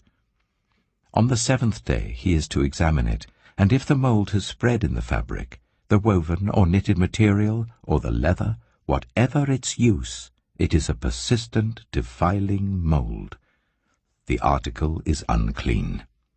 He must burn the fabric, the woven or knitted material of wool or linen, or any leather article that has been spoiled, because the defiling mold is persistent.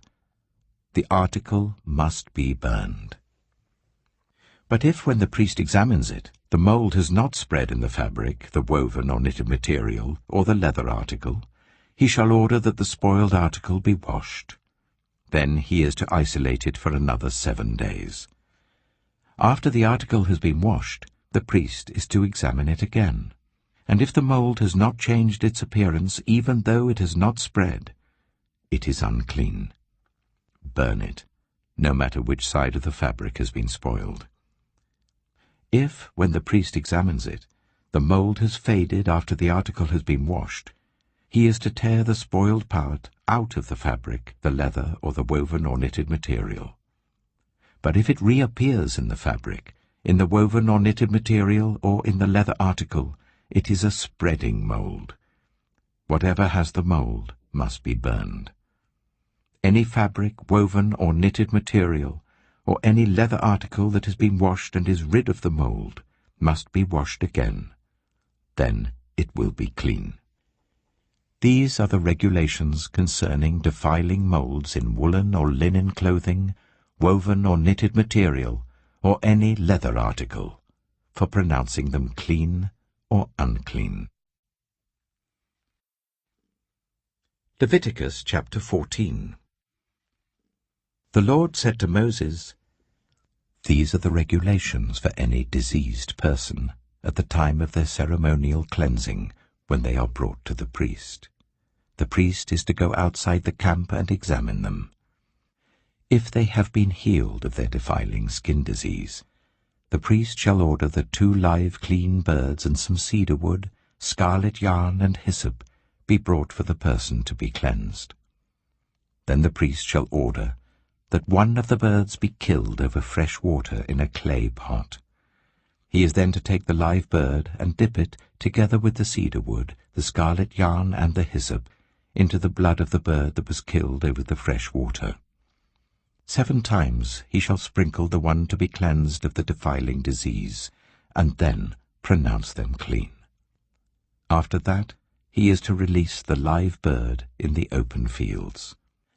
The person to be cleansed must wash their clothes, shave off all their hair, and bathe with water.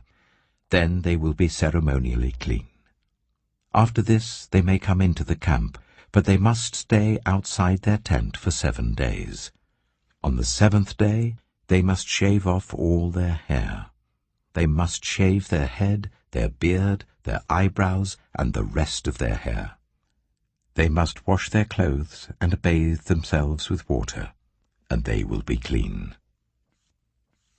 On the 8th day they must bring 2 male lambs and 1 ewe lamb, a year old, each without defect, along with 3/10 of an ephah of the finest flour mixed with olive oil for a grain offering, and 1 log of oil. The priest who pronounces them clean shall present both the one to be cleansed and their offerings before the Lord at the entrance to the tent of meeting.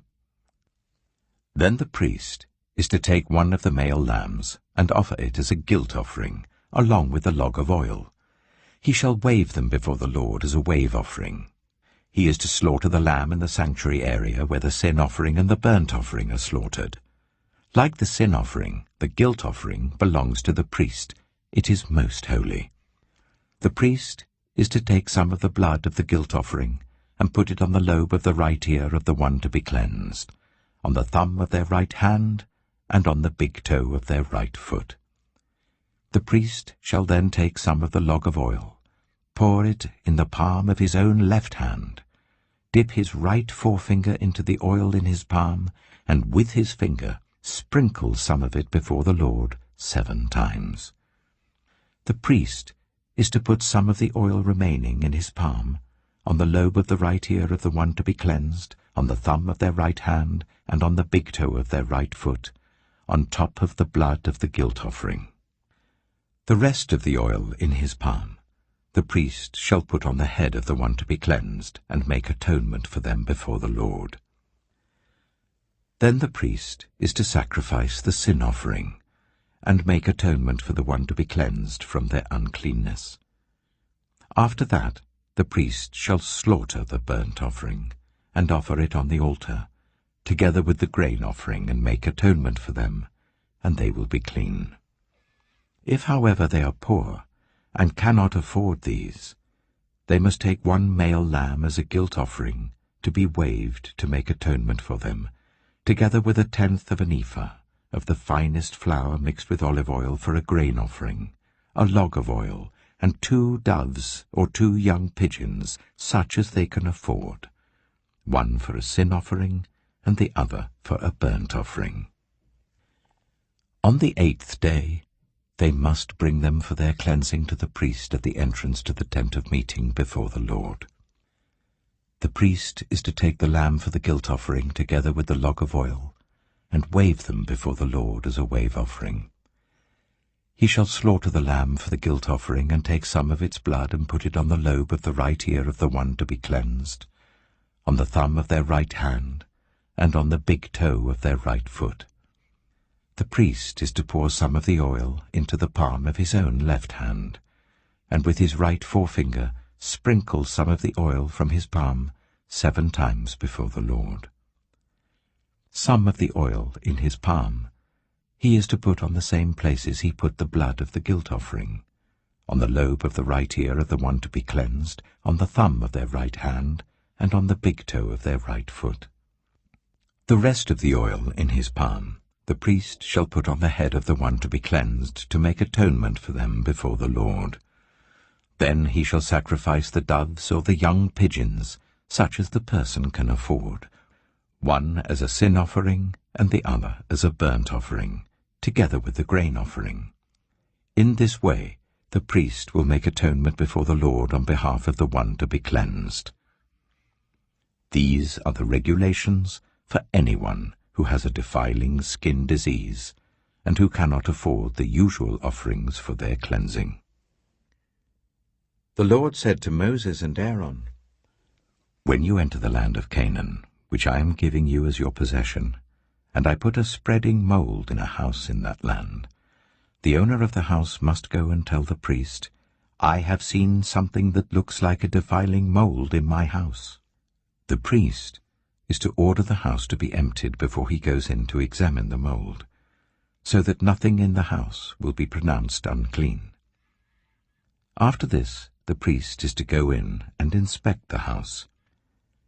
He is to examine the mold on the walls, and if it has greenish or reddish depressions that appear to be deeper than the surface of the wall, the priest shall go out of the doorway of the house and close it up for 7 days. On the 7th day the priest shall return to inspect the house.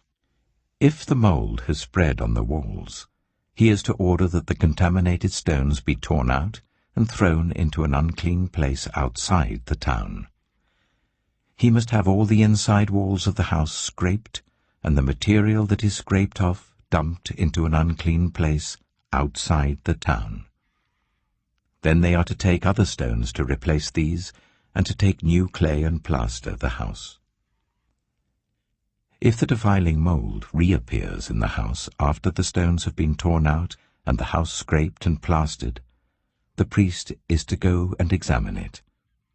And if the mold has spread in the house, it is a persistent defiling mold.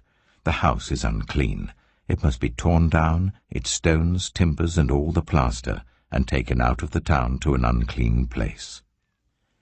Anyone who goes into the house while it is closed up will be unclean till evening. Anyone who sleeps or eats in the house must wash their clothes. But if the priest comes to examine it and the mold has not spread after the house has been plastered, he shall pronounce the house clean because the defiling mold is gone. To purify the house, he is to take 2 birds and some cedar wood, scarlet yarn, and hyssop. He shall kill one of the birds over fresh water in a clay pot. Then he is to take the cedar wood, the hyssop, the scarlet yarn, and the live bird, dip them into the blood of the dead bird and the fresh water, and sprinkle the house 7 times. He shall purify the house with the bird's blood, the fresh water, the live bird, the cedar wood, the hyssop, and the scarlet yarn. Then he is to release the live bird in the open fields outside the town. In this way he will make atonement for the house, and it will be clean. These are the regulations for any defiling skin disease, for a sore, for defiling molds in fabric or in a house, and for a swelling, a rash, or a shiny spot, to determine when something is clean or unclean.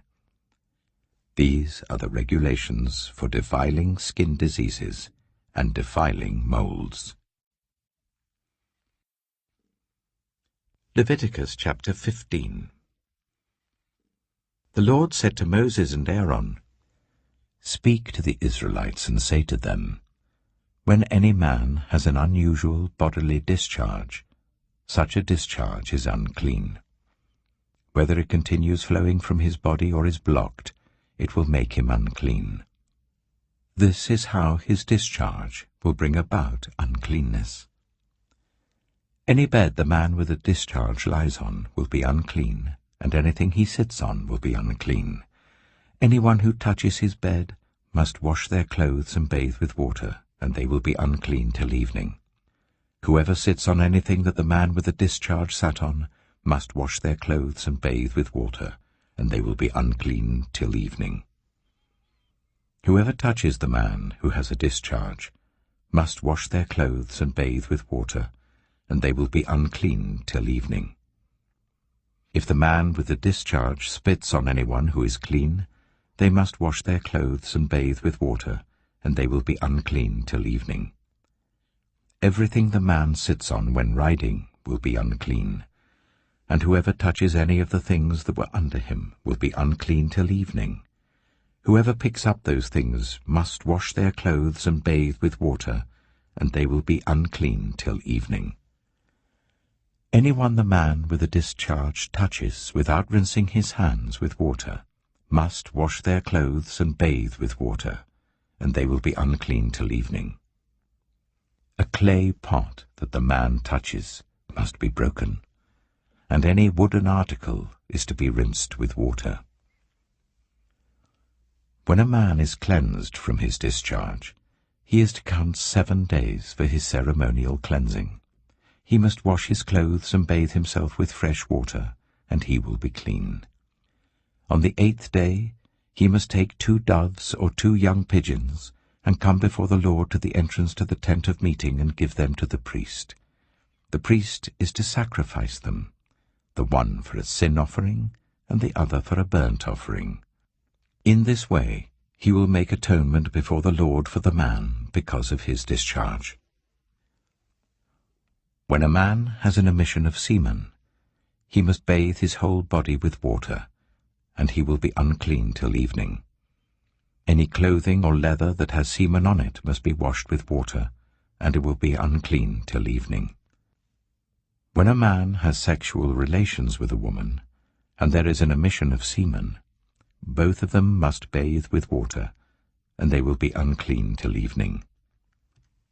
When a woman has her regular flow of blood, the impurity of her monthly period will last 7 days, and anyone who touches her will be unclean till evening. Anything she lies on during her period will be unclean, and anything she sits on will be unclean. Anyone who touches her bed will be unclean. They must wash their clothes and bathe with water, and they will be unclean till evening. Anyone who touches anything she sits on will be unclean. They must wash their clothes and bathe with water, and they will be unclean till evening. Whether it is the bed or anything she was sitting on, when anyone touches it, they will be unclean till evening. If a man has sexual relations with her, and her monthly flow touches him, he will be unclean for 7 days. Any bed he lies on will be unclean. When a woman has a discharge of blood for many days, at a time other than her monthly period, or has a discharge that continues beyond her period, she will be unclean as long as she has the discharge, just as in the days of her period. Any bed she lies on while her discharge continues will be unclean, as is her bed during her monthly period, and anything she sits on will be unclean, as during her period. Anyone who touches them will be unclean. They must wash their clothes and bathe with water, and they will be unclean till evening. When she is cleansed from her discharge, she must count 7 days, and after that she will be ceremonially clean.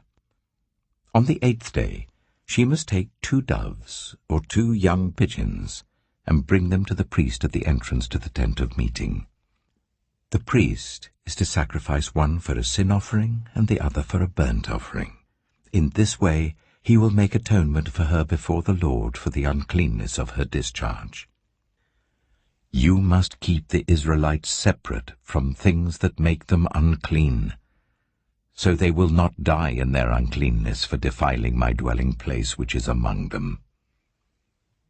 These are the regulations for a man with a discharge, for anyone made unclean by an emission of semen, for a woman in her monthly period, for a man or woman with a discharge, and for a man who has sexual relations with a woman who is ceremonially unclean. Leviticus chapter 16. The Lord spoke to Moses after the death of the 2 sons of Aaron, who died when they approached the Lord. The Lord said to Moses, "Tell your brother Aaron that he is not to come whenever he chooses into the most holy place behind the curtain in front of the atonement cover on the ark, or else he will die. For I will appear in the cloud over the atonement cover." This is how Aaron is to enter the most holy place. He must first bring a young bull for a sin offering and a ram for a burnt offering. He is to put on the sacred linen tunic with linen undergarments next to his body. He is to tie the linen sash round him and put on the linen turban. These are sacred garments. so he must bathe himself with water before he puts them on. From the Israelite community, he is to take 2 male goats for a sin offering, and a ram for a burnt offering. Aaron is to offer the bull for his own sin offering, to make atonement for himself and his household. Then he is to take the 2 goats and present them before the Lord at the entrance to the tent of meeting. He is to cast lots for the 2 goats, 1 lot for the Lord, the other for the scapegoat. Aaron shall bring the goat whose lot falls to the Lord and sacrifice it for a sin offering. But the goat chosen by lot as the scapegoat shall be presented alive before the Lord, to be used for making atonement by sending it into the wilderness as a scapegoat. Aaron shall bring the bull for his own sin offering to make atonement for himself and his household, and he is to slaughter the bull for his own sin offering. He is to take a censer full of burning coals from the altar before the Lord, and 2 handfuls of finely ground fragrant incense, and take them behind the curtain. He is to put the incense on the fire before the Lord, and the smoke of the incense will conceal the atonement cover above the tablets of the covenant law, so that he will not die. He is to take some of the bull's blood and with his finger sprinkle it on the front of the atonement cover. Then he shall sprinkle some of it with his finger 7 times before the atonement cover. He shall then slaughter the goat for the sin offering for the people, and take its blood behind the curtain and do with it as he did with the bull's blood.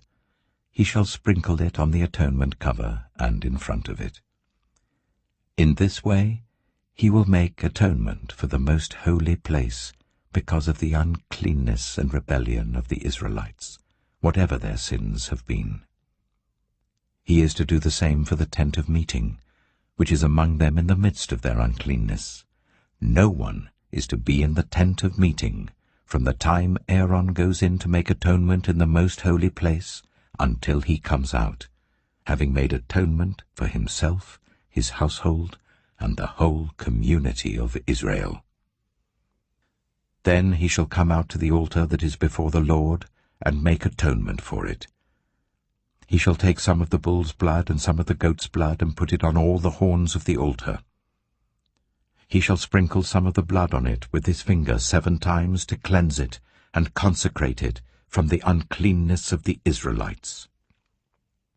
When Aaron has finished making atonement for the most holy place, the tent of meeting and the altar, he shall bring forward the live goat. He is to lay both hands on the head of the live goat and confess over it all the wickedness and rebellion of the Israelites, all their sins, and put them on the goat's head. He shall send the goat away into the wilderness in the care of someone appointed for the task. The goat will carry on itself all their sins to a remote place, and the man shall release it in the wilderness. Then Aaron is to go into the tent of meeting and take off the linen garments he put on before he entered the most holy place, and he is to leave them there. He shall bathe himself with water in the sanctuary area and put on his ordinary garments. Then he shall come out and sacrifice the burnt offering for himself and the burnt offering for the people, to make atonement for himself and the people. He shall also burn the fat of the sin offering on the altar. The man who releases the goat as a scapegoat must wash his clothes and bathe himself with water. Afterwards he may come into the camp. The bull and the goat for the sin offerings, whose blood was brought into the most holy place to make atonement, must be taken outside the camp. Their hides, flesh, and intestines are to be burned. The man who burns them must wash his clothes and bathe himself with water. Afterwards he may come into the camp. This is to be a lasting ordinance for you. On the 10th day of the 7th month you must deny yourselves and not do any work, whether native-born or a foreigner residing among you, because on this day atonement will be made for you to cleanse you. Then before the Lord you will be clean from all your sins. It is a day of Sabbath rest, and you must deny yourselves. It is a lasting ordinance. The priest who is anointed and ordained to succeed his father as high priest is to make atonement. He is to put on the sacred linen garments and make atonement for the most holy place, for the tent of meeting and the altar, and for the priests and all the members of the community. This is to be a lasting ordinance for you. Atonement is to be made once a year for all the sins of the Israelites. And it was done as the Lord commanded Moses. Leviticus chapter 17. The Lord said to Moses, Speak to Aaron and his sons, and to all the Israelites, and say to them, This is what the Lord has commanded. Any Israelite who sacrifices an ox, a lamb, or a goat in the camp or outside it, instead of bringing it to the entrance to the tent of meeting to present it as an offering to the Lord in front of the tabernacle of the Lord, that person shall be considered guilty of bloodshed. They have shed blood and must be cut off from their people. This is so that the Israelites will bring to the Lord the sacrifices they are now making in the open fields. They must bring them to the priest, that is, to the Lord, at the entrance to the tent of meeting, and sacrifice them as fellowship offerings. The priest is to splash the blood against the altar of the Lord at the entrance to the tent of meeting, and burn the fat as an aroma, pleasing to the Lord. They must no longer offer any of their sacrifices to the goat idols to whom they prostitute themselves. This is to be a lasting ordinance for them and for the generations to come. Say to them, Any Israelite or any foreigner residing among them who offers a burnt offering or sacrifice, and does not bring it to the entrance to the tent of meeting to sacrifice it to the Lord, must be cut off from the people of Israel. I will set my face against any Israelite or any foreigner residing among them who eats blood, and I will cut them off from the people. For the life of a creature is in the blood, and I have given it to you to make atonement for yourselves on the altar. It is the blood that makes atonement for one's life. Therefore I say to the Israelites, None of you may eat blood, nor may any foreigner residing among you eat blood. Any Israelite or any foreigner residing among you who hunts any animal or bird that may be eaten must drain out the blood and cover it with earth, because the life of every creature is its blood. That is why I have said to the Israelites, You must not eat the blood of any creature, because the life of every creature is its blood. Anyone who eats it must be cut off. Anyone, whether native-born or foreigner, who eats anything found dead or torn by wild animals, must wash their clothes and bathe with water, and they will be ceremonially unclean till evening. Then they will be clean. But if they do not wash their clothes and bathe themselves, they will be held responsible. Leviticus chapter 18. The Lord said to Moses, Speak to the Israelites, and say to them, I am the Lord your God. You must not do as they do in Egypt, where you used to live, and you must not do as they do in the land of Canaan, where I am bringing you. Do not follow their practices. You must obey my laws, and be careful to follow my decrees. I am the Lord your God. Keep my decrees and laws, for the person who obeys them will live by them. I am the Lord. No one is to approach any close relative to have sexual relations. I am the Lord. Do not dishonor your father by having sexual relations with your mother. She is your mother. Do not have relations with her. Do not have sexual relations with your father's wife. That would dishonor your father. Do not have sexual relations with your sister, either your father's daughter or your mother's daughter, whether she was born in the same home or elsewhere. Do not have sexual relations with your son's daughter or your daughter's daughter. That would dishonor you. Do not have sexual relations with the daughter of your father's wife born to your father. She is your sister. Do not have sexual relations with your father's sister. She is your father's close relative. Do not have sexual relations with your mother's sister, because she is your mother's close relative. Do not dishonor your father's brother by approaching his wife to have sexual relations. She is your aunt. Do not have sexual relations with your daughter-in-law.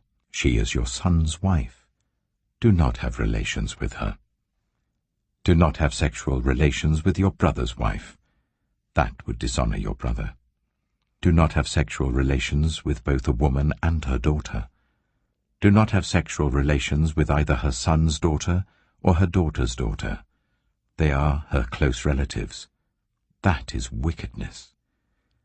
Do not take your wife's sister as a rival wife and have sexual relations with her while your wife is living. Do not approach a woman to have sexual relations during the uncleanness of her monthly period. Do not have sexual relations with your neighbor's wife and defile yourself with her. Do not give any of your children to be sacrificed to Moloch, for you must not profane the name of your God. I am the Lord. Do not have sexual relations with a man as one does with a woman. That is detestable. Do not have sexual relations with an animal and defile yourself with it. A woman must not present herself to an animal to have sexual relations with it. That is a perversion. Do not defile yourselves in any of these ways, because this is how the nations that I am going to drive out before you became defiled. Even the land was defiled. So I punished it for its sin, and the land vomited out its inhabitants. But you must keep my decrees and my laws. The native-born and the foreigners residing among you must not do any of these detestable things. For all these were done by the people who lived in the land before you, and the land became defiled. And if you defile the land, it will vomit you out as it vomited out the nations that were before you. Everyone who does any of these detestable things, such persons must be cut off from their people. Keep my requirements, and do not follow any of the detestable customs that were practiced before you came, and do not defile yourselves with them. I am the Lord your God. Leviticus chapter 19. The Lord said to Moses, "Speak to the entire assembly of Israel, and say to them, Be holy, because I, the Lord your God, am holy. Each of you must respect your mother and father, and you must observe my Sabbaths. I am the Lord your God. Do not turn to idols or make metal gods for yourselves. I am the Lord your God. When you sacrifice a fellowship offering to the Lord, sacrifice it in such a way that it will be accepted on your behalf. It shall be eaten on the day you sacrifice it or on the next day. Anything left over until the third day must be burned. If any of it is eaten on the third day, it is impure and will not be accepted. Whoever eats it will be held responsible because they have desecrated what is holy to the Lord. They must be cut off from their people. When you reap the harvest of your land, do not reap to the very edges of your field, or gather the gleanings of your harvest. Do not go over your vineyard a second time, or pick up the grapes that have fallen. Leave them for the poor and the foreigner. I am the Lord your God. Do not steal. Do not lie. Do not deceive one another. Do not swear falsely by my name, and so profane the name of your God. I am the Lord. Do not defraud or rob your neighbor. Do not hold back the wages of a hired worker overnight. Do not curse the deaf or put a stumbling block in front of the blind, but fear your God. I am the Lord. Do not pervert justice. Do not show partiality to the poor or favoritism to the great, but judge your neighbor fairly. Do not go about spreading slander among your people. Do not do anything that endangers your neighbor's life. I am the Lord. Do not hate a fellow Israelite in your heart. Rebuke your neighbor frankly, so that you will not share in their guilt. Do not seek revenge or bear a grudge against anyone among your people, but love your neighbor as yourself. I am the Lord. Keep my decrees. Do not mate different kinds of animals. Do not plant your field with two kinds of seed. Do not wear clothing woven of two kinds of material. If a man sleeps with a female slave who is promised to another man, but who has not been ransomed or given her freedom, there must be due punishment. Yet they are not to be put to death, because she had not been freed. The man, however, must bring a ram to the entrance to the tent of meeting for a guilt offering to the Lord. With the ram of the guilt offering, the priest is to make atonement for him before the Lord for the sin he has committed, and his sin will be forgiven. When you enter the land and plant any kind of fruit tree, regard its fruit as forbidden. For 3 years you are to consider it forbidden. It must not be eaten. In the 4th year, all its fruit will be holy, an offering of praise to the Lord. But in the 5th year, you may eat its fruit. In this way your harvest will be increased. I am the Lord your God. Do not eat any meat with the blood still in it. Do not practice divination or seek omens. Do not cut the hair at the sides of your head or clip off the edges of your beard. Do not cut your bodies for the dead or put tattoo marks on yourselves. I am the Lord. Do not degrade your daughter by making her a prostitute, or the land will turn to prostitution and be filled with wickedness. Observe my Sabbaths, and have reverence for my sanctuary. I am the Lord. Do not turn to mediums or seek out spiritists, for you will be defiled by them. I am the Lord your God. Stand up in the presence of the aged. Show respect for the elderly, and revere your God. I am the Lord. When a foreigner resides among you in your land, do not ill-treat them. The foreigner residing among you must be treated as your native-born. Love them as yourself, for you were foreigners in Egypt. I am the Lord your God. Do not use dishonest standards when measuring length, weight, or quantity. Use honest scales and honest weights, an honest ephah and an honest hin. I am the Lord your God who brought you out of Egypt. Keep all my decrees and all my laws and follow them. I am the Lord. Leviticus chapter 20. The Lord said to Moses, "Say to the Israelites, any Israelite or any foreigner residing in Israel who sacrifices any of his children to Molech is to be put to death. The members of the community are to stone him. I myself will set my face against him and will cut him off from his people, for by sacrificing his children to Molech he has defiled my sanctuary and profaned my holy name. If the members of the community close their eyes when that man sacrifices one of his children to Molech, and if they fail to put him to death, I myself will set my face against him and his family, and will cut them off from their people, together with all who follow him in prostituting themselves to Molech. I will set my face against anyone who turns to mediums and spiritists to prostitute themselves by following them, and I will cut them off from their people. Consecrate yourselves and be holy, because I am the Lord your God. Keep my decrees and follow them. I am the Lord who makes you holy. Anyone who curses their father or mother is to be put to death. Because they have cursed their father or mother, their blood will be on their own head. If a man commits adultery with another man's wife, with the wife of his neighbor, both the adulterer and the adulteress are to be put to death. If a man has sexual relations with his father's wife, he has dishonored his father. Both the man and the woman are to be put to death. Their blood will be on their own heads.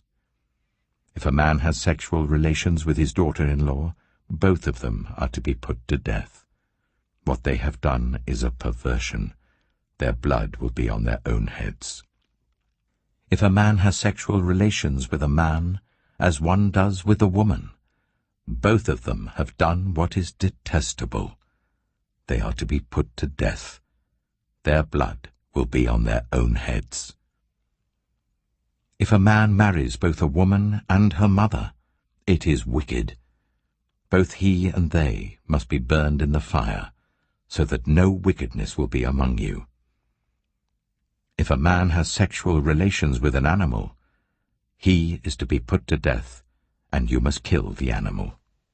If a woman approaches an animal to have sexual relations with it, kill both the woman and the animal. They are to be put to death. Their blood will be on their own heads. If a man marries his sister, the daughter of either his father or his mother, and they have sexual relations, it is a disgrace. They are to be publicly removed from their people. He has dishonored his sister and will be held responsible. If a man has sexual relations with a woman during her monthly period, he has exposed the source of her flow, and she has also uncovered it. Both of them are to be cut off from their people. Do not have sexual relations with the sister of either your mother or your father, for that would dishonor a close relative. Both of you will be held responsible. If a man has sexual relations with his aunt, he has dishonored his uncle. They will be held responsible. They will die childless. If a man marries his brother's wife, it is an act of impurity. He has dishonored his brother. They will be childless. Keep all my decrees and laws and follow them, so that the land where I am bringing you to live may not vomit you out. You must not live according to the customs of the nations I am going to drive out before you. Because they did all these things, I abhorred them. But I said to you, you will possess their land. I will give it to you as an inheritance, a land flowing with milk and honey. I am the Lord your God, who has set you apart from the nations. You must therefore make a distinction between clean and unclean animals, and between unclean and clean birds. Do not defile yourselves by any animal or bird or anything that moves along the ground. Those that I have set apart as unclean for you. You are to be holy to me, because I, the Lord, am holy, and I have set you apart from the nations to be my own.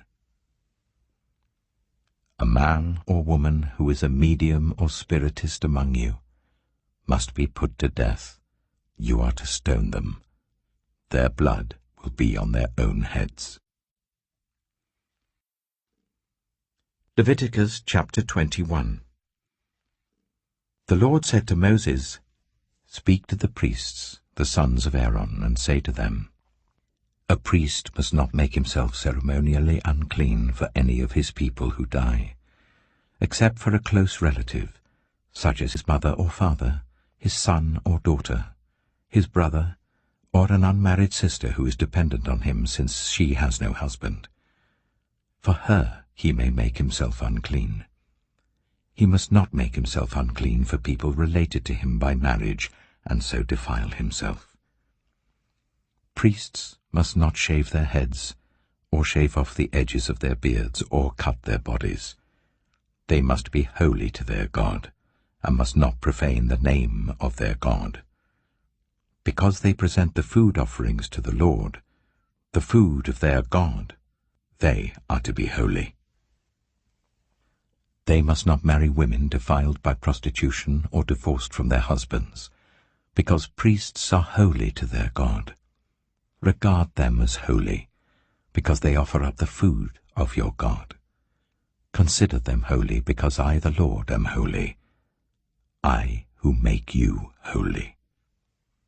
If a priest's daughter defiles herself by becoming a prostitute, she disgraces her father. She must be burned in the fire.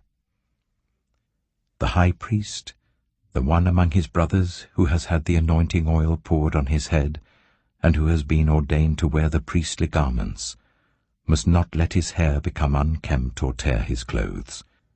He must not enter a place where there is a dead body. He must not make himself unclean even for his father or mother, nor leave the sanctuary of his God or desecrate it, because he has been dedicated by the anointing oil of his God. I am the Lord. The woman he marries must be a virgin. He must not marry a widow, a divorced woman, or a woman defiled by prostitution, but only a virgin from his own people, so that he will not defile his offspring among his people. I am the Lord who makes him holy. The Lord said to Moses, Say to Aaron, For the generations to come none of your descendants who has a defect may come near to offer the food of his God. No man who has any defect may come near, no man who is blind or lame, disfigured or deformed, no man with a crippled foot or hand, or who is a hunchback or a dwarf, or who has any eye defect, or who has festering or running sores or damaged testicles. No descendant of Aaron the priest who has any defect is to come near to present the food offerings to the Lord. He has a defect. He must not come near to offer the food of his God. He may eat the most holy food of his God, as well as the holy food. Yet because of his defect, he must not go near the curtain or approach the altar, and so desecrate my sanctuary. I am the Lord who makes them holy. So Moses told this to Aaron and his sons and to all the Israelites. Leviticus chapter 22. The Lord said to Moses, Tell Aaron and his sons to treat with respect the sacred offerings the Israelites consecrate to me, so that they will not profane my holy name. I am the Lord.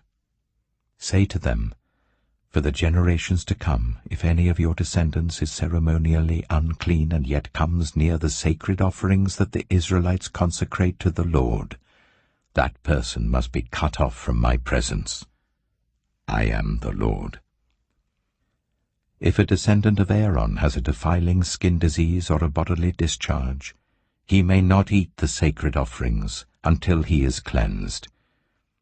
He will also be unclean if he touches something defiled by a corpse or by anyone who has an emission of semen, or if he touches any crawling thing that makes him unclean, or any person who makes him unclean, whatever the uncleanness may be. The one who touches any such thing will be unclean till evening. He must not eat any of the sacred offerings unless he has bathed himself with water. When the sun goes down, he will be clean, and after that he may eat the sacred offerings, for they are his food. He must not eat anything found dead or torn by wild animals, and so become unclean through it. I am the Lord. The priests are to perform my service in such a way that they do not become guilty and die for treating it with contempt. I am the Lord who makes them holy. No one outside a priest's family may eat the sacred offering, nor may the guest of a priest or his hired worker eat it.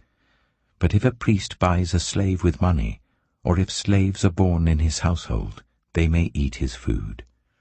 If a priest's daughter marries anyone other than a priest, she may not eat any of the sacred contributions.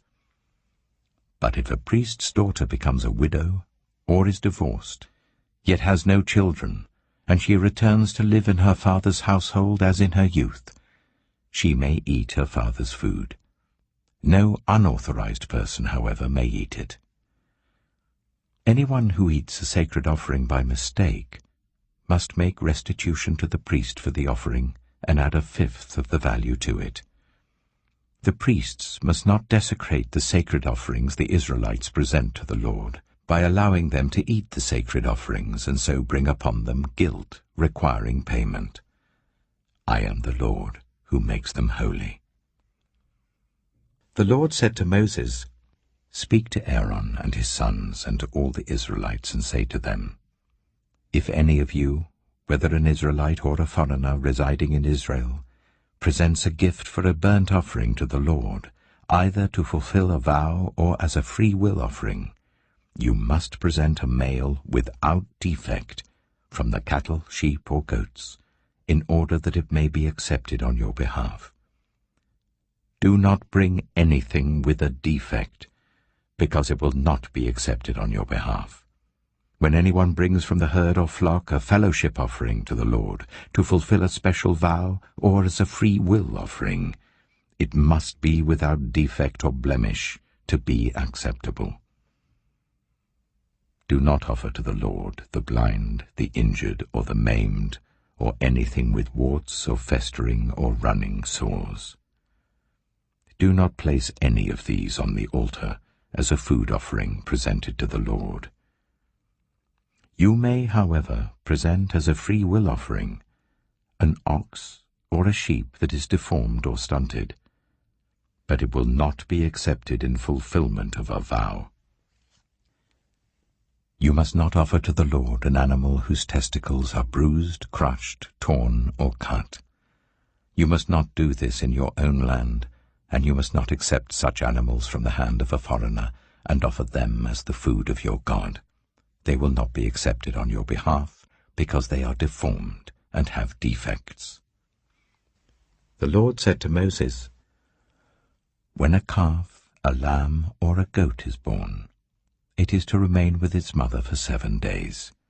From the 8th day on, it will be acceptable as a food offering presented to the Lord. Do not slaughter a cow or a sheep and its young on the same day. When you sacrifice a thank offering to the Lord, sacrifice it in such a way that it will be accepted on your behalf. It must be eaten that same day. Leave none of it till morning. I am the Lord. Keep my commands and follow them. I am the Lord. Do not profane my holy name, for I must be acknowledged as holy by the Israelites. I am the Lord who made you holy, and who brought you out of Egypt to be your God. I am the Lord. Leviticus chapter 23. The Lord said to Moses, "Speak to the Israelites and say to them, these are my appointed festivals, the appointed festivals of the Lord, which you are to proclaim as sacred assemblies. There are 6 days when you may work, but the 7th day is a day of Sabbath rest, a day of sacred assembly. You are not to do any work. Wherever you live, it is a Sabbath to the Lord. These are the Lord's appointed festivals, the sacred assemblies you are to proclaim at their appointed times. The Lord's Passover begins at twilight on the 14th day of the 1st month. On the 15th day of that month, the Lord's festival of unleavened bread begins. For 7 days you must eat bread made without yeast. On the 1st day hold a sacred assembly, and do not do any of your ordinary work. For 7 days present a food offering to the Lord, and on the 7th day hold a sacred assembly, and do not do any of your ordinary work. The Lord said to Moses, "Speak to the Israelites and say to them, when you enter the land I am going to give you and you reap its harvest, bring to the priest a sheaf of the first grain you harvest. He is to wave the sheaf before the Lord, so it will be accepted on your behalf. The priest is to wave it on the day after the Sabbath. On the day you wave the sheaf, you must sacrifice as a burnt offering to the Lord a lamb a year old without defect, together with its grain offering of 1/5 of an ephah of the finest flour mixed with olive oil. A food offering presented to the Lord, a pleasing aroma, and its drink offering of 1/4 of a hin of wine. You must not eat any bread, or roasted or new grain, until the very day you bring this offering to your God. This is to be a lasting ordinance for the generations to come, wherever you live. From the day after the Sabbath, the day you brought the sheaf of the wave offering, count 7 full weeks. Count 50 days up to the day after the 7th Sabbath, and then present an offering of new grain to the Lord. From wherever you live, bring 2 loaves made of 1/5 of an ephah of the finest flour, baked with yeast, as a wave offering of first fruits to the Lord.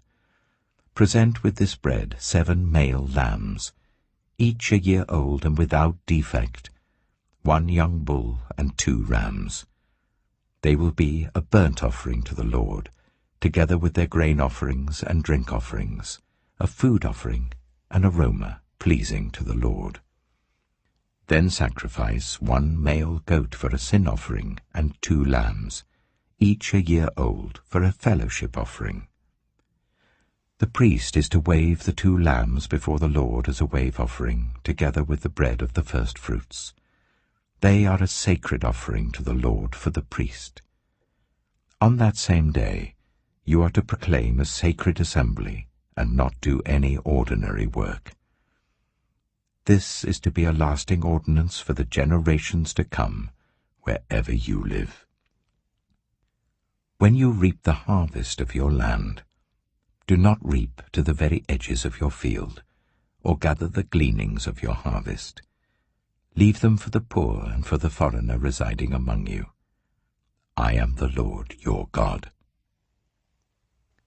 The Lord said to Moses, "Say to the Israelites, on the first day of the 7th month, you are to have a day of Sabbath rest, a sacred assembly commemorated with trumpet blasts. Do not do any of your ordinary work, but present a food offering to the Lord." The Lord said to Moses, "The 10th day of this 7th month is the Day of Atonement. Hold a sacred assembly and deny yourselves, and present a food offering to the Lord. Do not do any work on that day, because it is the Day of Atonement, when atonement is made for you before the Lord your God. Those who do not deny themselves on that day must be cut off from their people. I will destroy from among their people anyone who does any work on that day. You shall do no work at all. This is to be a lasting ordinance for the generations to come wherever you live. It is a day of Sabbath rest for you, and you must deny yourselves. From the evening of the 9th day of the month until the following evening, you are to observe your Sabbath." The Lord said to Moses, "Say to the Israelites, on the 15th day of the 7th month, the Lord's festival of tabernacles begins, and it lasts for 7 days. The first day is a sacred assembly. Do not do any of your ordinary work. For 7 days present food offerings to the Lord, and on the 8th day hold a sacred assembly and present a food offering to the Lord. It is the closing special assembly. Do not do any of your ordinary work." These are the Lord's appointed festivals, which you are to proclaim as sacred assemblies for bringing food offerings to the Lord, the burnt offerings and grain offerings, sacrifices and drink offerings required for each day. These offerings are in addition to those for the Lord's Sabbaths, and in addition to your gifts, and whatever you have vowed, and all the freewill offerings you give to the Lord. So, beginning with the 15th day of the 7th month, after you have gathered the crops of the land, celebrate the festival to the Lord for 7 days. The first day is a day of Sabbath rest, and the 8th day also is a day of Sabbath rest. On the first day you are to take branches from luxuriant trees, from palms, willows, and other leafy trees, and rejoice before the Lord your God for 7 days. Celebrate this as a festival to the Lord for 7 days each year. This is to be a lasting ordinance for the generations to come. Celebrate it in the 7th month. Live in temporary shelters for 7 days. All native-born Israelites are to live in such shelters, so that your descendants will know that I made the Israelites live in temporary shelters when I brought them out of Egypt. I am the Lord your God. So Moses announced to the Israelites the appointed festivals of the Lord. Leviticus chapter 24. The Lord said to Moses, Command the Israelites to bring you clear oil of pressed olives for the light, so that the lamps may be kept burning continually. Outside the curtain that shields the ark of the covenant law in the tent of meeting, Aaron is to tend the lamps before the Lord from evening till morning continually. This is to be a lasting ordinance for the generations to come. The lamps on the pure gold lampstand before the Lord must be tended continually. Take the finest flour and bake 12 loaves of bread, using 1/5 of an ephah for each loaf. Arrange them in 2 piles, 6 in each pile, on the table of pure gold before the Lord. By each pile put some pure incense as a memorial portion, to represent the bread and to be a food offering presented to the Lord. This bread is to be set out before the Lord regularly, Sabbath after Sabbath, on behalf of the Israelites, as a lasting covenant. It belongs to Aaron and his sons, who are to eat it in the sanctuary area, because it is a most holy part of their perpetual share of the food offerings presented to the Lord. Now the son of an Israelite mother and an Egyptian father went out among the Israelites, and a fight broke out in the camp between him and an Israelite. The son of the Israelite woman used the name blasphemously with a curse, so they brought him to Moses. His mother's name was Shelomith, the daughter of Dibri the Danite. They put him in custody until the will of the Lord should be made clear to them. Then the Lord said to Moses, Take the blasphemer outside the camp. All those who heard him are to lay their hands on his head, and the entire assembly is to stone him. Say to the Israelites, Anyone who curses their God will be held responsible. Anyone who uses the name of the Lord blasphemously is to be put to death. The entire assembly must stone them, whether foreigner or native born. When they use the name blasphemously, they are to be put to death. Anyone who takes the life of a human being is to be put to death.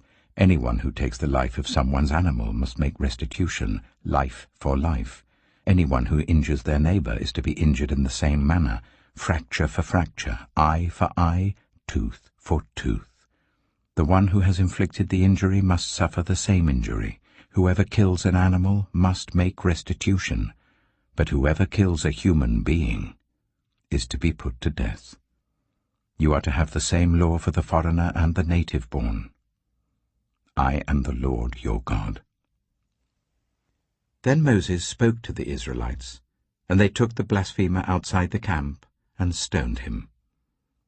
The Israelites did as the Lord commanded Moses.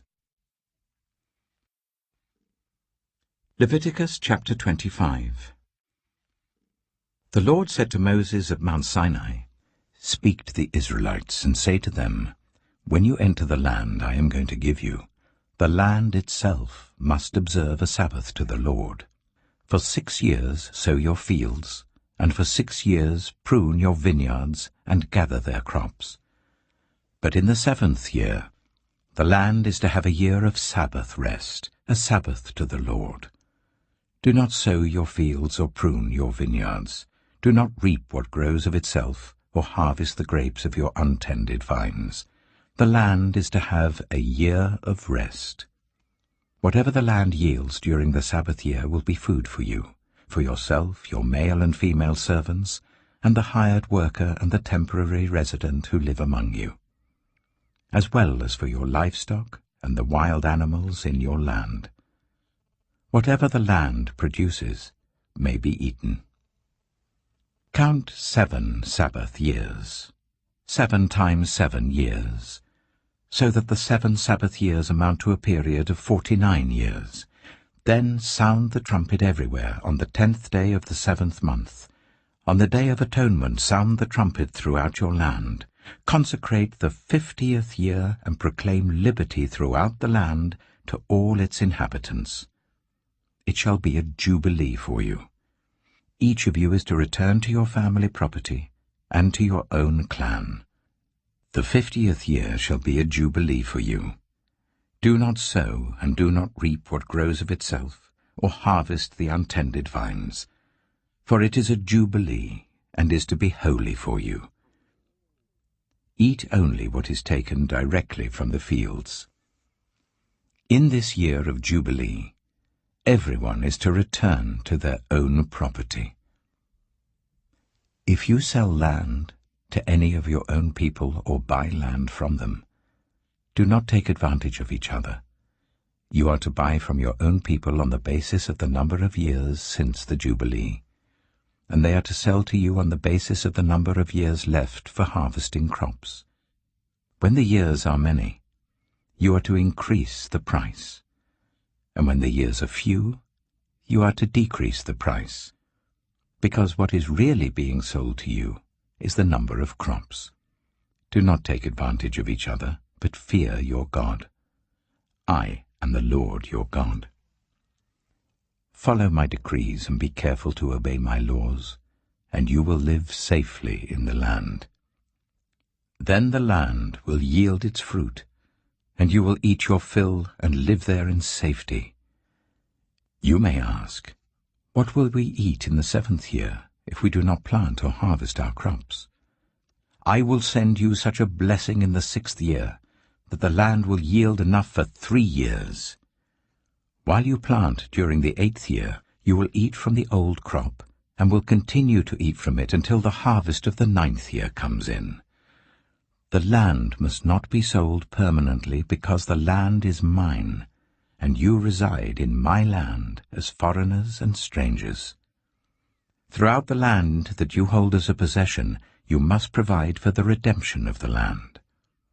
If one of your fellow Israelites becomes poor and sells some of their property, their nearest relative is to come and redeem what they have sold.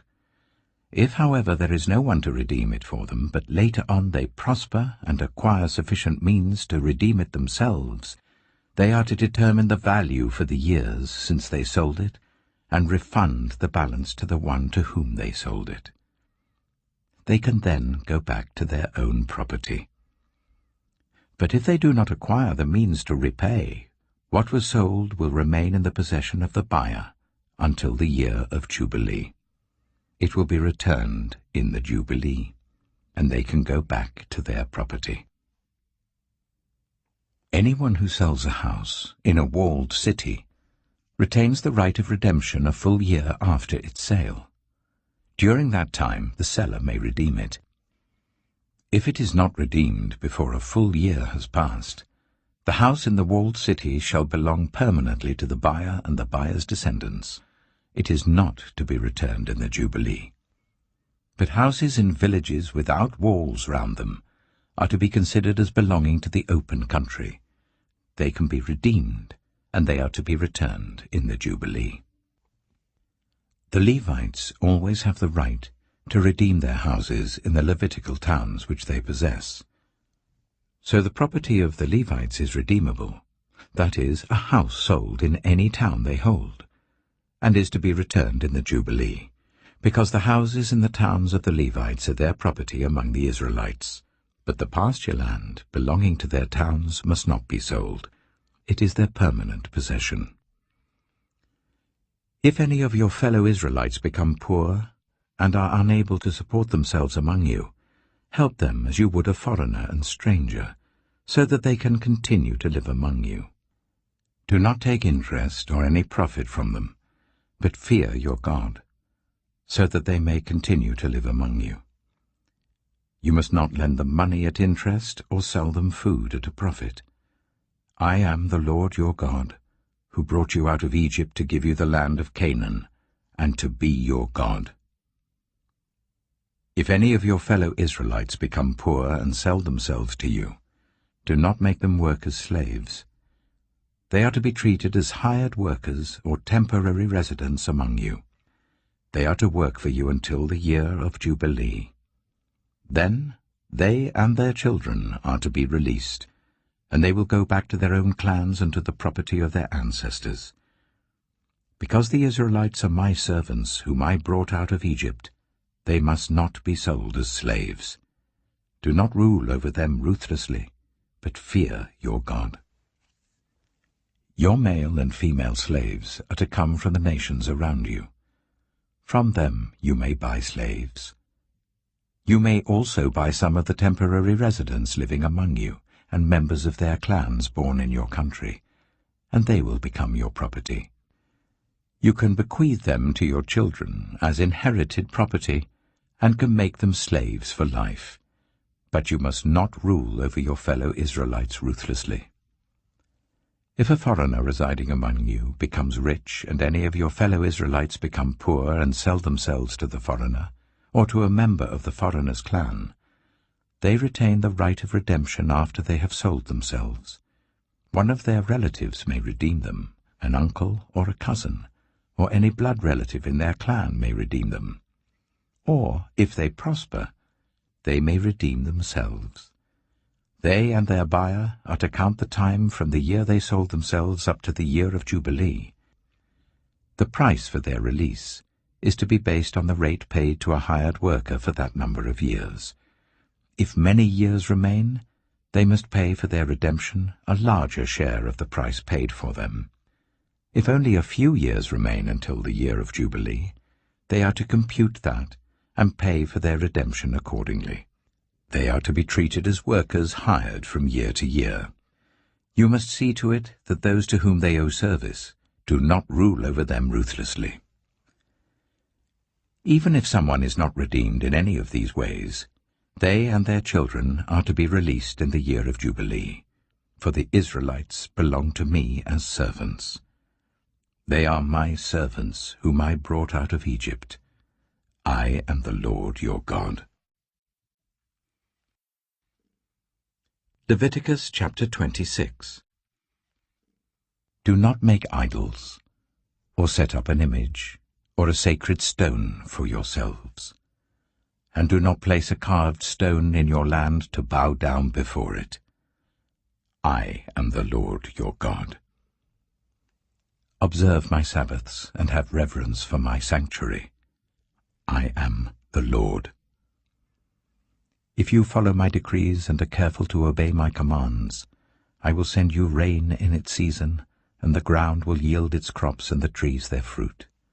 Your threshing will continue until grape harvest, and the grape harvest will continue until planting, and you will eat all the food you want and live in safety in your land. I will grant peace in the land, and you will lie down, and no one will make you afraid. I will remove wild beasts from the land, and the sword will not pass through your country.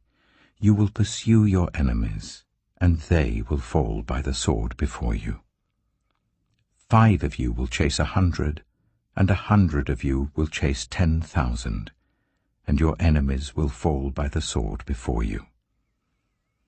I will look on you with favor and make you fruitful and increase your numbers, and I will keep my covenant with you. You will still be eating last year's harvest, when you will have to move it out to make room for the new. I will put my dwelling place among you, and I will not abhor you. I will walk among you and be your God, and you will be my people. I am the Lord your God, who brought you out of Egypt, so that you would no longer be slaves to the Egyptians. I broke the bars of your yoke, and enabled you to walk with heads held high. But if you will not listen to me and carry out all these commands, and if you reject my decrees and abhor my laws and fail to carry out all my commands and so violate my covenant, then I will do this to you. I will bring on you sudden terror, wasting diseases, and fever that will destroy your sight and sap your strength. You will plant seed in vain, because your enemies will eat it. I will set my face against you, so that you will be defeated by your enemies. Those who hate you will rule over you, and you will flee even when no one is pursuing you. If, after all this, you will not listen to me, I will punish you for your sins 7 times over. I will break down your stubborn pride, and make the sky above you like iron, and the ground beneath you like bronze. Your strength will be spent in vain, because your soil will not yield its crops, nor will the trees of your land yield their fruit. If you remain hostile towards me, and refuse to listen to me, I will multiply your afflictions 7 times over, as your sins deserve. I will send wild animals against you, and they will rob you of your children, destroy your cattle, and make you so few in number that your roads will be deserted. If, in spite of these things, you do not accept my correction but continue to be hostile towards me, I myself will be hostile towards you, and will afflict you for your sins 7 times over. And I will bring the sword on you to avenge the breaking of the covenant. When you withdraw into your cities, I will send a plague among you, and you will be given into enemy hands. When I cut off your supply of bread, 10 women will be able to bake your bread in 1 oven, and they will dole out the bread by weight. You will eat, but you will not be satisfied. If, in spite of this, you still do not listen to me but continue to be hostile towards me, then in my anger I will be hostile towards you, and I myself will punish you for your sins 7 times over. You will eat the flesh of your sons and the flesh of your daughters. I will destroy your high places, cut down your incense altars, and pile your dead bodies on the lifeless forms of your idols. And I will abhor you. I will turn your cities into ruins and lay waste your sanctuaries, and I will take no delight in the pleasing aroma of your offerings. I myself will lay waste the land, so that your enemies who live there will be appalled.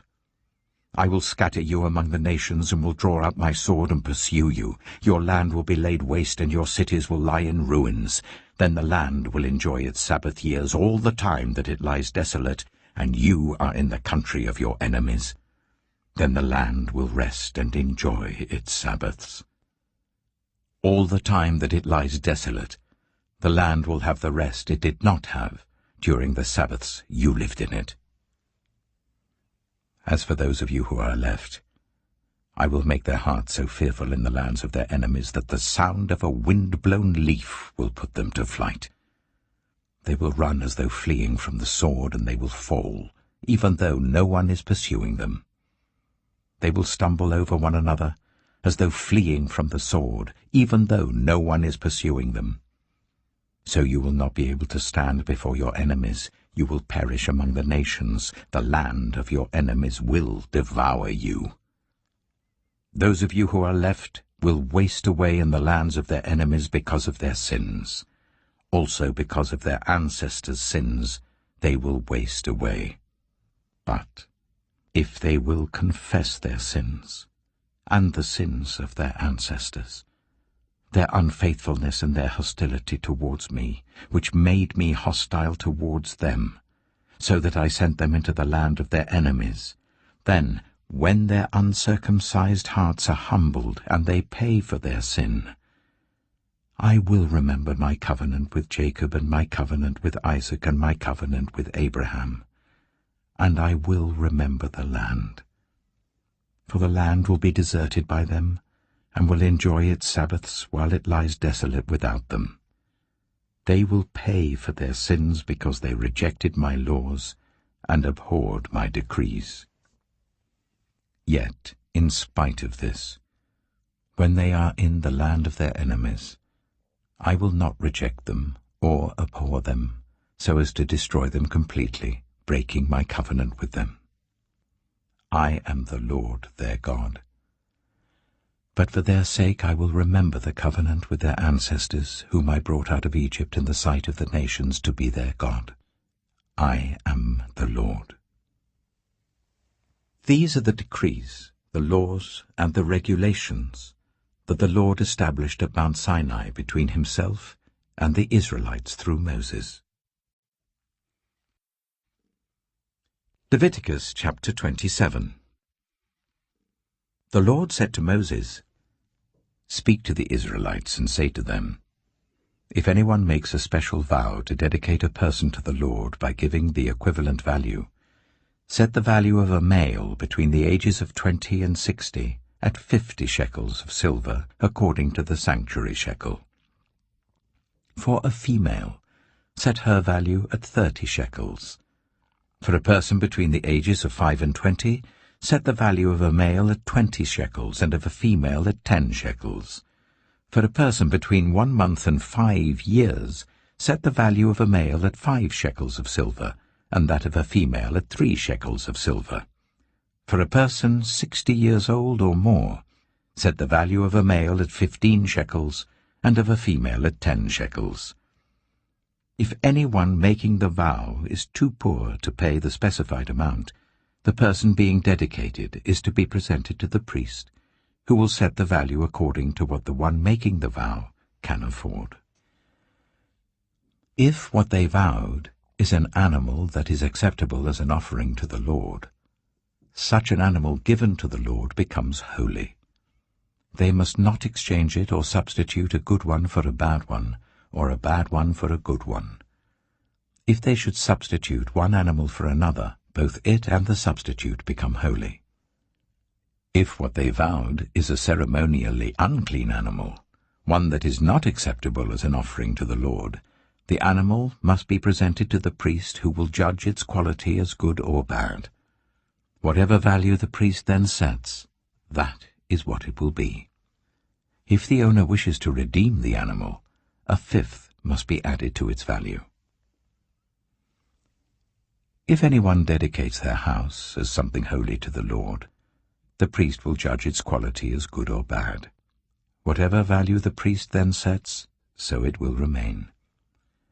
If the one who dedicates their house wishes to redeem it, they must add a fifth to its value, and the house will again become theirs. If anyone dedicates to the Lord part of their family land, its value is to be set according to the amount of seed required for it, 50 shekels of silver to a homer of barley seed. If they dedicate a field during the year of Jubilee, the value that has been set remains. But if they dedicate a field after the Jubilee, the priest will determine the value according to the number of years that remain until the next year of Jubilee, and its set value will be reduced. If the one who dedicates the field wishes to redeem it, they must add a fifth to its value, and the field will again become theirs. If, however, they do not redeem the field, or if they have sold it to someone else, it can never be redeemed. When the field is released in the Jubilee, it will become holy, like a field devoted to the Lord. It will become priestly property. If anyone dedicates to the Lord a field they have bought, which is not part of their family land, the priest will determine its value up to the year of Jubilee, and the owner must pay its value on that day as something holy to the Lord. In the year of Jubilee, the field will revert to the person from whom it was bought, the one whose land it was. Every value is to be set according to the sanctuary shekel, 20 gerahs to the shekel. No one, however, may dedicate the firstborn of an animal, since the firstborn already belongs to the Lord. Whether an ox or a sheep, it is the Lord's. If it is one of the unclean animals, it may be bought back at its set value, adding a fifth of the value to it. If it is not redeemed, it is to be sold at its set value. But nothing that a person owns and devotes to the Lord, whether a human being or an animal or family land, may be sold or redeemed. Everything so devoted is most holy to the Lord. No one devoted to destruction may be ransomed. They are to be put to death. A tithe of everything from the land, whether grain from the soil or fruit from the trees, belongs to the Lord. It is holy to the Lord. Whoever would redeem any of their tithe must add a fifth of the value to it. Every tithe of the herd and flock, every 10th animal that passes under the shepherd's rod, will be holy to the Lord. No one may pick out the good from the bad, or make any substitution. If anyone does make a substitution, both the animal and its substitute become holy, and cannot be redeemed. These are the commands the Lord gave Moses at Mount Sinai for the Israelites.